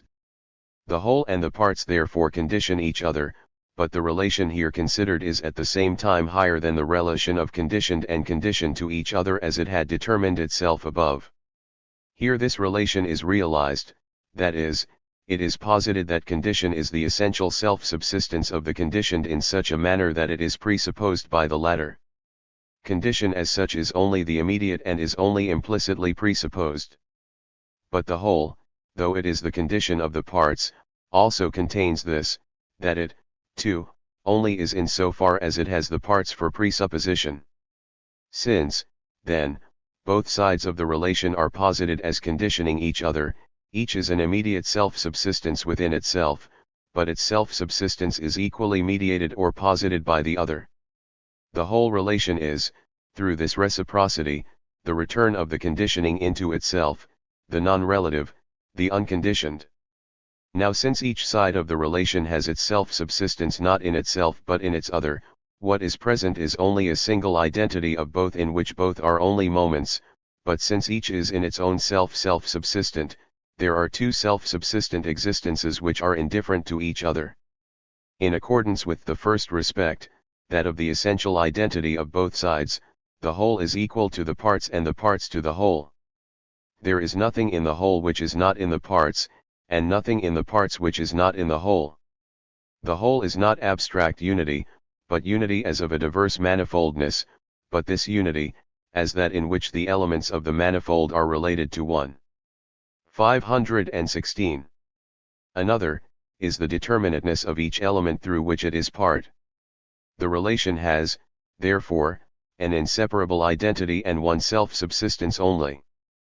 But further, although the whole is equal to the parts it is not equal to them as parts, the whole is reflected unity, but the parts constitute the determinate moment or the otherness of the unity and are the diverse manifold.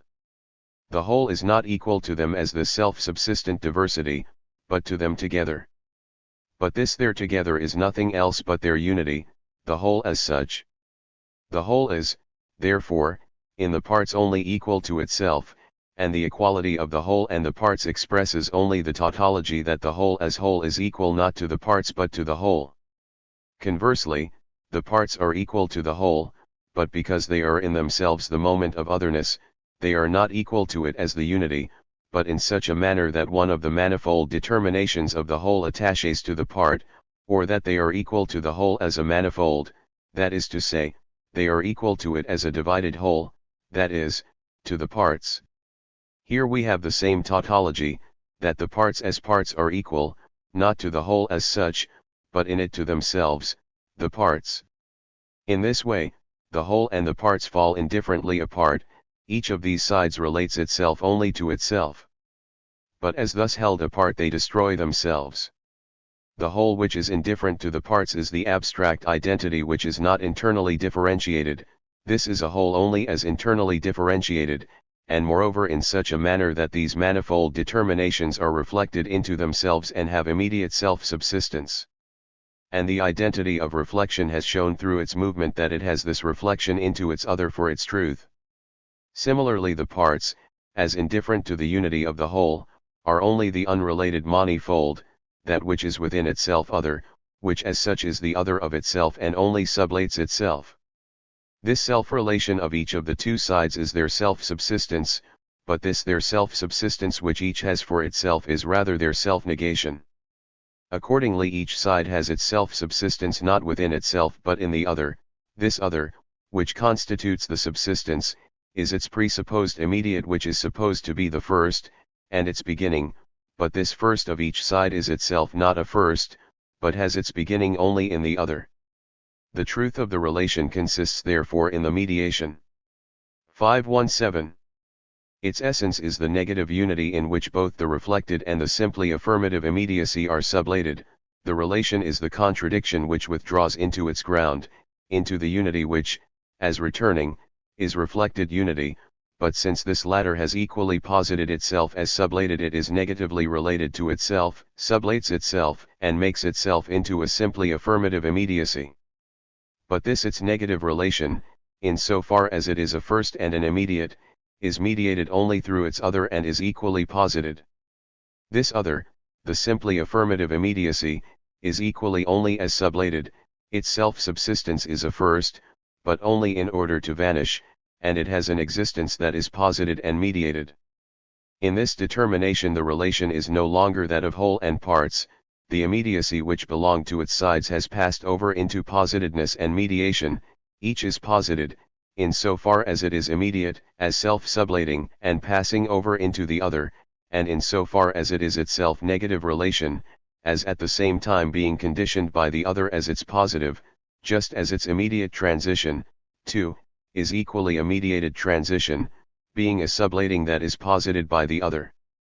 Thus the relation of whole and parts has passed over into the relation of force and its expression. Remark: infinite divisibility. The antinomy of the infinite divisibility of matter was considered above one under the notion of quantity. Quantity is the unity of continuity and discreteness. It contains in the self-subsistent one its fusion with other ones, and in this uninterrupted continuing identity with itself it equally contains the negation of it. The immediate relation of these moments of quantity being expressed as the essential relation of whole and parts, the antinomy then consists in the contradiction which presented itself in the relation of whole and parts and has been resolved. For whole and parts are just as essentially related to each other, constituting only one identity, as they are mutually indifferent and have independent self-subsistence. The relation therefore is this antinomy, that the one moment in freeing itself from the other immediately introduces the other.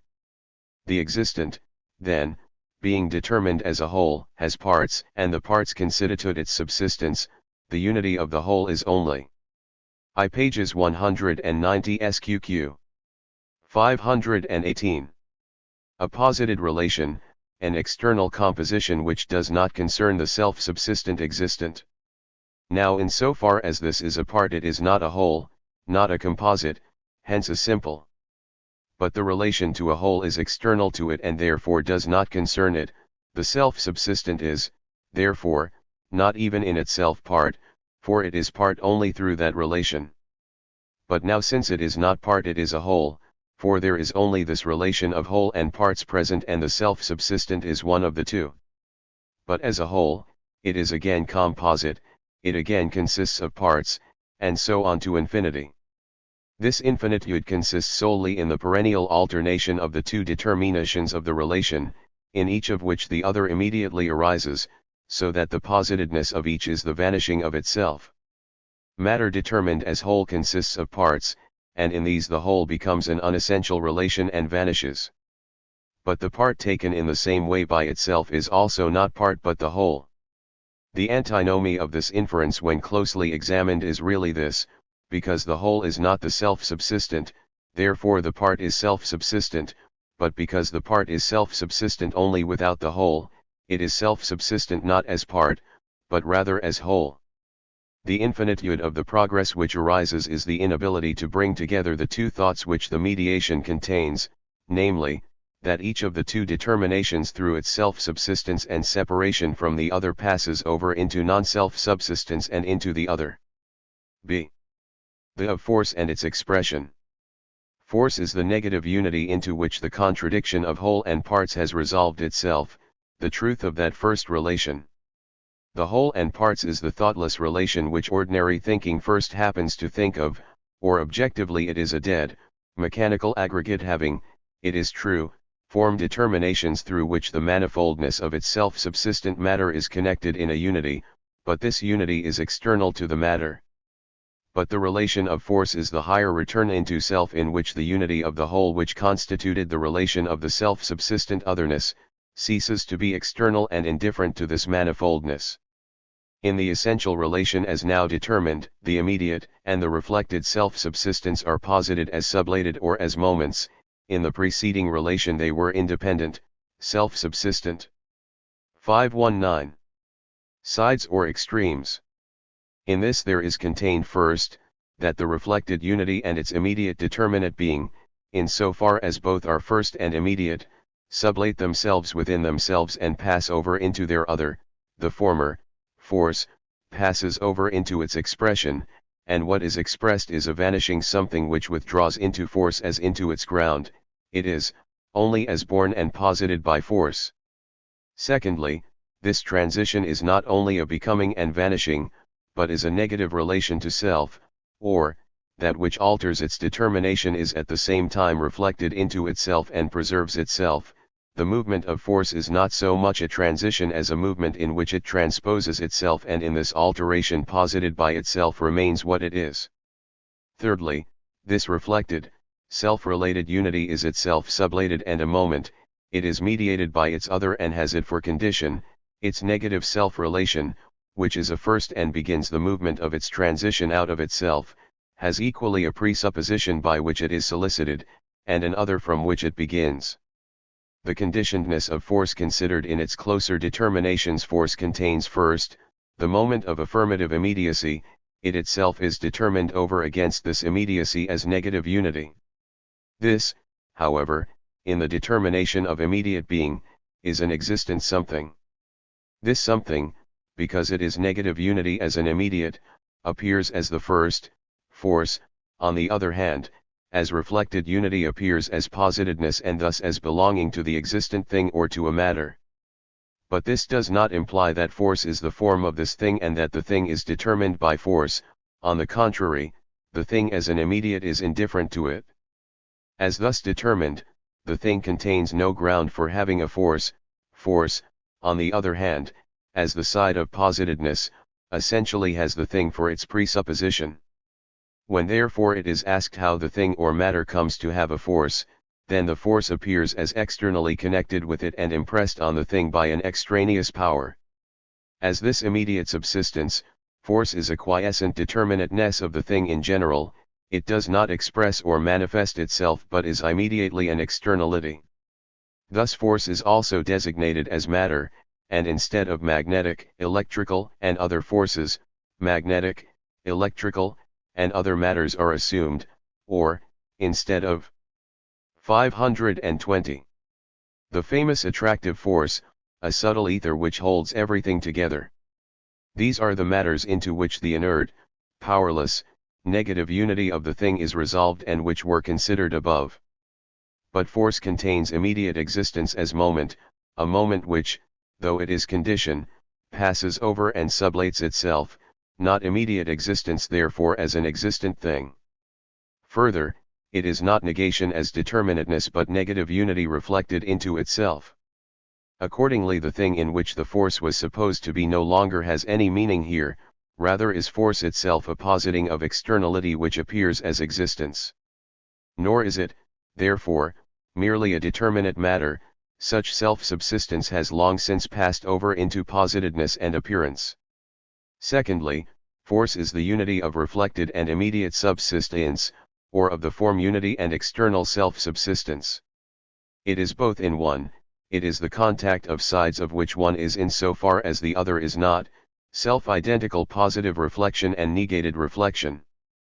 Force is thus the self-repelling contradiction, it is active, or it is the self-relating negative unity in which the reflected immediacy or essential inwardness is posited as being only as sublated or as moment, and therefore, in so far as it distinguishes itself from immediate existence, as passing over into this. Force, then, as the determination of the reflected unity of the whole, is posited as becoming existent external manifoldness from out of itself. But thirdly, Force is at first only an activity in principle, an immediate activity. It is the reflected unity and equally essentially the negation of it, as different from this negation, but only as the identity of itself and its negation. It is essentially related to this as to an immediacy external to it, and has it for presupposition and condition. Now this presupposition is not a thing standing over against it, this indifferent self-subsistence is sublated in force, as condition of force it is a self-subsistent other to it. But because it is not a thing, the self-subsistent immediacy having here determined itself as at the same time self-relating negative unity, this other self-subsistent is itself force. The activity of force is conditioned by itself as by the other to itself, by a force. In this manner force is a relation in which each side is the same as the other. There are forces which stand in relation, and indeed 521 are essentially related to each other. Further, they are at first simply different without further qualification. The unity of their relation is in the first instance only inner unity, unity in itself. The conditionedness through another force is thus in itself the act of force itself, or force is in so far at first an act of presupposition, a merely negatively self-relating act. This other force still lies beyond its positing activity, namely beyond the reflection which in its determining immediately returns into itself. The solitation of force is conditioned because it contains the moment of immediate existence as something only posited, but because it is at the same time an immediate as something presupposed, in which force negates itself. Accordingly, the externality which is present for force is its own presupposing activity, which at first is posited as another force. Further, this presupposing is reciprocal. Each of the two forces contains the unity reflected into itself as sublated and is therefore a presupposing activity. It posits its own self as external. This moment of externality is its own, but since it is equally a unity reflected into itself, it at the same time posits this its externality not within itself, but as another force. But the external as such is self-sublating. Further, this activity which reflects itself into itself is essentially related to this external as to its other, but equally as to that which in itself is null, and with which it is identical. Since the presupposing activity is equally reflection into self, it is the sublating of this its negation, and it posits the latter as something external to itself, or as external to it. Thus force, as conditioning, is reciprocally an impulse for the other force against which it is active. Its attitude is not the passive one of being determined, which would involve the entry into it of something alien. The impulse only solids it. It is in its own self the negativity of itself, the repelling of itself from itself is its own positing. Its act, therefore, consists in sublating the externality of this impulse. It makes it into a mere impulse and posits it as its own repelling of itself from itself, as its own expression. Force which expresses itself is thus the same as that which was at first only a presupposing activity, that is, it makes itself external, but force, as expressing itself, is at the same time the activity r*. 522. Which negates externality, positing it as its own. Now insofar as in this consideration we start from force as negative unity of itself and therefore as presupposing reflection, this is the same as when, in the expression of force, we start from the soliciting impulse. Thus force, in its notion, is at first determined as self-sublating identity, and in its reality one of the two forces is determined as soliciting and the other as being solicited. But the notion of force is simply the identity of positing and presupposing reflection, or of reflected and immediate unity, and each of these determinations is simply a moment in unity and thus is mediated by the other. But equally there is nothing in the two reciprocally related forces to determine which is to be the soliciting and which the solicited force, or rather both form determinations belong in the same manner to each. But this identity is not merely an external identity of comparison but an essential unity of the two. For in the first instance one force is determined as soliciting and the other as being solicited. These form determinations appear in this way as immediate differences, present in principle, of both forces. But they are essentially mediated. One of the forces is solicited, this impulse is a determination posited in it from outside. But force itself is the presupposing reflection, essentially it reflects itself into itself and sublates the fact that the impulse is external. Accordingly, the fact that it is solicited is its own act, or, it is through its own determining that the other force is simply other and is the soliciting force. The soliciting force is negatively related to its other and so sublates the latter's externality, and in doing so it has a positing action, but it has this only by virtue of the presupposition of having another over against it, that is, it is itself soliciting only in so far as it has in it an externality, hence in so far as it is solicited. Or it solicits only in so far as it is solicited to solicit. And so, conversely, the first force is solicited only in so far as it itself solicits the other to solicit it, namely, the first force. Each of the two therefore receives the impulse from the other, but the impulse which it gives as active force consists in its receiving an impulse from the other. The impulse which it receives was solicited by itself. Both the impulse given and that received, or the active expression and the passive externality, are consequently not an immediate but are mediated, and so each of the two forces is itself the determinateness which the other has over against it, is 523. Mediated by the other, and this mediating other is, again, its own determinative positing. This process then in which an impulse is exerted upon one force by another force, the first force passively receiving the impulse but then again passing over from this passivity into activity, this is the return of force into itself. It expresses itself. The expression is reaction in the sense that it posits the externality as its own moment and thus sublates its having been solicited by another force.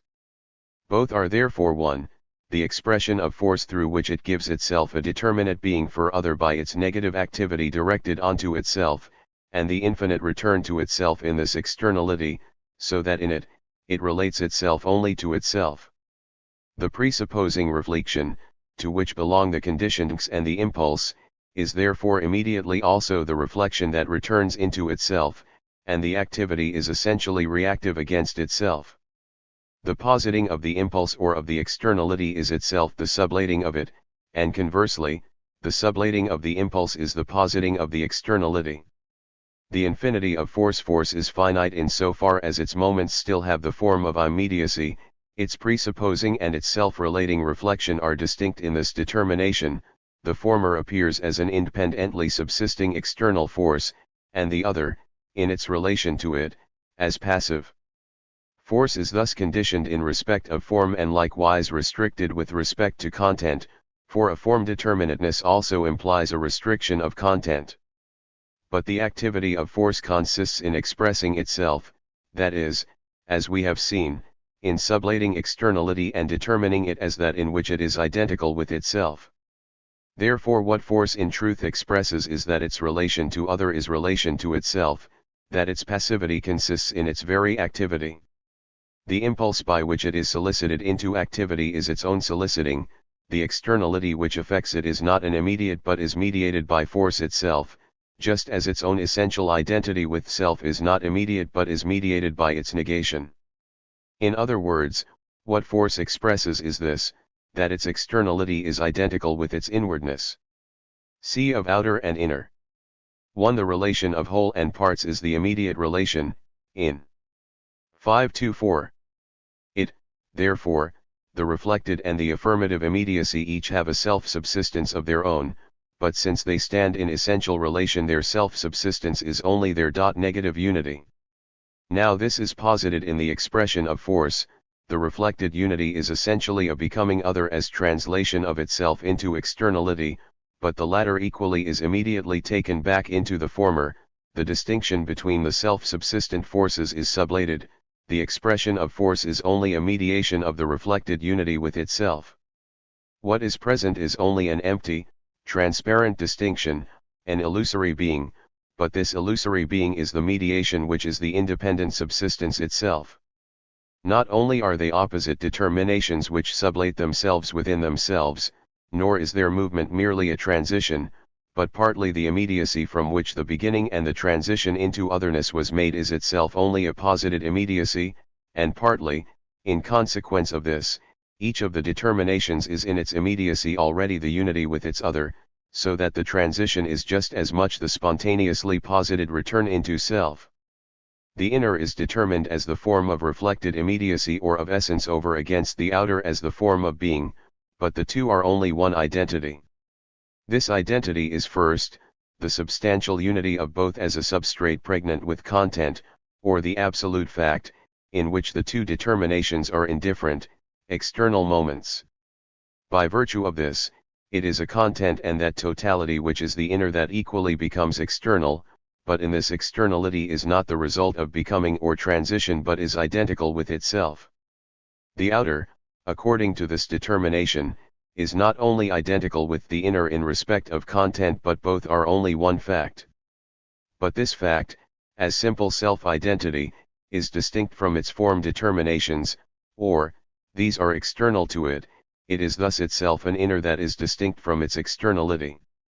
But this externality consists in its being constituted by the two determinations themselves, namely, the inner and the outer.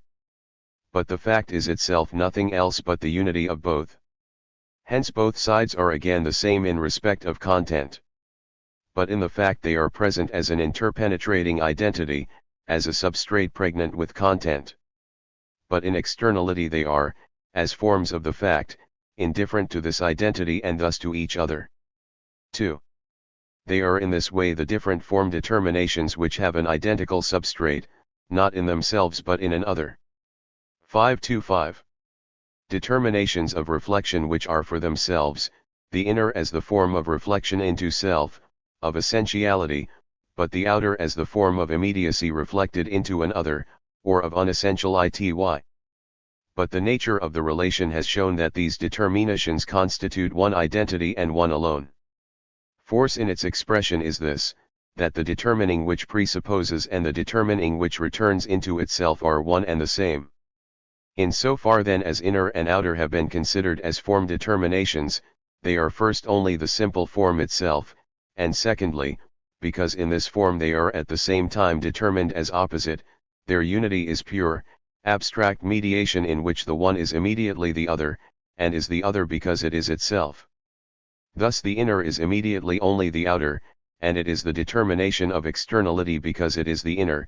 Conversely, the outer is only an inner because it is only an outer. That is to say, since this form unity contains its two determinations as opposites, their identity is only this transition, and therein only the other of both, not their identity pregnant with content. Or, this holding fast to form is in general the side of determinateness. What is posited in accordance with this is not the real totality of the whole, but the totality or the fact itself only in the determinateness of form. Since this unity is the mere conjunction of opposite determinations, then, when one of them is taken first, and it does not matter which, we must say of the substrate or fact that it is for that reason equally essentially in the other determinateness, but also only in the other, just as we said before that it is only in the first. Thus something which in the first instance is only an inner, is for that very reason only an outer. Or conversely, something which is only an outer is just for that reason only an inner. Or, if the inner is determined as essence but the outer as being, then a fact, in so far as it is only in its essence, is for that very reason only an immediate being, or a fact which only is precisely for that reason as yet only in its essence. Outer and inner are determinateness posited in such wise that each of these two determinations not only presupposes the other and passes over into it as into its truth, but, in so far as it is this truth of the other, remains posited as determinateness and points to the totality of both. The inner is therefore the consummation of essence with respect to form. For essence, when it is determined as inner, implies that it is defective and is, only as relation to its other, the outer, but this, equally, is 526. Not merely being or even existence, but relates itself to essence or the inner. But what is here present is not only the relation of the two to each other but the determinate relation of the absolute form in which each is immediately its opposite, and their common relation to their third, or rather to their unity. But their mediation still lacks this identical substrate that contains them both, hence their relation is the immediate conversion of the one into the other, and this negative unity which links them together is the simple point devoid of any content. Remark: immediate identity of inner and outer. The movement of essence is in general the becoming of the notion. In the relation of inner and outer, the essential moment of this emerges, namely, that its determinations are posited as being in negative unity in such a manner that each immediately is not only its other but also the totality of the whole. But in the notion as such, this totality is the universale substrate which is not yet present in the relation of inner and outer. In the negative identity of inner and outer, which is the immediate conversion of one of these determinations into the other, there is also lacking that substrate which above was called the fact. It is very important to notice that the unmediated identity of form is posited here without the movement of the fact itself, a movement pregnant with content. It occurs in the fact as this is in its beginning. Thus pure being is immediately nothing. In general, everything real is, in its beginning, such a merely immediate identity, for in its beginning it has not yet opposed and developed its moments. On the one hand, it has not yet inwardized itself out of externality, and on the other hand, it has not yet externalized and brought forth itself out of inwardness by its activity. It is therefore only the inner as determinateness against the outer, and only the outer as determinateness against the inner. Hence it is partly only an immediate being, partly, in so far as it is equally the negativity which is to be the activity of the development, it is as such essentially only as yet an inner. This makes itself apparent in all natural, scientific, and spiritual development generally, and it is essential to recognize that because something is at first only inner or also is in its notion, the first stage is for that very reason only its immediate, passive existence. Thus, to take at once the nearest example, the SN 527 tile relation here considered is only implicitly the relation, only its notion, or is at first only internal, before it has moved through the mediation of the relation of force and has realized itself. But for this reason it is only the outer, immediate relation, the relation of whole and parts, in which the sides have a mutually indifferent subsistence.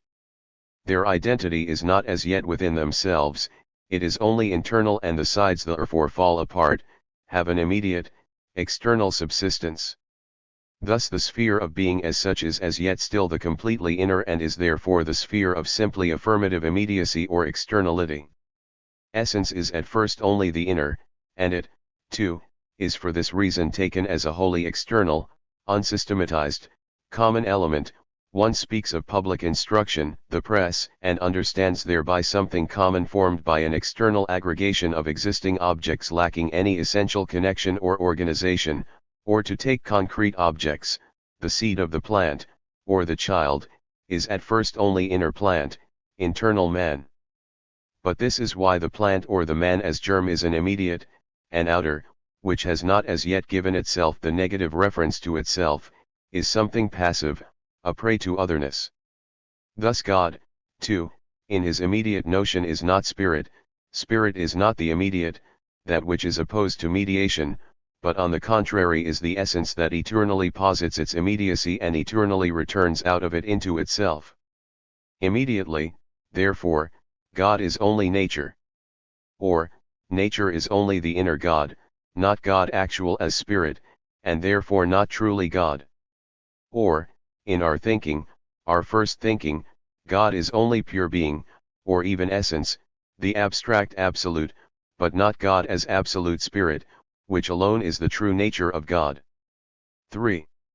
The first of the identities of inner and outer we have considered is the substrate, which is indifferent to the difference of these determinations as to a form external to it, or, the identity as content.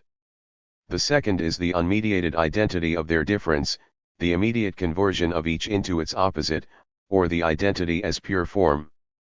But these two identities are only the sides of one totality, or, the totality itself is only the conversion of one into the other. The totality as substrate and content is this immediacy, which is reflected into itself, only through the presupposing reflection of form which sublates their difference and posits itself as indifferent identity, as a reflected unity, over against it. Or, the content is the form itself in so far as this determines itself as 528. Difference, making itself into one of its sides as externality, but into the other as an immediacy that is reflected into itself, or into inner. Conversely, it follows from this that each of the differences of form, the inner and outer, is posited within itself as the totality of itself, and its other, the inner, as simple identity reflected into itself, is the immediate and accordingly is as much being and externality as essence, and the outer, as manifold, determinate being is only an outer, that is posited as unessential and as withdrawn into its ground, hence as an inner. This transition of each into the other is their immediate identity as substrate, but it is also their mediated identity, for it is precisely through its other that each is what it is in itself, the totality of the relation. Or, conversely, the determinateness of each side, because it is in itself the totality, is mediated with the other determinateness, thus the totality mediates itself with itself through the form or determinateness, and the determinateness is mediated with itself through its simple identity. What something is, therefore, it is wholly in its externality is its totality and equally is its unity reflected into itself. Its appearance is not only reflection into an other but reflection into self, and its externality is, therefore, the expression or utterance of what it is in itself, and since its content and form are thus utterly identical, it is, in and for itself, nothing but this, to express or manifest itself. It is the manifesting of its essence in such a manner that this essence consists simply and solely in being that which manifests itself. The essential relation, in this identity of appearance with the inner or with essence, has determined itself into actuality. Section 3, Actuality. Actuality is the unity of essence and existence, in it, formless essence and unstable appearance, or mere subsistence devoid of all determination and unstable manifoldness, have their truth. Existence is, indeed, the immediacy which has proceeded from ground, but form is not as yet posited in it. In determining and forming itself it is appearance, and when this subsistence which is determined only as reflection into an other is developed further into reflection into self, it becomes two worlds, two totalities of the content, one of which is determined as reflected into itself, the other as reflected into an other. But the essential relation exhibits their form relation, the consummation of which is the relation of inner and outer, in which the content of both is only one identical substrate and equally only one identity of form. By virtue of the fact that this identity is now also identity of form, the form determination of their difference is sublated, and it is posited that they are one absolute totality. This unity of inner and outer is absolute actuality. But this actuality is, in the first instance, the absolute as such in so far as it is posited as a unity in which form has sublated itself and made itself into the empty or outer difference of an outer and inner. Reflection is external in its relation to this absolute, which it merely contemplates rather than is the absolute's own movement. But since it is essentially this movement, it is so as the negative return of the absolute into itself. Secondly, we have actuality proper. Actuality, possibility, and necessity constitute the formal moments of the absolute, or its reflection. Thirdly, the unity of the absolute and its reflection is the absolute relation, or rather the absolute as relation to itself substance. Chapter I. The Absolute. The simple substantial identity of the absolute is indeterminate, or rather in it every determinateness of essence and existence, or of being in general, as well as of reflection, has dissolved itself. Accordingly, the process of determining what the absolute is has a negative outcome, and the absolute itself appears only as the negation of all predicates and as the void. But since equally it must be pronounced to be the position of all predicates, it appears as the most formal contradiction. In so far as both the negating and the positing belong to external reflection, this is a formal and unsystematic dialectic which has no difficulty in picking up here and there a variety of determinations, and on the one hand demonstrates with equal ease their finitude and mere relativity as, on the other hand, since it thinks vaguely of the absolute as the totality of determinations, declares these to be immanent in it, at the same time it is unable to raise either the positions or the negations to a genuine unity. But we have to exhibit what the absolute is, but this exhibiting can be neither a determining nor an external reflection from which determinations of the absolute would result. On the contrary, it is the exposition, and in fact the self-exposition, of the absolute and only a display of what it is. A. The exposition of the absolute. The absolute is not merely being, nor even essence. The former is the first, unreflected immediacy, the latter is reflected immediacy. Further, each is a totality within itself but a determinate totality. In essence, being emerges as existence, and the connection between being and essence has progressed to the relation of inner and outer. The inner is essence, but as totality, which essentially has the determination of connection with being and immediately to be being. The outer is being, but with the essential determination of being connected with reflection, and equally to be immediately a relationless identity with essence. The absolute itself is the absolute unity of both. It is that which constitutes in general the ground of the essential relation which, as relation, merely has not yet withdrawn into this its identity and whose ground is not yet posited. From this it follows that the determination of the absolute is to be the absolute form, but at the same time not as the identity whose moments are only simple determinatenesses, but as the identity each of whose moments is within itself the totality and hence, as indifferent to the form, is the complete content of the whole. But conversely, the absolute is the absolute content in such a manner that the content, which as such is an indifferent manifoldness, has within it the negative form relation by virtue of which its manifoldness is only one substantial identity. The identity of the absolute is thus the absolute identity, since each of its parts is itself the whole, or each determinateness is the totality, that is, determinateness as such has become an utterly transparent illusory being, a difference which has vanished in its positedness. Essence, existence, the world in itself, whole, parts, force these reflected determinations appear to ordinary thinking as a true being which is valid in and for itself, but the absolute as against them is the ground in which they have been engulfed. Now because in the absolute, the form is only simple self-identity, the absolute does not determine itself, for determination is a form difference which, in the first instance, counts as such. But because at the same time it contains all difference and form determination whatever, or because it is itself the absolute form and reflection, the difference of the content must also appear in it. But the absolute itself is absolute identity, this is its determination, for in it all manifoldness of the world in itself and the world of appearance, or of inner and outer totality, is sublated. In the absolute itself is no becoming, for it is not being, not is it a self-reflecting determining, for it is not essence which determines itself only inwardly, nor is it an uttering or expressing of itself, for it is the identity of inner and outer. But the movement of reflection thus stands over against the absolute identity of the absolute. In this identity it is sublated and thus is only the inner of it, but as inner, it is external to it.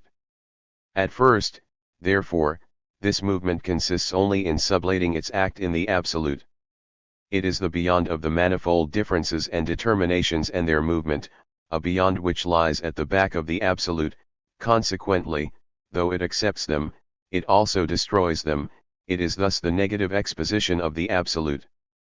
53.2. Previously mentioned.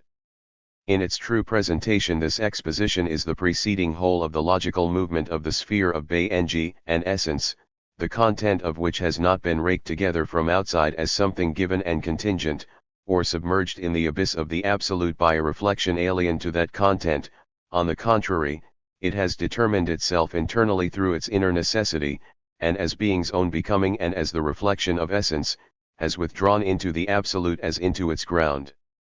But at the same time this exposition has itself a positive side, for in so far as in it the finite falls to the ground, it demonstrates that its nature is to be connected with the absolute, or to contain the absolute within itself.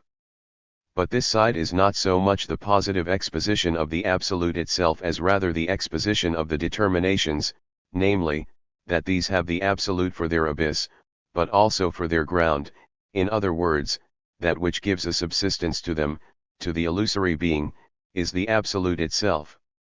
The illusory being is not nothing, but is a reflection, a relation to the absolute, or, it is illusory being in so far as in it the absolute is reflected. This positive exposition thus arrests the finite before it vanishes and contemplates it as an expression and image of the absolute. But the transparency of the finite, which only lets the absolute be glimpsed through it, ends by completely vanishing, for there is nothing in the finite which could preserve for it a distinction against the absolute. It is a medium which is absorbed by that which is reflected through it. This positive exposition of the absolute is therefore itself only an illusory activity, a reflective movement, for what is truly positive in the exposition and the expounded content, is the absolute itself. Any further determinations that may occur, the form into which the absolute reflects itself, is a nullity that the exposition picks up from outside and from which it gains a beginning for its activity. Such a determination has in the absolute, not its beginning, but only its end. Consequently, this expository process, though it is an absolute act through its relation to the absolute into which it withdraws, is not so as regards its starting point, which is a determination external to the absolute. But the exposition of the absolute is, in fact, its own act, which begins from itself and arrives at itself. The absolute, merely as absolute identity, is determinate, namely, as the identical, it is. 533. Posited as such by reflection as against opposition and manifoldness, or it is only the negative of reflection and the process of determining as such. Therefore not only is this expounding of the absolute something imperfect, but so also is this absolute itself which is only arrived at. Or, the absolute that is only an absolute identity, is only the absolute of an external reflection. It is therefore not the absolute but the absolute in a determinateness, or it is attribute. But the absolute is not merely attribute because it is the subject matter of an external reflection and therefore something determined by it. Or, reflection is not only external to it, but because it is external to it, it is immediately internal to it. The absolute is the absolute only because it is not abstract identity, but the identity of being and essence, or the identity of inner and outer. It is therefore itself the absolute form which makes it reflect itself into itself and determines it into attribute. b. The absolute attribute. The expression which has been used, the absolute, denotes the absolute that in its form has returned into itself, or whose form is identical with its content. The attribute is the merely relative absolute, a connection which signifies simply the absolute in a form determination. For at first, before its completed exposition, the form is only internal, or what is the same thing only external, in general, at first determinate form or negation as such. But because form is at the same time form of the absolute, the attribute is the whole content of the absolute, it is the totality which previously appeared as a world, or as one of the sides of the essential relation, each of which is itself the whole. But the two worlds, the world of appearance and the world in and for itself, were supposed to be opposed to each other in their essence. True, one side of the relation was equal to the other, the whole was equal to the parts, the expression of force the same content as force itself, and the outer altogether the same as the inner. But at the same time, each of these two sides was supposed to have as well an immediate subsistence of its own, one as simply affirmative, the other as reflected immediacy. In the absolute, on the other hand, these distinguished immediacies are reduced to an illusory being, and the totality which the attribute is posited as its true. 534. And sole subsistence, but the determination in which it is posited as unessential subsistence. The absolute is attribute because as simple absolute identity it is in the determination of identity. Now to the determination as such other determinations can be linked, for example, that there are also several attributes. But because absolute identity has only this meaning, not merely that all determinations are sublated but that it is also the reflection that has sublated itself, therefore all determinations are posited in this identity as sublated. Or the totality is posited as absolute, or the attribute has the absolute for its content and subsistence, its form determination, by virtue of which it is attribute, is therefore also posited, immediately as mere illusory being, the negative as a negative. The positive illusory being which the exposition gives itself through the attribute, in that it does not take the finite in its limitation to be something existing in and for itself but dissolves its subsistence in the absolute and extends it into attribute, sublates the very fact that it is attribute. The exposition submerges both the attribute and its distinguishing act in the simple absolute. But since reflection thus returns from its distinguishing only to the identity of the absolute, it has not at the same time emerged from its externality and reached the veritable absolute. It has only reached determinate, abstract identity, that is, that identity which is in the determinateness of identity. Or, since it is as inner form that reflection determines the absolute into attribute, this determining is something still distinct from the externality. The inner determination does not penetrate the absolute, its utterance or expressión is, as something merely posited, to vanish in the absolute. Form, therefore, whether taken as outer or inner, whereby the absolute might be attribute, is at the same time posited as being something intrinsically null, an external illusory being, or a mere way and manner. C.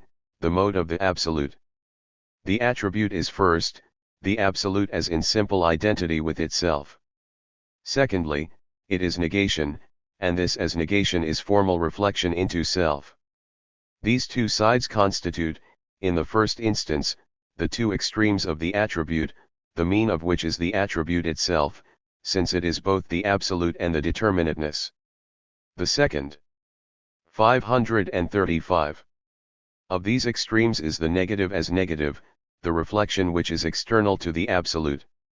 Or, in so far as it is taken as the inner of the absolute and it is its own determination to posit itself as mode, then it is the self externally of the absolute, the loss of itself in the mutability and contingency of being, the accomplished transition of itself into opposites without the return into itself, the multiplicity of form and content determinations lacking the character of totality. But mode, the externality of the absolute, is not merely this, but externality posited as externality, a mere way and manner, and hence illusory being as illusory being, or the reflection of the form into itself, hence the identity with self which the absolute is. Therefore it is in the mode that the absolute is in fact first posited as absolute identity, it is what it is, namely identity with self, only as self-related negativity, as a reflective movement that is posited as reflective movement. In so far then as the exposition of the absolute begins from its absolute identity, and passes over to attribute and from that on to mode, it has in its course completely run through all its moments. But first, in doing so its relationship to these determinations is not merely negative, but this its act is the reflective movement itself, and it is only as this that the absolute is truly absolute identity. Secondly, in this activity the exposition is not dealing merely with something external, nor is mode merely the uttermost externality, but because it is illusory being as illusory being it is the return into self, the self-dissolving reflection, and it is as this that the absolute is absolute being. Thirdly, the expounding reflection seems to begin from its own determinations and from something external, and to take up the modes and also the determinations of the attribute as simply found outside the absolute, and its act seems to consist in merely tracing these back into an indifferent identity. But in fact it has in the absolute itself the determinateness from which it begins. For the absolute as first indifferent identity is itself only the determinate absolute or attribute, because it is the unmoved, still unreflected absolute.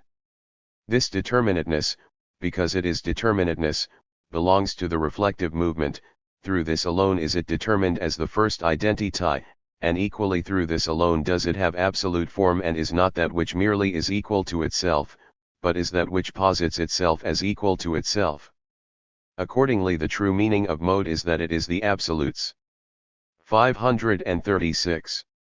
Own reflective movement, a determining, but a determining which would make it not an other but only that which it already is, the transparent externality which is the manifestation of itself, a movement out of itself, but such that this being outwards is equally inwardness itself and therefore equally a positing that is not merely positedness but absolute being. When therefore a content of the exposition is asked for, what then does the absolute manifest? The answer must be that the distinction between form and content is simply dissolved in the absolute. Or the content of the absolute is just this, to manifest itself. The absolute is the absolute form which, as the diremption of itself is utterly identical with itself, the negative as negative, or that unites with itself, and only thus is it the absolute identity with self which equally is indifferent to its differences, or is absolute content. The content, therefore, is only this exposition itself. As this movement of exposition, a movement which carries itself along with it, as a way and manner which is its absolute identity with self, the absolute is manifestation not of an inner, nor over against an other, but it is only as the absolute manifestation of itself for itself. As such it is actuality. Remark, the philosophy of Spinoza and Leibniz corresponding to the notion of the absolute and to the relation of reflection to it, as expounded here, is the notion of substance in Spinozism. Spinozism is a defective philosophy because in it reflection and its manifold determining is an external thinking. The substance of this system is one substance, one indivisible totality, there is no determinateness that is not contained and dissolved in this absolute, and it is sufficiently important that in this necessary notion, everything which to natural picture thinking or to the understanding with its fixed distinctions, appears and is vaguely present as something self-subsistent, is completely reduced to a mere positedness. Determinateness is negation as the absolute principle of Spinoza's philosophy. This true and simple insight establishes the absolute unity of substance. But Spinoza stops short at negation as determinateness or quality. He does not advance to a cognition of negation as absolute, that is, self-negating, negation, thus his substance does not itself contain the absolute form, and cognition of it is not an immanent cognition. True, substance is the absolute unity of thought and being or extension, therefore it contains thought itself, but only in its unity with extension, that is, not as separating itself from extension, hence in general not as a determinative and formative activity, nor as a movement which returns into and begins from itself. Two consequences follow from this. One is that substance lacks the principle of personality, a defect which has been the main cause of hostility to Spinoza's system. The other is that cognition is external reflection which does not comprehend and derive from substance that which appears as finite, the determinateness of the attribute and the mode, and generally itself as well, but is active as an external understanding, taking up the determinations as given and tracing them back to the absolute, but not taking its beginnings from the latter. The notions of substance given by Spinoza are the notions of cause of itself, and that substance is that whose essence includes existence, that the notion of the absolute does not require the notion of an other by which it must be formed. These notions, profound and correct as they are definitions, which are immediately assumed at the outset of the science. Mathematics and other subordinate sciences must begin with something presupposed which constitutes its element and positive foundation. But the absolute cannot be a first, an immediate, on the contrary, the absolute is essentially its result. Spinoza's definition of the absolute is followed by his definition of the attribute, and this is determined as the manner in which intellect comprehends the essence of substance. Apart from the fact that intellect, in accordance with its nature, is postulated as posterior to attribute, for Spinoza defines it as mode attribute, determination as determination of the absolute, is thus made dependent on an other, namely, intellect, which appears as external and immediate over against substance. Spinoza further determines attribute as infinite, and infinite, too, in the sense of an infinite plurality. However, in what follows only two appear, thought and extension, and it is not shown by what necessity the infinite plurality reduces itself to opposition, that, namely, of thought and extension. These two attributes are therefore adopted empirically. Thought and being represent the absolute in a determination, the absolute itself is their absolute unity and they themselves are only unessential forms, the order of things is the same as that of figurate conceptions or thoughts, and the one absolute is contemplated only by external reflection. 538. By a mode, under these two determinations, once as a totality of conceptions, and again as a totality of things and their mutations. Just as it is this external reflection which makes that distinction, so too does it lead the difference back into absolute identity and therein submerges it. But this entire movement proceeds outside the absolute. True, the absolute is itself also thought, and so far this movement is only in the absolute, but as remarked, it is in the absolute only as unity with extension, and therefore not as this movement which is essentially also the moment of opposition. Spinoza makes the sublime demand of thought that it consider everything under the form of eternity, sub specie aeterni, that is, as it is in the absolute. But in the said absolute, which is only unmoved identity, the attribute, like the mode, is only as vanishing, not as becoming, so that here, too, the vanishing takes its positive beginning only from without. The third, the I-lode, is with Spinoza affection of substance, specific determinateness, and this is in an other and is apprehended through this other. The attributes have, strictly speaking, only indeterminate difference for their determination, each is supposed to express the totality of substance and to be understood from itself alone, but in so far as it is the absolute as determinate, it contains otherness and cannot be understood/ram itself alone. It is in the mode, therefore, that the determination of the attribute is first really posited. Further, this mode remains mere mode, on the one hand it is something immediately given, and on the other, its nullity is not cognized as reflection into self. Consequently, the Spinozistic exposition of the absolute is complete in so far as it starts from the absolute, then follows with the attribute, and ends with the mode, but these three are only enumerated one after the other, without any inner sequence of development, and the third is not negation as negation, not the negatively self-related negation which would be in its own self the return into the first identity, so that this identity would then be veritable identity. Hence the necessity of the advance of the absolute to unessentiality is lacking, and also the dissolution of the unessentiality in and for itself in the identity, or, there is lacking the becoming both of identity and of its determinations.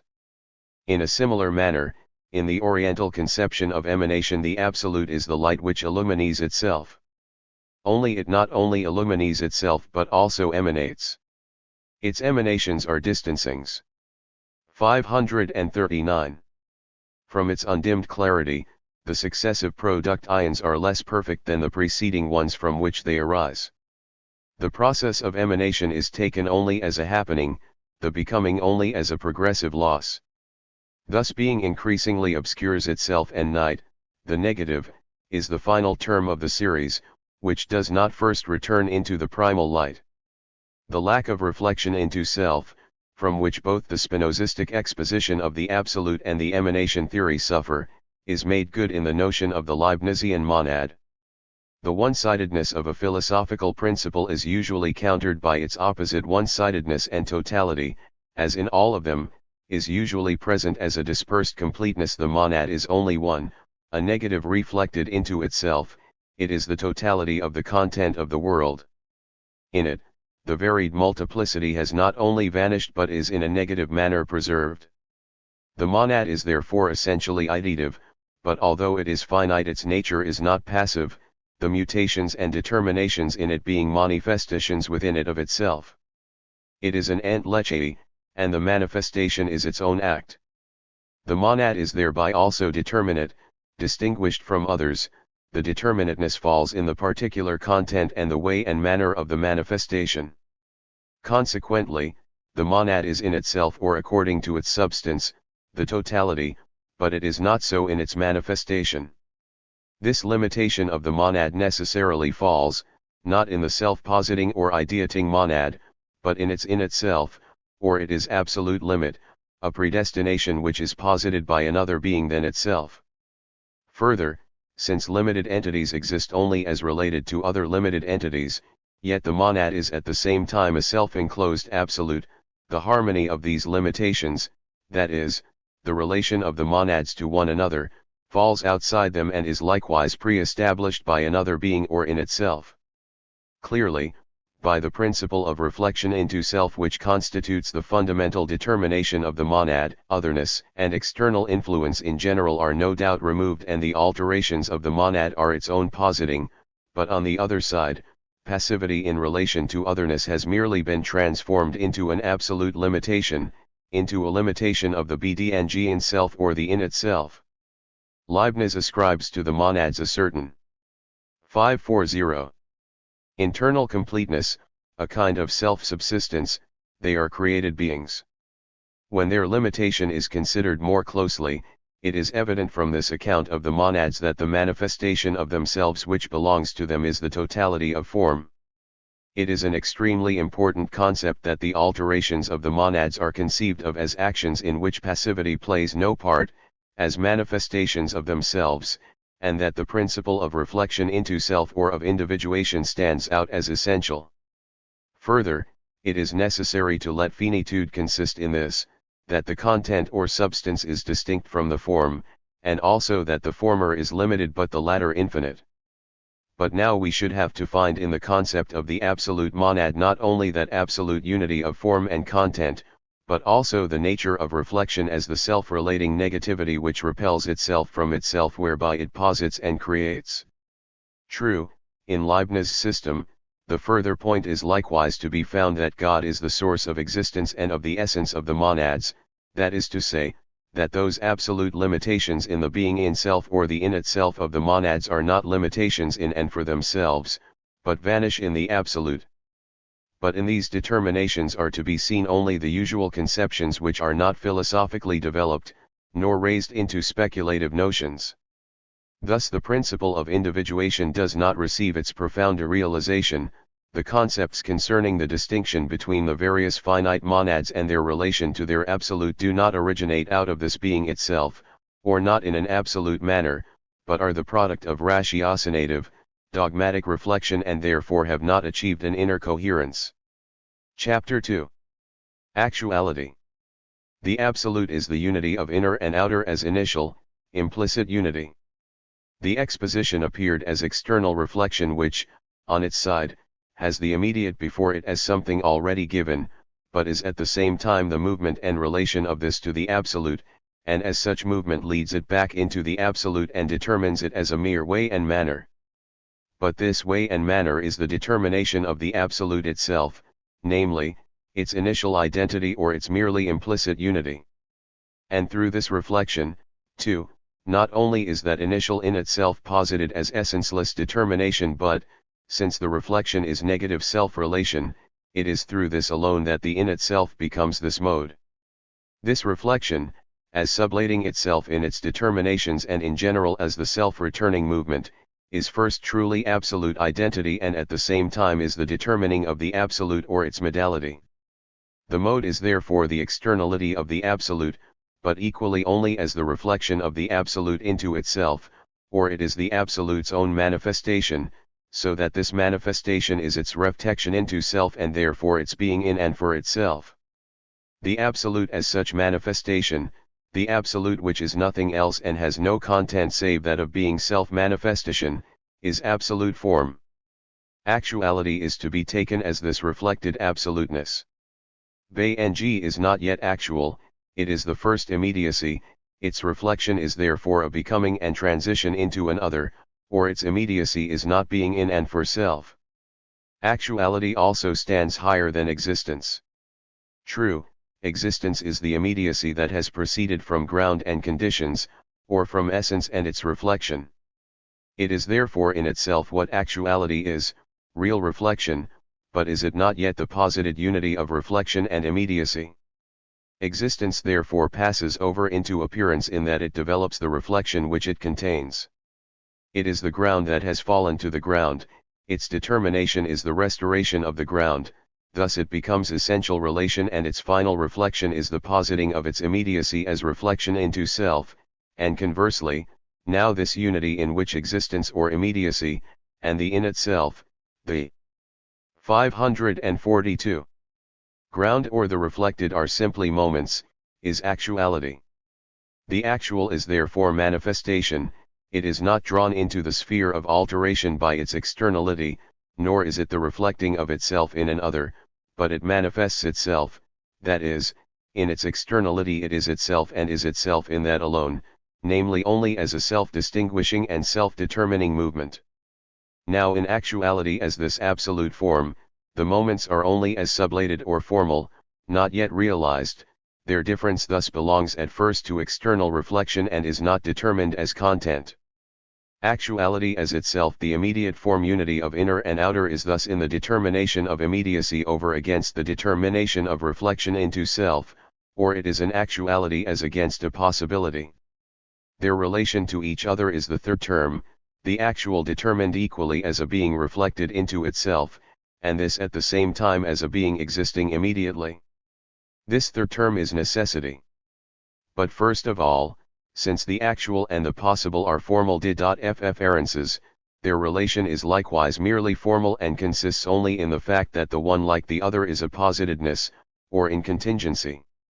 Now since in contingency, the actual as well as the possible is positedness, they have received determination in themselves, the actual thereby becomes, secondly, real actuality, and with it equally emerges real possibility and relative necessity. Thirdly, the reflection of relative necessity into itself yields absolute necessity, which is absolute possibility and actuality. A. Contingency, or formal actuality. Possibility, and necessity. Actuality is formal insofar as, being primary actuality, it is only immediate, unreflected actuality, and hence is only in this form determination but not as the totality of form. As such it is nothing more than a being or existence in general. But because it is essentially not a mere immediate existence but exists as form unity of being within self or inwardness and outwardness, it immediately contains the in itself or possibility. What is actual is possible. 2. This possibility is actuality reflected into itself. But even this first reflectedness is likewise formal and therefore in general. Actuality. 543. Only the determination of identity with self or of the in itself generally. But because the determination is here the totality of form, this in itself is determined as sublated or as essentially only in relation to actuality, as the negative of actuality, posited as negative. Possibility therefore contains two moments: first, the positive moment that it is a reflectedness into self, but since it is reduced in the absolute form to a moment, the reflectedness into self no longer counts as essence, but has, secondly, the negative meaning that possibility lacks something, that it points to an other, to actuality in which it completes itself. According to the first, the merely positive side, therefore, possibility is the mere form determination of identity with self or the form of essentiality. As such it is the relationless, indeterminate receptacle for everything whatever. In the sense of this formal possibility everything is possible that is not self-contradictory, hence the realm of possibility is a boundless multiplicity. But each of these manifold entities is determinate within itself and as against another and contains negation. In general, indifferent diversity passes over into opposition, but opposition is contradiction. Therefore everything is just as much something contradictory and therefore impossible. This merely formal predication of something it is possible is therefore equally as superficial and empty as the law of contradiction and any content that is admitted into it. A is possible means only that A is A. In so far as nothing is done to develop the content, this has the form of simplicity. Not until it is resolved into its determinations does difference emerge in it. So long as one sticks to this simple form, the content remains something identical with itself and therefore something possible. But to say this is equally to say nothing, just as in the formal law of identity. The possible, however, contains more than the bare law of identity.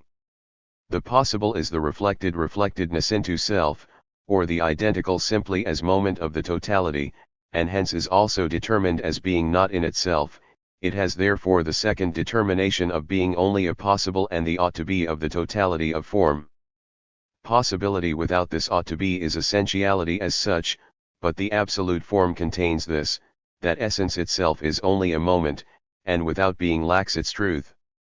Possibility is this mere essentiality so posited that it is only a moment and is 544. Inadequate to the absolute form. It is the in itself determined as only a posited, or equally as not being in itself. Possibility is therefore in its own self-contradiction, or it is impossibility. This is expressed first of all in this way, that possibility as form determination posited as solated possesses a content in general. This, as possible, is an in itself, which is at the same time a sublated in itself or an otherness. Because, therefore, it is only a possible content, another and its opposite is equally possible. A is A, equally, A is A. These two statements each express the possibility of its content determination. But as these identical statements they are mutually indifferent, it is not posited in the one that the other two is added to it. Possibility is the comparing relation of both, in its determination as a reflection of the totality, possibility imply that the opposite too is possible. It is therefore the relating ground, that because A equals A, therefore also A equals A, in the possible not A is also contained, and it is this very relation which determines both as possible. But this relation, in which the one possible also contains its other, is the contradiction that sublates itself.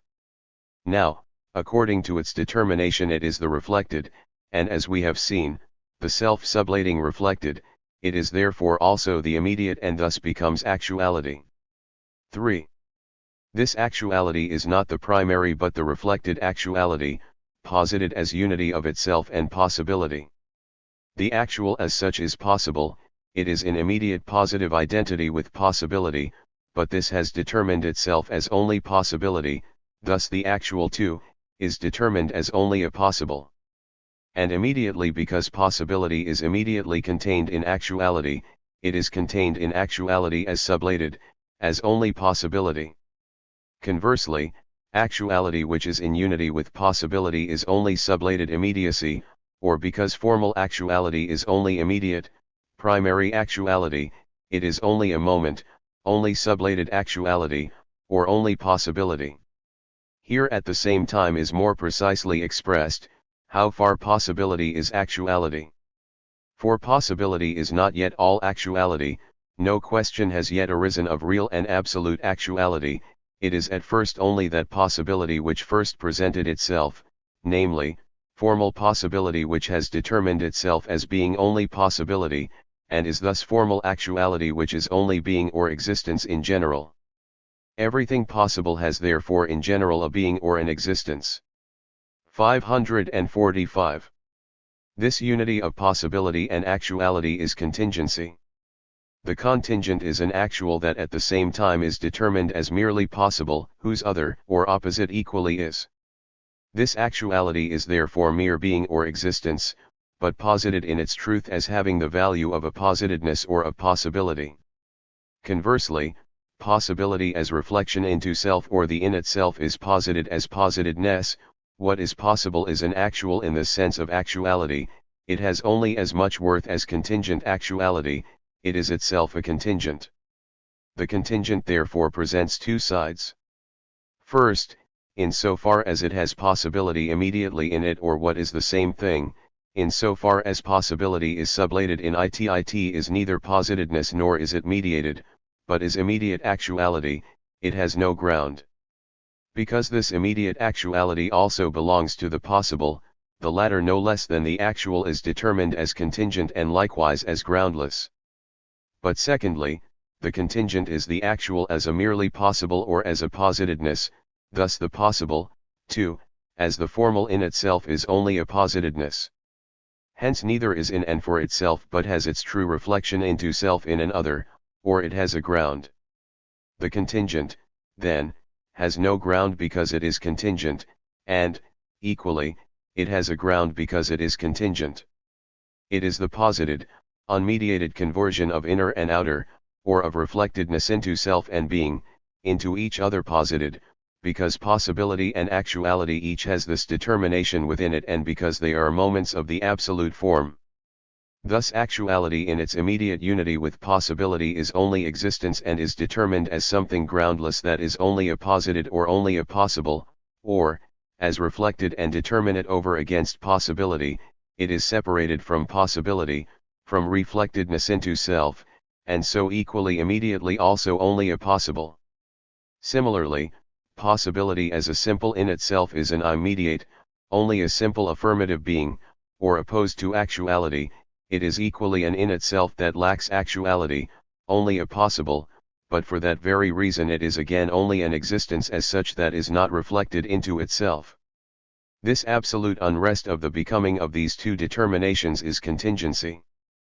But just because each immediately turns into its opposite, equally in this other it simply unites with itself, and this identity of both, of one in the other, is necessity.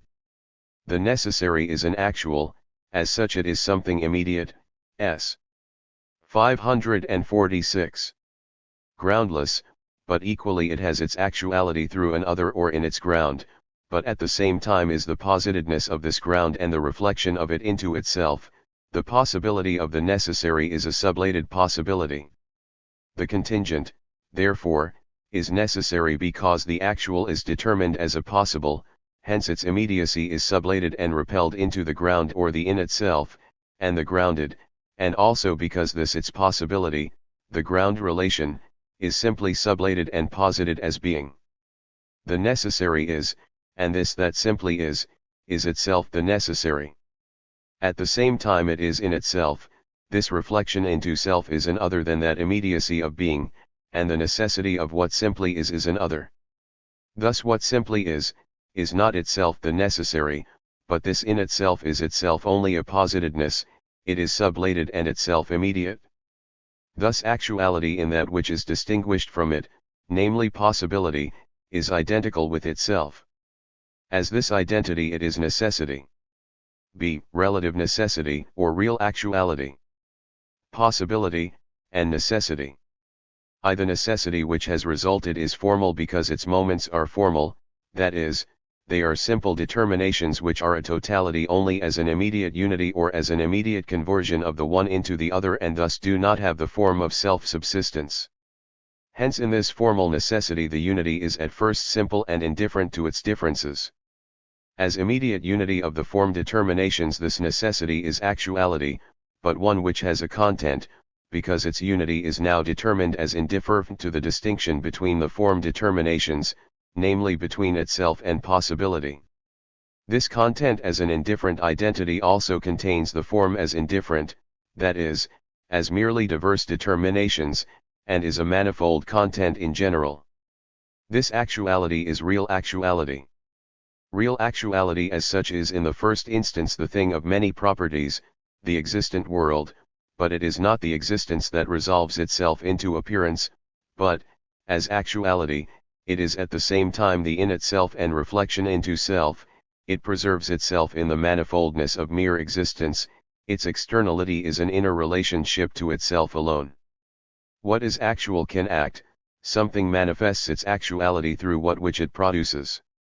Its relationship to another something is the manifestation of itself, neither a transition the relation between something and an other in the sphere of being nor an appearing where the thing is only in relation to others and, though a self-subsistent, has its reflection into self, its determinate essentiality, in another self-subsistent. Now real actuality likewise has possibility immediately present within it. It contains the moment of the in itself, but, as first of all only immediate unity, it is in one of the determinations of the form, and is thus distinguished as a simply affirmative being from the in itself or possibility. 2. This possibility as the in itself of real actuality is itself real possibility, and first of all, the in itself as pregnant with content. Formal possibility is reflection into self only as abstract identity, which merely means that something is not internally self-contradictory. But if one brings into account the determinations, circumstances, and conditions of something in order to ascertain its possibility, one is no longer at the stage of formal possibility, but is considering its real possibility. This real possibility is itself an immediate existence, but no longer because possibility as such, as a formal moment, is immediately its opposite, a non-reflected actuality, but, because it is real possibility, it straightway contains this determination within itself. The real possibility of something is therefore the existing multiplicity of circumstances which are connected with it. This existing multiplicity is, therefore, both possibility and actuality, yet their identity is, at first, only the content, which is indifferent to these form determinations. They therefore constitute the form, determined as against their identity. Or, immediate, real actuality, because it is immediate, is determined as against its possibility, as this determinate and therefore reflected possibility, it is real possibility. Now this is the posited whole of form, it is true, but of the form in its determinateness, namely, of actuality as formal or immediate, and equally of possibility as an abstract in itself. This actuality which constitutes the possibility of something is therefore not its own possibility, but the in itself of another actual, it is itself the actuality which ought to be sublated, possibility as possibility only. Thus real possibility constitutes the totality of conditions, a dispersed actuality which is not reflected into itself but is determined as being the in itself, but the in itself of another, and as meant to return back into itself. What is really possible is, according to its in itself, something. 548. Formally identical which, having a simple content determination, is not self-contradictory, but, as self-identical, it must also not be self-contradictory in its developed and distinct circumstances and in everything with which it stands connected. But secondly, because it is manifold within itself and has manifold connections with another, and because variety in its own self passes over into opposition, it is contradictory. If a possibility is in question and its contradiction is to be demonstrated, one need only fasten onto the multiplicity which it contains as content or as its conditioned existence, and from this its contradiction is easily discovered. But this is not a contradiction arising from comparison, on the contrary, manifold existence is in its own self this, to sublate itself and to fall to the ground, and for this reason essentially contains within itself the determination of being merely a possible. When all the conditions of something are completely present, it enters into actuality, the completeness of the conditions is the totality as in the content, and the something itself is this content determined as being equally actual as possible. In the sphere of conditioned ground, the conditions have outside them the form that is, the ground or the reflection which is for itself which connects them into moments of the something in question and which produces existence in them. Here, on the other hand, immediate actuality is not determined by a presupposing reflection to be condition, but it is posited that this actuality itself is possibility. Now in self-sublating real possibility, what is sublated is a duality, for it is itself the duality of actuality and possibility. Actuality is formal, or is an existence which appeared as self-subsistent and immediate, and through its sublating becomes reflected being, the moment of an other, and thus becomes possessed of an in itself. 2. This existence was also determined as possibility or as an in itself, but of an other.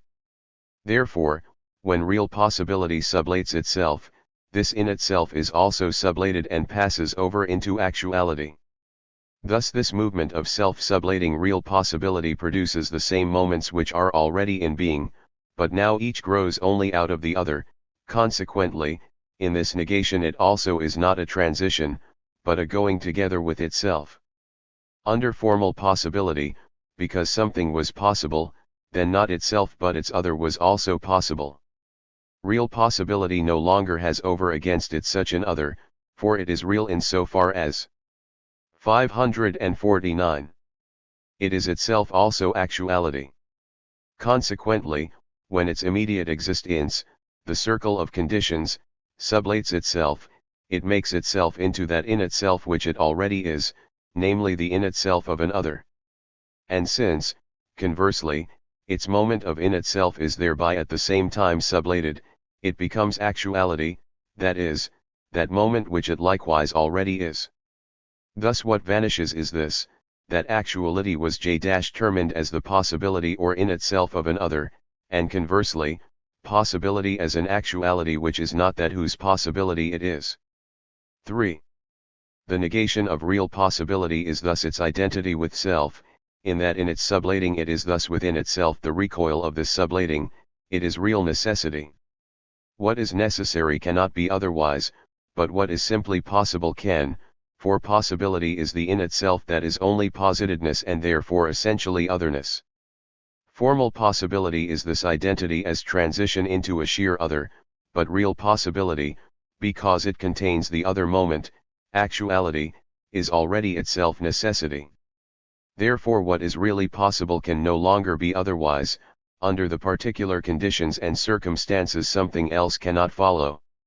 Real possibility and necessity are therefore only seemingly different. This is an identity which does not have to become but is already presupposed and lies at their base. Real necessity is therefore a relation pregnant with content, for the content is that implicity identity that is indifferent to the differences of form. But this necessity is at the same time relative. For it has a presupposition from which it begins, it has its starting point in the Kantian ant. For the real actual as such is the determinate actual, and has first of all its determinateness as immediate being in the fact that it is a multiplicity of existing circumstances, but this immediate being as determinateness is also the negative of itself, is an in itself or possibility, and thus it is real possibility.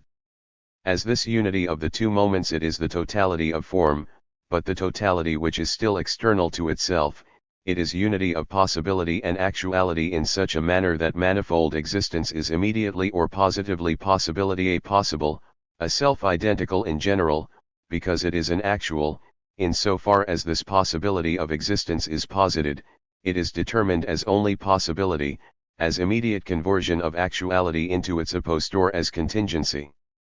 Consequently this possibility which immediate actuality possesses in so far as it is condition, is 55 degrees only the in itself as the possibility of an other.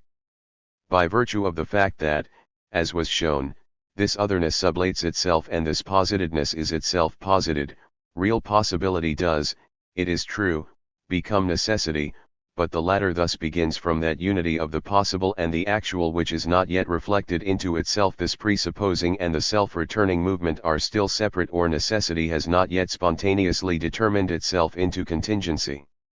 The relativity of real necessity exhibits itself in the content in such a manner that it is at first only the identity which is indifferent to form, therefore is distinct from it and a determinate content in general. The really necessary is therefore any limited actuality which, on account of this limitation, is also only a contingent in some other respect. Thus in point of fact real necessity is in itself also contingency. This is manifest at first in this manner, though the really necessary is a necessary as regards form, as regards content it is limited, and through this has its contingency. But contingency is also contained in the form of real necessity, for, as we have seen, real possibility is only in itself or in principle the necessary, but it is posited as the otherness of actuality and possibility towards each other. Real necessity therefore contains contingency, it is the return into self from that restless otherness of actuality and possibility towards each other, but not from itself to itself. Here, therefore, the unity of necessity and contingency is present in itself or in principle. This unity is to be called absolute actuality. See absolute necessity. Real necessity is determinate necessity, formal necessity does not as yet possess any content and determinateness. The determinateness of necessity consists in its containing its negation, contingency, within itself. This is what it has shown itself to be. But this determinateness in its first simplicity is actuality, determinate necessity is therefore immediately actual necessity.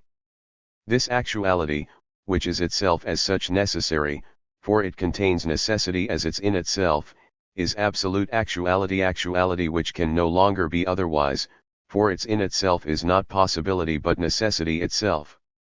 But because this actuality is posited as being absolute, that is, as 551.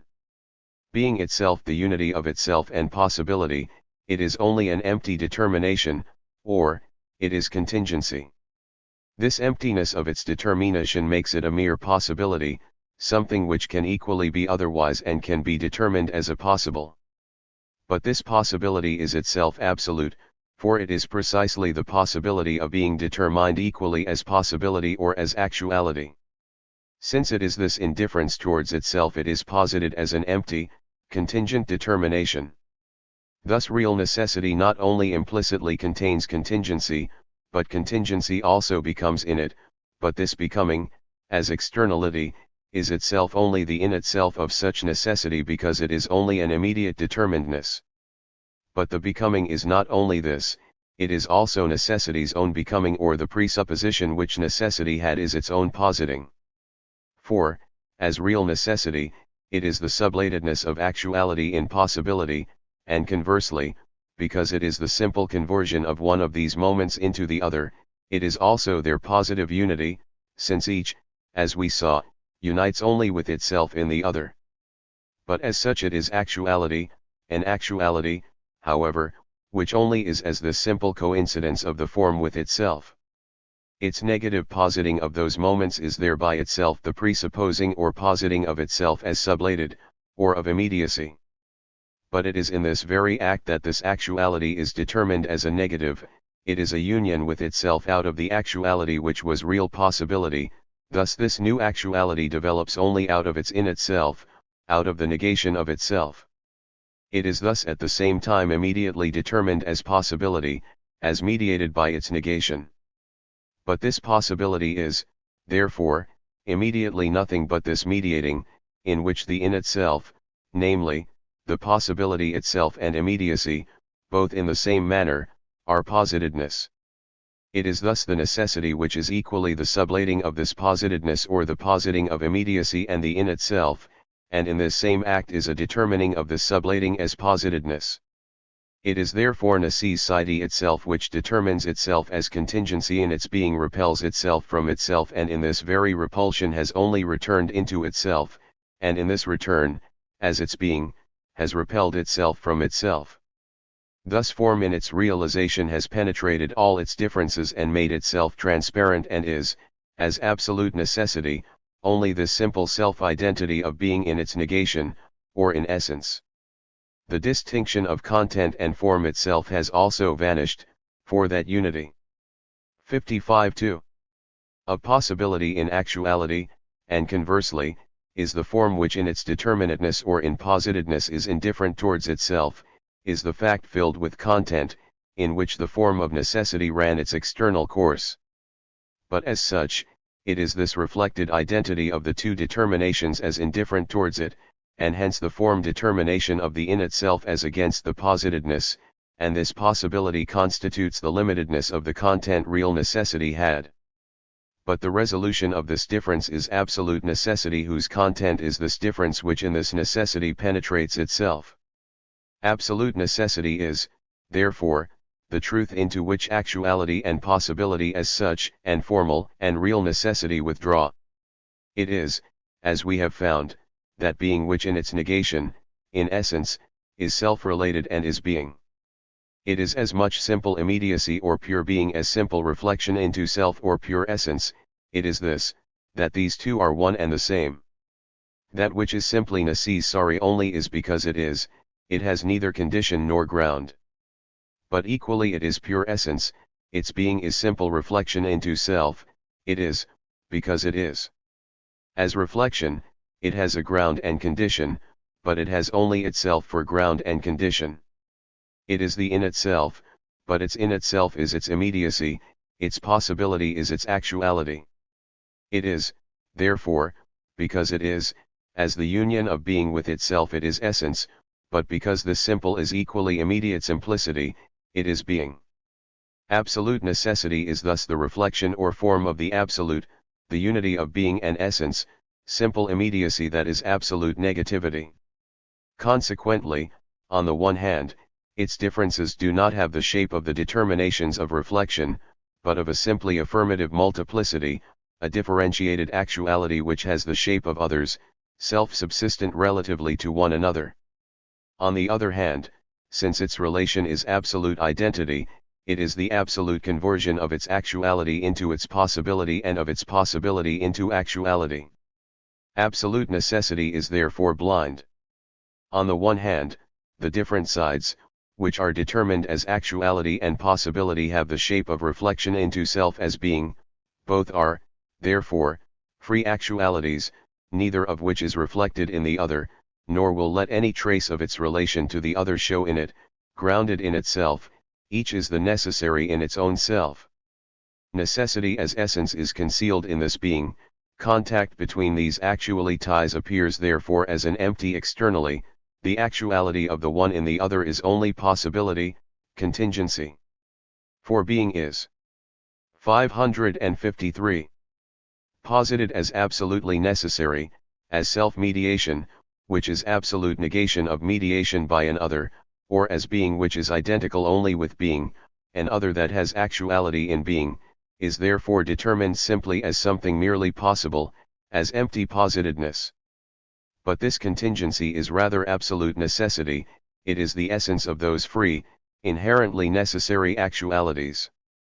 This essence is light-shy, because there is in these actualities no reflective movement, no reflex, because they are grounded purely in themselves alone, are shaped for themselves, and manifest themselves only to themselves, because they are only being. But their essence will break forth in them and reveal what it is and what they are. The simplicity of their being and their self-support is absolute negativity, it is the freedom of their reflectionless immediacy.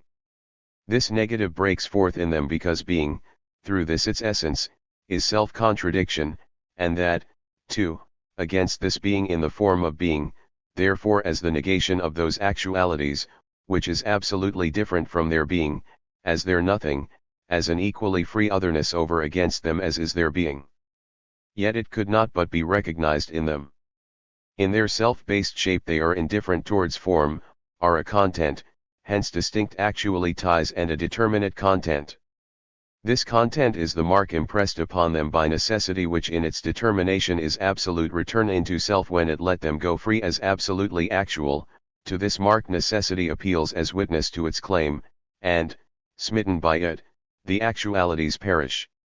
This manifestation of that which the determinateness is in truth negative self-relation is a blind destruction in otherness, the illusory showing or reflection which breaks forth is, in that which simply affirmatively is, a becoming or transition of being into nothing.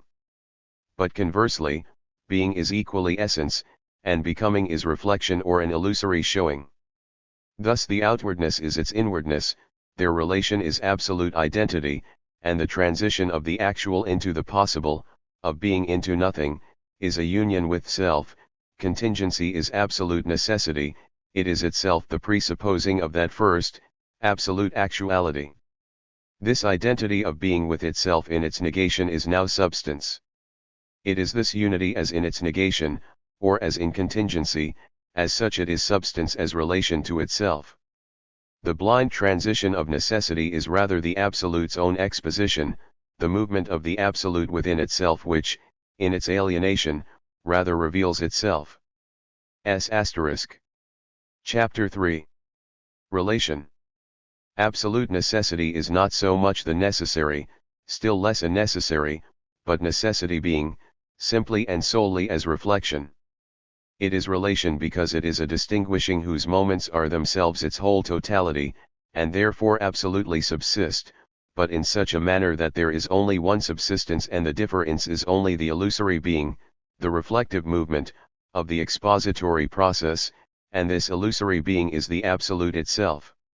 Essence as such is reflection or an illusory showing, but essence as absolute relation is illusory being posited as illusory being which, as this self-relating, is absolute actuality. The absolute, which at first was expounded by external reflection, now, as absolute form or as necessity, expounds itself. This exposition of itself is its own positing of itself, and it is only the self-positing. Just as the light of nature is neither something nor a thing, but its being is only its showing or shining, so manifestation is self-identical absolute actuality. The sides of the absolute relation are therefore not attributes. In the attribute the absolute shows only in one of its moments, a moment presupposed and picked up by external reflection. But the expositor of the absolute is absolute necessity, which is identical with itself as self-determining. Since it is an illusory showing that is posited as illusory being, the sides of this relation are totalities because they are in the determination of illusory being, for as illusory being, the differences are themselves and their opposite, or they are the whole. Conversely, they are illusory being in this manner because they are totalities. Thus this distinguishing or illusory showing of the absolute is only the identical positing of itself. This relation in its immediate notion is the relation of substance and accidents, the immediate vanishing and becoming of the absolute illusory being within itself. When substance determines itself to being for self over against an other, or the absolute relation determines itself as real, then we have the relation of causality. Lastly, when this as self-relating passes over into reciprocity, the absolute relation Js also posited in accordance with the Determina 555. Tions it contains, this posited unity of itself in its determinations which are posited as themselves the whole, but equally as determinations, is then the notion a. The of substantiality. Absolute necessity is absolute relation because it is not being as such, but being that is because it is, being as absolute self-mediation. This being is substance, as the final unity of essence and being. It is the being in all being, it is neither the unreflected immediate, nor an abstract being standing behind existence and appearance, but it immediate actuality itself, and this as absolute reflectedness into self, as a subsisting in and for itself. Substance as this unity of being and reflection is essentially the reflective movement and positedness of itself. The reflective movement is the reflective movement that is self-related, and it is thus that it is, this being is substance as such. Conversely, this being is only the positedness that is identical with itself, and as such it is totality in the form of illusory being, accidentality. This reflective movement is identity as identity of form, the unity of possibility and actuality. It is first of all becoming, contingency as the sphere of coming to be and ceasing to be, for in accordance with the determination of immediacy, the relation of possibility and actuality is an immediate conversion of them into each other, of each into that which is merely other to it. But because being is an illusory being, their relation is also one of identical reflection, of a reflection which is an illusory showing of each in the other. The movement of accidentality therefore exhibits in each of its moments the illusory showing in one another of the categories of being and of the reflective determinations of essence. The immediate something has a content, its immediacy is at the same time a reflected indifference towards form. This content is determinate, and since this determinateness is one of being, the something passes over into an other. But quality is also a determinateness of reflection, as such it is an indifferent difference. But this energizes itself into opposition and withdraws into the ground, which is nothing, but also a reflection into self. This sublates itself, but it is itself a reflected in itself, as such is possibility, and this in itself is, in its transition which is equally a reflection into self, the necessary actual. 556. This movement of accidentality is the actuosity of substance as a tranquil coming forth of itself. It is not active against something, but only against itself as a simple unresisting element. The sublating of something presupposed is the vanishing illusory being, only in the act of sublating the immediate does this immediate itself become, or is this reflective movement. It is the beginning from itself which first is the positing of the self from which the beginning is made. Substance, as this identity of the reflective movement, is the totality of the whole and embraces accidentality within it, and accidentality is the whole substance itself. the differentiation of itself into the simple identity of being and the flux of accidents in it, is a form of its illusory being. The former is the formless substance of ordinary thinking for which illusory being has not determined itself as illusory being, but which clings to such an indeterminate identity as an absolute, an identity which has no truth and is only the determinateness of immediate actuality or equally of the in itself or possibility form determinations which fall into accidentality. The other determination, the flux of accidents, is the absolute form unity of accidentality, substance as absolute power.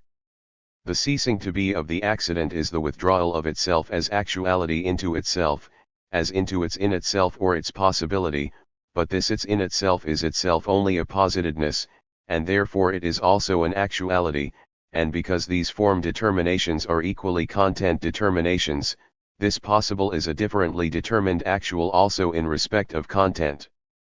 Substance manifests itself through actuality with its content into which it translates the possible, as creative power, and through the possibility to which it reduces the actual, as destructive power. But the two are identical, the creation is destructive and the destruction is creative, for the negative and the positive, possibility and actuality, are absolutely united in substantial necessity. The accidents as such, and there is a plurality of them since plurality is one of the determinations of being, have no power, ver one another. They are the simply affirmative something, or the something that is for itself, existing things of manifold properties, or wholes consisting of parts, self-subsistent parts, forces, which require solicitation from one another and have one another for condition. In so far as such an accidental seems to exercise power. 557. Over another, it is the power of substance which embraces both within itself, as negativity it posits an unequal value, determining the one as a ceasing to be and the other with a different content as a coming to be, or the former as passing over into its possibility, the latter into actuality, ever sundering itself into the differences of form and content, and ever purging itself of this one-sidedness, yet in this very purging it has fallen back into determination and disunity. One accident, then, expels another only because its own subsisting is this totality of form and content itself in which it and its other equally perish. On account of this immediate identity and presence of substance in the accidents, no real difference is as yet present. In this first determination substance is not yet manifested according to its whole notion. When substance, as self-identical being in and for self, is distinguished from itself as totality of accidents, that which mediates is substance as power. This is necessity, the positive persistence of the accidents in their negativity and their mere positedness in their subsistence. This middle term is thus unity of substantiality and accidentality themselves, and its extremes have no subsistence of their own. Substantiality is, therefore, merely the relation as immediately vanishing, it relates itself to itself not as a negative, and, as the immediate unity of power with itself, is in the form only of its identity, not of its negative essence, only one of the moments, namely, the negative or the difference, vanishes altogether, the other, the moment of identity, does not. This can also be considered in the following manner. Illusory being or accidentality is in itself indeed substance through power, but it is not thus posited as the self-identical illusory being. Thus substance has only accidentality for its shape or positedness, not itself, it is not substance as substance. The relation of substantiality is, therefore, in the first instance, only this, that substance manifests itself as formal power, the differences of which are not substantial, it is, in fact, only as the inner of the accidents, and these are only in the substance. In other words, this relation is only totality in the form of illusory being as a becoming, but it is equally reflection. Accidentality which in itself is substance is for this very reason also posited as such, thus it is determined as self-relating negativity towards itself, determined as self-relating simple self-identity, and it is substance that exists for itself and has power. Thus the relation of substantiality passes over into the relation of causality. Substance is power, and power that is reflected into itself and not merely transitory, but that posits determinations and distinguishes them from itself. As self-relating in its determining, it is itself that which it posits as a negative or makes it into a positedness. Thus this is in general sublated substantiality, that which is merely posited, or effect, but substance which is for itself is cause. This relation of causality is, in the first instance, merely this relation of cause and effect, as such it is the formal relation of causality. Formal causality I cause is primary in relation to effect. As power, subs 2 nce is an illusory showing, or has accidentality. But as power, it is equally reflection into self in its illusory being, thus it expounds its movement of transition, and this illusory showing or reflective movement is determined as illusory being, or the accident is posited as this, that it is only something posited. But substance in its determining does not begin from accidentality as if this were already an other to start with and only now were posited as determinateness, but the two are one actuosity. Substance as power determines itself, but this determining is immediately itself the sublating of the determining, and the return. It determines itself. It, the determinant, is thus the immediate and that which is itself already determinate.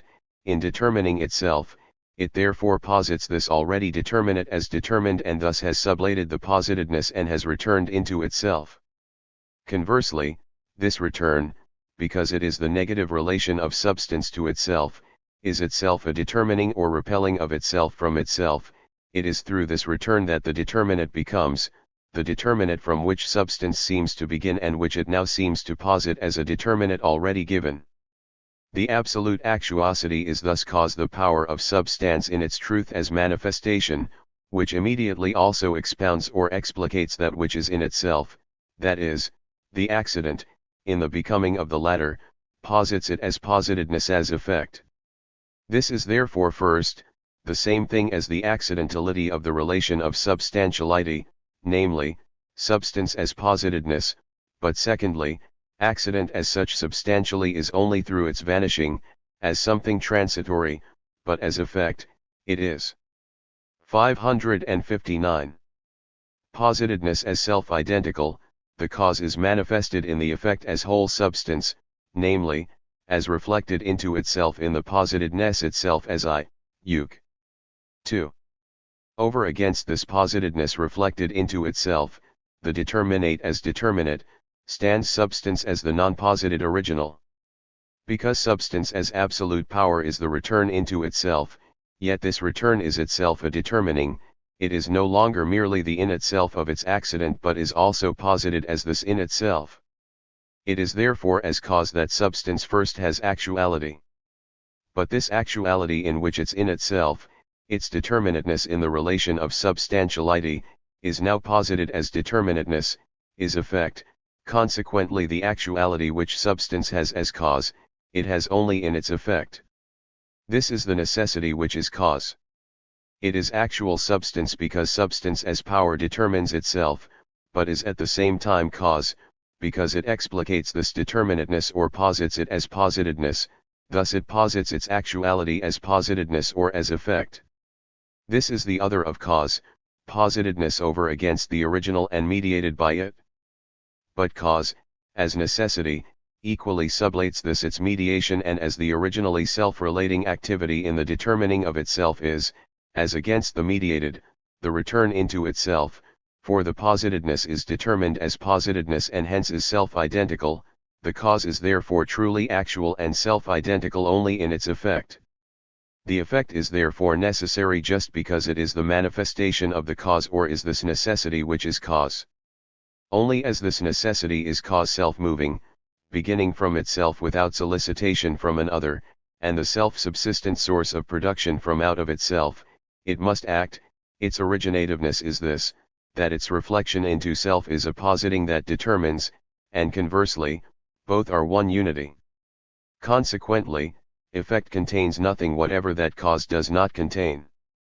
Conversely, cause contains nothing which is not in its effect.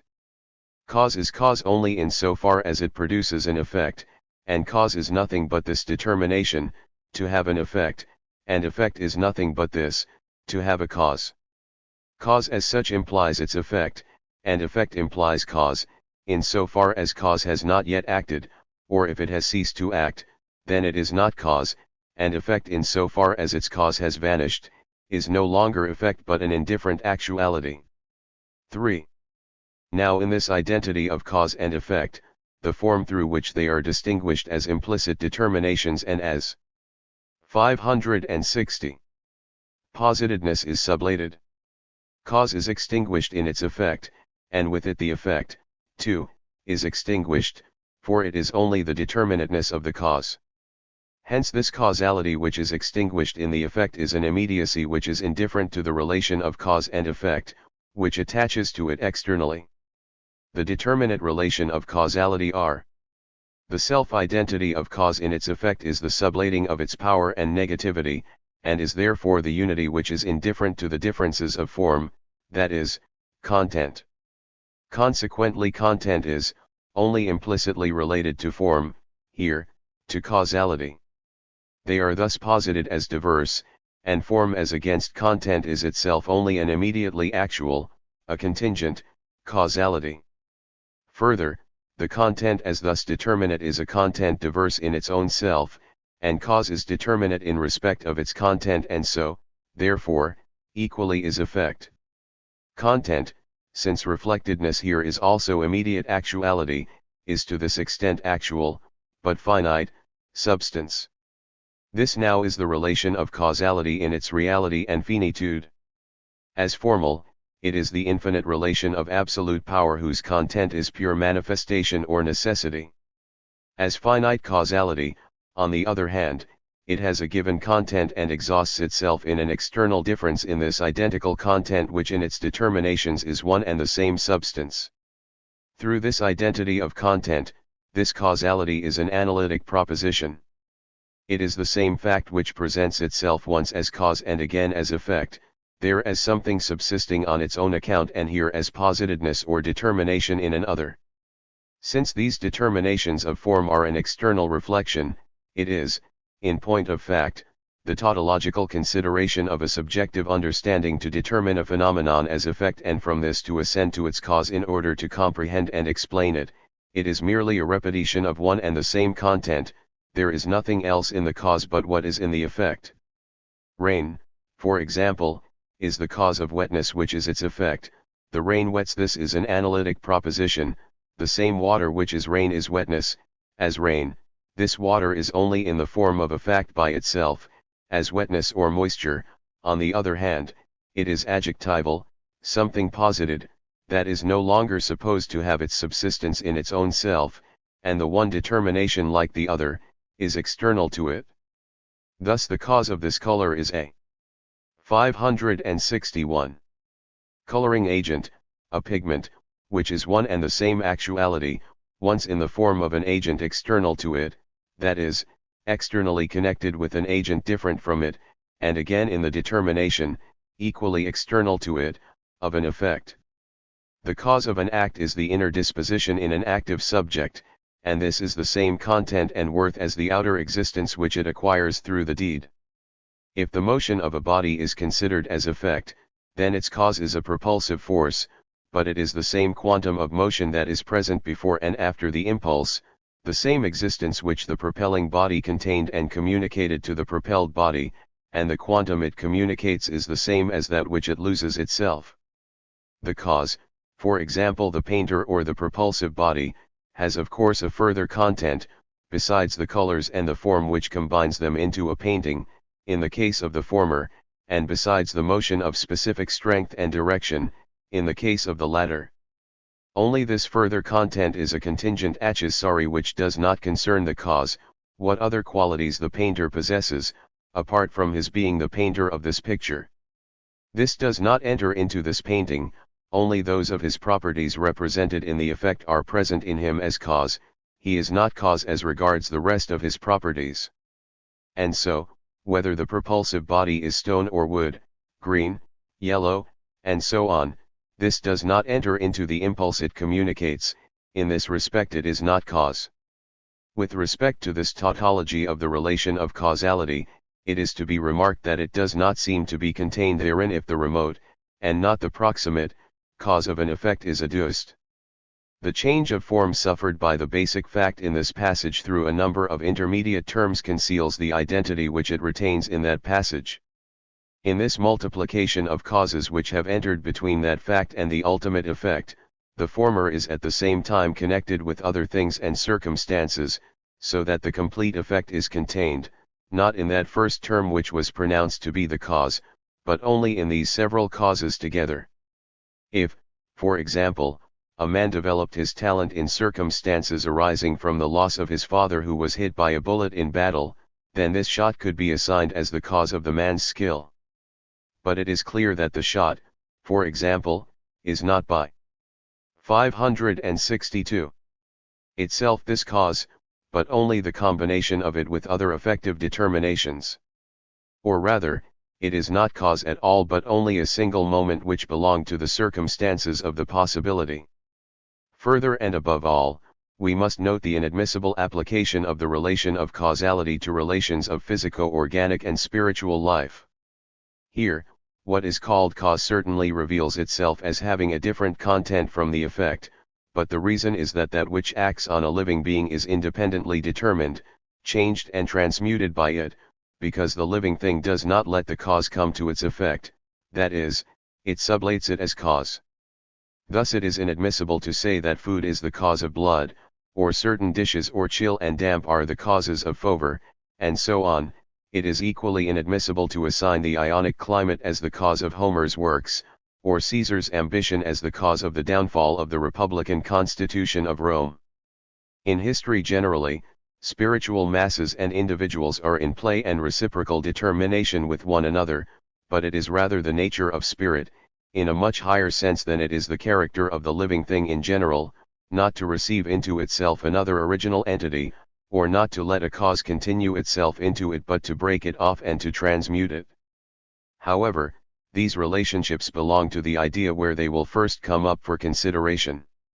Here, we may further remark that in so far as the relation of cause and effect is admitted, although improperly, the effect cannot be greater than the cause, for the effect is nothing more than the manifestation of the cause.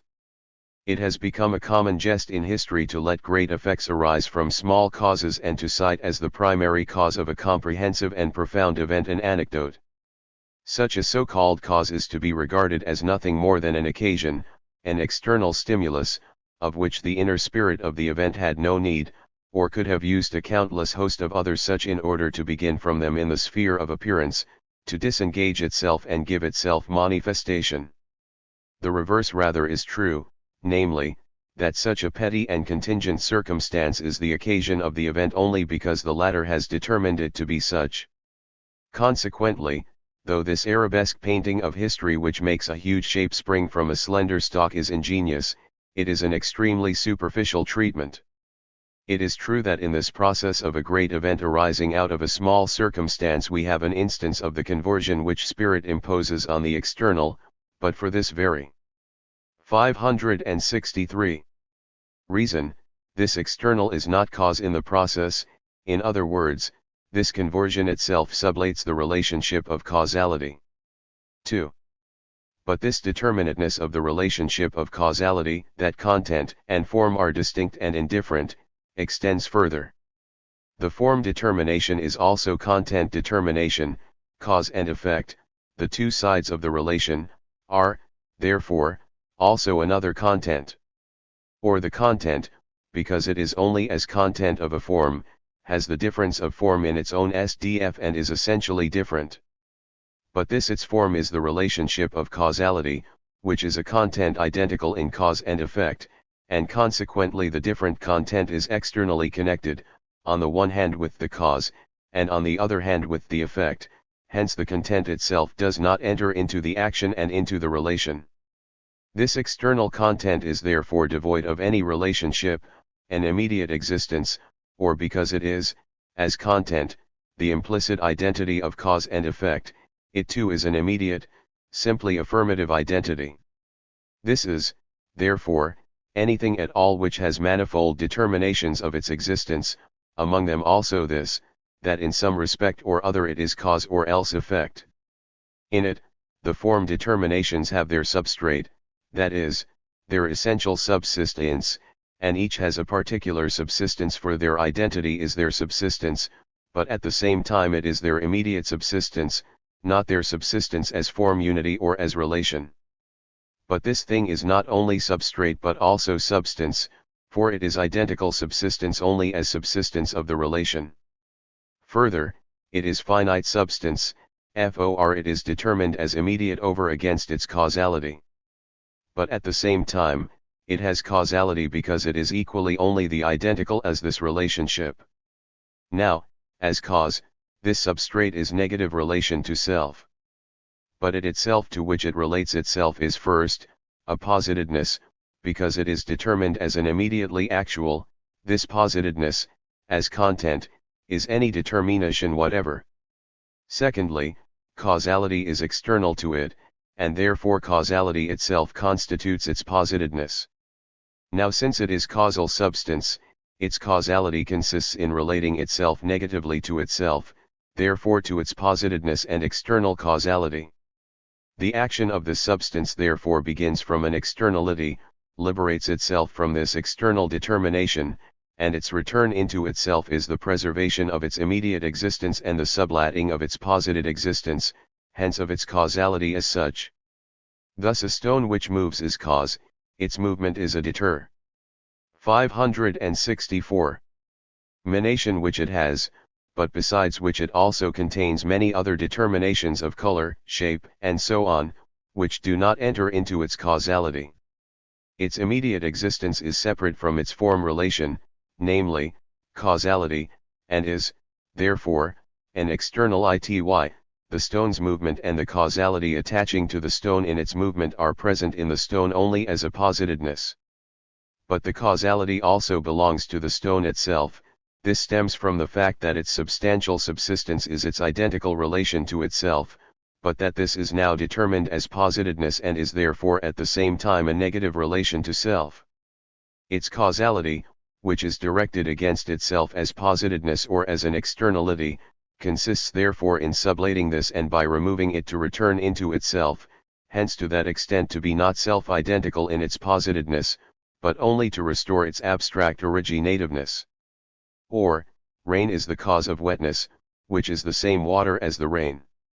This water has the determination of being rain and cause as a result of this determination being posited in it by an other, some other force, or whatever it may be, has lifted it into the air and gathered it together into a mass, the weight of which makes it fall.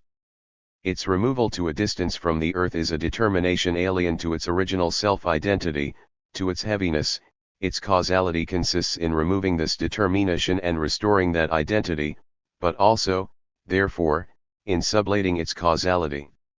The second determinateness of causality now under consideration concerns form. This relationship is causality as external to itself, as the originativeness which is equally in its own self-positedness or effect. This union of opposed determinations as in a simply affirmative substrate constitutes the infinite regress from cause to cause. The effect is the starting point, as such it has a cause, this in turn has a cause, and so on. Why has the cause a fresh cause? That is to say, why is the same side which was previously determined as cause now determined as effect, with a consequent demand for a fresh cause? For this reason, that the cause is a finite, a determinate in general, determined as one moment of form over against the effect, it has its determinateness or negation outside it, but for this very reason it is itself finite, has its determinateness within it, and this is positedness or effect. This its identity is also posited, but it is a third term, the immediate substrate. Causality is therefore external to itself, because here its originativeness is an immediacy. The form difference is, therefore, a primary determinateness, not yet determinateness posited as determinateness, it is a simply affirmative otherness. Finite reflection, on the one hand, stops short at this immediate, removes the form unity from it and makes it in one respect cause and in another respect effect. On the other hand, it transfers the form unity into the infinite, and through the endless progress expresses its impotence to attain and hold fast this unity. The case is directly the same with the effect, or rather the infinite progress from effect to effect is entirely the same as the regress from cause to cause. In this, the cause became effect, which in turn has another cause. Similarly and conversely, the effect becomes cause, which in turn has another effect. The determinate cause we are considering begins from an externality, and in its effect does not return into itself as cause but, on the contrary, loses its causality therein. But conversely, the effect arrives at a substrate which is substance, an originally self-related subsistence. In this substrate, therefore, this positedness becomes positedness, that is to say, this substance, when an effect is posited in it, behaves as cause. But the first effect, the positedness, which arrives at substance externally, is other than the second which is produced by the substance, for this second effect is determined as its reflection into self, but the first as an externality in substance. But because causality here is self-external causality, equally it, too, does not return into itself in its effect, but therein becomes external to itself. Its effect again becomes a positedness in a substrate as in another substance, which, however, equally makes it into a positedness, or manifests itself as cause, again repels its effect from itself, and so on, to the spurious infinity. 3. We have now to see what has developed through the movement of the determinate causal relation. Formal causality is extinguished in the effect. This produces the identity of these two moments, but only as implicitly the unity of cause and effect, a unity to which the form relation is external. As result, this identical is also immediate, in accordance with the two determinations of immediacy. First, as in itself, a content, in which causality runs its course externally. Secondly, as an existent substrate in which cause and effect inhere as distinct determinations of form. In this, they are implicitly one, but on account of this in itself or externality of form, each is external to itself, and consequently in its unity with the other is also determined as other against it. Therefore, though 566. The cause has an effect and is at the same time itself effect, and the effect not only has a cause but is also itself cause, yet the effect which the cause has, and the effect which the cause is, are different, as are also the cause which the effect has, and the cause which the effect is. But now the outcome of the movement of the determinate causal relation is this, that the cause is not merely extinguished in the effect and with it the effect, too, as in formal causality, but that the cause in being extinguished becomes again in the effect, that the effect vanishes in the cause, but equally becomes again in it. Each of these determinations sub/8s itself in its positing, and posits itself in its sublating. What is present here is not an external transition of causality from one substrate to another. On the contrary, this becoming other of causality is at the same time its own positing. Causality therefore presupposes its own self or conditions itself. The identity, the substrate, which was previously only in itself or implicit, is therefore, now determined as presupposition or posited over against the active causality, and the reflection which was previously only external to the identity, now stands in a relationship to it. Action and reaction causality is a presupposing act. Cause is conditioned, it is negative self-relation as a presupposed, external other, an other which in itself, but only in itself, is causality itself. It is, as we have found, the substantial identity into which formal causality passes over, which has now determined itself over against the latter as its negative. Or it is the same thing as the substance of the causal relation, but substance that is confronted by the power of accidentality as itself substantial activity. It is passive substance. Passive is that which is immediate or in itself, but is not also for itself, pure being or essence which is only in this determinateness of abstract self-identity. Active substance, as negatively self-related substance, stands over against passive substance. It is cause, in so far as in determinate causality it has restored itself through the negation of itself out of the effect, a reflected being which in its otherness or as an immediate behaves essentially as a positing activity and mediates itself with itself through its negation.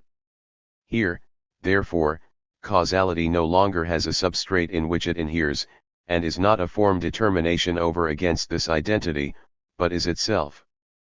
567. Substance, in other words, what is originative is causality alone. The substrate is the passive substance which has presupposed itself.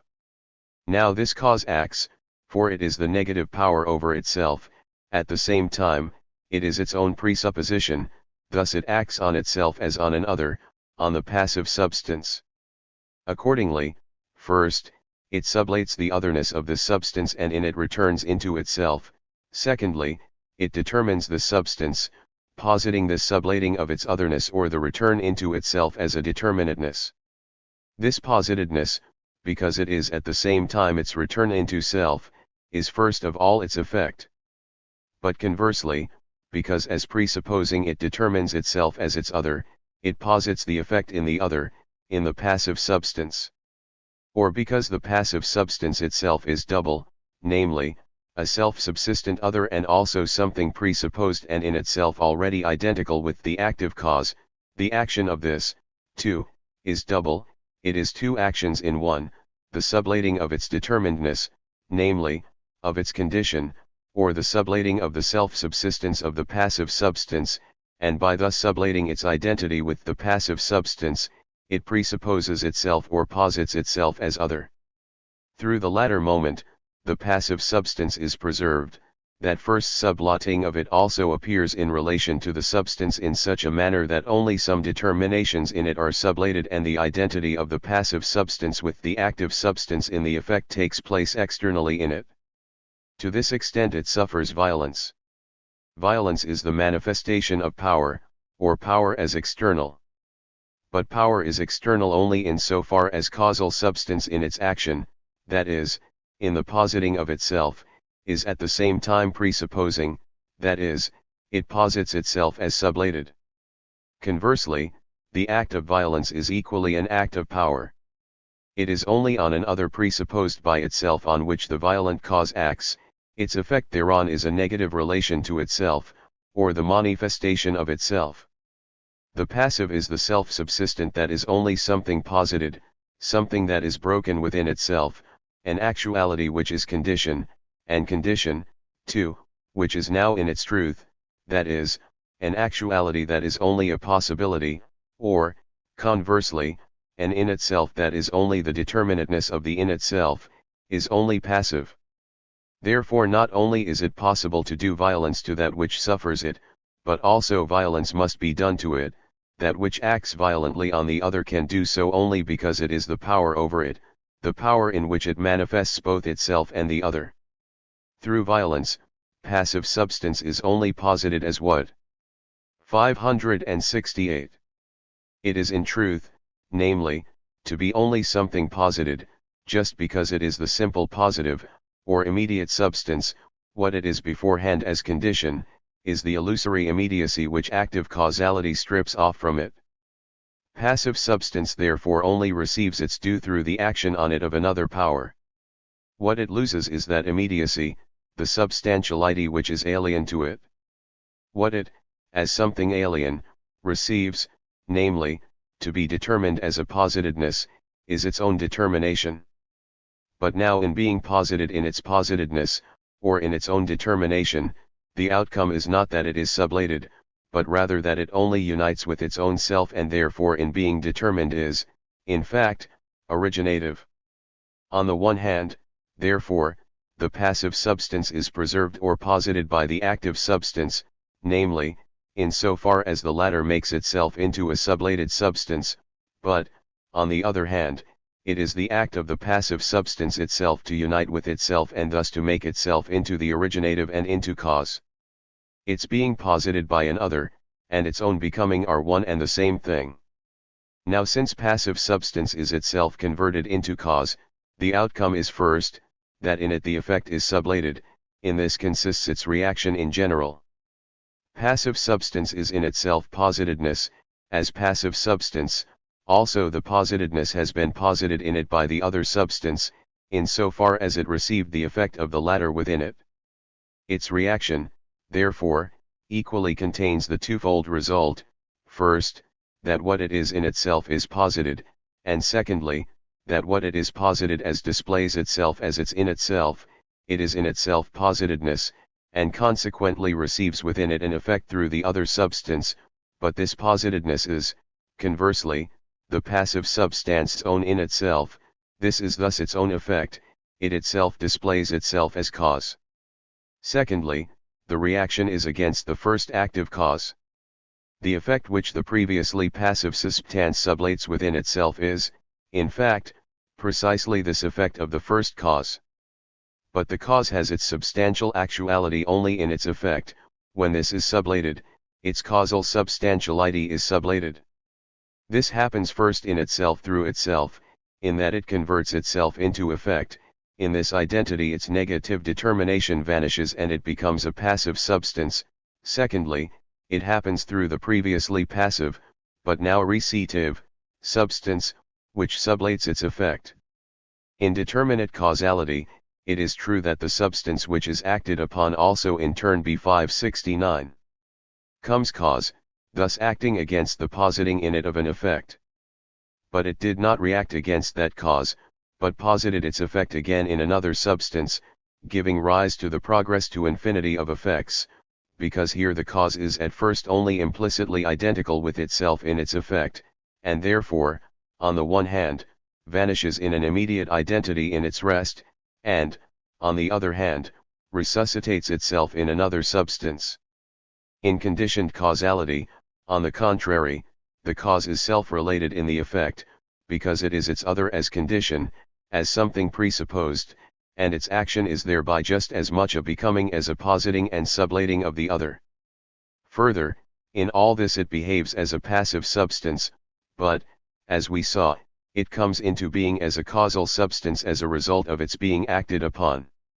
That first cause, which first acts and receives its effect back into itself as reaction, thus reappears as cause, whereby the action, which in finite causality runs on into the spuriously infinite progress, is bent round and becomes an action that returns into itself, an infinite reciprocal action.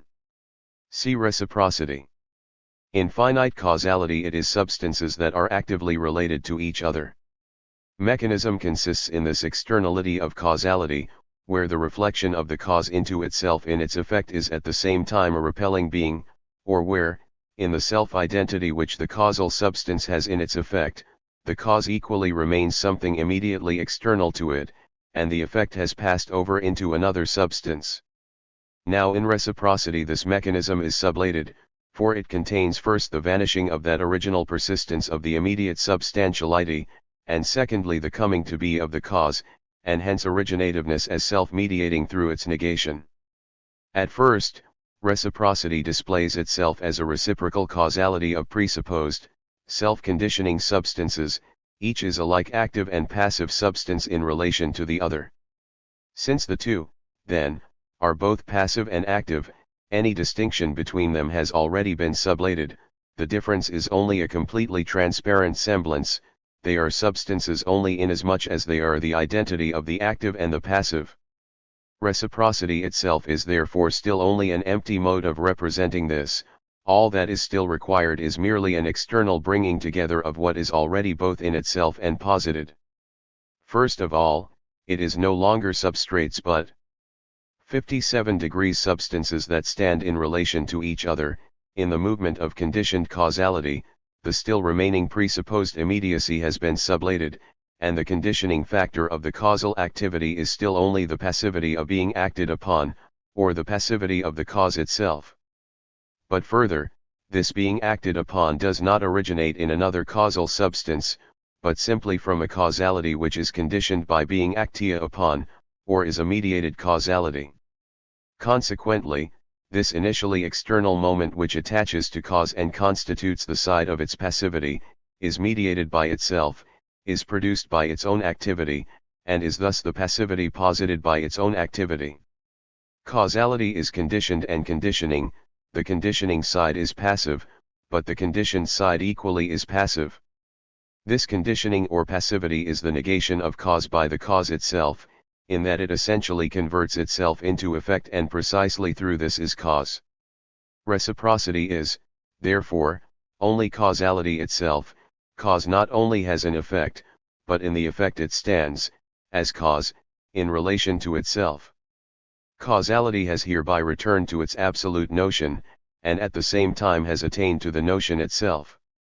At first, it is real necessity, absolute identity with itself, so that the difference of necessity and the related determinations in it are substances, free actualities, over against one another.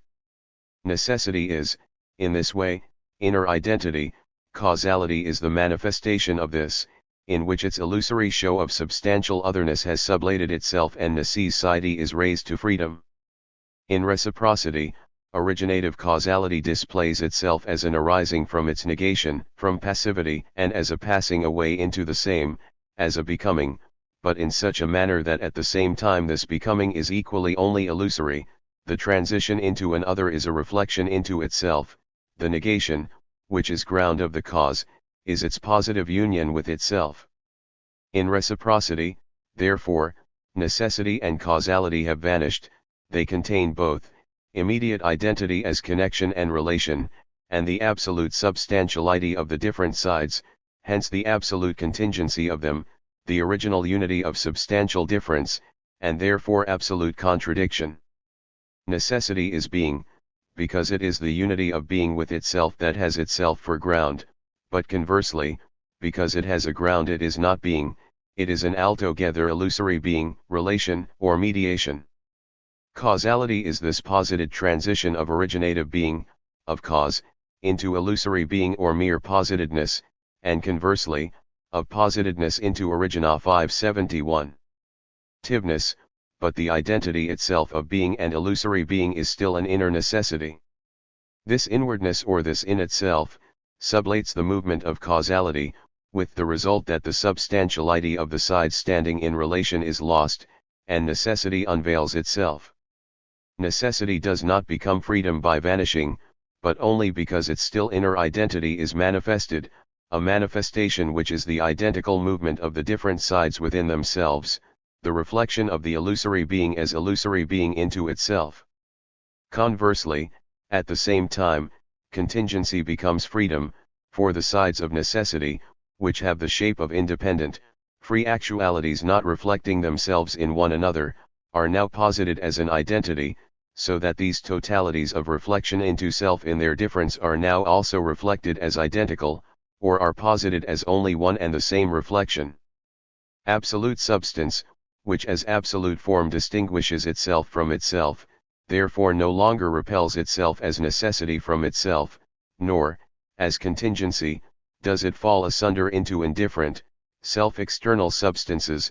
On the contrary, it differentiates itself, on the one hand, into the totality heretofore passive substance which is originative as reflection out of the determinateness into itself, as a simple whole, which contains within itself its positedness and is posited as self.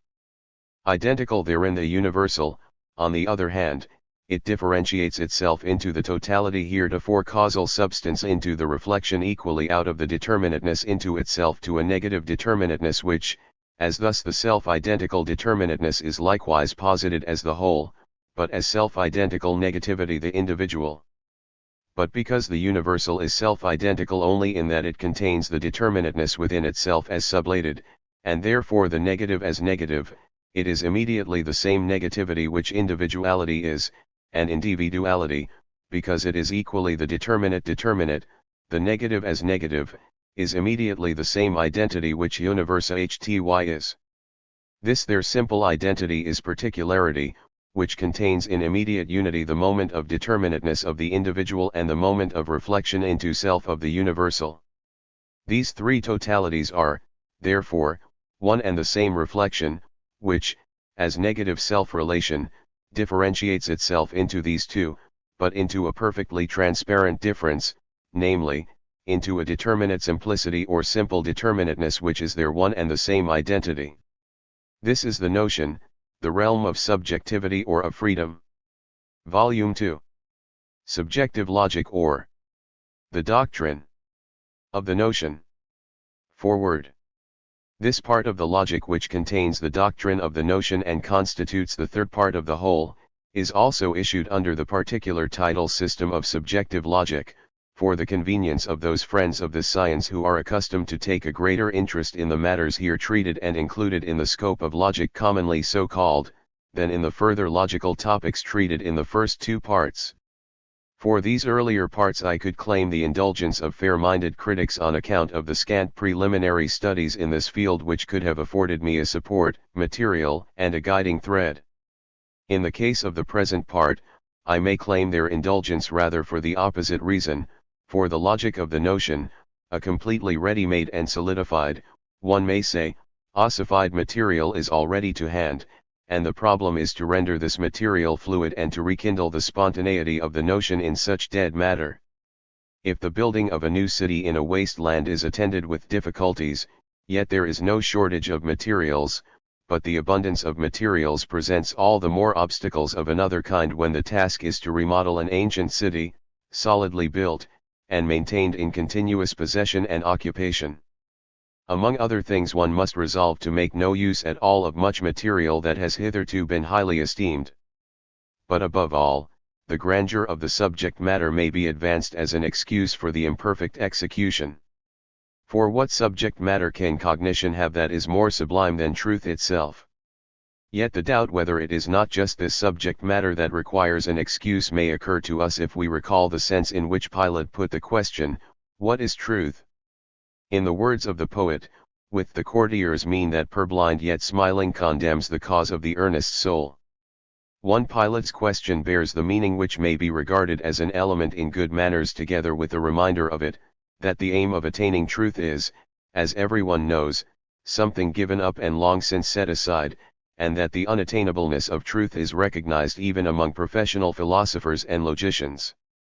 But if the question that religion raises as to the value of things, insights, and actions a question which inallured to being and essence, to the immediate and to reflection. Being and essence are so far the moments of its becoming, but it is their foundation and truth as the identity in which they are submerged and contained. They are contained in it because it is their result, but no longer as being and essence. That determination they possess only in so far as they have not withdrawn into this their unity. Objective logic, therefore, which treats of being and essence, constitutes properly the genetic exposition of the notion. More precisely, substance is already real essence, or essence in so far as it is united with being and has entered into actuality. Consequently, the notion has substance for its immediate presupposition. What is implicit in substance is manifested in the notion. Thus the dialectical movement of substance through causality and reciprocity is the immediate genesis of the notion, the exposition of the process of its becoming. But the significance of its becoming, as of every becoming, is that it is the reflection of the transient into its ground, and that the at first apparent other into which the former has passed constitutes its truth. Accordingly the notion is the truth of substance, and since substance has necessity for its 578 specific mode of relationship, freedom reveals itself as the truth of necessity and as the mode of relationship proper to the notion. The progressive determination of substance necessitated by its own nature, is the positing of what is in and for itself. Now the notion is that absolute unity of being and reflection in which being is in and for itself only in so far as it is no less reflection or positedness, and positedness is no less being that is in and for itself. This abstract result is elucidated by the exposition of its concrete genesis. That exposition contains the nature of the notion whose treatment it must have preceded. The chief moments of this exposition can therefore only be briefly summarized here. Substance is the absolute, the actuality that is in and for itself in itself as the simple identity of possibility and actuality, absolute essence containing all actuality and possibility within itself, and for itself, being this identity as absolute power or purely self-related negativity. The movement of substantiality posited by these moments consists in the following stages: I substance, as absolute power or self-related negate 1v1 tie, differentiates itself into a relationship in which what were at first only simple moments are substances and original presuppositions. Their specific relationship is that of a passive substance, of the original immediacy of the simple inwardness or in itself which, powerless to posit itself, is only an original positedness, and of an active substance, the self-related negativity which as such has posited itself in the form of an other and relates itself to this other. This other is simply the passive substance which the active substance through its own originative power has presupposed for itself as condition. This presupposing is to be understood in the sense that the movement of substance itself is, in the first instance, under the form of one of the moments of its notion, the in itself, and the determinateness of one of the substances standing in relationship is also the determinateness of this relationship itself. 2. The other moment is being for self, which means that the power posits itself as self-related negativity, thereby sublating again what was presupposed. The active substance is the cause, it acts, that is, it now posits, whereas previously it only presupposed, so that to the power is now added the illusory show of power, to the positedness the illusory show of positedness. What in 579. The presupposition was original, becomes in causality, through the relation to an other, what it is in itself, the cause produces an effect, and that, too, in another substance, it is now power in relation to an other and thus appears as a cause, but is a cause only in virtue of this appearing. The effect enters the passive substance, whereby it now also appears as a positedness, but is a passive substance only as such positedness.